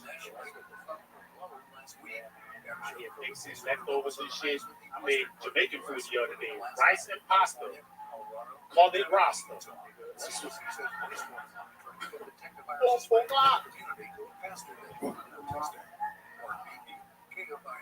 Man, tricks. Yeah, okay, that's the meal right there. All right. That's a cat? That's pussy? Okay. All right, Mighty Mike. Slightly having a mental breakdown towards the end of his set there. Mighty Mike, welcome back. You've been on this show before. Talk into the microphone there. We have mics here in America. Oh! Woo! With the shots. So what were you saying? Go ahead. Say no, I said I'm Mike Ayo, baby. Yeah, I put Mighty Mike. That's my stage name, Mighty Mike. Put that up there today. I was on here last time, right? No, I was. No, shame, man. Respect, bro. I respect you, bro. Never mind. I thought I was. No, you wasn't. You wasn't. Oh, all right. Well, fuck. Sorry. Yeah. It was, maybe I am actually. You got up here, I was like, oh, I remember him. Shane Givens, ladies and gentlemen. We know. Mike, relax. So, tell us what's been going on, Mike. You said you're broke. What do you do for work? Oh, I just got a new job at FedEx. The last time I was at Amazon. Okay. Well, you're just still delivering packages. Still delivering packages, yes. The packages don't talk. Packages don't talk. What do you mean by that exactly? I used to be in an office. I used to work in an office. Offices, people talk around. Now you're driving the truck and you're dropping off. How long you been doing that for? I started dropping packages off. I started with Amazon. I was like, got the Amazon thing. We're talking about FedEx. How long? FedEx is like 2 weeks. So 2 weeks. No, a week. So yes. How do you do that? Do you have any specific style? Has anything crazy happened yet? No. I'm still training right now. Niggas still training. Okay. Yeah, it's the guy me training. Yeah. All right. What have you learned so far? Man, you gotta put the package where the white people want them. But they'll type up that ring. That's pretty enough. Right, you gotta keep them right where the black people can still get them. Yeah. I help my niggas out. I was in the hood today. You know, I help my niggas out. Hey, come quick, Brian. Shit. Okie dokie. Mighty Mike, how about for fun? What are some hobbies of yours? What do you do for fun when you're not doing stand-up? Man, when I'm done doing stand-up, think about how black people do better. What have you come up with exactly? We've been wondering the same thing. So you go right ahead. I was chilling in my balcony the other day, man, blowing the trees. I was like, man, The head nod thing. Get rid of that. No, it's not. I mean, fuck, you gotta say, speak words, man. Hi. Hi, hello. Well, if you're like that, that's gonna be a problem. I was walking by and the black guy was like, "Hi." yeah, like that. No, you know, you gotta smile. What's up? Yeah, exactly. No, the head thing's nice. I am head thing traumatized, man. Oh, yeah. Yeah, are you from Nigeria? I was born and raised in Nigeria. You came here and you saw the black guy. What? Tell them to pull their pants up. You know, I mean. Yeah, what else is on this list? So What else is on your list of how dating can be better?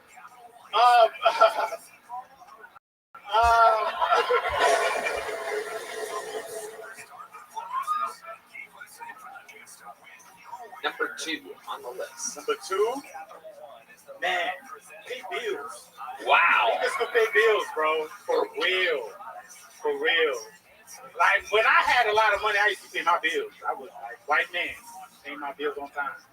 Okay. I don't got it like that no more right now, so I'm dodging too. I'm being black. Right. Juking the bill collectors. So is that? They call me at 6 in the morning every time. So, yeah. I gotta tell you, this isn't a racial problem. Yeah. This is a me problem, huh? No, well, yeah, whoever the individual is, yeah. Okay. We call that there. Yeah, I'm down. What do you owe money for? What are some of your debts? I know right now I owe Charter Communications. I owe like $300. Charter Communications, Spectrum, my bad. Spectrum. Wait, you have cable? Or is that internet? No, internet, man. Damn. Come on, don't you know, man? Internet, man. Cable. Whoa, that's expensive. Okay. You have kids? No kids yet, man. Bro. How old are you? I just turned 35. So how do you think you've avoided having kids? Man, my pull-out game real good, man. I ain't gonna lie, bro. Explain to us. What's your method? Bro, I feel the pee. Like, when you're about to bust a nut, you get a pee feeling. That's the sign that God gave you first. Like, hey, man, it ain't piss, it's the other one. Just take it out, and you bust. And I listen to that voice, and I nut right on her. And that's how I'm able to dodge that shit. Wow. Man, I don't know how niggas miss that pee feeling, man. Child support, not me. Do you see like a big figure of your father in the sky and James Earl Jones is like, pull out now, son. Racist. No, my dad's still around, man. He's around. Is he in Nigeria? No, he's here. Where is he exactly? He's in Minnesota. Okay. And what's he doing up in Minnesota? What does a Nigerian do in Minnesota exactly? Man. Yeah, exactly. He take walks. Really? With the Somalis at the Mall of America. Yeah, for real. They be fucking with my dad, man. They don't know my G, man. He speaks Italian too, so he can talk to them. No way. Yes. And it's true that Nigerians and Somalians don't get along. I mean, I fuck with them, but, you know. Welcome. Hello. How are you? I'm out of there. I'm doing well, sir. Excellent. How's your day going, Audrey? It's going quite well. Excellent. Nothing notable. What are yours? Kicking ass, taking names. Audrey, how'd you find out about me? Just through your kick boss. No way. Oh, you're amazing. Do you mind if I tell you about myself? Oh, trust me, I've been in here at least 4 times for the introduction. Oh, okay, beautiful. Okay, so you know all about me. And I watched an edit of you that the Harry Potter Obama Sonic people made. Oh, excellent. Wonderful. Well, that's great. Have you seen the edit? Yeah, I have. Oh, okay. I know. The guy that made it sent it to me. Oh, that's amazing. Was his name GB? I think so. Let me check. Yes, it was GB. Excellent. Audrey, how long ago were you the person who was looking to buy cryptocurrency? Yeah. Okay, now I remember. Okay, excellent. Now I remember you. Okay, beautiful. So let's see here. I started spamming there like a week ago. Well, I shouldn't say that. I had another spam bot that was just not nearly as good as this one, but I'm starting to turn it up. People are coming in here by the boatload, so that's really good. On Kick? From Kick, yeah. Wow. Yeah, so that's big time. They're not banning you anymore? Oh no, they're still banning me, but my bot just creates another account and keeps going. And the key with this Kickbot that I had, the one that I did last year didn't have, is this one works when I'm sleeping, and I don't have to babysit it, so it's always working. It's working right now, and I don't have to. Wow. I don't have to pay any attention to it, and basically, Yeah, back then you would have to choose like what account you wanted to post on like manually. yeah, I had to recreate the account every time, and so that would take me some time. Oh. Yeah, and so this one works in an automated fashion, and I've added 5 handheld devices that automatically create clips of people for me.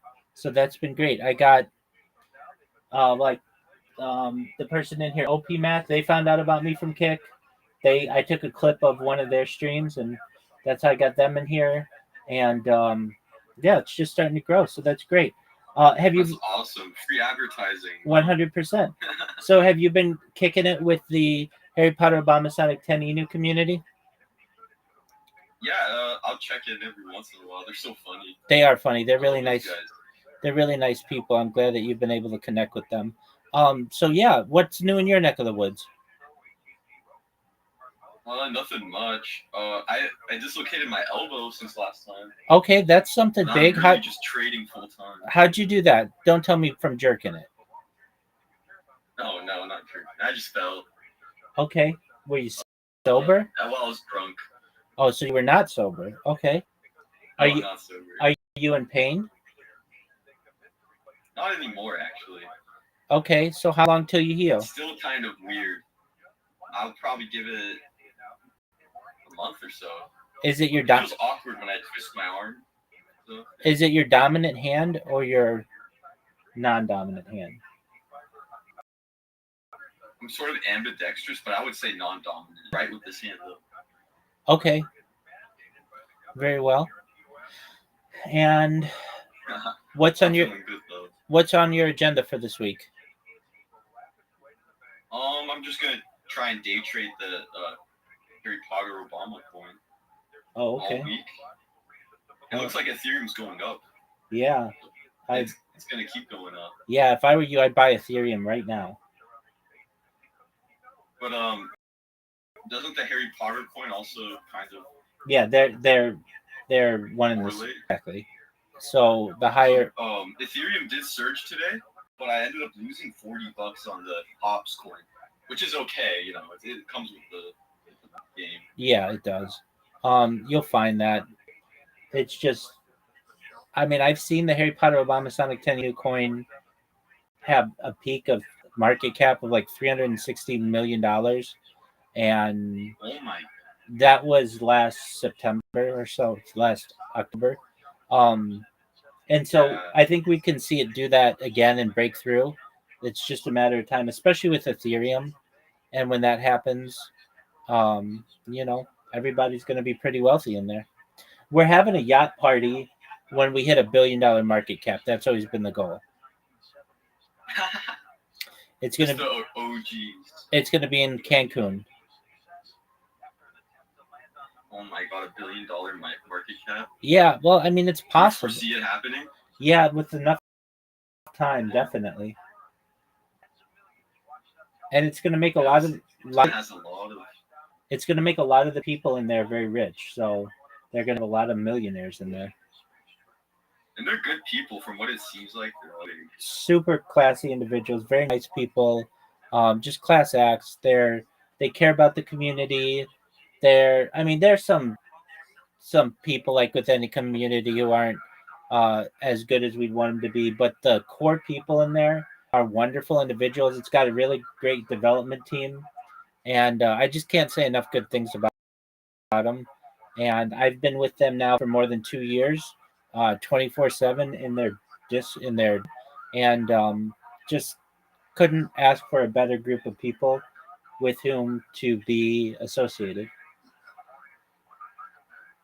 I totally agree. They helped me so much when I was trying to figure it out. Yeah, dude, they'll walk you through.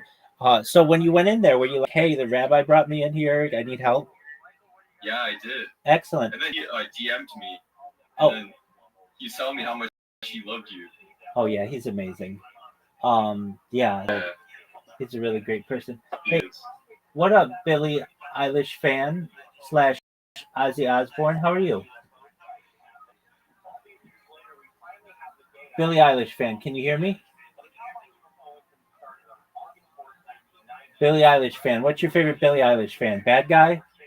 What's your favorite Are Ozzy? you asking me? No. We've got We've got a new friend in here.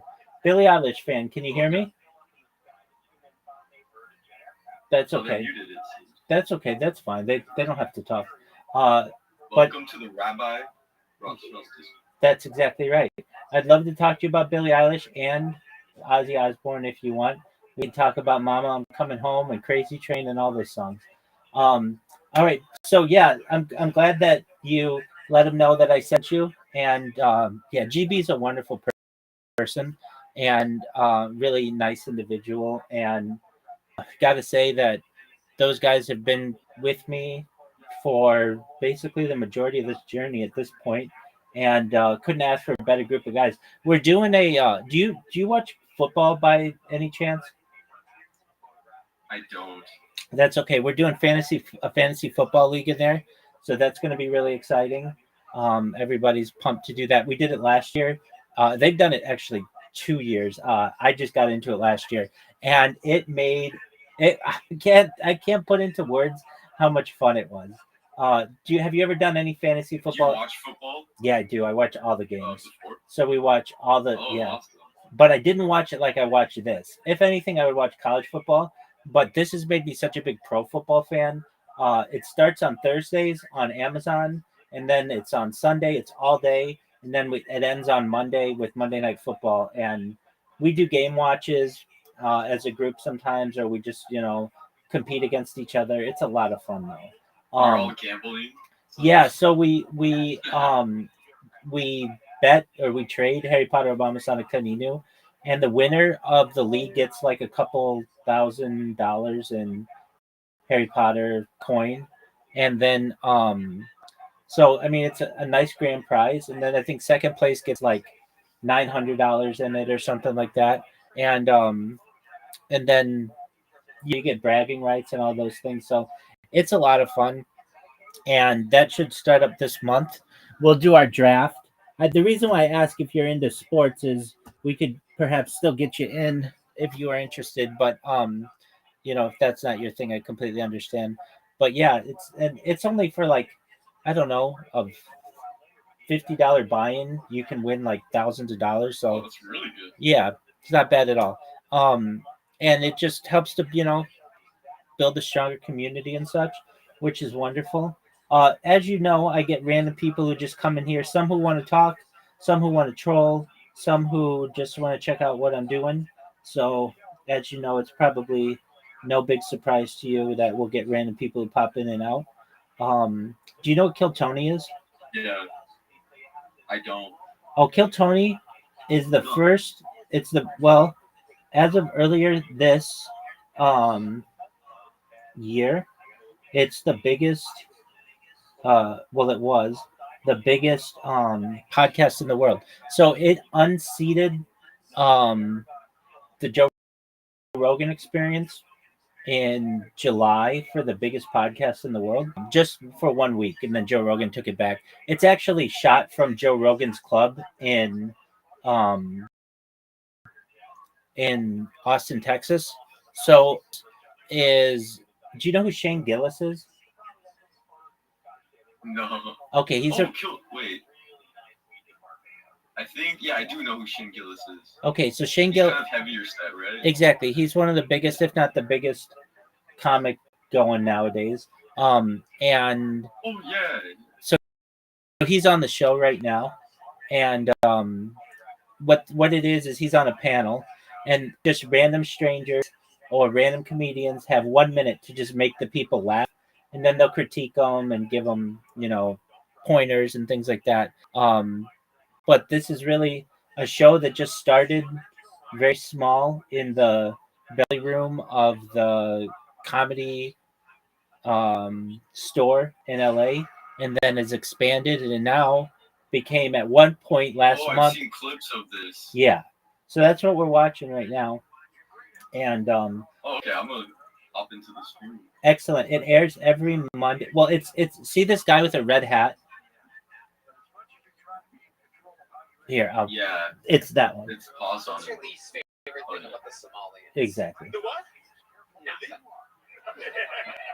Craziest thing you have in your refrigerator, Mighty Mike? You have a refrigerator, right? You have your own fridge? Yeah, I got a fridge. What's the craziest you opened up your refrigerator right now? Some spinach and broccoli. Nigga, eat healthy. No fried chicken. Wow. Incredible. Bro, that's hard to say something funny. That's true. Do you get any special powers when you eat the spinach or broccoli? You know, man, I do in the morning. Like, okay, the Dookie come right on time. Okie dokie. All right. Fun stuff. There goes Mighty Mike. You already have a big joke book? Already got one. There you go. So much pressure. You're absolutely right. Thank you, Gildo. Ladies and gentlemen, it has happened. 79.9 degrees, everybody. We've hit it. We are officially in the 70s. In this, the hottest episode of Kill Tony ever. Shane's got to pee. Shane's going pee. Oh, shit. Which means I'm just going to bring up your next comedian. Make some noise for Shay Phillips, everybody. Shay Phillips. Oh, shit.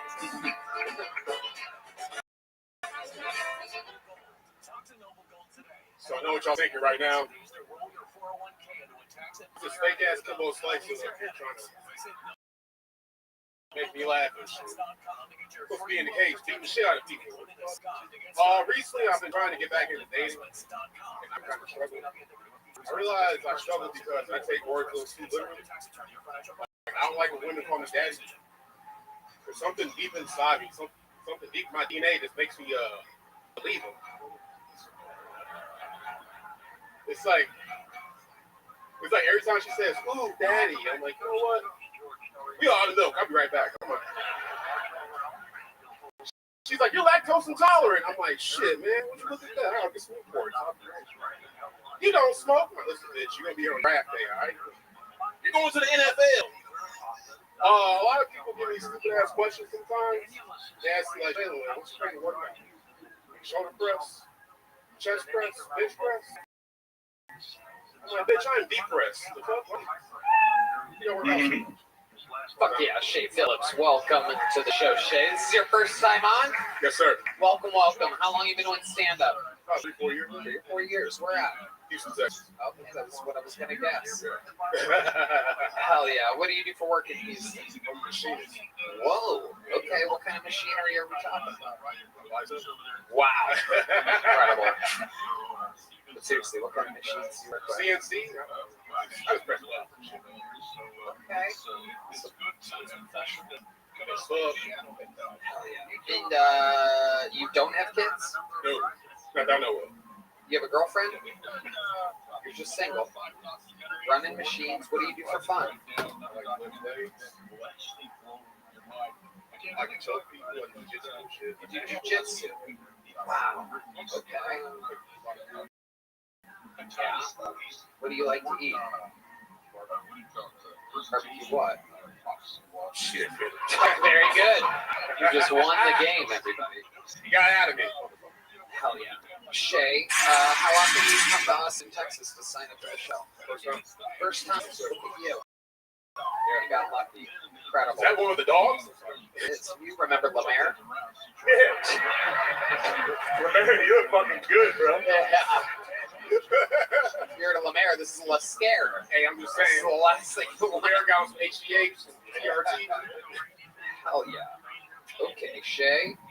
Craziest thing that's happened to you at the gym? Anything ever stand out to you? Any white women ever accuse you of staring at them or something like that? No, but They have an old white lady try to kidnap me one time.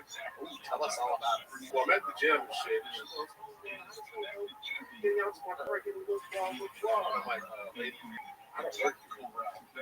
But instead, she started dragging me outside. Shit. She's like, I can't carry you by myself. Get inside the car, motherfucker. I'm like, oh, this guy. You think she was trying to have sex with you? I think she only picked up a bunch of heavy shit for her. I'm like, nah, you ever heard of Juneteenth, bitch? Emancipation Proclamation. Absolutely. What did she want you to pick up for herself? Yeah, that bitch we expected. Oh, was she fat? Yeah. Oh, yeah. Shucks. That She's could trying to get me. That could have been great. How old? Old enough? Yeah. Old enough that you'd be like, yeah. Old enough for a 401k? Yeah. Why'd you hesitate? I'm stupid. I want to keep it. You probably did the right thing. Yeah, I don't know. I could have a better life, man. Interesting. Shay, what's the craziest thing about your life that you would find interesting about you? You ever save anyone's life? Big Craziest thing. When I was in the military, there was a kid that was trying to walk home. But it turns out that this island controls very time. As the kids walking, like this station, so they stays on the water and stuff. So they had to kill him. He's in a drown. Where was this at? Marshall Island. Wow. And what branch of the military were you at? I was in the Navy. What did you do exactly in the Navy? I was the construction coordinator right now. Wow. Look at you helping someone else not drown. Absolutely amazing. Yep. Look at that. Okay, Shay, 3 or 4 years in Houston, your first time on, very fun, and here is, we don't have any mediums. I guess you're getting up there. There you go, Shay Phillips. Boom. Shay Phillips. Yeah, bro. Oh shit, I did that one quick, huh? Oops. Hey, look, it's the lovely Heidi. This episode is brought to you by ExpressVPN. We went close there. Yeah. How many people like when comedians do good on this show? How many of you like it when comedians do bad on this show? Wow. Are you sure? They do. Almost everyone's doing bad. Yeah. They like it. This is hot. It is hot. Yeah. No doubt about it. For those of you watching on the internet, congratulations. This is the episode to be in the air conditioning If for. it was cold, we'd be fucking killing. Yeah. It would be a whole different episode. This is crazy. But, you know, it happens sometimes. Every once in a great while. Okay. Awesome. Ladies and gentlemen, make some noise for your next comedian. You guys having fun out there still?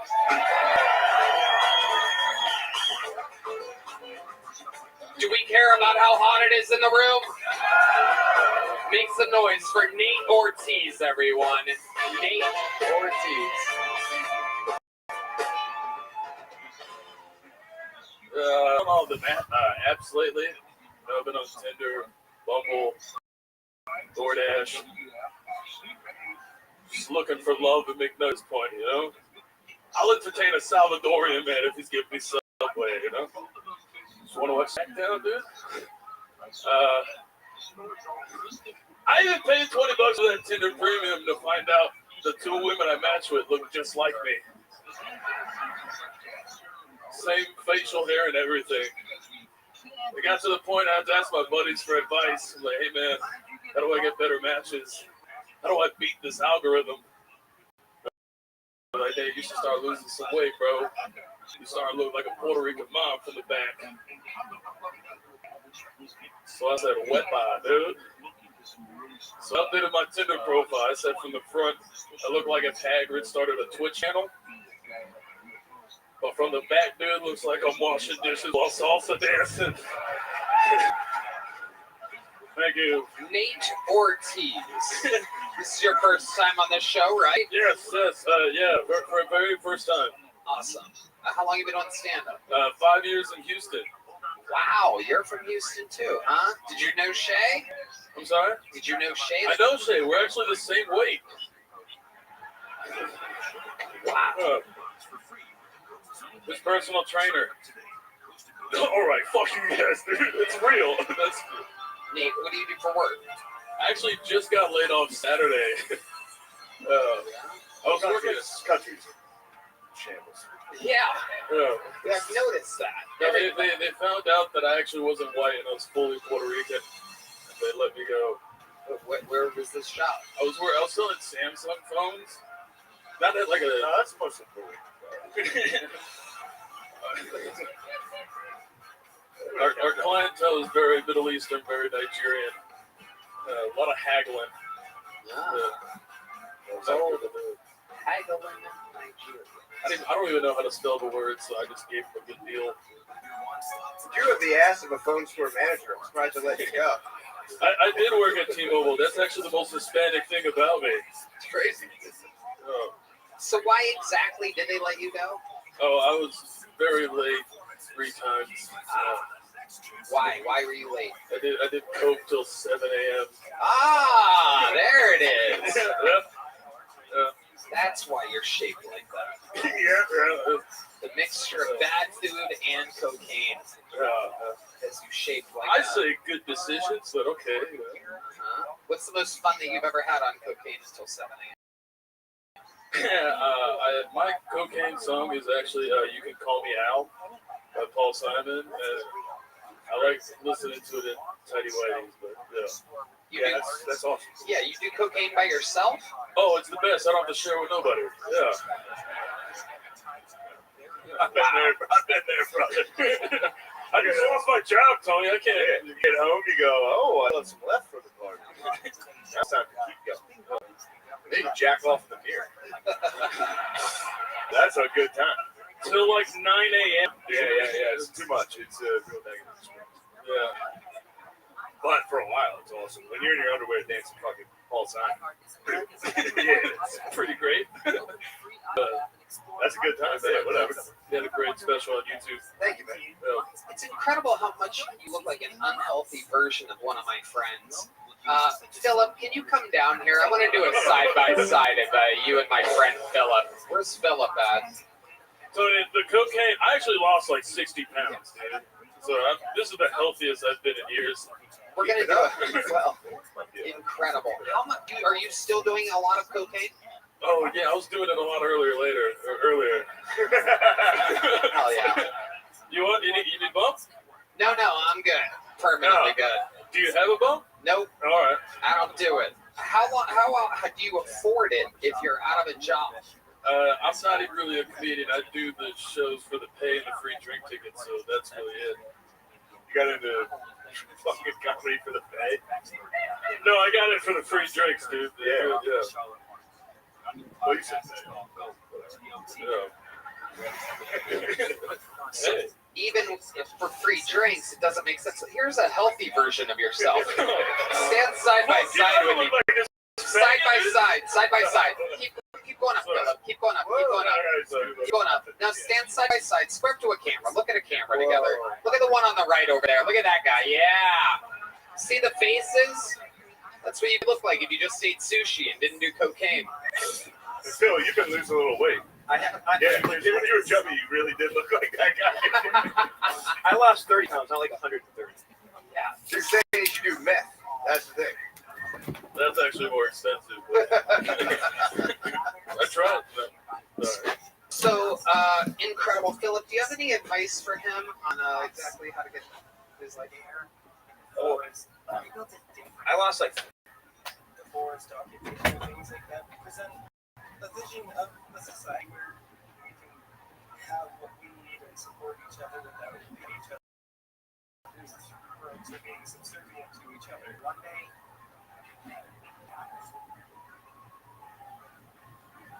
at approximately 9 o'clock this morning, as law enforcement moved to various sectors of the property. Individuals without warning, they drove through. What I heard was a full clip upload. It was just like a whole mess of shots, just like full ass thing on.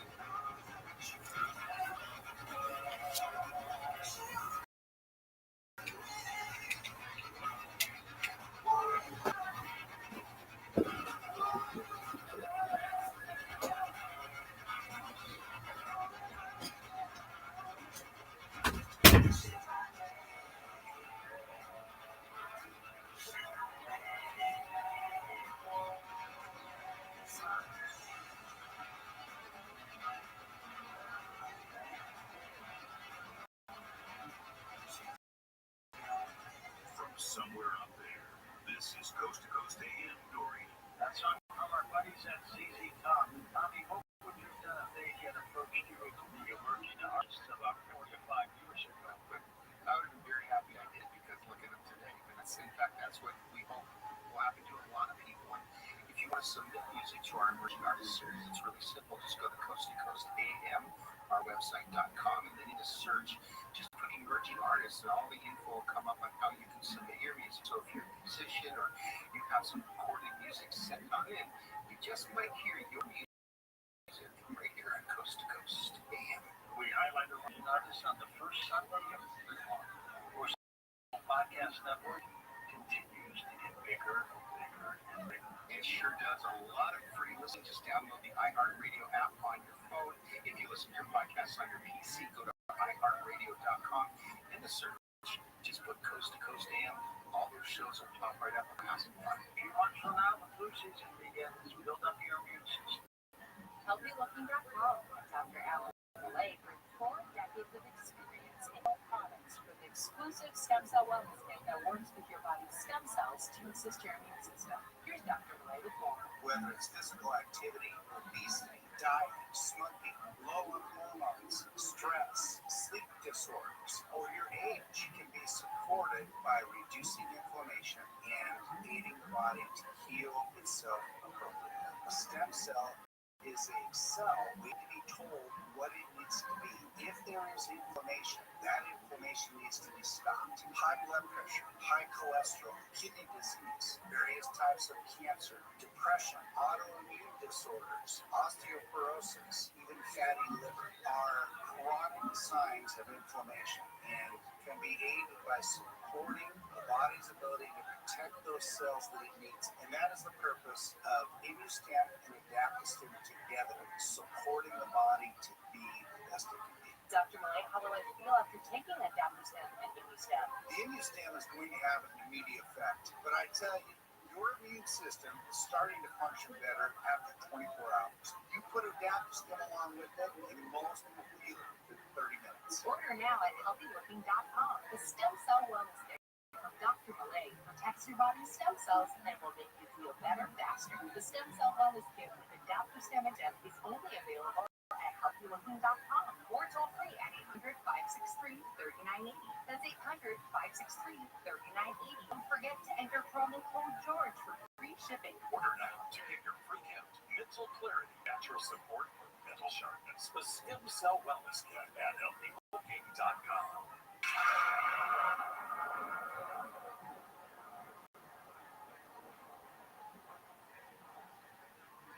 Mars Mission 1, the fictional book based on real-world facts, the future you hope never happened. Author Christopher B. Jones brings you Mars Mission 1, available on Amazon, bringing you real-world facts of what our world will look like if we allow the Kessler effect to continue to develop in a cliff-hanging detective story. The first crew lands on the surface of Mars when a missile blows up a satellite, creating thousands of pieces of debris.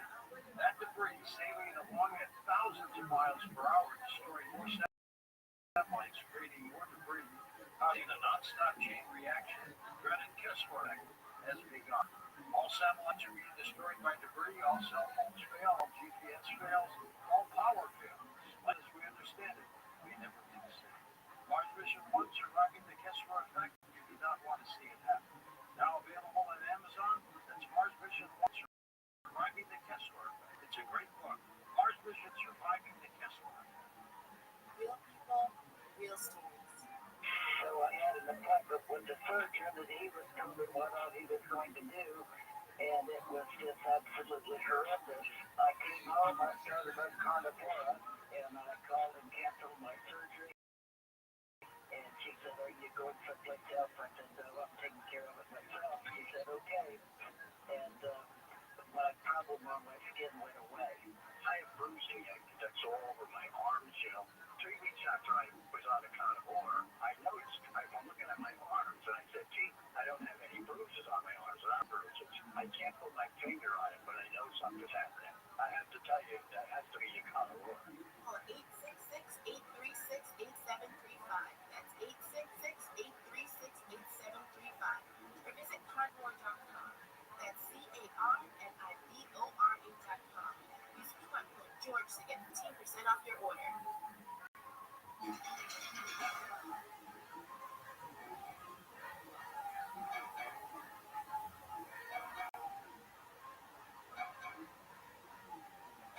And welcome back to Coast, George Dory with you, Dan Holdings with us. Dan, you were talking about how you're not religious, but you were hinting that you were spiritual. Go ahead. Well, I believe in the Bible. I believe in the literal Bible. And it's interesting to me, George, how you can find so many things in the Bible. For instance, if we went to talk about Ezekiel's in the wheel, I probably believe that was a UFO. And if you look at older portraits and paintings from the Renaissance period, as an example, there are UFOs and stuff. So the thing about religion versus being spiritual or having to walk with the Lord is that being religious, we go through these motions, we do these things, right? And they're not necessarily Bible, but we just do them. So what I try to do is I try to stick to the Bible and to the Word of God. And so there's so many things in there that you can tap into that will help you to understand. As an example, I firmly believe, George, and people can call me crazy, but now with the advent of AI and quantum computers, we just began to dabble in the quantum realm, if you will. And that's not a mark thing. They stole that. There is really a quantum realm. And we know this because, as an example, there's something called the Cashmere effect. And that was done by a physicist that what he wanted to find out is where these atoms, these particles are going. So what he did is he put two plates that were magnetically charged in a vacuum. And what he said with scientific instruments, what he saw are particles drifting in from some other plane of existence and other particles drifting out. So he ascertained that there's something more than the physical world that we see. So I think what we are seeing, and there have been several experiments of late using AI, where they're seeing things from the quantum realm that they've never seen, is blowing them away. So my point is that we're dabbling in areas which people don't understand, and I actually believe that it is, in fact, the supernatural realm. But we just don't know how to frame that characterize it. Dan, hardly a day goes by lately where I'm not reporting on a story of some tragic dead at a Target parking lot, shot to death, others shot, wounded, all over the country. Is there something demonic going on here? Well, I started way back when I was a fiction writer, and so in my second book, as The Darkness Falls. So let me just give the caveat here. Those books were a result of many things that the Lord showed me, things that I read in the Word, and visions that I myself had, crazy stuff. And so I thought they were really nuts. People wouldn't believe me, so I put them in a fictional form. And so that's how those books came about. And the funny thing is, many of the things in those books have actually come true. And people are blown away from that. But it's not me. It's the Lord doing what the Lord does. My point in telling you that is I had a vision. I saw portals that had opened up in the sky and on the ground. And what I saw were, demons coming out of those portals and influencing people to cause violence. And I put that in that book as a fictional scene, and it was very dramatic, all this stuff. But George, I think that we have pierced a veil that we're not supposed to, and that has safeguarded us from this supernatural world that I was talking about, this quantum world. And now what we have is the flow of evil entities into our world, and these evil entities are in fact influencing people to do ugly things. Now that's all a really interesting way way to say that's kind of what the Bible said was going to happen at the age. When you have people just, you see the pictures, normally it's the three-name guy that shot up a wall or something like that, or he's done whatever. For no justifiable reason, no. And then we were seeing these things just last week. I think there were 2 or 3 different shootings. And then, George, I don't know if you remember this, but I'm from Los Angeles. I grew up in East LA. And so I know shooting. Right now, I've seen it all. What is going on now is insane. What is going on right now that makes those things pale in comparison?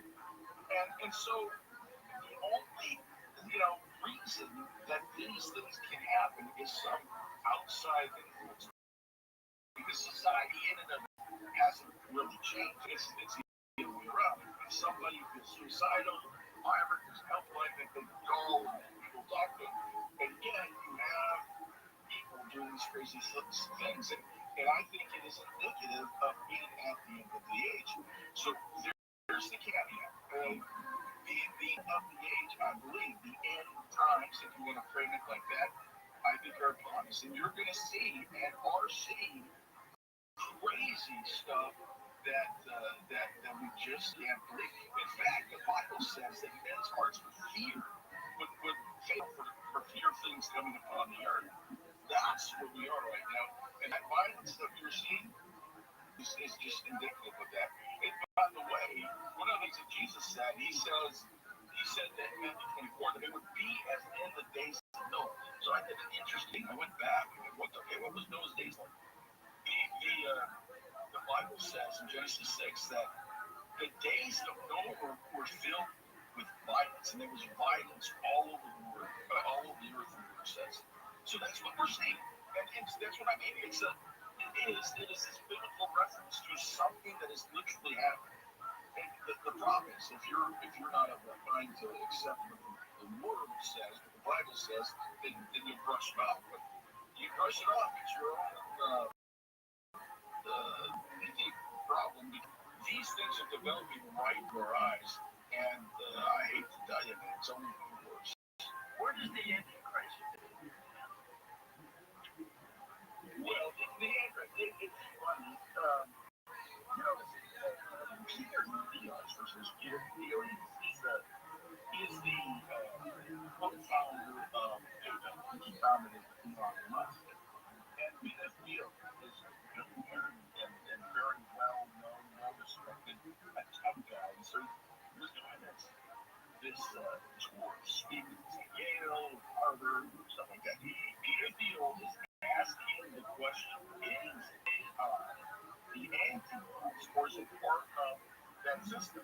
Now, as far as I know, Peter Thiel doesn't claim to be a religious man. He doesn't claim to be a Christian, but he is asking that question. I think it's worthwhile, because what I think we are seeing, so let me answer your question directly. Who is the Antichrist? We don't really know. I have my suspicions, so I'm not willing to share a lot of open life. But what we are seeing is the implementation of the Antichrist system. And I'm going right back to AI. And when you have a system that tracks everything you do, I mean everything, that is a huge database by which the Antichrist can leak out. Now, the just in Isaiah, I think, is where, when Lucifer fell from heaven, he said he wanted to be like the first time. With the technology that we have developed, he will have his opportunity to look like the Most High. We know in the Bible that Satan, the devil, comes and he infests the Antichrist. He takes him over. So he will have the ability to look like God, and many people require people's worship. Now, think about this. God is, in the Bible, talks about him being omnipotent, talks about him being omnipresent, talks about what I love around him that he is with AI and the World Wide Web, but it is worldwide, he will be able to look like he's everywhere. And he will be able to do as much as signs and wonders. The funny thing is, obviously, the writer of 2001 Space Odyssey, Challenge, and that kind of thing, he said that in any city, came up with 3 laws. That's what they're called the other Seagull's laws, right? And so he said that any sufficiently, this is when I get the quote right, any sufficiently advanced technology would look like magic to people of a lesser technology or something like that. Any sufficiently advanced technology is indistinguishable from magic. And so when you see the power of AI, when you see the power of quantum computing, in not too long of a time, and I mean, we're months away from AGI. That's not me, that's the experts saying that we're months away from artificial general intelligence. Artificial general intelligence is AI that is at least as smart as the smartest people in any given field. Some people can, they teach. Well, I mean, I think they need to be. But AGI is not the all-knowing eye. It's not the all-knowing problem, but it is a huge leap to that. In fact, you have people like Sam from OpenAI, and the guy, he's called the godfather of AI. He will have over 5 letters for AI. He's reporting that AI will cause people from the tech sector that wrote say that we needed to put safeguards against AI in order to keep them, and here's the point, to mitigate the risk of extinction from AI and the global quality alongside other social scale risks such as pandemics and nuclear war. They're warning that AI is bringing about the extinction of the human race. So it's not just me that thinks this, it is the creators and inventors of AI itself. They see the potential. But the next step to artificial general intelligence, which many of them said that we are within months of that happening. He believes it will happen before the end of the year, and so does Jeffrey. They believe that we will see AGI by the end of this year. I thought it was longer than they're saying this year. Now, ASI, artificial super intelligence, is not even 5 years out, maybe 2027, per se, which is unbelievable. But the question is, how did we get here? Right? AI is now making itself, it's now writing its own code. And what it's also doing is it's also manufacturing. It's also, writing this code for robots and stuff like that, and manufacturing stuff. So you're at the very beginning of AI take over this process of teaching AI. And so when you look at the leap from AGI, artificial general intelligence, to artificial super intelligence, it is not very far at all. Now, when that happens, all bets are off. I mean, it will be night and day. Artificial super intelligence is smart, hopefully smarter than all the intelligence of mankind on the face of the earth. And they're talking about that being here within the next 2 years, something. So that is nonsense. So I believe that is part of the bestial system. We read in the book of Revelation, it says that you will have to have the mark of the beast, and will be able to buy or sell. How do they know?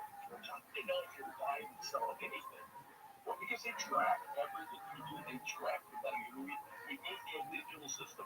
There's a huge push by the Trump administration right now for digital currency or cryptocurrencies and establish a foundation for this. So what we're seeing is this move from a physical fiat currency to a digital currency. Why? Taxes. What you need,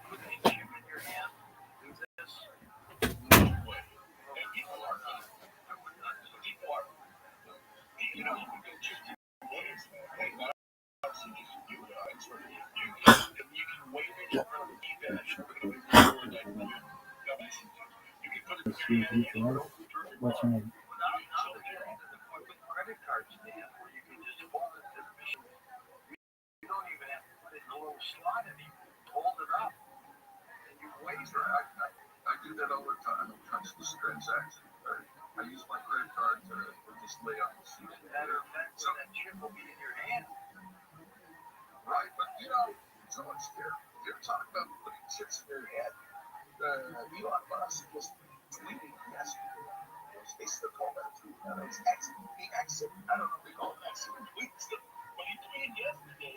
They just did their first double surgery to put a brain chip in somebody's head. He says, what if it does? It worked. Computer, she was able to say her name. Well, the crazy thing is, he said in that same statement, he said, we're able to help billions of people. That's what he's been giving the people. The crazy thing is, they floated that whole idea to help people with bleaching, right? To help people that could walk, have issues with speech. So there's not billions of people with that kind of malady. Their end goal is to put a chip in everybody's head. I'm convinced they haven't said that, but I'm convinced of that. Now, what happens if you have a chip in your head? All this stuff is done on a chip in your head.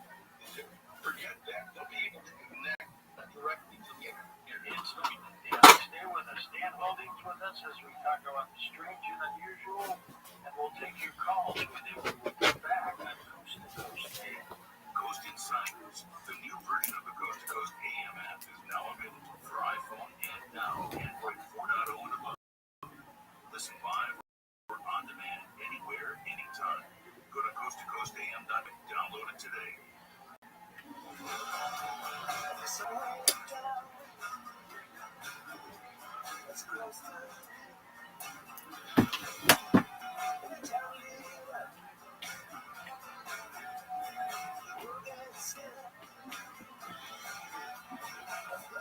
iHeartRadio Music Festival presented by Capital One is back in Vegas. Streaming live only on Hulu. Weekend full of superstar performances. Keep listening for the next chance to win your way there.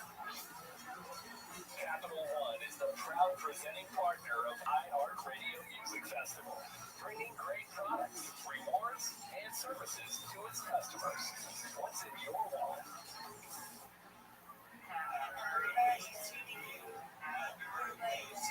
Birthday parties.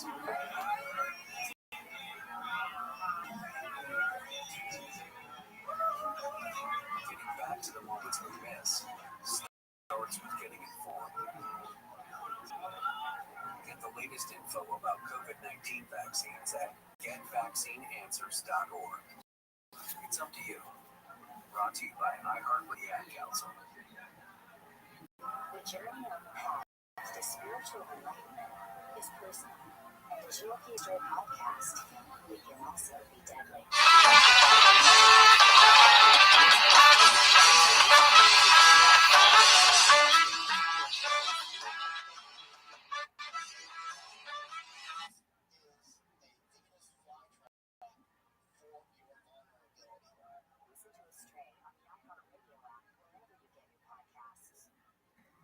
Every summer, the stars of the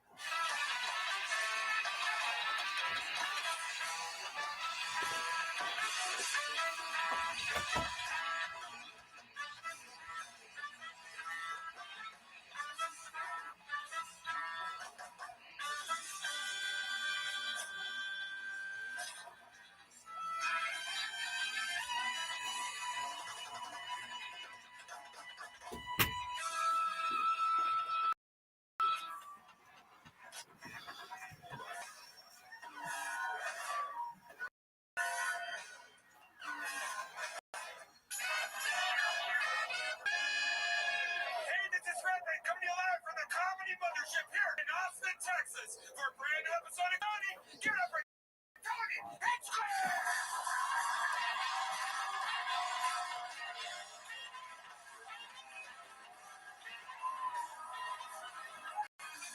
Who's ready for the best fucking night of their lives, huh?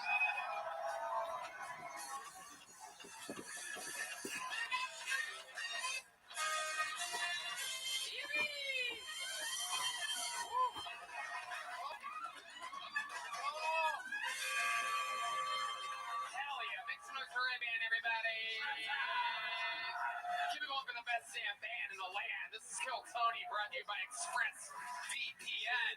Carlos Sosa, Raul Vallejo, Fernando Castillo, Nachos Belgrande, Michael Gonzalez, sweating bullets, Big Mike.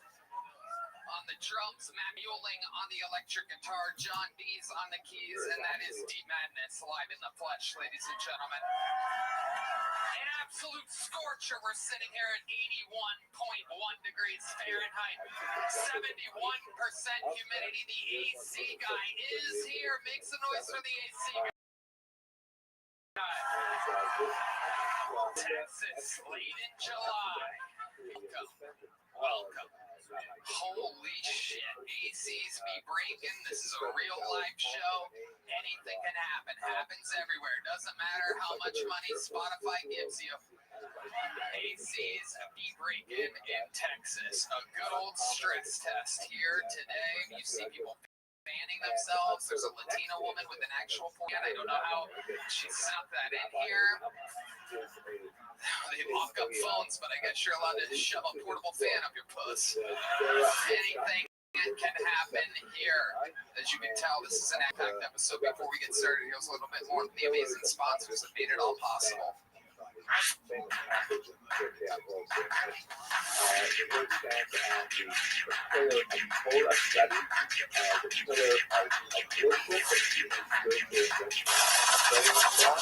The Sunset Strip Comedy Club in Austin, Texas is now open. Check out their band's secret show every Thursday. Go to sunsetstripatx.com for tickets.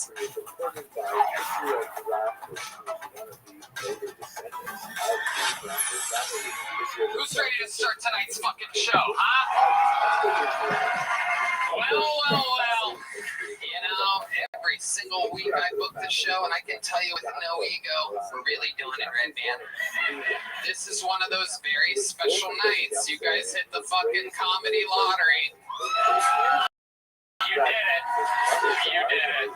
This big ones. Ladies and gentlemen, I present two of the greatest guests in the show's history. This is indeed Shane Gillis and Matt McCusker.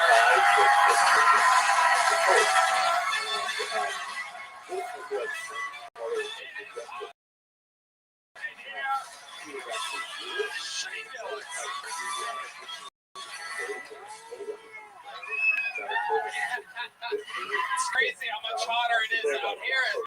It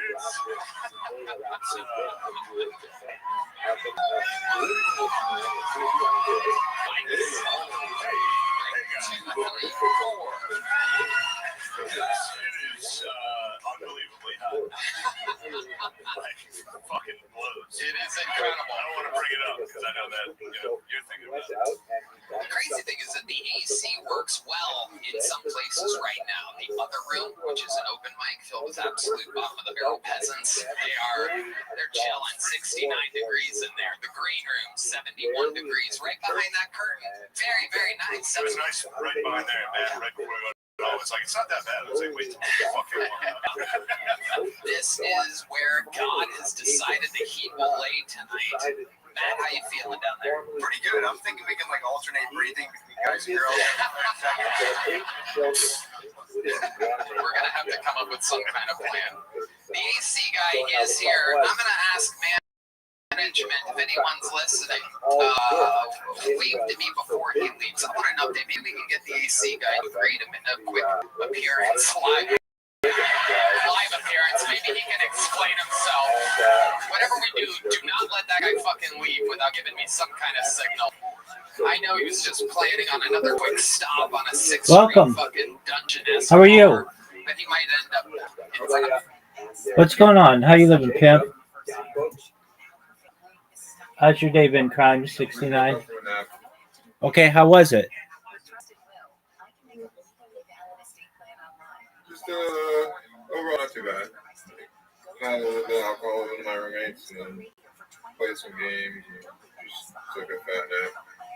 Very well. You want to watch Kill Tony? You still going? Oh, I had a bunch of people in here, so I've been trying to watch it all night, and I haven't been able to. Is it still going? I didn't get a chance to finish it. It's okay if you don't want to. That's fine. feel free to just chill in here. If you want to play Grand Theft Auto, I'd love. Where do you have it streaming? Oh, I'm gonna put it. Do you see where this professor is? Yeah. I'll put it on there.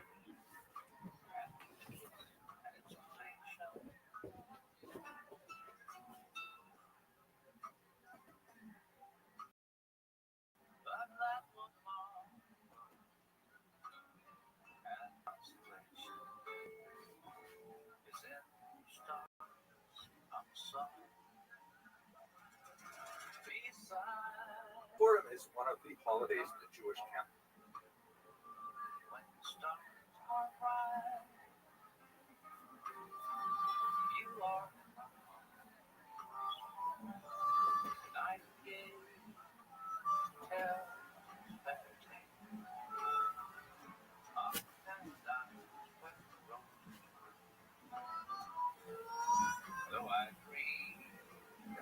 The way in which Jews saw themselves and the world around them. I'm speaking, of course, about a very famous synagogue.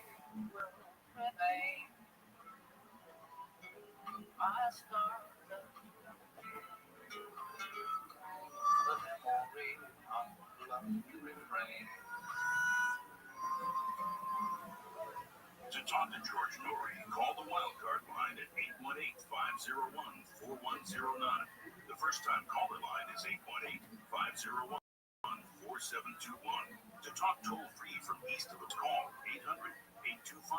800-825-5033. From west of the Rockies toll-free, call 800-618-8255. Send George a text message anytime.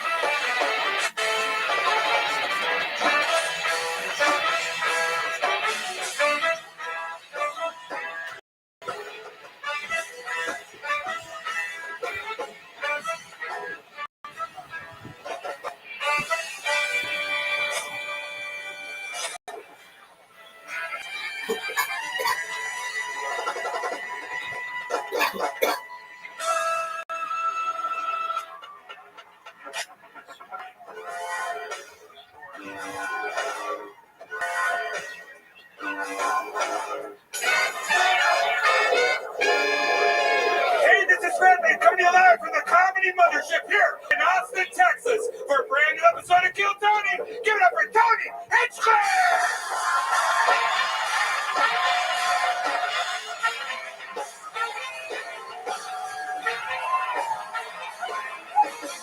Who's ready for the best fucking night of their lives, huh?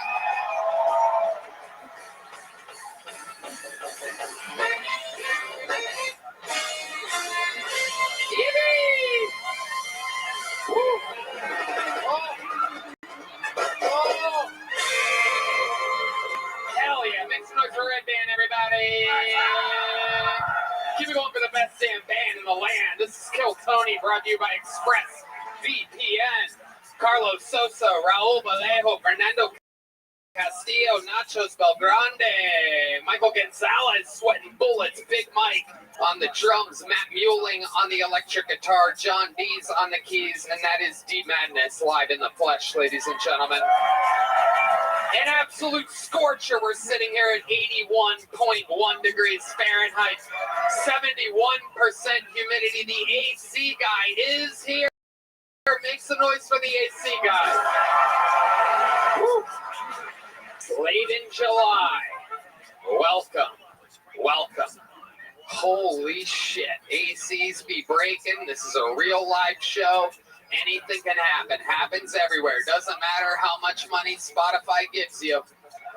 ACs be breaking in Texas. A good old stress test here today. You see people fanning themselves. There's a Latina woman with an actual portable fan. I don't know how she snuck that in here.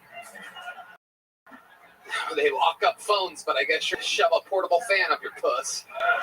Anything can happen here. As you could tell, this is an action-packed episode. Before we get started, here's a little bit more from the amazing sponsors that made it all possible. Who's ready to start tonight's fucking show, huh? Well. You know, every single week I book the show, and I can tell you with no ego, we're really doing it, Red Band. This is one of those very special nights. You guys hit the fucking comedy lottery. You did it. You did it.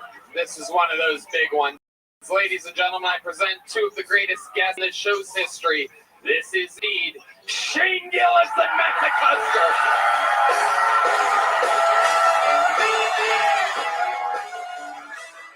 It is hot in here. Shane Gillis, Matt McCusker.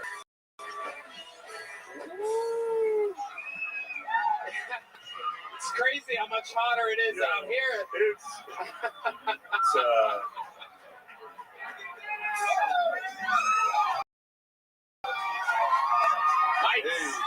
Hey. 4. It is unbelievably hot. Like, fucking blows. It is incredible. I don't want to bring it up because I know that, you're thinking about it.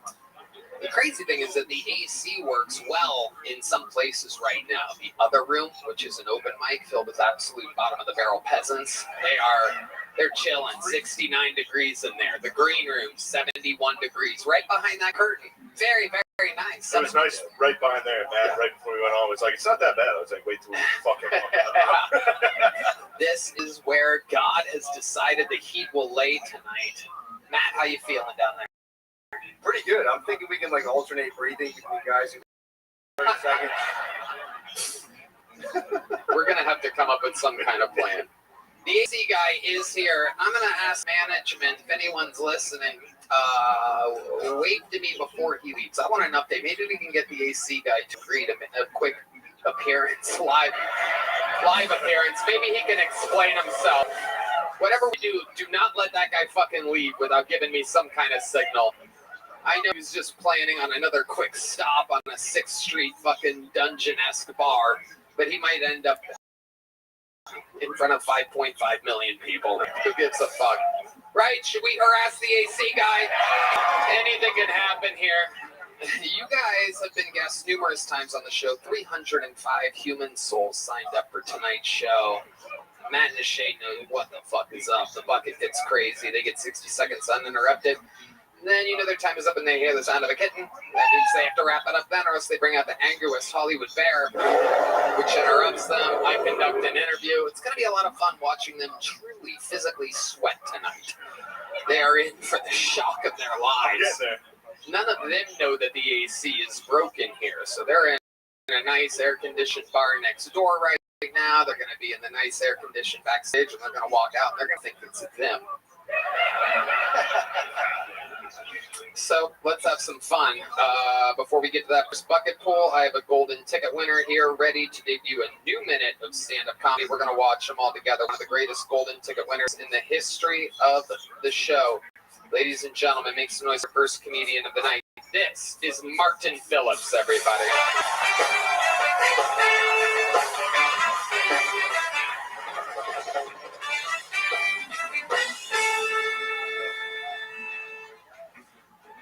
Yeah, it is fucking hot. Oh my god. Holy shit. Oh my god. Okay, if I didn't have any Jewish friends, not on purpose, but I was never invited to a bar mitzvah. I think it's too late. I think people would take notice if I specifically hung out with 13-year-old Jewish boys. I was like, I just want to party with them, damn, it's still a banger. But anyway, circumcision started because God told Abraham to do it. He also told him to kill his son, and then he took it back as it passed. So maybe he waited too long to say something. He came back, he was like, oh, by the way, oh crap, you did it. Looks great. You told everyone to do it. Guess it's a thing now. Okay. Martin Phillips with a brand new minute. Acknowledging the heat up top. How does the heat affect your condition? I just sweat like a motherfucker. Anything else when it gets real hot? Can you like straighten out your legs or anything? I think I just get heat exhaustion. I guess. So you're human, other than I'm a heavy sweater, so I definitely got a trip up here. Okay. Heavy sweater. You're dressed for the occasion. You're one of the only people wearing shorts tonight on the crew. Yeah. Texted like 15 minutes ago. Something. Okay, perfect. Nobody needed to know that, but I guess that's fine. Yeah, I needed a last second opener there, Martin, and gave you the opportunity of a lifetime, but I guess you've exposed my lack of preparation in front of the world. I didn't have time. Yeah, if he's gonna toss pants on, you gotta give him like 4 hours. You gotta call him on fucking Friday. Brother, we're gonna need pants by Monday. Me too, by the way. Oh, shit. Martin, you ever have a bad experience putting on your pants? No, I could fit them on. No. Oh, fuck, dude. Yeah, I know. Fuck you, asshole. Yeah. If it was a button up shirt, they make my pants. Get them out, you know. It's that looks smooth as hell. That was nice. Yeah, it's better than me. I gotta like lay down. Thanks, that fuck. He deserves that. My joke was better, but yeah. Martin, this has been going on in your life. Well, I'm sweating. My glasses are fucking out. I bought a new car. Ooh. Myself, yes. Wow. Not because I crashed the old one. Okay? I just needed a new car. So what kind of car did you get? I got a Prius, so it's official INK. I guess I want to get the same car as you have, and then I can pull up and be like, hey, twinsies. Hell yeah. And then I'd have to get a Prius. Just different. And it would make sense. You're dead. Right. Very good. Yes, Martin. That would be implied. Only 2 ungays so far in 2.5 minutes. This is another episode of Kill Tony.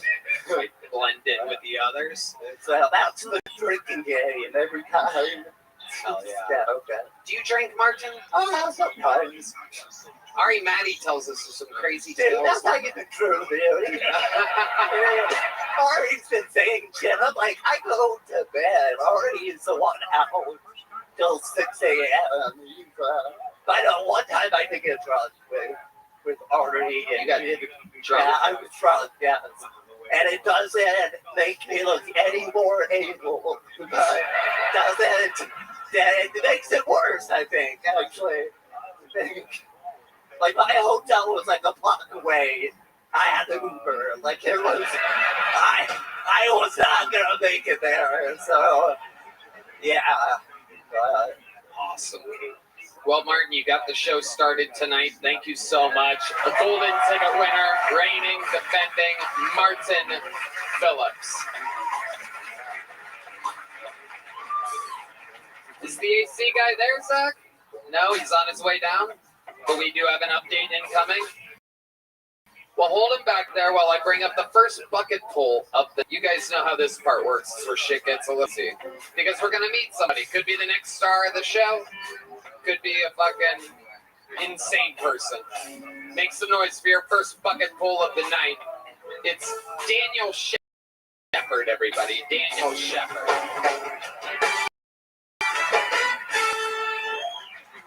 So my birthday's coming up in a few days. I think I look great for 36. The point that is I'm turning 26. So that fucking sucks. I've been watching this show about guinea pigs. It's pretty funny, interesting. It's called The Sopranos. Perhaps y'all have heard of it. Another great show is Friends. But I think an even better show is Seinfeld. Because if Seinfeld is the show about nothing, that means Friends is the show about Jennifer Aniston's nipples. I forgot to equate how they were similar. I'm a little nervous. I just had some sushi recently.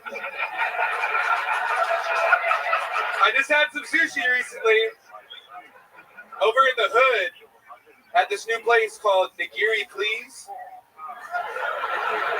I ordered the unagi. What? Yeah, they didn't have a drive-through, but they had a drive-by. And last joke, what do you call a black lawyer? A brother-in-law. All right, thank you guys. Oh, thank God you didn't do the punchline I thought was coming there. Holy shit. I liked watching the autism bleed through, and you're like, I forgot to equate that last thing to the other thing. Yeah. Straight to sushi. Fuck it, sushi next. So the three shows that you've been watching recently, Sopranos, Seinfeld, and Friends.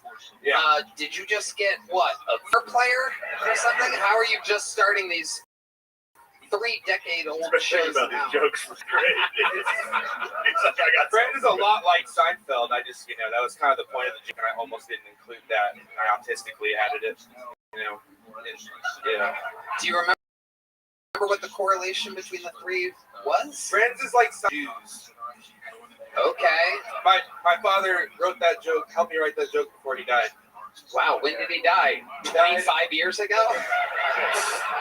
He died 10 months ago. Okay. Wow, how did he die? He had a lung condition, so he had connective tissue disease, which paralyzed his stomach, and that drained into his lungs and destroyed his lungs. And then he died in my arms.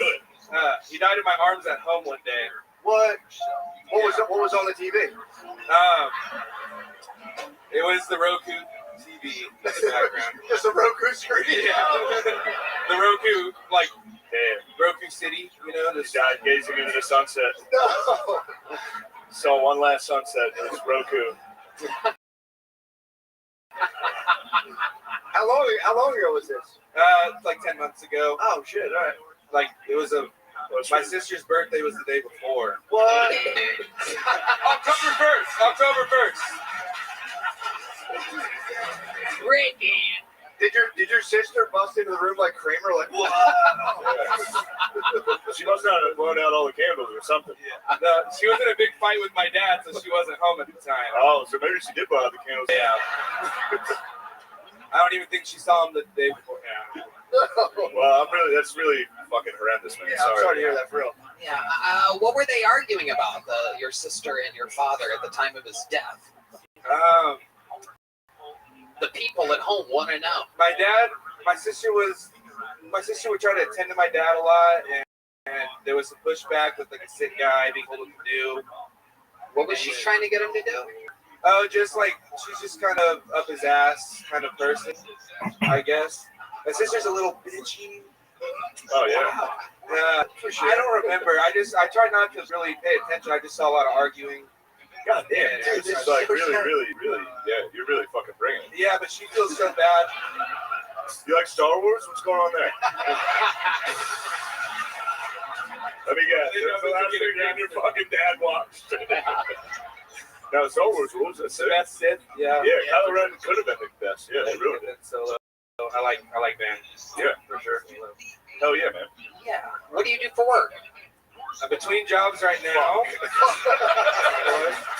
I got lots of life insurance from my father's death. How much exactly did you get? $70,000. $70,000.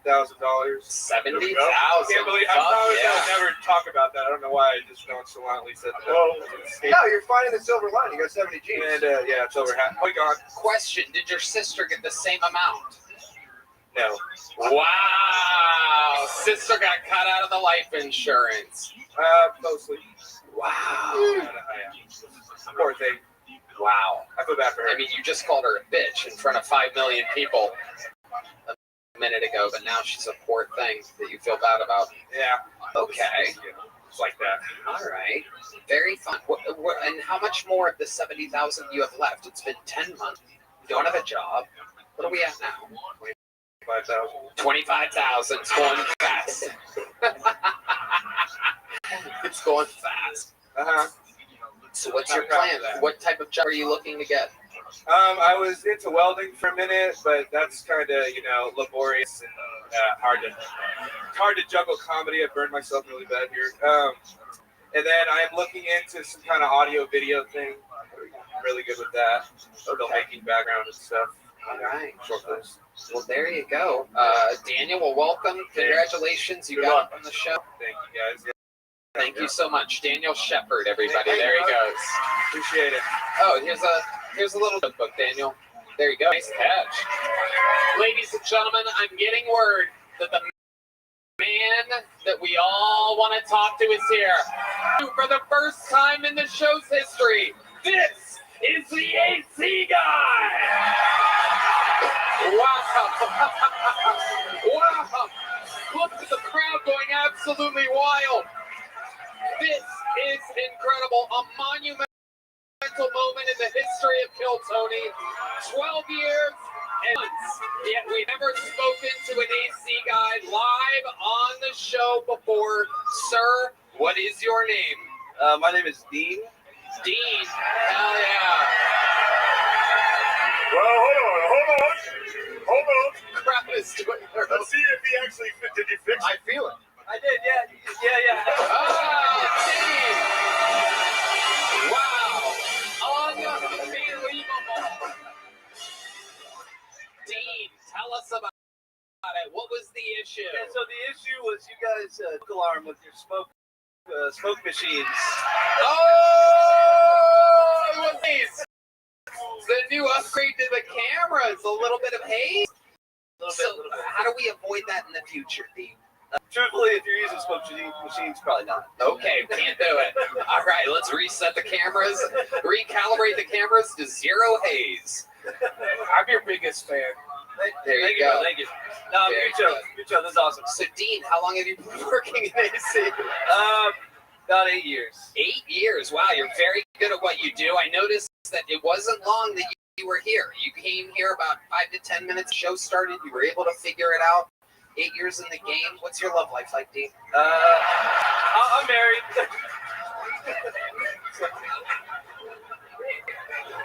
No, I'm married. Nice. Hell yeah. She must be a very lucky, cold woman. It is pretty cold in my house. Yeah, Oh, yeah. Well, Dean, have you ever thought about trying stand-up comedy? Do you like comedy? No, I'm about to have a fucking heart attack. I love it. Well, we were all about to have heat stroke before you came around, so now we're even, Stevens. Dean, thank you so much. Make some noise for Dean. Dean.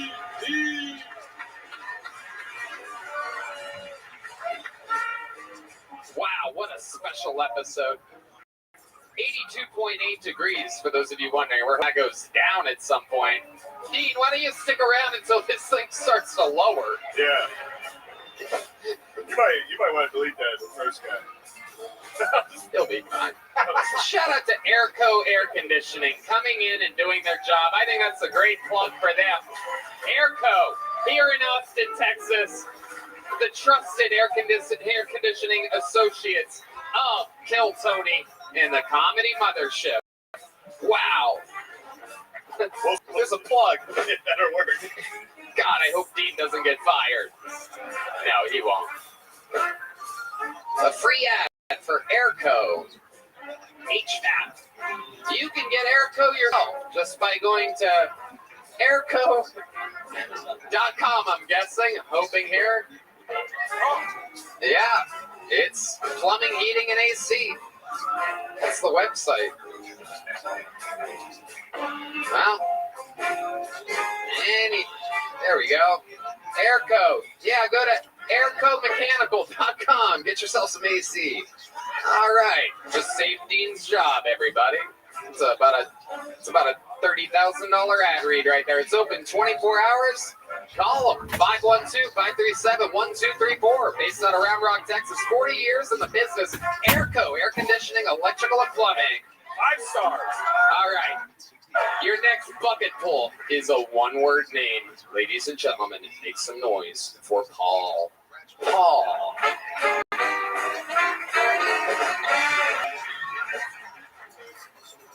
Islamic terrorism.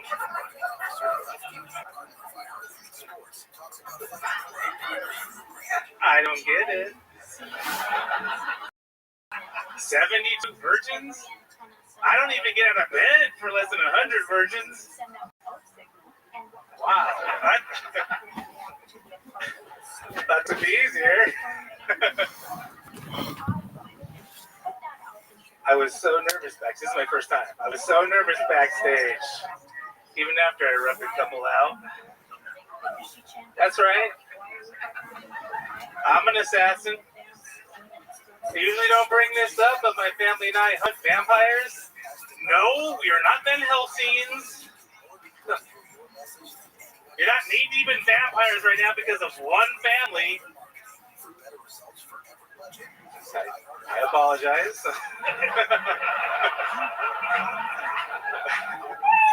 Hey, Tits, you want a small joke, books? Hey, T-Bone. All right, Paul, everybody. Very good, Paul.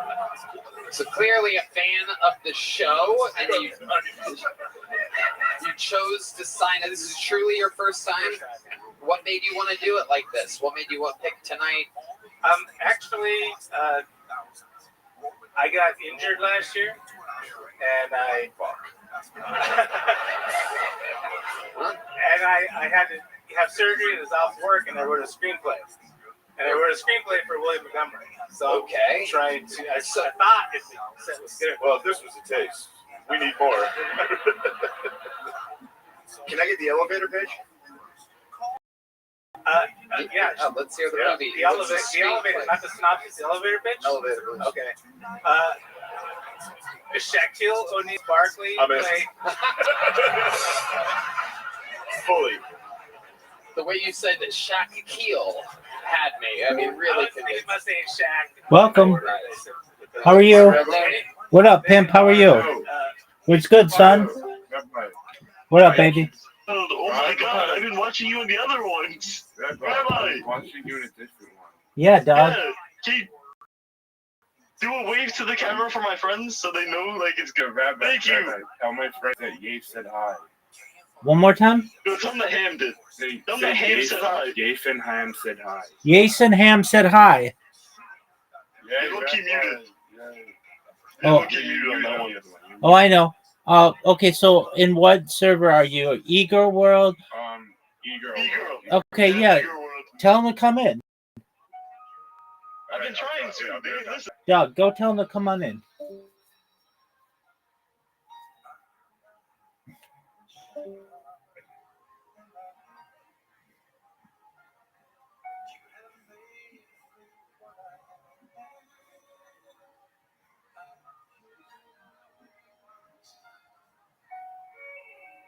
Can you restart the... Yeah, I will in a second. What up, pimps? Rabbi. How you living, babies? What's good? They were saying... We got a Jewish friend here. We got a Jew friend. Excellent. Welcome, welcome. Do you mind if I tell you about myself?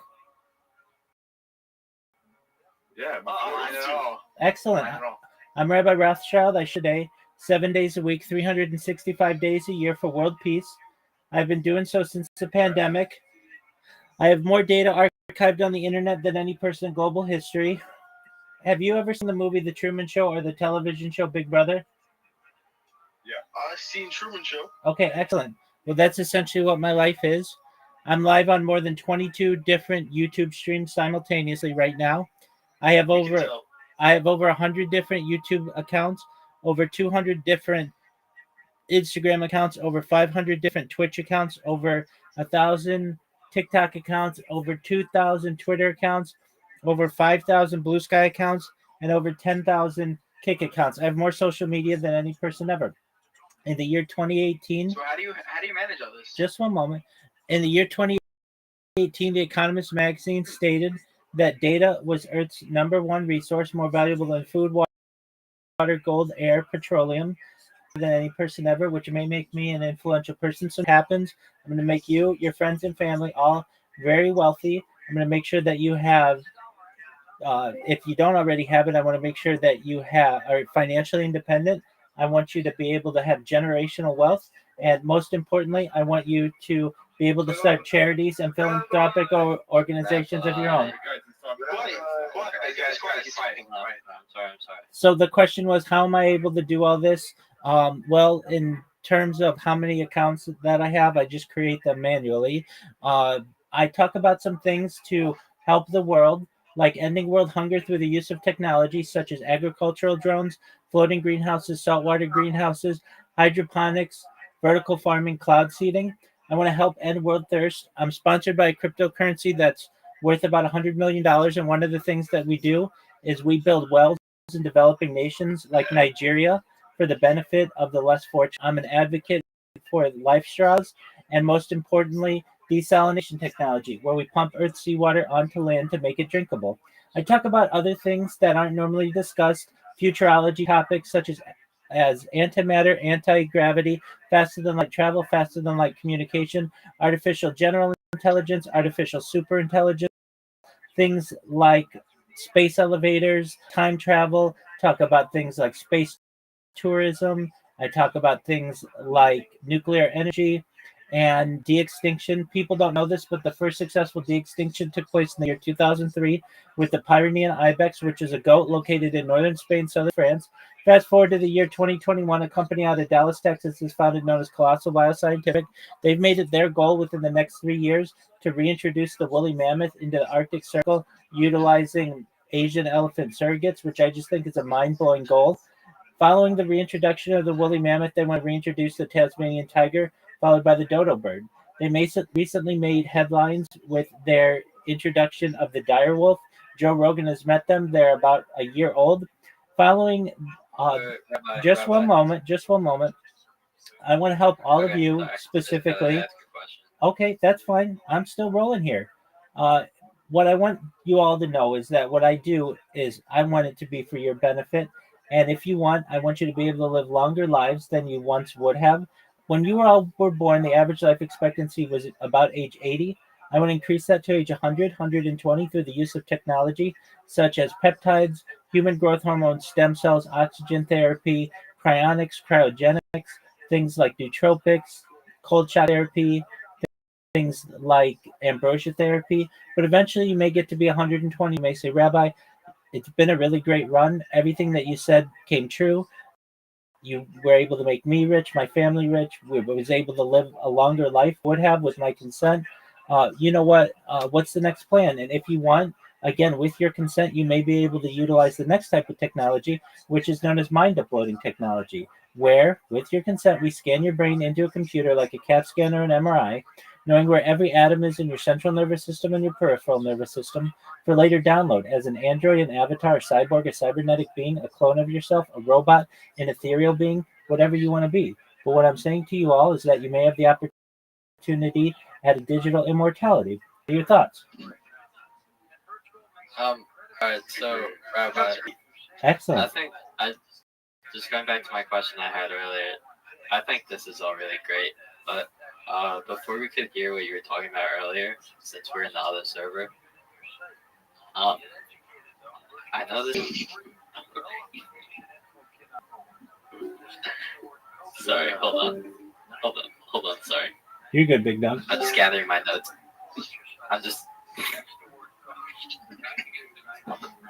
Do you want me to say, man? Like, you really struggling. Wait. I have a question while he's gathering his notes. Never mind. Here, give me a couple minutes. You guys. I'm just saying. So, basically, we all observed. Man, stop. All right. Well, you go first, Steve. Yo, dog. I was just wondering, so like, if you have the stream on 24/7 every day, like forever, how do you like eat? Do you like just sit in your room all day? Do you ever go out anywhere, or just like sit in your room like all day long? Yeah, I've streamed as far north as Santa Barbara, as far south as San Diego, as far west as the Pacific Ocean, as far east as the desert and mountains. I've streamed in Beverly Hills. I've streamed in Los Angeles. I've streamed at Disneyland. I've streamed basically everywhere in Southern California. Wait, so you're saying you do go places, you just stay on stream? Yeah, generally.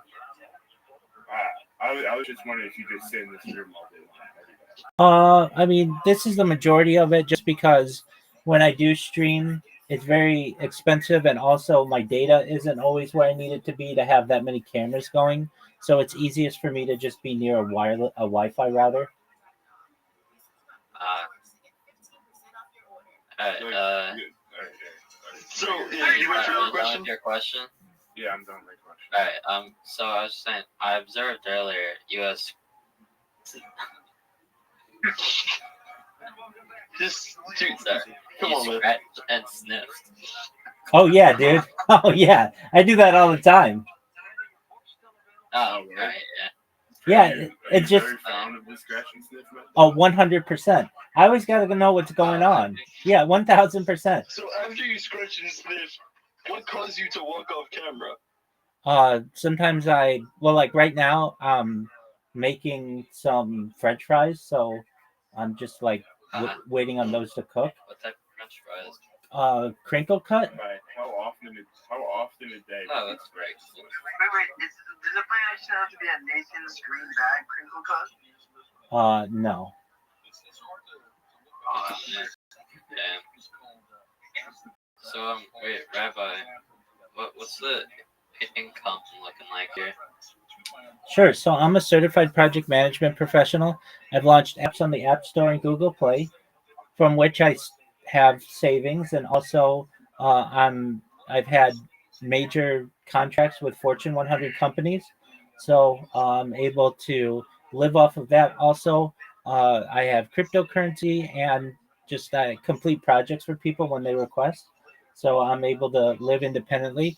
The first year that I did this, I did it on camera working for a Fortune 100 company remotely, and had enough money that I could do it without needing to work for a couple years. So that's what I've done since. So, do you have enough money to make a real life Death Star? Oh. And then smite all the people who go against, the books? Entitlements? Not yet, and I don't want to smite anybody. World peace. I don't want anyone to get hurt.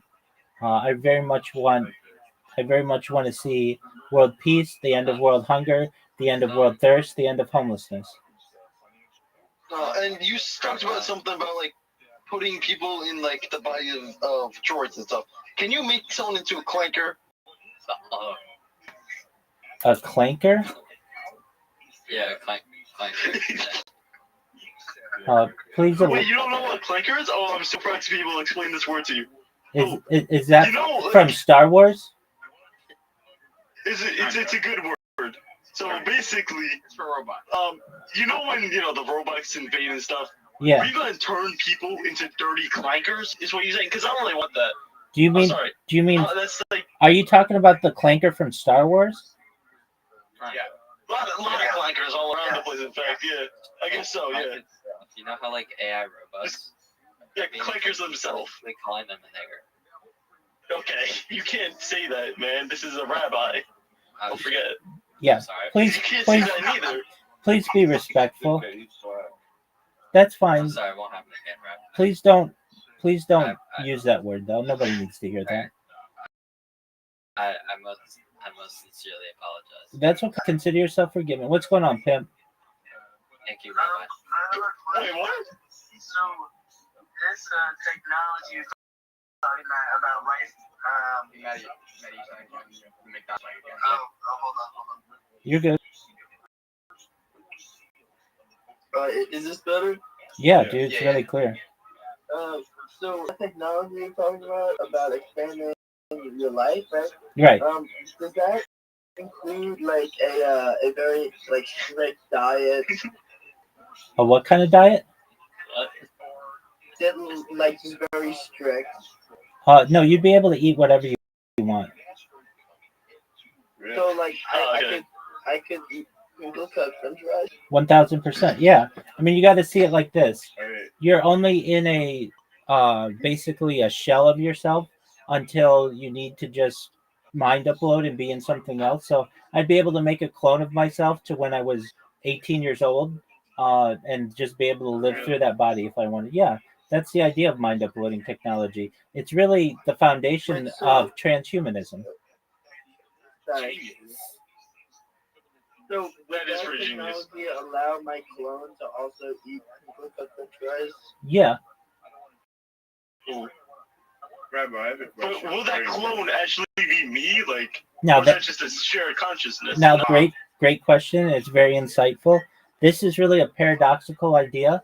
It is essentially what is known as the ship of Theseus. So it's the idea that if we have a boat that is located in the dock, and we take that boat apart piece by piece and rebuild the boat right next to the original boat.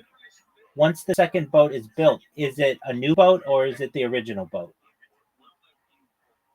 Wait, so are you trying to like explain the paradox between the Moloch? Who are these? And then what stage did this technology become a clone army kind of thing, you know? Like a whole clone. Well, that depends if you have it replicate. Like, can we get this one guy named Ethan, and we just, like, we choose some of them steroids, you know? And then we clone him, like, a lot?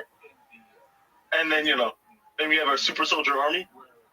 That's a possibility. Wait, so, I have a question. Well, you can go first. So, I know you say you're on stream like 24/7. Is Correct. there any time for hygiene, or is that just out of the question? Yeah, no, there certainly is. I shower, I brush my teeth. A lot of times I'll do that on a GoPro. I mean, I've showered on stream. I've sing in the shower. I have brushed my teeth on stream. Go to the bathroom on stream. I vomited on stream.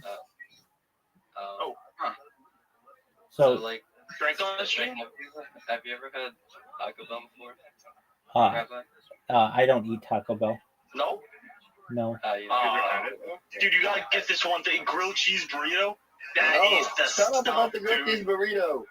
Whoa, this is a place of peace. Calm down. Confession. Go ahead, pimp. Last time I had a grilled cheese burrito, I followed it with 10 shots and I threw up everywhere. Okay. It was in my house. It was nasty. Yeah. It actually wasn't that big. It was actually very. Yeah, he had good aim. His aim was true. It was actually very good. Yeah, we talking about Taco Bell. What else? Rabbi, I also have a confession. What's that, big dog? Talk about the stuff. So I was at a friend's house and I tried to get friends to get more out. Yeah, I'm that friend. Yeah. You tried to kill him to do what? Get more alcohol. To get more. Oh, well, did you get it? But I It's just alcohol. I wasn't aware of it though. And they drank it together. I tried to stop him. I wasn't aware of it though. Yeah. And then he almost died. Okay. He was not conscious. He was not conscious. Did you have to go to the hospital? I wasn't there. As we all know, Nah, he was okay. did nothing. I wasn't there. They decided to invite Nick instead, you know. So, The nasty this one. kid called Yeah, Nick Nick McKay, was there, you wouldn't have came. who basically tried to kill me. James. I know. You did. I know James. I don't even know James. Yeah, but we don't want tension. That's why no tension. Rob, I have a question. Go ahead, pimp. I'm a pimp? Question mark? Correct. For real? That's pretty cool. Word, dog. Go ahead. What's your question? Anyways, so like, say if I like upload myself, could I live a million years old? Exactly. Ooh, So, and then eventually rule the galaxy? Well, you have to think that the universe has a lifespan of about 60 billion years, and we're about 13.2 billion years in. So you could have potentially like 46.8 billion years to live. I think by that time we could outrun it. I'll be able to outrun that stuff, I think, you know? Right. I'm wondering what the captain of the milk ship is all about. Oh, that's my nickname? Antimatter weapon. Is it antimatter? I thought you were all about teeth, and this is a weapon that utilizes antimatter as a destructive force. No. Captain of the MILF ship. You know how you have like a mothership for aliens? Well, What's a MILF? A MILF is a mature I like fucking. Yeah, and the reason why it's that, and it's not moms I like to fuck, is moms I like to fuck is not a proper acronym. That's like MILTF. with MILFs, and also there are Is some. it like saying mom I like to fuck or moms I like to fuck? Like what if it's not plural? Like what if it's like mom I like to fuck, like mom, comma, Whatever, I like to fuck. whatever floats your boat, big dog. Like you're saying it. But what the reason why I say always saw it as that, like you're matures, fucking your the mom, reason why I say matures are like fucking. There are also some hot ladies who are like in their 30s or 40s and aren't moms yet, or perhaps they just never had the opportunity to be a mom, and I want them included as well. So imagine we had a flying saucer. Well, I would be the captain of the MILF ship. Wait, so Rabbi, would you prefer a MILF with a bumbo clot or no bumbo clot? Bumbo clot. Yeah. A big ass. Rabbi. Yo, pimp.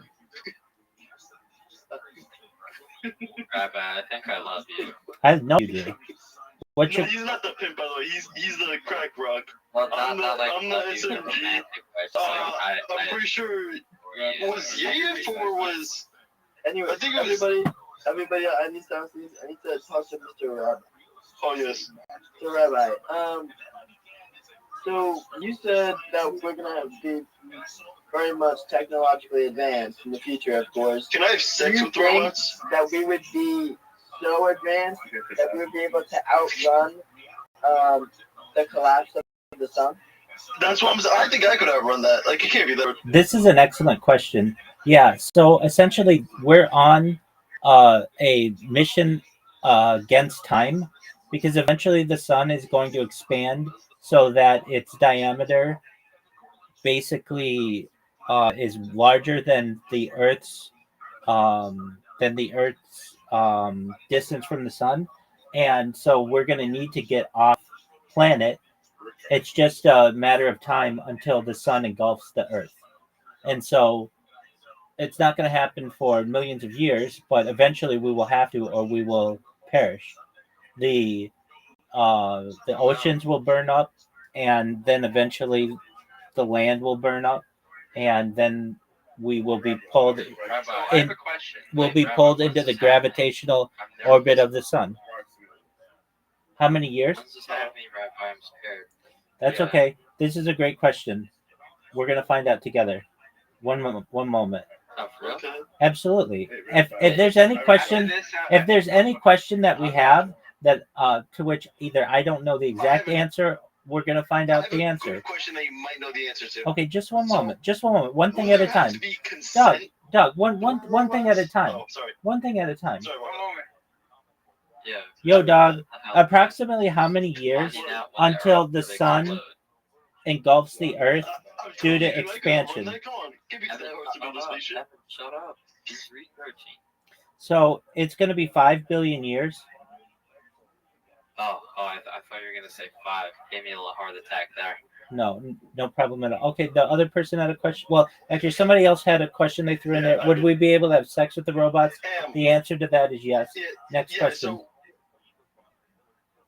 Yes. Sorry, you glitched out there. Yeah, most certainly. We'll be able to have sex with the robots. You can. All right, sounds good. Yes, Will sir. they need consent, or is it like just the human always wants the case? You will need consent. Okay, what's your question? What's your statement? Alright, so I'll say the statement first. So talking about MILFs, I just saw I was going through TikTok, and I saw that there's a movie on Tubi, and I don't know how they explain it. It's called 4 MILFs versus Zombies. Have you ever watched it? No, I haven't. Ever watched RRR? Hold on, your friend. Hold on, your friend is talking. Your friend is talking. Go ahead. So about the technological expansion, right? What if when the sun explodes and shit? What if you use all the energy from the sun exploding? And you use that energy to power all your technology. Yeah, so that's an opportunity. Probably a better opportunity would be to use nuclear reactors.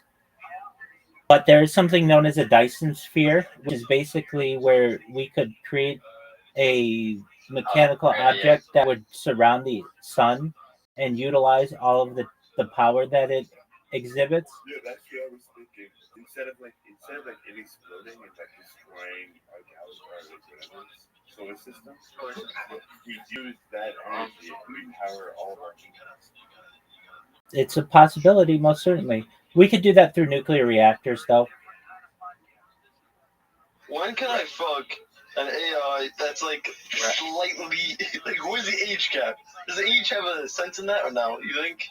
It has to be What do you consenting. think? It has to be consenting. Yeah, it's like consent. I don't need no consent from some clanker. Okay. Rabbi, I got a quick little question. Go This ahead. This is just from Oh, a you're right. friend, Sorry. but he was like too afraid to ask it. He was wondering if you beat it on stream. Allegedly, if I need to do something like that, I go under the covers. I see. So okay. Absolutely. That's honestly something that. It's a great question. I get asked it all the time. Showerhead method. That's really big for women.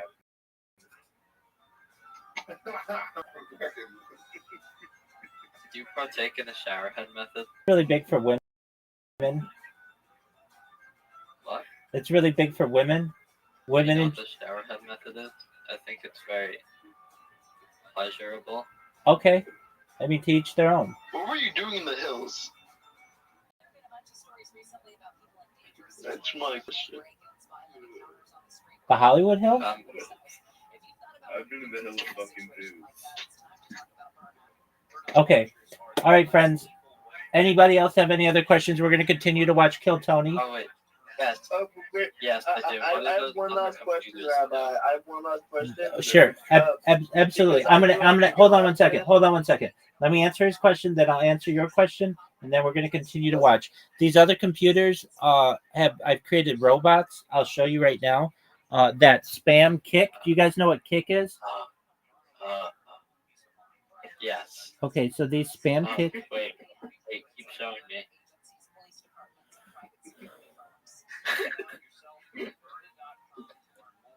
Here you go.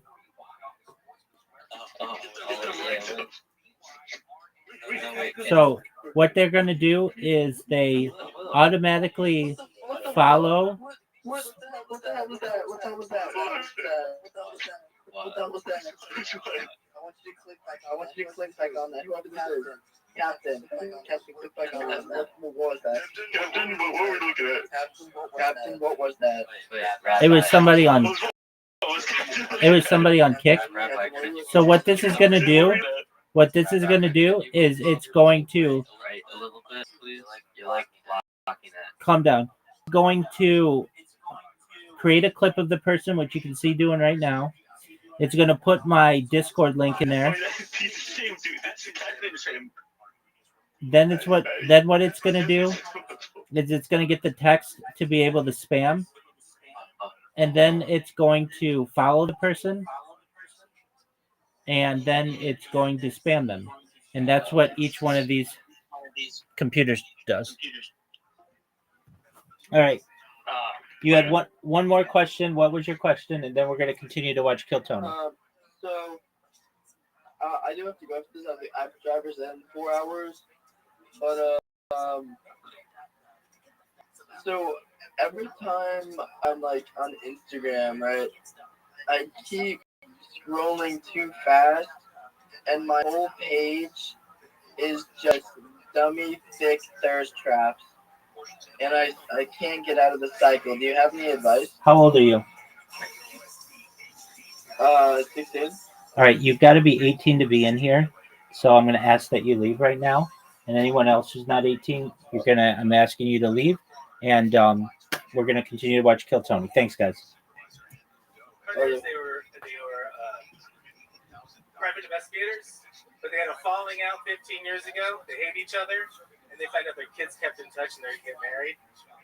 They have a fight. They lose the ring, and then they gotta chase these bikers all across the country to find the ring. They don't want to have the wedding, but they don't want to let their kids marry. And they would have considered having them play aliens in basketball. So it's like Wild Hogs with NBA. Right.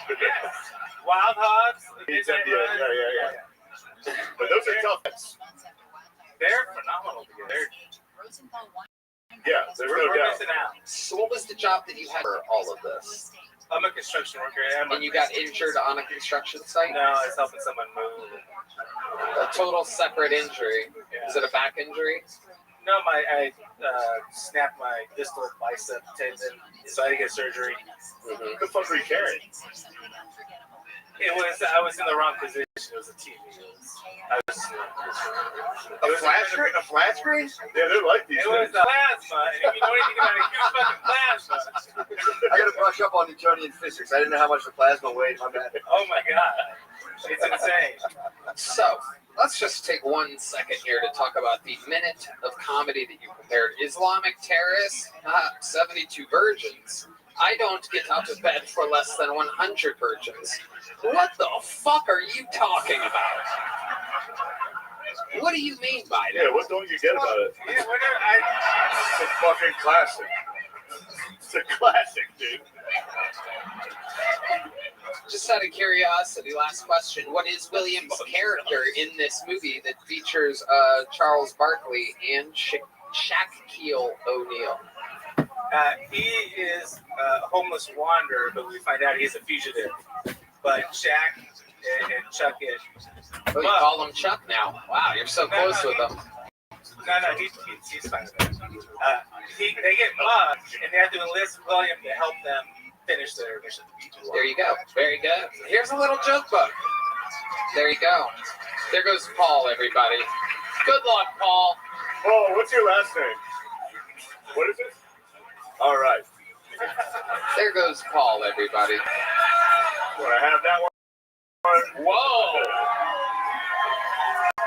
The lovely Heidi has arrived, ladies and gentlemen. Delicious. Bud Light. All right, your next bucket bowl goes by the name of Michael Scott, everyone. Michael Scott. Ooh, we're down to 81.9 degrees. Hey. I know what I look like. I know what I sound like. I hear it too, guys. I got the vibe of I just got cast as Donatello in Tyler Perry's movie. Yeah, he's the tech guy. I get it. I'm a weird kid. I was a weird kid. I had a lot of animals. I started off with 2 rabbits. I ended up with 14. That being said, I've seen rabbits fuck a lot, guys. It's pretty crazy. It's like one rabbit minding his own business. That was my one. Then my black one would come hopping along, mounted, furiously fuck it for about 10 seconds, and then everyone takes off running. My question, guys, why does rabbit sex only last 10 seconds? Is it evolution? Or is rabbit pussy just as good as I think it is?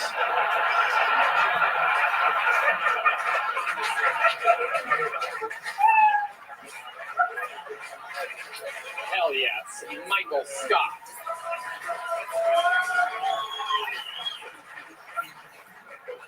Wow. Is this true? You have that many rabbits? No,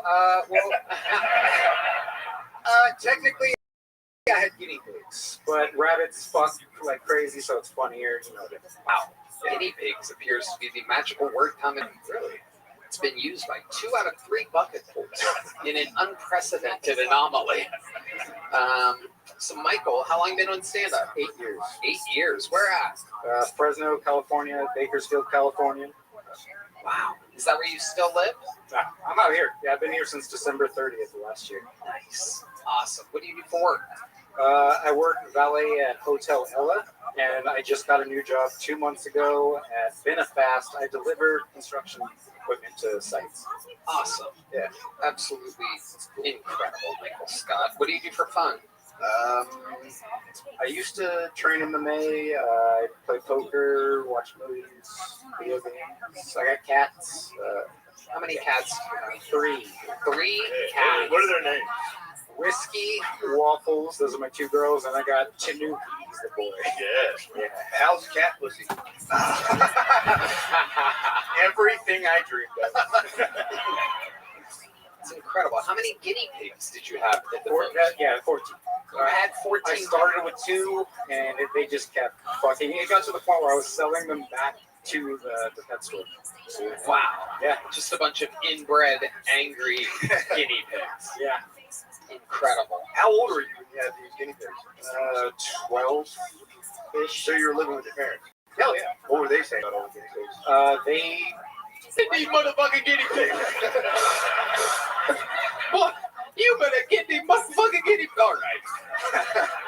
Now, what did they say? The police are on their way. I saw an opportunity. Everybody relax. Guys, relax. These motherfucking guinea pig. This man, you fucking made your mistaken, Michael. It did. All right. It did stink. It See, did. this is what they said, right? Yeah. Did they kind of sound like that, or did they speak perfect American English like you? They're. My mom? Yeah. Oh yeah. She sounds like me, just not like. Perfect. Northern California black. So you had how many of those guinea pigs were in your room at once? So you had 14 in your room. And you were jacking off in there with 14 guinea pigs. How many times did you jack off in front of 14 guinea pigs? A lot. That's so many I perform better in front of a crowd. What can I say? You could hear them. You had to be able to hear them while you were jacking off. Yeah, they. You're like, whiskey, be quiet. Yeah. Michael Scott's trying to jack off around here. My mom accidentally killed 4 of them once, though. Ooh, how did she do that? She's not gonna like that. When I was, she's gonna be much madder at my impression of her than. I think you're right. I was this one day, and I had them in 3 separate cages, and she took one of the cages because she said it was a hot day, so she wanted to give them some air. So she took the cage and put it outside in the hot sun. She killed them on purpose. I think I had 3 too many. Yeah, you had a lot of guinea pigs. Yeah. If you were my son, I would have. Yeah. I would have put those in those bag. You gotta smack him. Say, stop watching my son jack off. You fucking perverts. That's why I got them. Behold. Behold, my son. My children. Did you bury the dead? Yeah. Where's burial? Backyard. Nice. What type of, you put up like a monument to them? A shoebox. They weren't anything above ground? They were like Pumas, too. You didn't put anything above ground to commemorate? No. Not You around. didn't even give a fuck about them. I was a kid. I didn't know tombstones were, Right. Definitely. The one that survived didn't have any special powers, or He was the first one. He started the whole thing. His name was Hammy. Hammy. Yeah. Hampton J. Guinea Pig. Wow. Wow. What did the J stand for? Jenkins? Jew. Oh, okay. I love it, Michael. He was Jewish. What's it? Were the other hamsters Jewish in this mass genocide? Yeah. I ran a guinea pig concentration camp. They could not survive the mama cost. Oh, man. Wow. Mama cost. Did she ever explain herself why she really sucked? She said it was hot. I thought On the inside. You know what? Honestly, if there were 14 guinea pigs in this room when I got here tonight, I would have sat 4 outside in a cage, Yeah. too. Thank goodness for Dean from Airco Air Conditioning Company. Well, hold on. Let's see. It's still hotter than hell in here. We need to bring Dean back. Kill him. Put him outside. Put him in the cage, yeah. Michael, I'd love to have you back on the Secret Show. Thank you so Here's much. the big joke book, Michael. Michael Scott. Fantastic. We are moving along smoothly here. Bucket pull number 4. This is definitely a new name, and I'm excited about it. Make some noise for Yoshika Gonzalez. Yoshika Gonzalez. Oh, shit. Okay. One more time for Yoshika, everybody. Hi. A little bit about me or whatever. I'm having a on my OnlyFans. Yeah. So for 30 cents a week can help a short bitch pay her rent. No, I am a sex worker, and I figured it's actually better than dating because I usually date white men, and that's a fucking pyramid scheme. So they just do weird shit like lie, first of all, drink Mountain Dew, and prioritize themselves. I don't know. I'm just too Latina for that, you know? No, you don't. Yeah, I'm too Latina for that because I'm like sucking dick, you know, washing the dishes, and in return they make me keto fucking pancakes. Yoshika Gonzalez. Hell yes. So many questions. Let's begin. One of Mike Scott's guinea pigs survived. Made it all the way down here. Excuse me? No, it's not about you. No, I have a serious question. When you do your sex work, you get picked up in front of the Home Depot?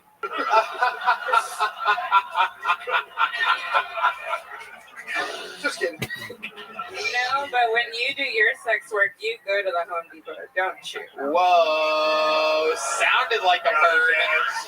Zero. That's what you get, dude. You come into Queen, you best not miss. Yoshika Gonzalez. Hell yeah, you are definitely a specific type. Is this a condition? Is there a label for this? What, racially challenged? No, you look like a tall midget. Oh. You look like a... I don't know. I'm a shorty. They used to be short back in the day in the 60s. You know, I don't know what's going on now. Okay. Yoshika, how long have you been attempting stand-up comedy? For a year now. It's my last resort into screenwriting. Oh, you got to team up with Paul. Yeah, this is wild. Farley Brothers. Yeah. This is a special episode. We have two screenwriting references and two guinea pig references, and somehow they're all mashing together right here with Yoshika Gonzalez. Yoshika is an interesting name. What does that mean? How do you end up with a Japanese name? I was named after a Japanese film camera. Gosh, I don't know. You don't know? I know. My dad used to say different shit, like a hooker one time. Hey, call a shot. Cat beer, a book. And then he told the truth, I guess.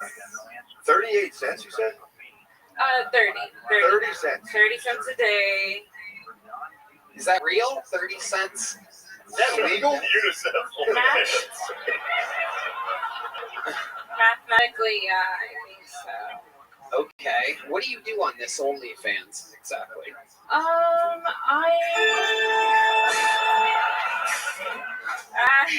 haunt people's laptops. I don't know. I twerk.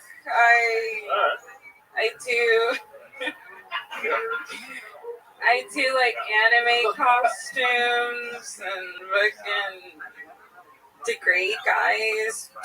Pick rate. You've crossed the line. That's too much. Don't do it. Don't you dare. There's a lot. How long have you been on OnlyFans? Since the pandemic, when the strip clubs closed temporarily. So you were a stripper pandemic. What was your stripper name? Easy question. Impossible. There's been a bunch, you know.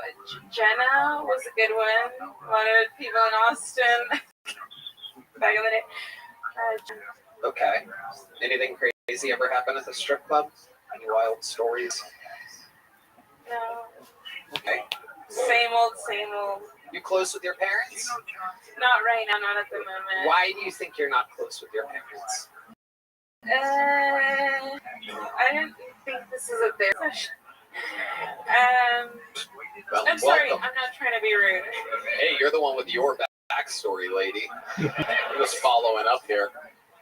Do you think your dad subscribes to your OnlyFans?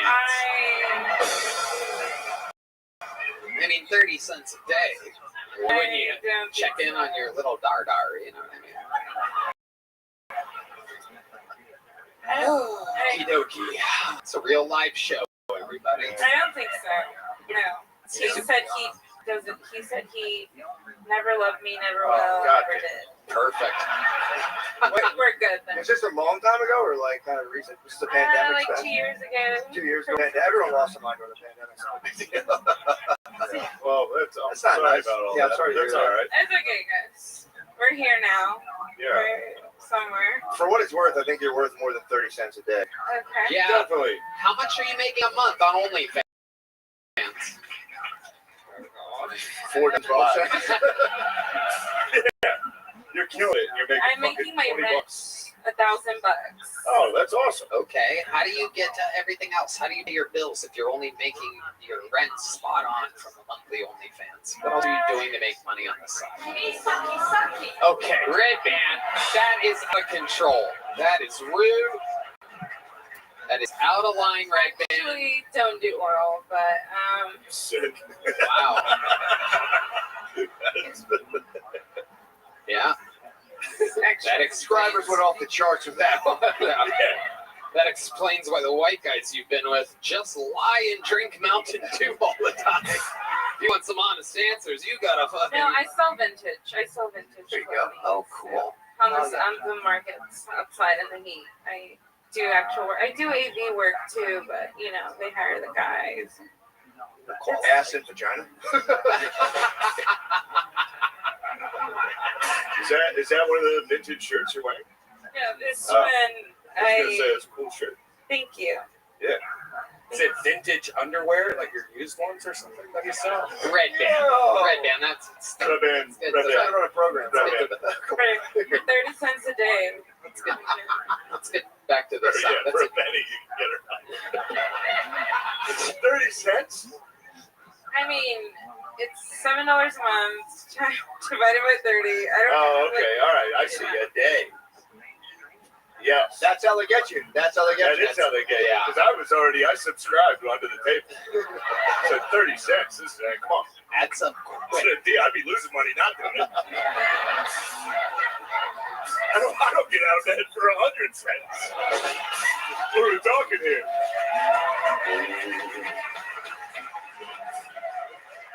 Right, you're doing great. You're going to be making a lot more money after this, I'm sure. There are a lot of people watching online right now. Any other last pitches for your OnlyFans that you would like to give to the people out there? There's many, many men. Where are you trying to? Trying to help her. Yeah. She's just barely making her rent. Yeah, I mean, I have a wish list, but I just have like a printer on there. No one will buy it. I'll get you a fucking printer. Shane's going to buy her a printer. Yoshika, here's a little joke book. Okay. Ready for it? Boom, you got it. Wow. She caught it. You're going that way. Hey, nice to meet you. There she goes. That's the way you came. Yoshika, everybody. Where's Heidi? Yum, yum, yum. Time for another golden ticket winner, everybody. This young lady won hers maybe a little less than a year ago. She's fantastic. Works here. Works on Kiltony. Make some noise. A brand new minute from Aya, everybody. It's Aya, everyone.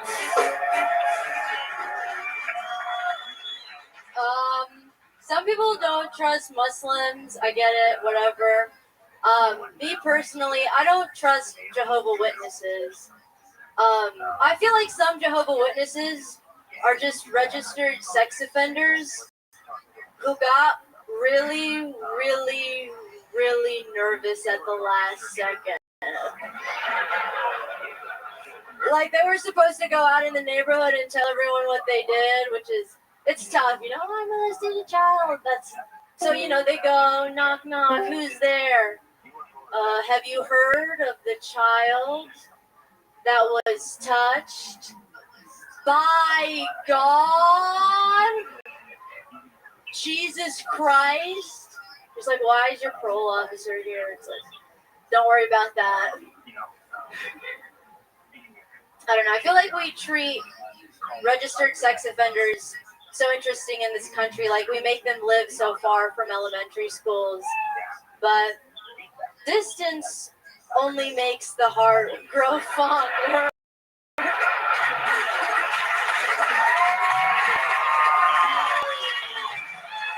Boom. Fantastic. Great pedophile joke. Okay, thanks. What's up? Hey guys. How you doing? How's it been going, Aya? It's good. It's kind of warm in here. Yeah. I put on a jacket, so when I take it off, I feel cool. Oh, reverse psychology on pure heat. Yeah. Okay. How are you guys? It's good. I gotta be honest. This is good. Yeah. Everything going good? Yeah, everything's good. Yesterday, huh? No. So yeah, every single person that's come up here is just. My dad died. My dad hates me. Yeah, things are bad. Yeah. No, you guys didn't even hear what happened with my dad. Oh, what happened? Great. Is he good? Die and give you that fucking jacket. Where is he? No. Yesterday, I taught him that you have to boil pasta in water. What was he doing before? He didn't know about that. How was he cooking pasta? He never cooks. Your dad. He doesn't cook. He just learned. I just taught him yesterday. Well, okay, so he's alive. That's fine. Yeah, he's alive. Sounds like he's thriving. Sounds like he's still learning. Yeah. Yeah. Learn something new every day. So that's good. Where's he at? Where are you from? From Dallas, All right. but my family's from Africa. What? Yeah, I'm Moroccan. Nice. Nice. Hell yeah. What was your dad doing with those noodles? Eating the noodles. Just raw hard noodles? Well, no, I boiled them for him, and yesterday he came and he was like, "Oh, so that's how you do it." He said he's always seen people make pasta, but he never paid attention to. Just been sitting on the floor eating salad.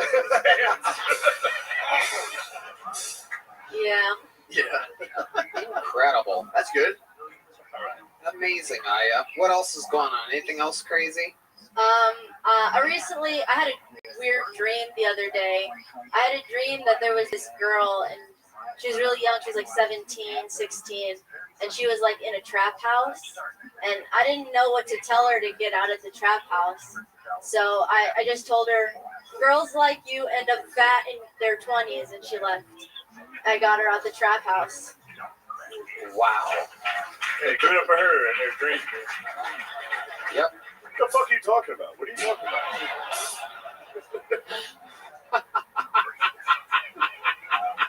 It's just my life. Yep. No doubt about It's it. just the truth. Well, great new minute, Aya. Favorite pedophile joke of the day, without a doubt, so far. One more time for Aya, everybody. Back to the bucket we go.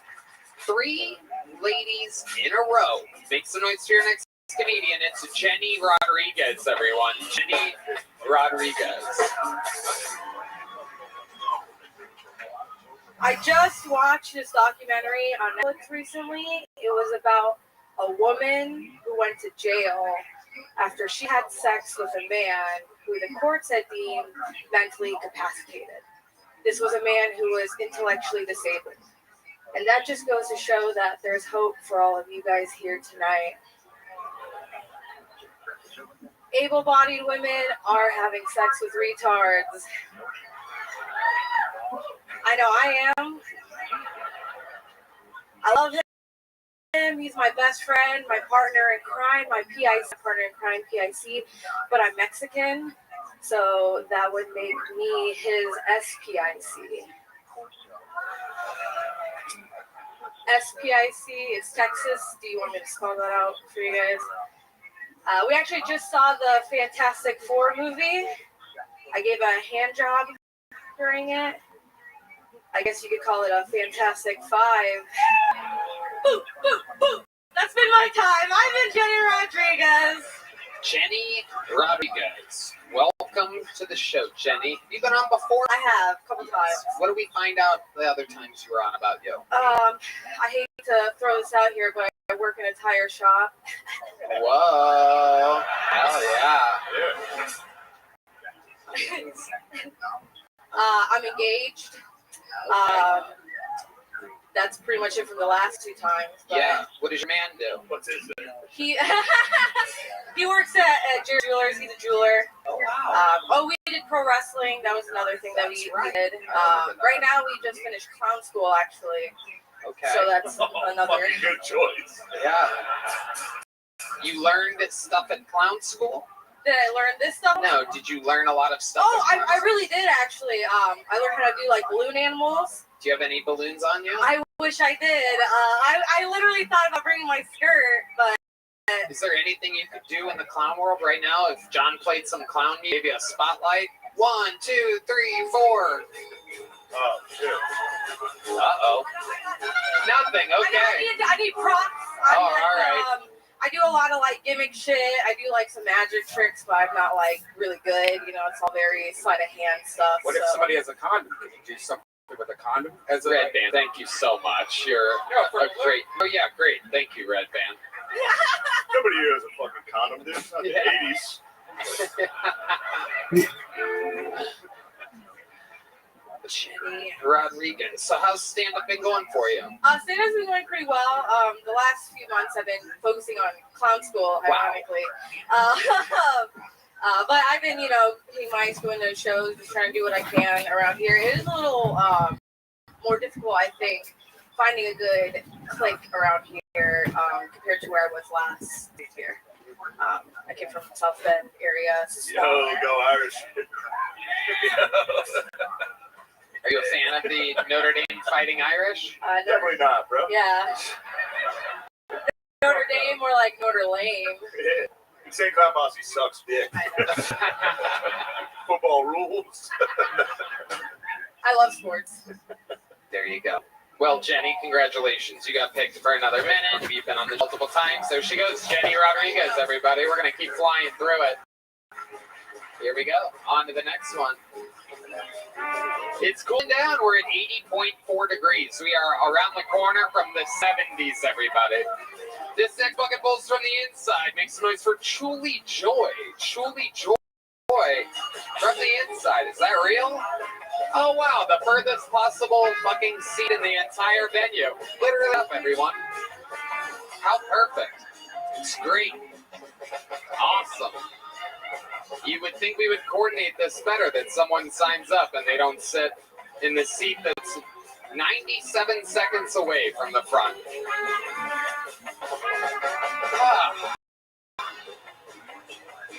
Tire Season 2 out now on Netflix, everybody. The Madison Square Garden coming up this week. The 15th, we do stand-up. The 16th, we do Kill Tony. Where the fuck is this fucking inside bucket full? Thanks for Truly Joy, everyone. So I have pretty bad luck on dating apps. Like, I literally don't get any matches. And I got this buddy who's just bragging about all the matches he has.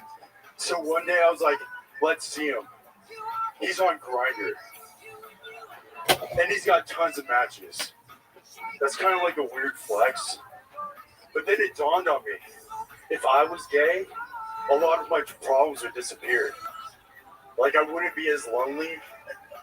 I would have better fashion sense. And I'd be in great shape. Because you have to be strong to fuck. Right? It's like fucking a bear. And then even jacking off in the mirror would be better. Like, come on, guys. Dial in, alright? You're jacking off in the mirror, and there's a hot dude jacking off to you in the mirror. Right? You start going faster, he starts going faster. Right? And then you jack off, and you bust a nut, and then this dude who's been jacking off to you for 25 minutes busts a nut to you busting a nut. Pretty fucking awesome if you're gay, right? Thank you. Truly Joy, welcome back. I like that you say jacking off would be in the mirror would be better if you were Better. as if you do jack off in the mirror. Have you ever? Fuck no. I mean, I don't want to see this shit. You jack off in the mirror? No, I don't, but I'm For 25 minutes? 25 minutes is crazy. That is I'm crazy. gonna milk it, dude. Like, I'm not trying to bust a nut and it not be worth it, dude. Jack it off in the mirror for 25 minutes. Bro, don't knock it until you try it. I will. 25 minutes is what stands out about that material. Do you really extend your jack off experience for that long? Yeah, when I do jack off, I definitely milk it, but I try not to. When you say milk it, are you implying, guys? All right, whatever. I'm fucking weird, okay? so you last 25 minutes with yourself? When I do it, yeah, I try. When you're about to come, what do you picture? What do you mean, dude? Well, like, you're saying that you're edging, right? So, like, how do you stop yourself? Something that turns on, and then you like get ready, and then you just ride that wave until you are ready to bust a nut. Then you plan on killing Bart Simpson. Yeah. And you spend the rest of the night watching out for rakes on the ground. Or Party Rock, whatever. Either way. Yeah. What do you tend to watch when you're jerking off? Julie Joy? Honestly, I have a pretty vast spank bank, so like I just. What are some of the I got wilder categories? Yeah, what are some weirder things that you're into? I like Dom sub stuff, you know, DS. You know about that? I've heard of it. Who's the Dom? Are Are you a Dom or a sub? I'm a Dom. Whoa. Oh, Dude, man. I'm already subbing after you right now. Yeah, we're all sitting down and you're doming all day. You can't dom us like this while we're sitting down. Bro, sorry. Give him a big note right now. Get rid of this Dom daddy. Yeah. What's the craziest thing you've ever done dom-wise in real life? Dom-wise. Picturing you in like a pig mask with your hair hanging out, everybody being like, Dude, well, we I was, know who that living- is. I was living in LA and I was like going to these parties and it was pretty crazy. They're like, we're gonna film this, and I was like, I don't want to be filmed, right? And they're like, put on a mask. No one's gonna know who you are. I'm like, yeah, no one's gonna know the tall ass dude with fucking afro and blue eyes. But I just had them film behind me. But I just had like this girl, and they were like had all these toys. I like using my own parts, my hands and stuff. But yeah, they had like all these crazy toys, so we did that stuff. And I was just like, I myself like an open-minded person, you know. You work with your hands. Yeah, we're working with. Yeah, exactly. Yeah, no, it's toys. Your hands, man. And How are you doming though? Like, where's the dom? You got your cheeks. It's like sounding kind of sub. I'm not It's like gonna you're have you telling them what to do. You're in charge. You know, like there's some dudes that like want the girls to take control and shit. You know, like I want to be in control. I'm in control. Oh shit! Whoa. You don't play like that, dude, ever again. How dare you dom my friend? You won't stop, Shane. Don't you Come up here and don't dom me. Yeah, I'm coming over there. I can't believe you're not doing good on dating apps. Yo. Yeah, handsome fella, you know. You dom us. Yeah, man. God damn. What do you do for work? I work in AV, freelance. Wow. Mostly, yeah, I know I heard everyone saying that. Yeah. I've done some catering jobs since I moved here.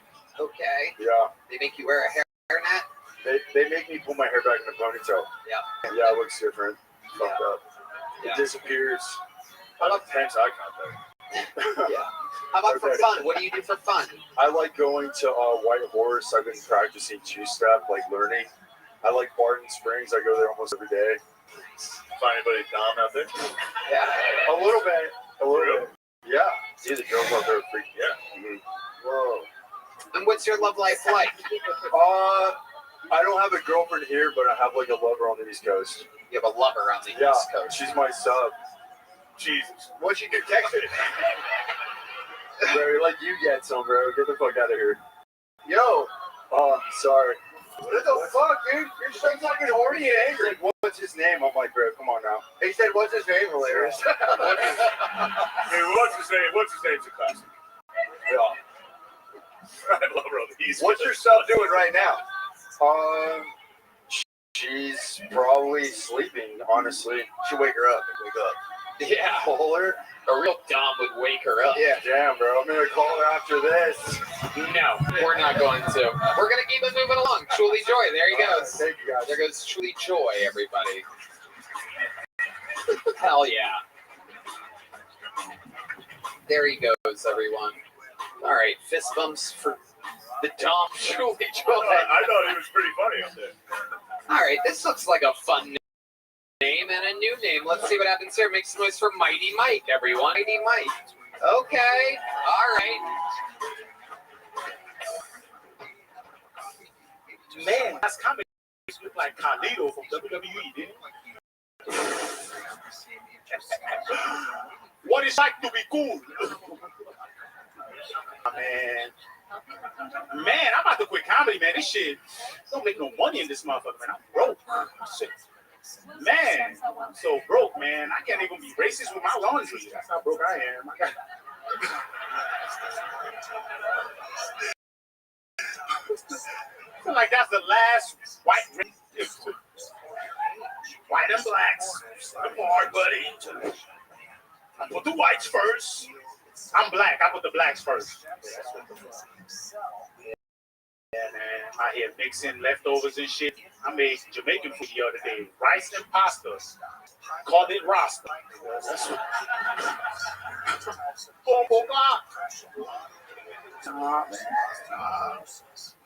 Oh, man. Tricks. Yeah, okay. That's the meal right there. All right. That's a cat? That's pussy? Okay. All right. Mighty Mike. Slightly having a mental breakdown towards the end of his set there. Mighty Mike, welcome back. You've been on this show before. Talk into the microphone there. We have mics here in America. Oh! Woo! With the shots. So what were you saying? Go ahead, say it. No, I said Mike Ayo, baby. Yeah, I put Mighty Mike. That's my stage name, Mighty Mike. Put that on there today, and I was on here last time, right? No, I wasn't. Shame, man, respect, bro. I respect you, bro. Never mind. I thought I was. No, you wasn't. You wasn't. Oh, all right. Well, fuck. Maybe sorry. Yeah. It was maybe I am actually racist. You got up here. Oh, I remember everything. Shane Gibbons, ladies and gentlemen. We know. Mike, relax. So tell us what's been going on, Mike. You said you're broke. What do you do for work? Oh, I just got a new job at FedEx. The last time I was at Amazon. Okay. Well, you're just still delivering. Still delivering packages. Yes, the packages don't talk. Packages don't talk. What do you mean by that exactly? I used to be in the office. I used to work in the office. Offices, people talk a lot. But when now you're driving the truck, and you're dropping off the packages. How long you been doing that for? I started dropping packages off. I started with Amazon. I was like, got the Amazon thing. We're talking about FedEx. How long? FedEx is like 2 weeks. So 2 weeks. No, a week. So yes. How do you do that? Do you have any specific style? Has anything crazy happened yet? Do you? No. I'm still training right now. They're still training. Yeah. Okay. Yeah, they still got me training. Yeah. All right. What have you learned so far? Man, you gotta put the packages where the white people want them, because they'll type up that review, man. Next thing you know. Right, you gotta keep them right where the black people can still get them. Yeah. I help my niggas out. I was in the hood today. You know, I help my niggas out. Hey, come quick, Brian. Get your shit. Okie dokie. Mighty Mike, how about for fun? What are some hobbies of yours? What do you do for fun when you're not doing stand-up? Man, when I'm done doing stand-up, think about how black people... I'm gonna change it back just one moment. Apologies, I had to reset We've been wondering. I had to reset my stream. I was chilling in my balcony the other day, man, blowing the trees. It's gonna be back in I was like, man, 10 seconds.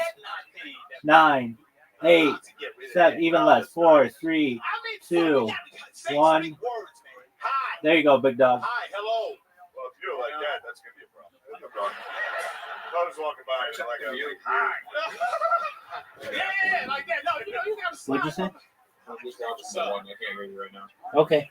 Yeah, exactly. No, the head thing's nice. I am head thing traumatized, man. I am head thing traumatized. Oh, yeah. You're from Nigeria. I was born and raised in Nigeria, yes. So you came here and you're telling the Black Americans they're not doing it right. What? Tell them to pull their pants up. I get it. No, I mean, Yeah, what else is on this list? So What else is on your list of how they can be better? What'd you say?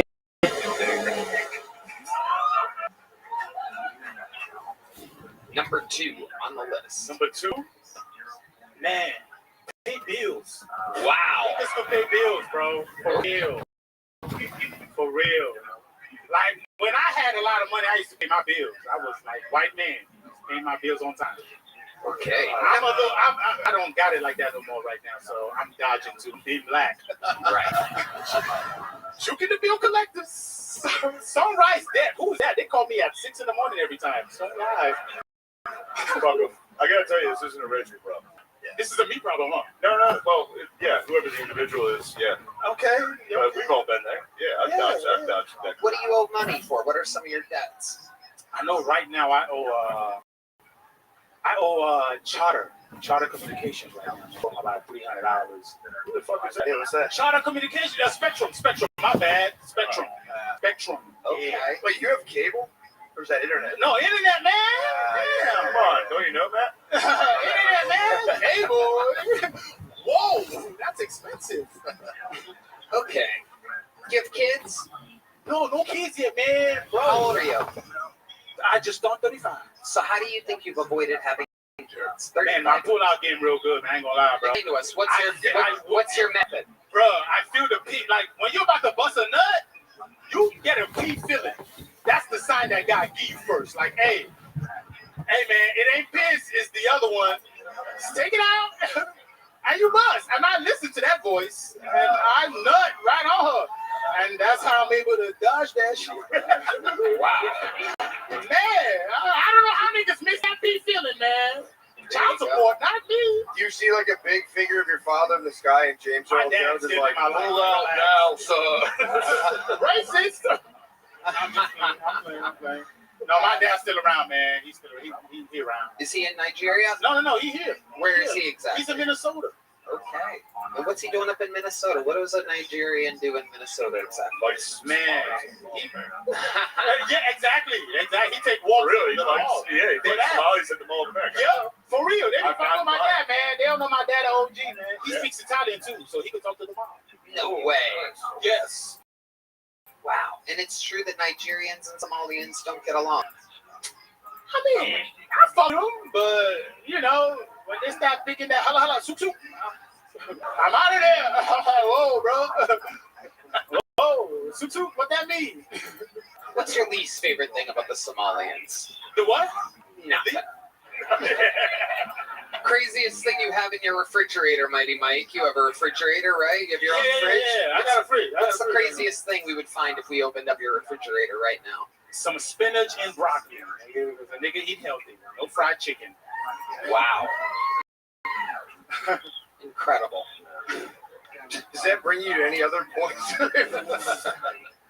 Do you get any special powers when you eat the spinach or broccoli?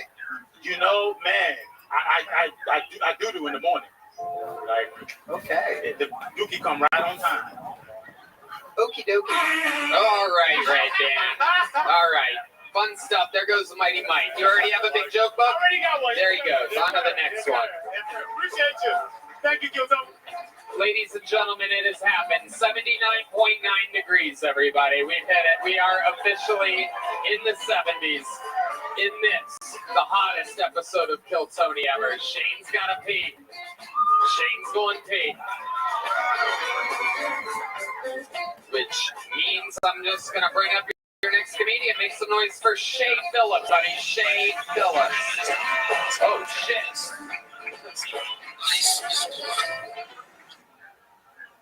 So I know what y'all thinking right now. Kyle, I'm 32. What the fuck is this fake ass Kimbo Slice suit up here trying to make me laugh? Supposed to be in the cage, beating the shit out of people. Recently I've been trying to get back into dating. and I've been kind of struggling. I realized I struggle because I take words a little too literally. Like, I don't like when women call me daddy. Because something deep inside me, something deep in my DNA just makes me want to leave them. It's like every time she says, "Ooh, daddy," I'm like, you know what? We all the milk. I'll be right back.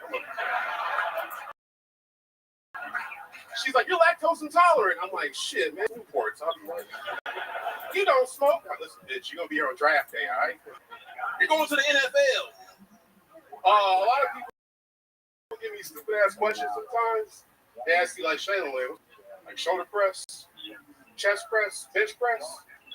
I'm like, bitch, I'm deep press. The fuck? Why you gotta work out so much? Fuck yeah, Shay Phillips. Welcome to the show, Shay. This is your first time on? Yes, sir. Welcome. How long have you been doing stand-up? About 3-4 years. 3 or 4 years. Where at? Houston, Texas. Okay, that was what I was gonna guess. Yeah. Hell yeah. What do you do for work? I'm a machinist. Whoa. What machinery are we talking about? My biceps. Wow. Incredible. But seriously, what kind of machines do you work with? CNC. I just press buttons and shit, though. Okay. Awesome. Sounds professional. Yes, sir. Hell yeah. And you don't have kids? No. Not that I know of. You have a girlfriend? No. You're just single. Running machines. What do you do for fun? I like to lift weights. I like to choke people, like jiu-jitsu and shit. You do jiu-jitsu? Wow. Okay. Like to eat a lot of food. Yeah? What do you like to eat? Barbecue. Barbecue what? Shit. There you go. You just won the game, everybody. You got it out of me. Hell yeah. Shay, how often do you come to Austin, Texas to for the show? First time. First time? Yes, sir. Look at you. Yeah. You got lucky. Incredible. Is that one with the dogs? That is. You remember Lemaire? Yeah. Lemaire, you're fucking good, bro. If you're at Lemaire, this is a scare. Hey, I'm just saying. This is the last thing you want. Lemaire got us from HGH, TRT. Hell yeah. Okay, Shay. Craziest thing that's happened to you at the gym? Anything ever stand out to you? Any white women ever accuse you of staring at them or something like that? No, but I did have an old white lady try to kidnap me one time. Ooh, tell us all about it. Well, I'm at the gym and shit. She goes, "Oh, no, I just need help getting out to my car, getting blah, blah, blah, blah." And I'm like, lady, I don't work here.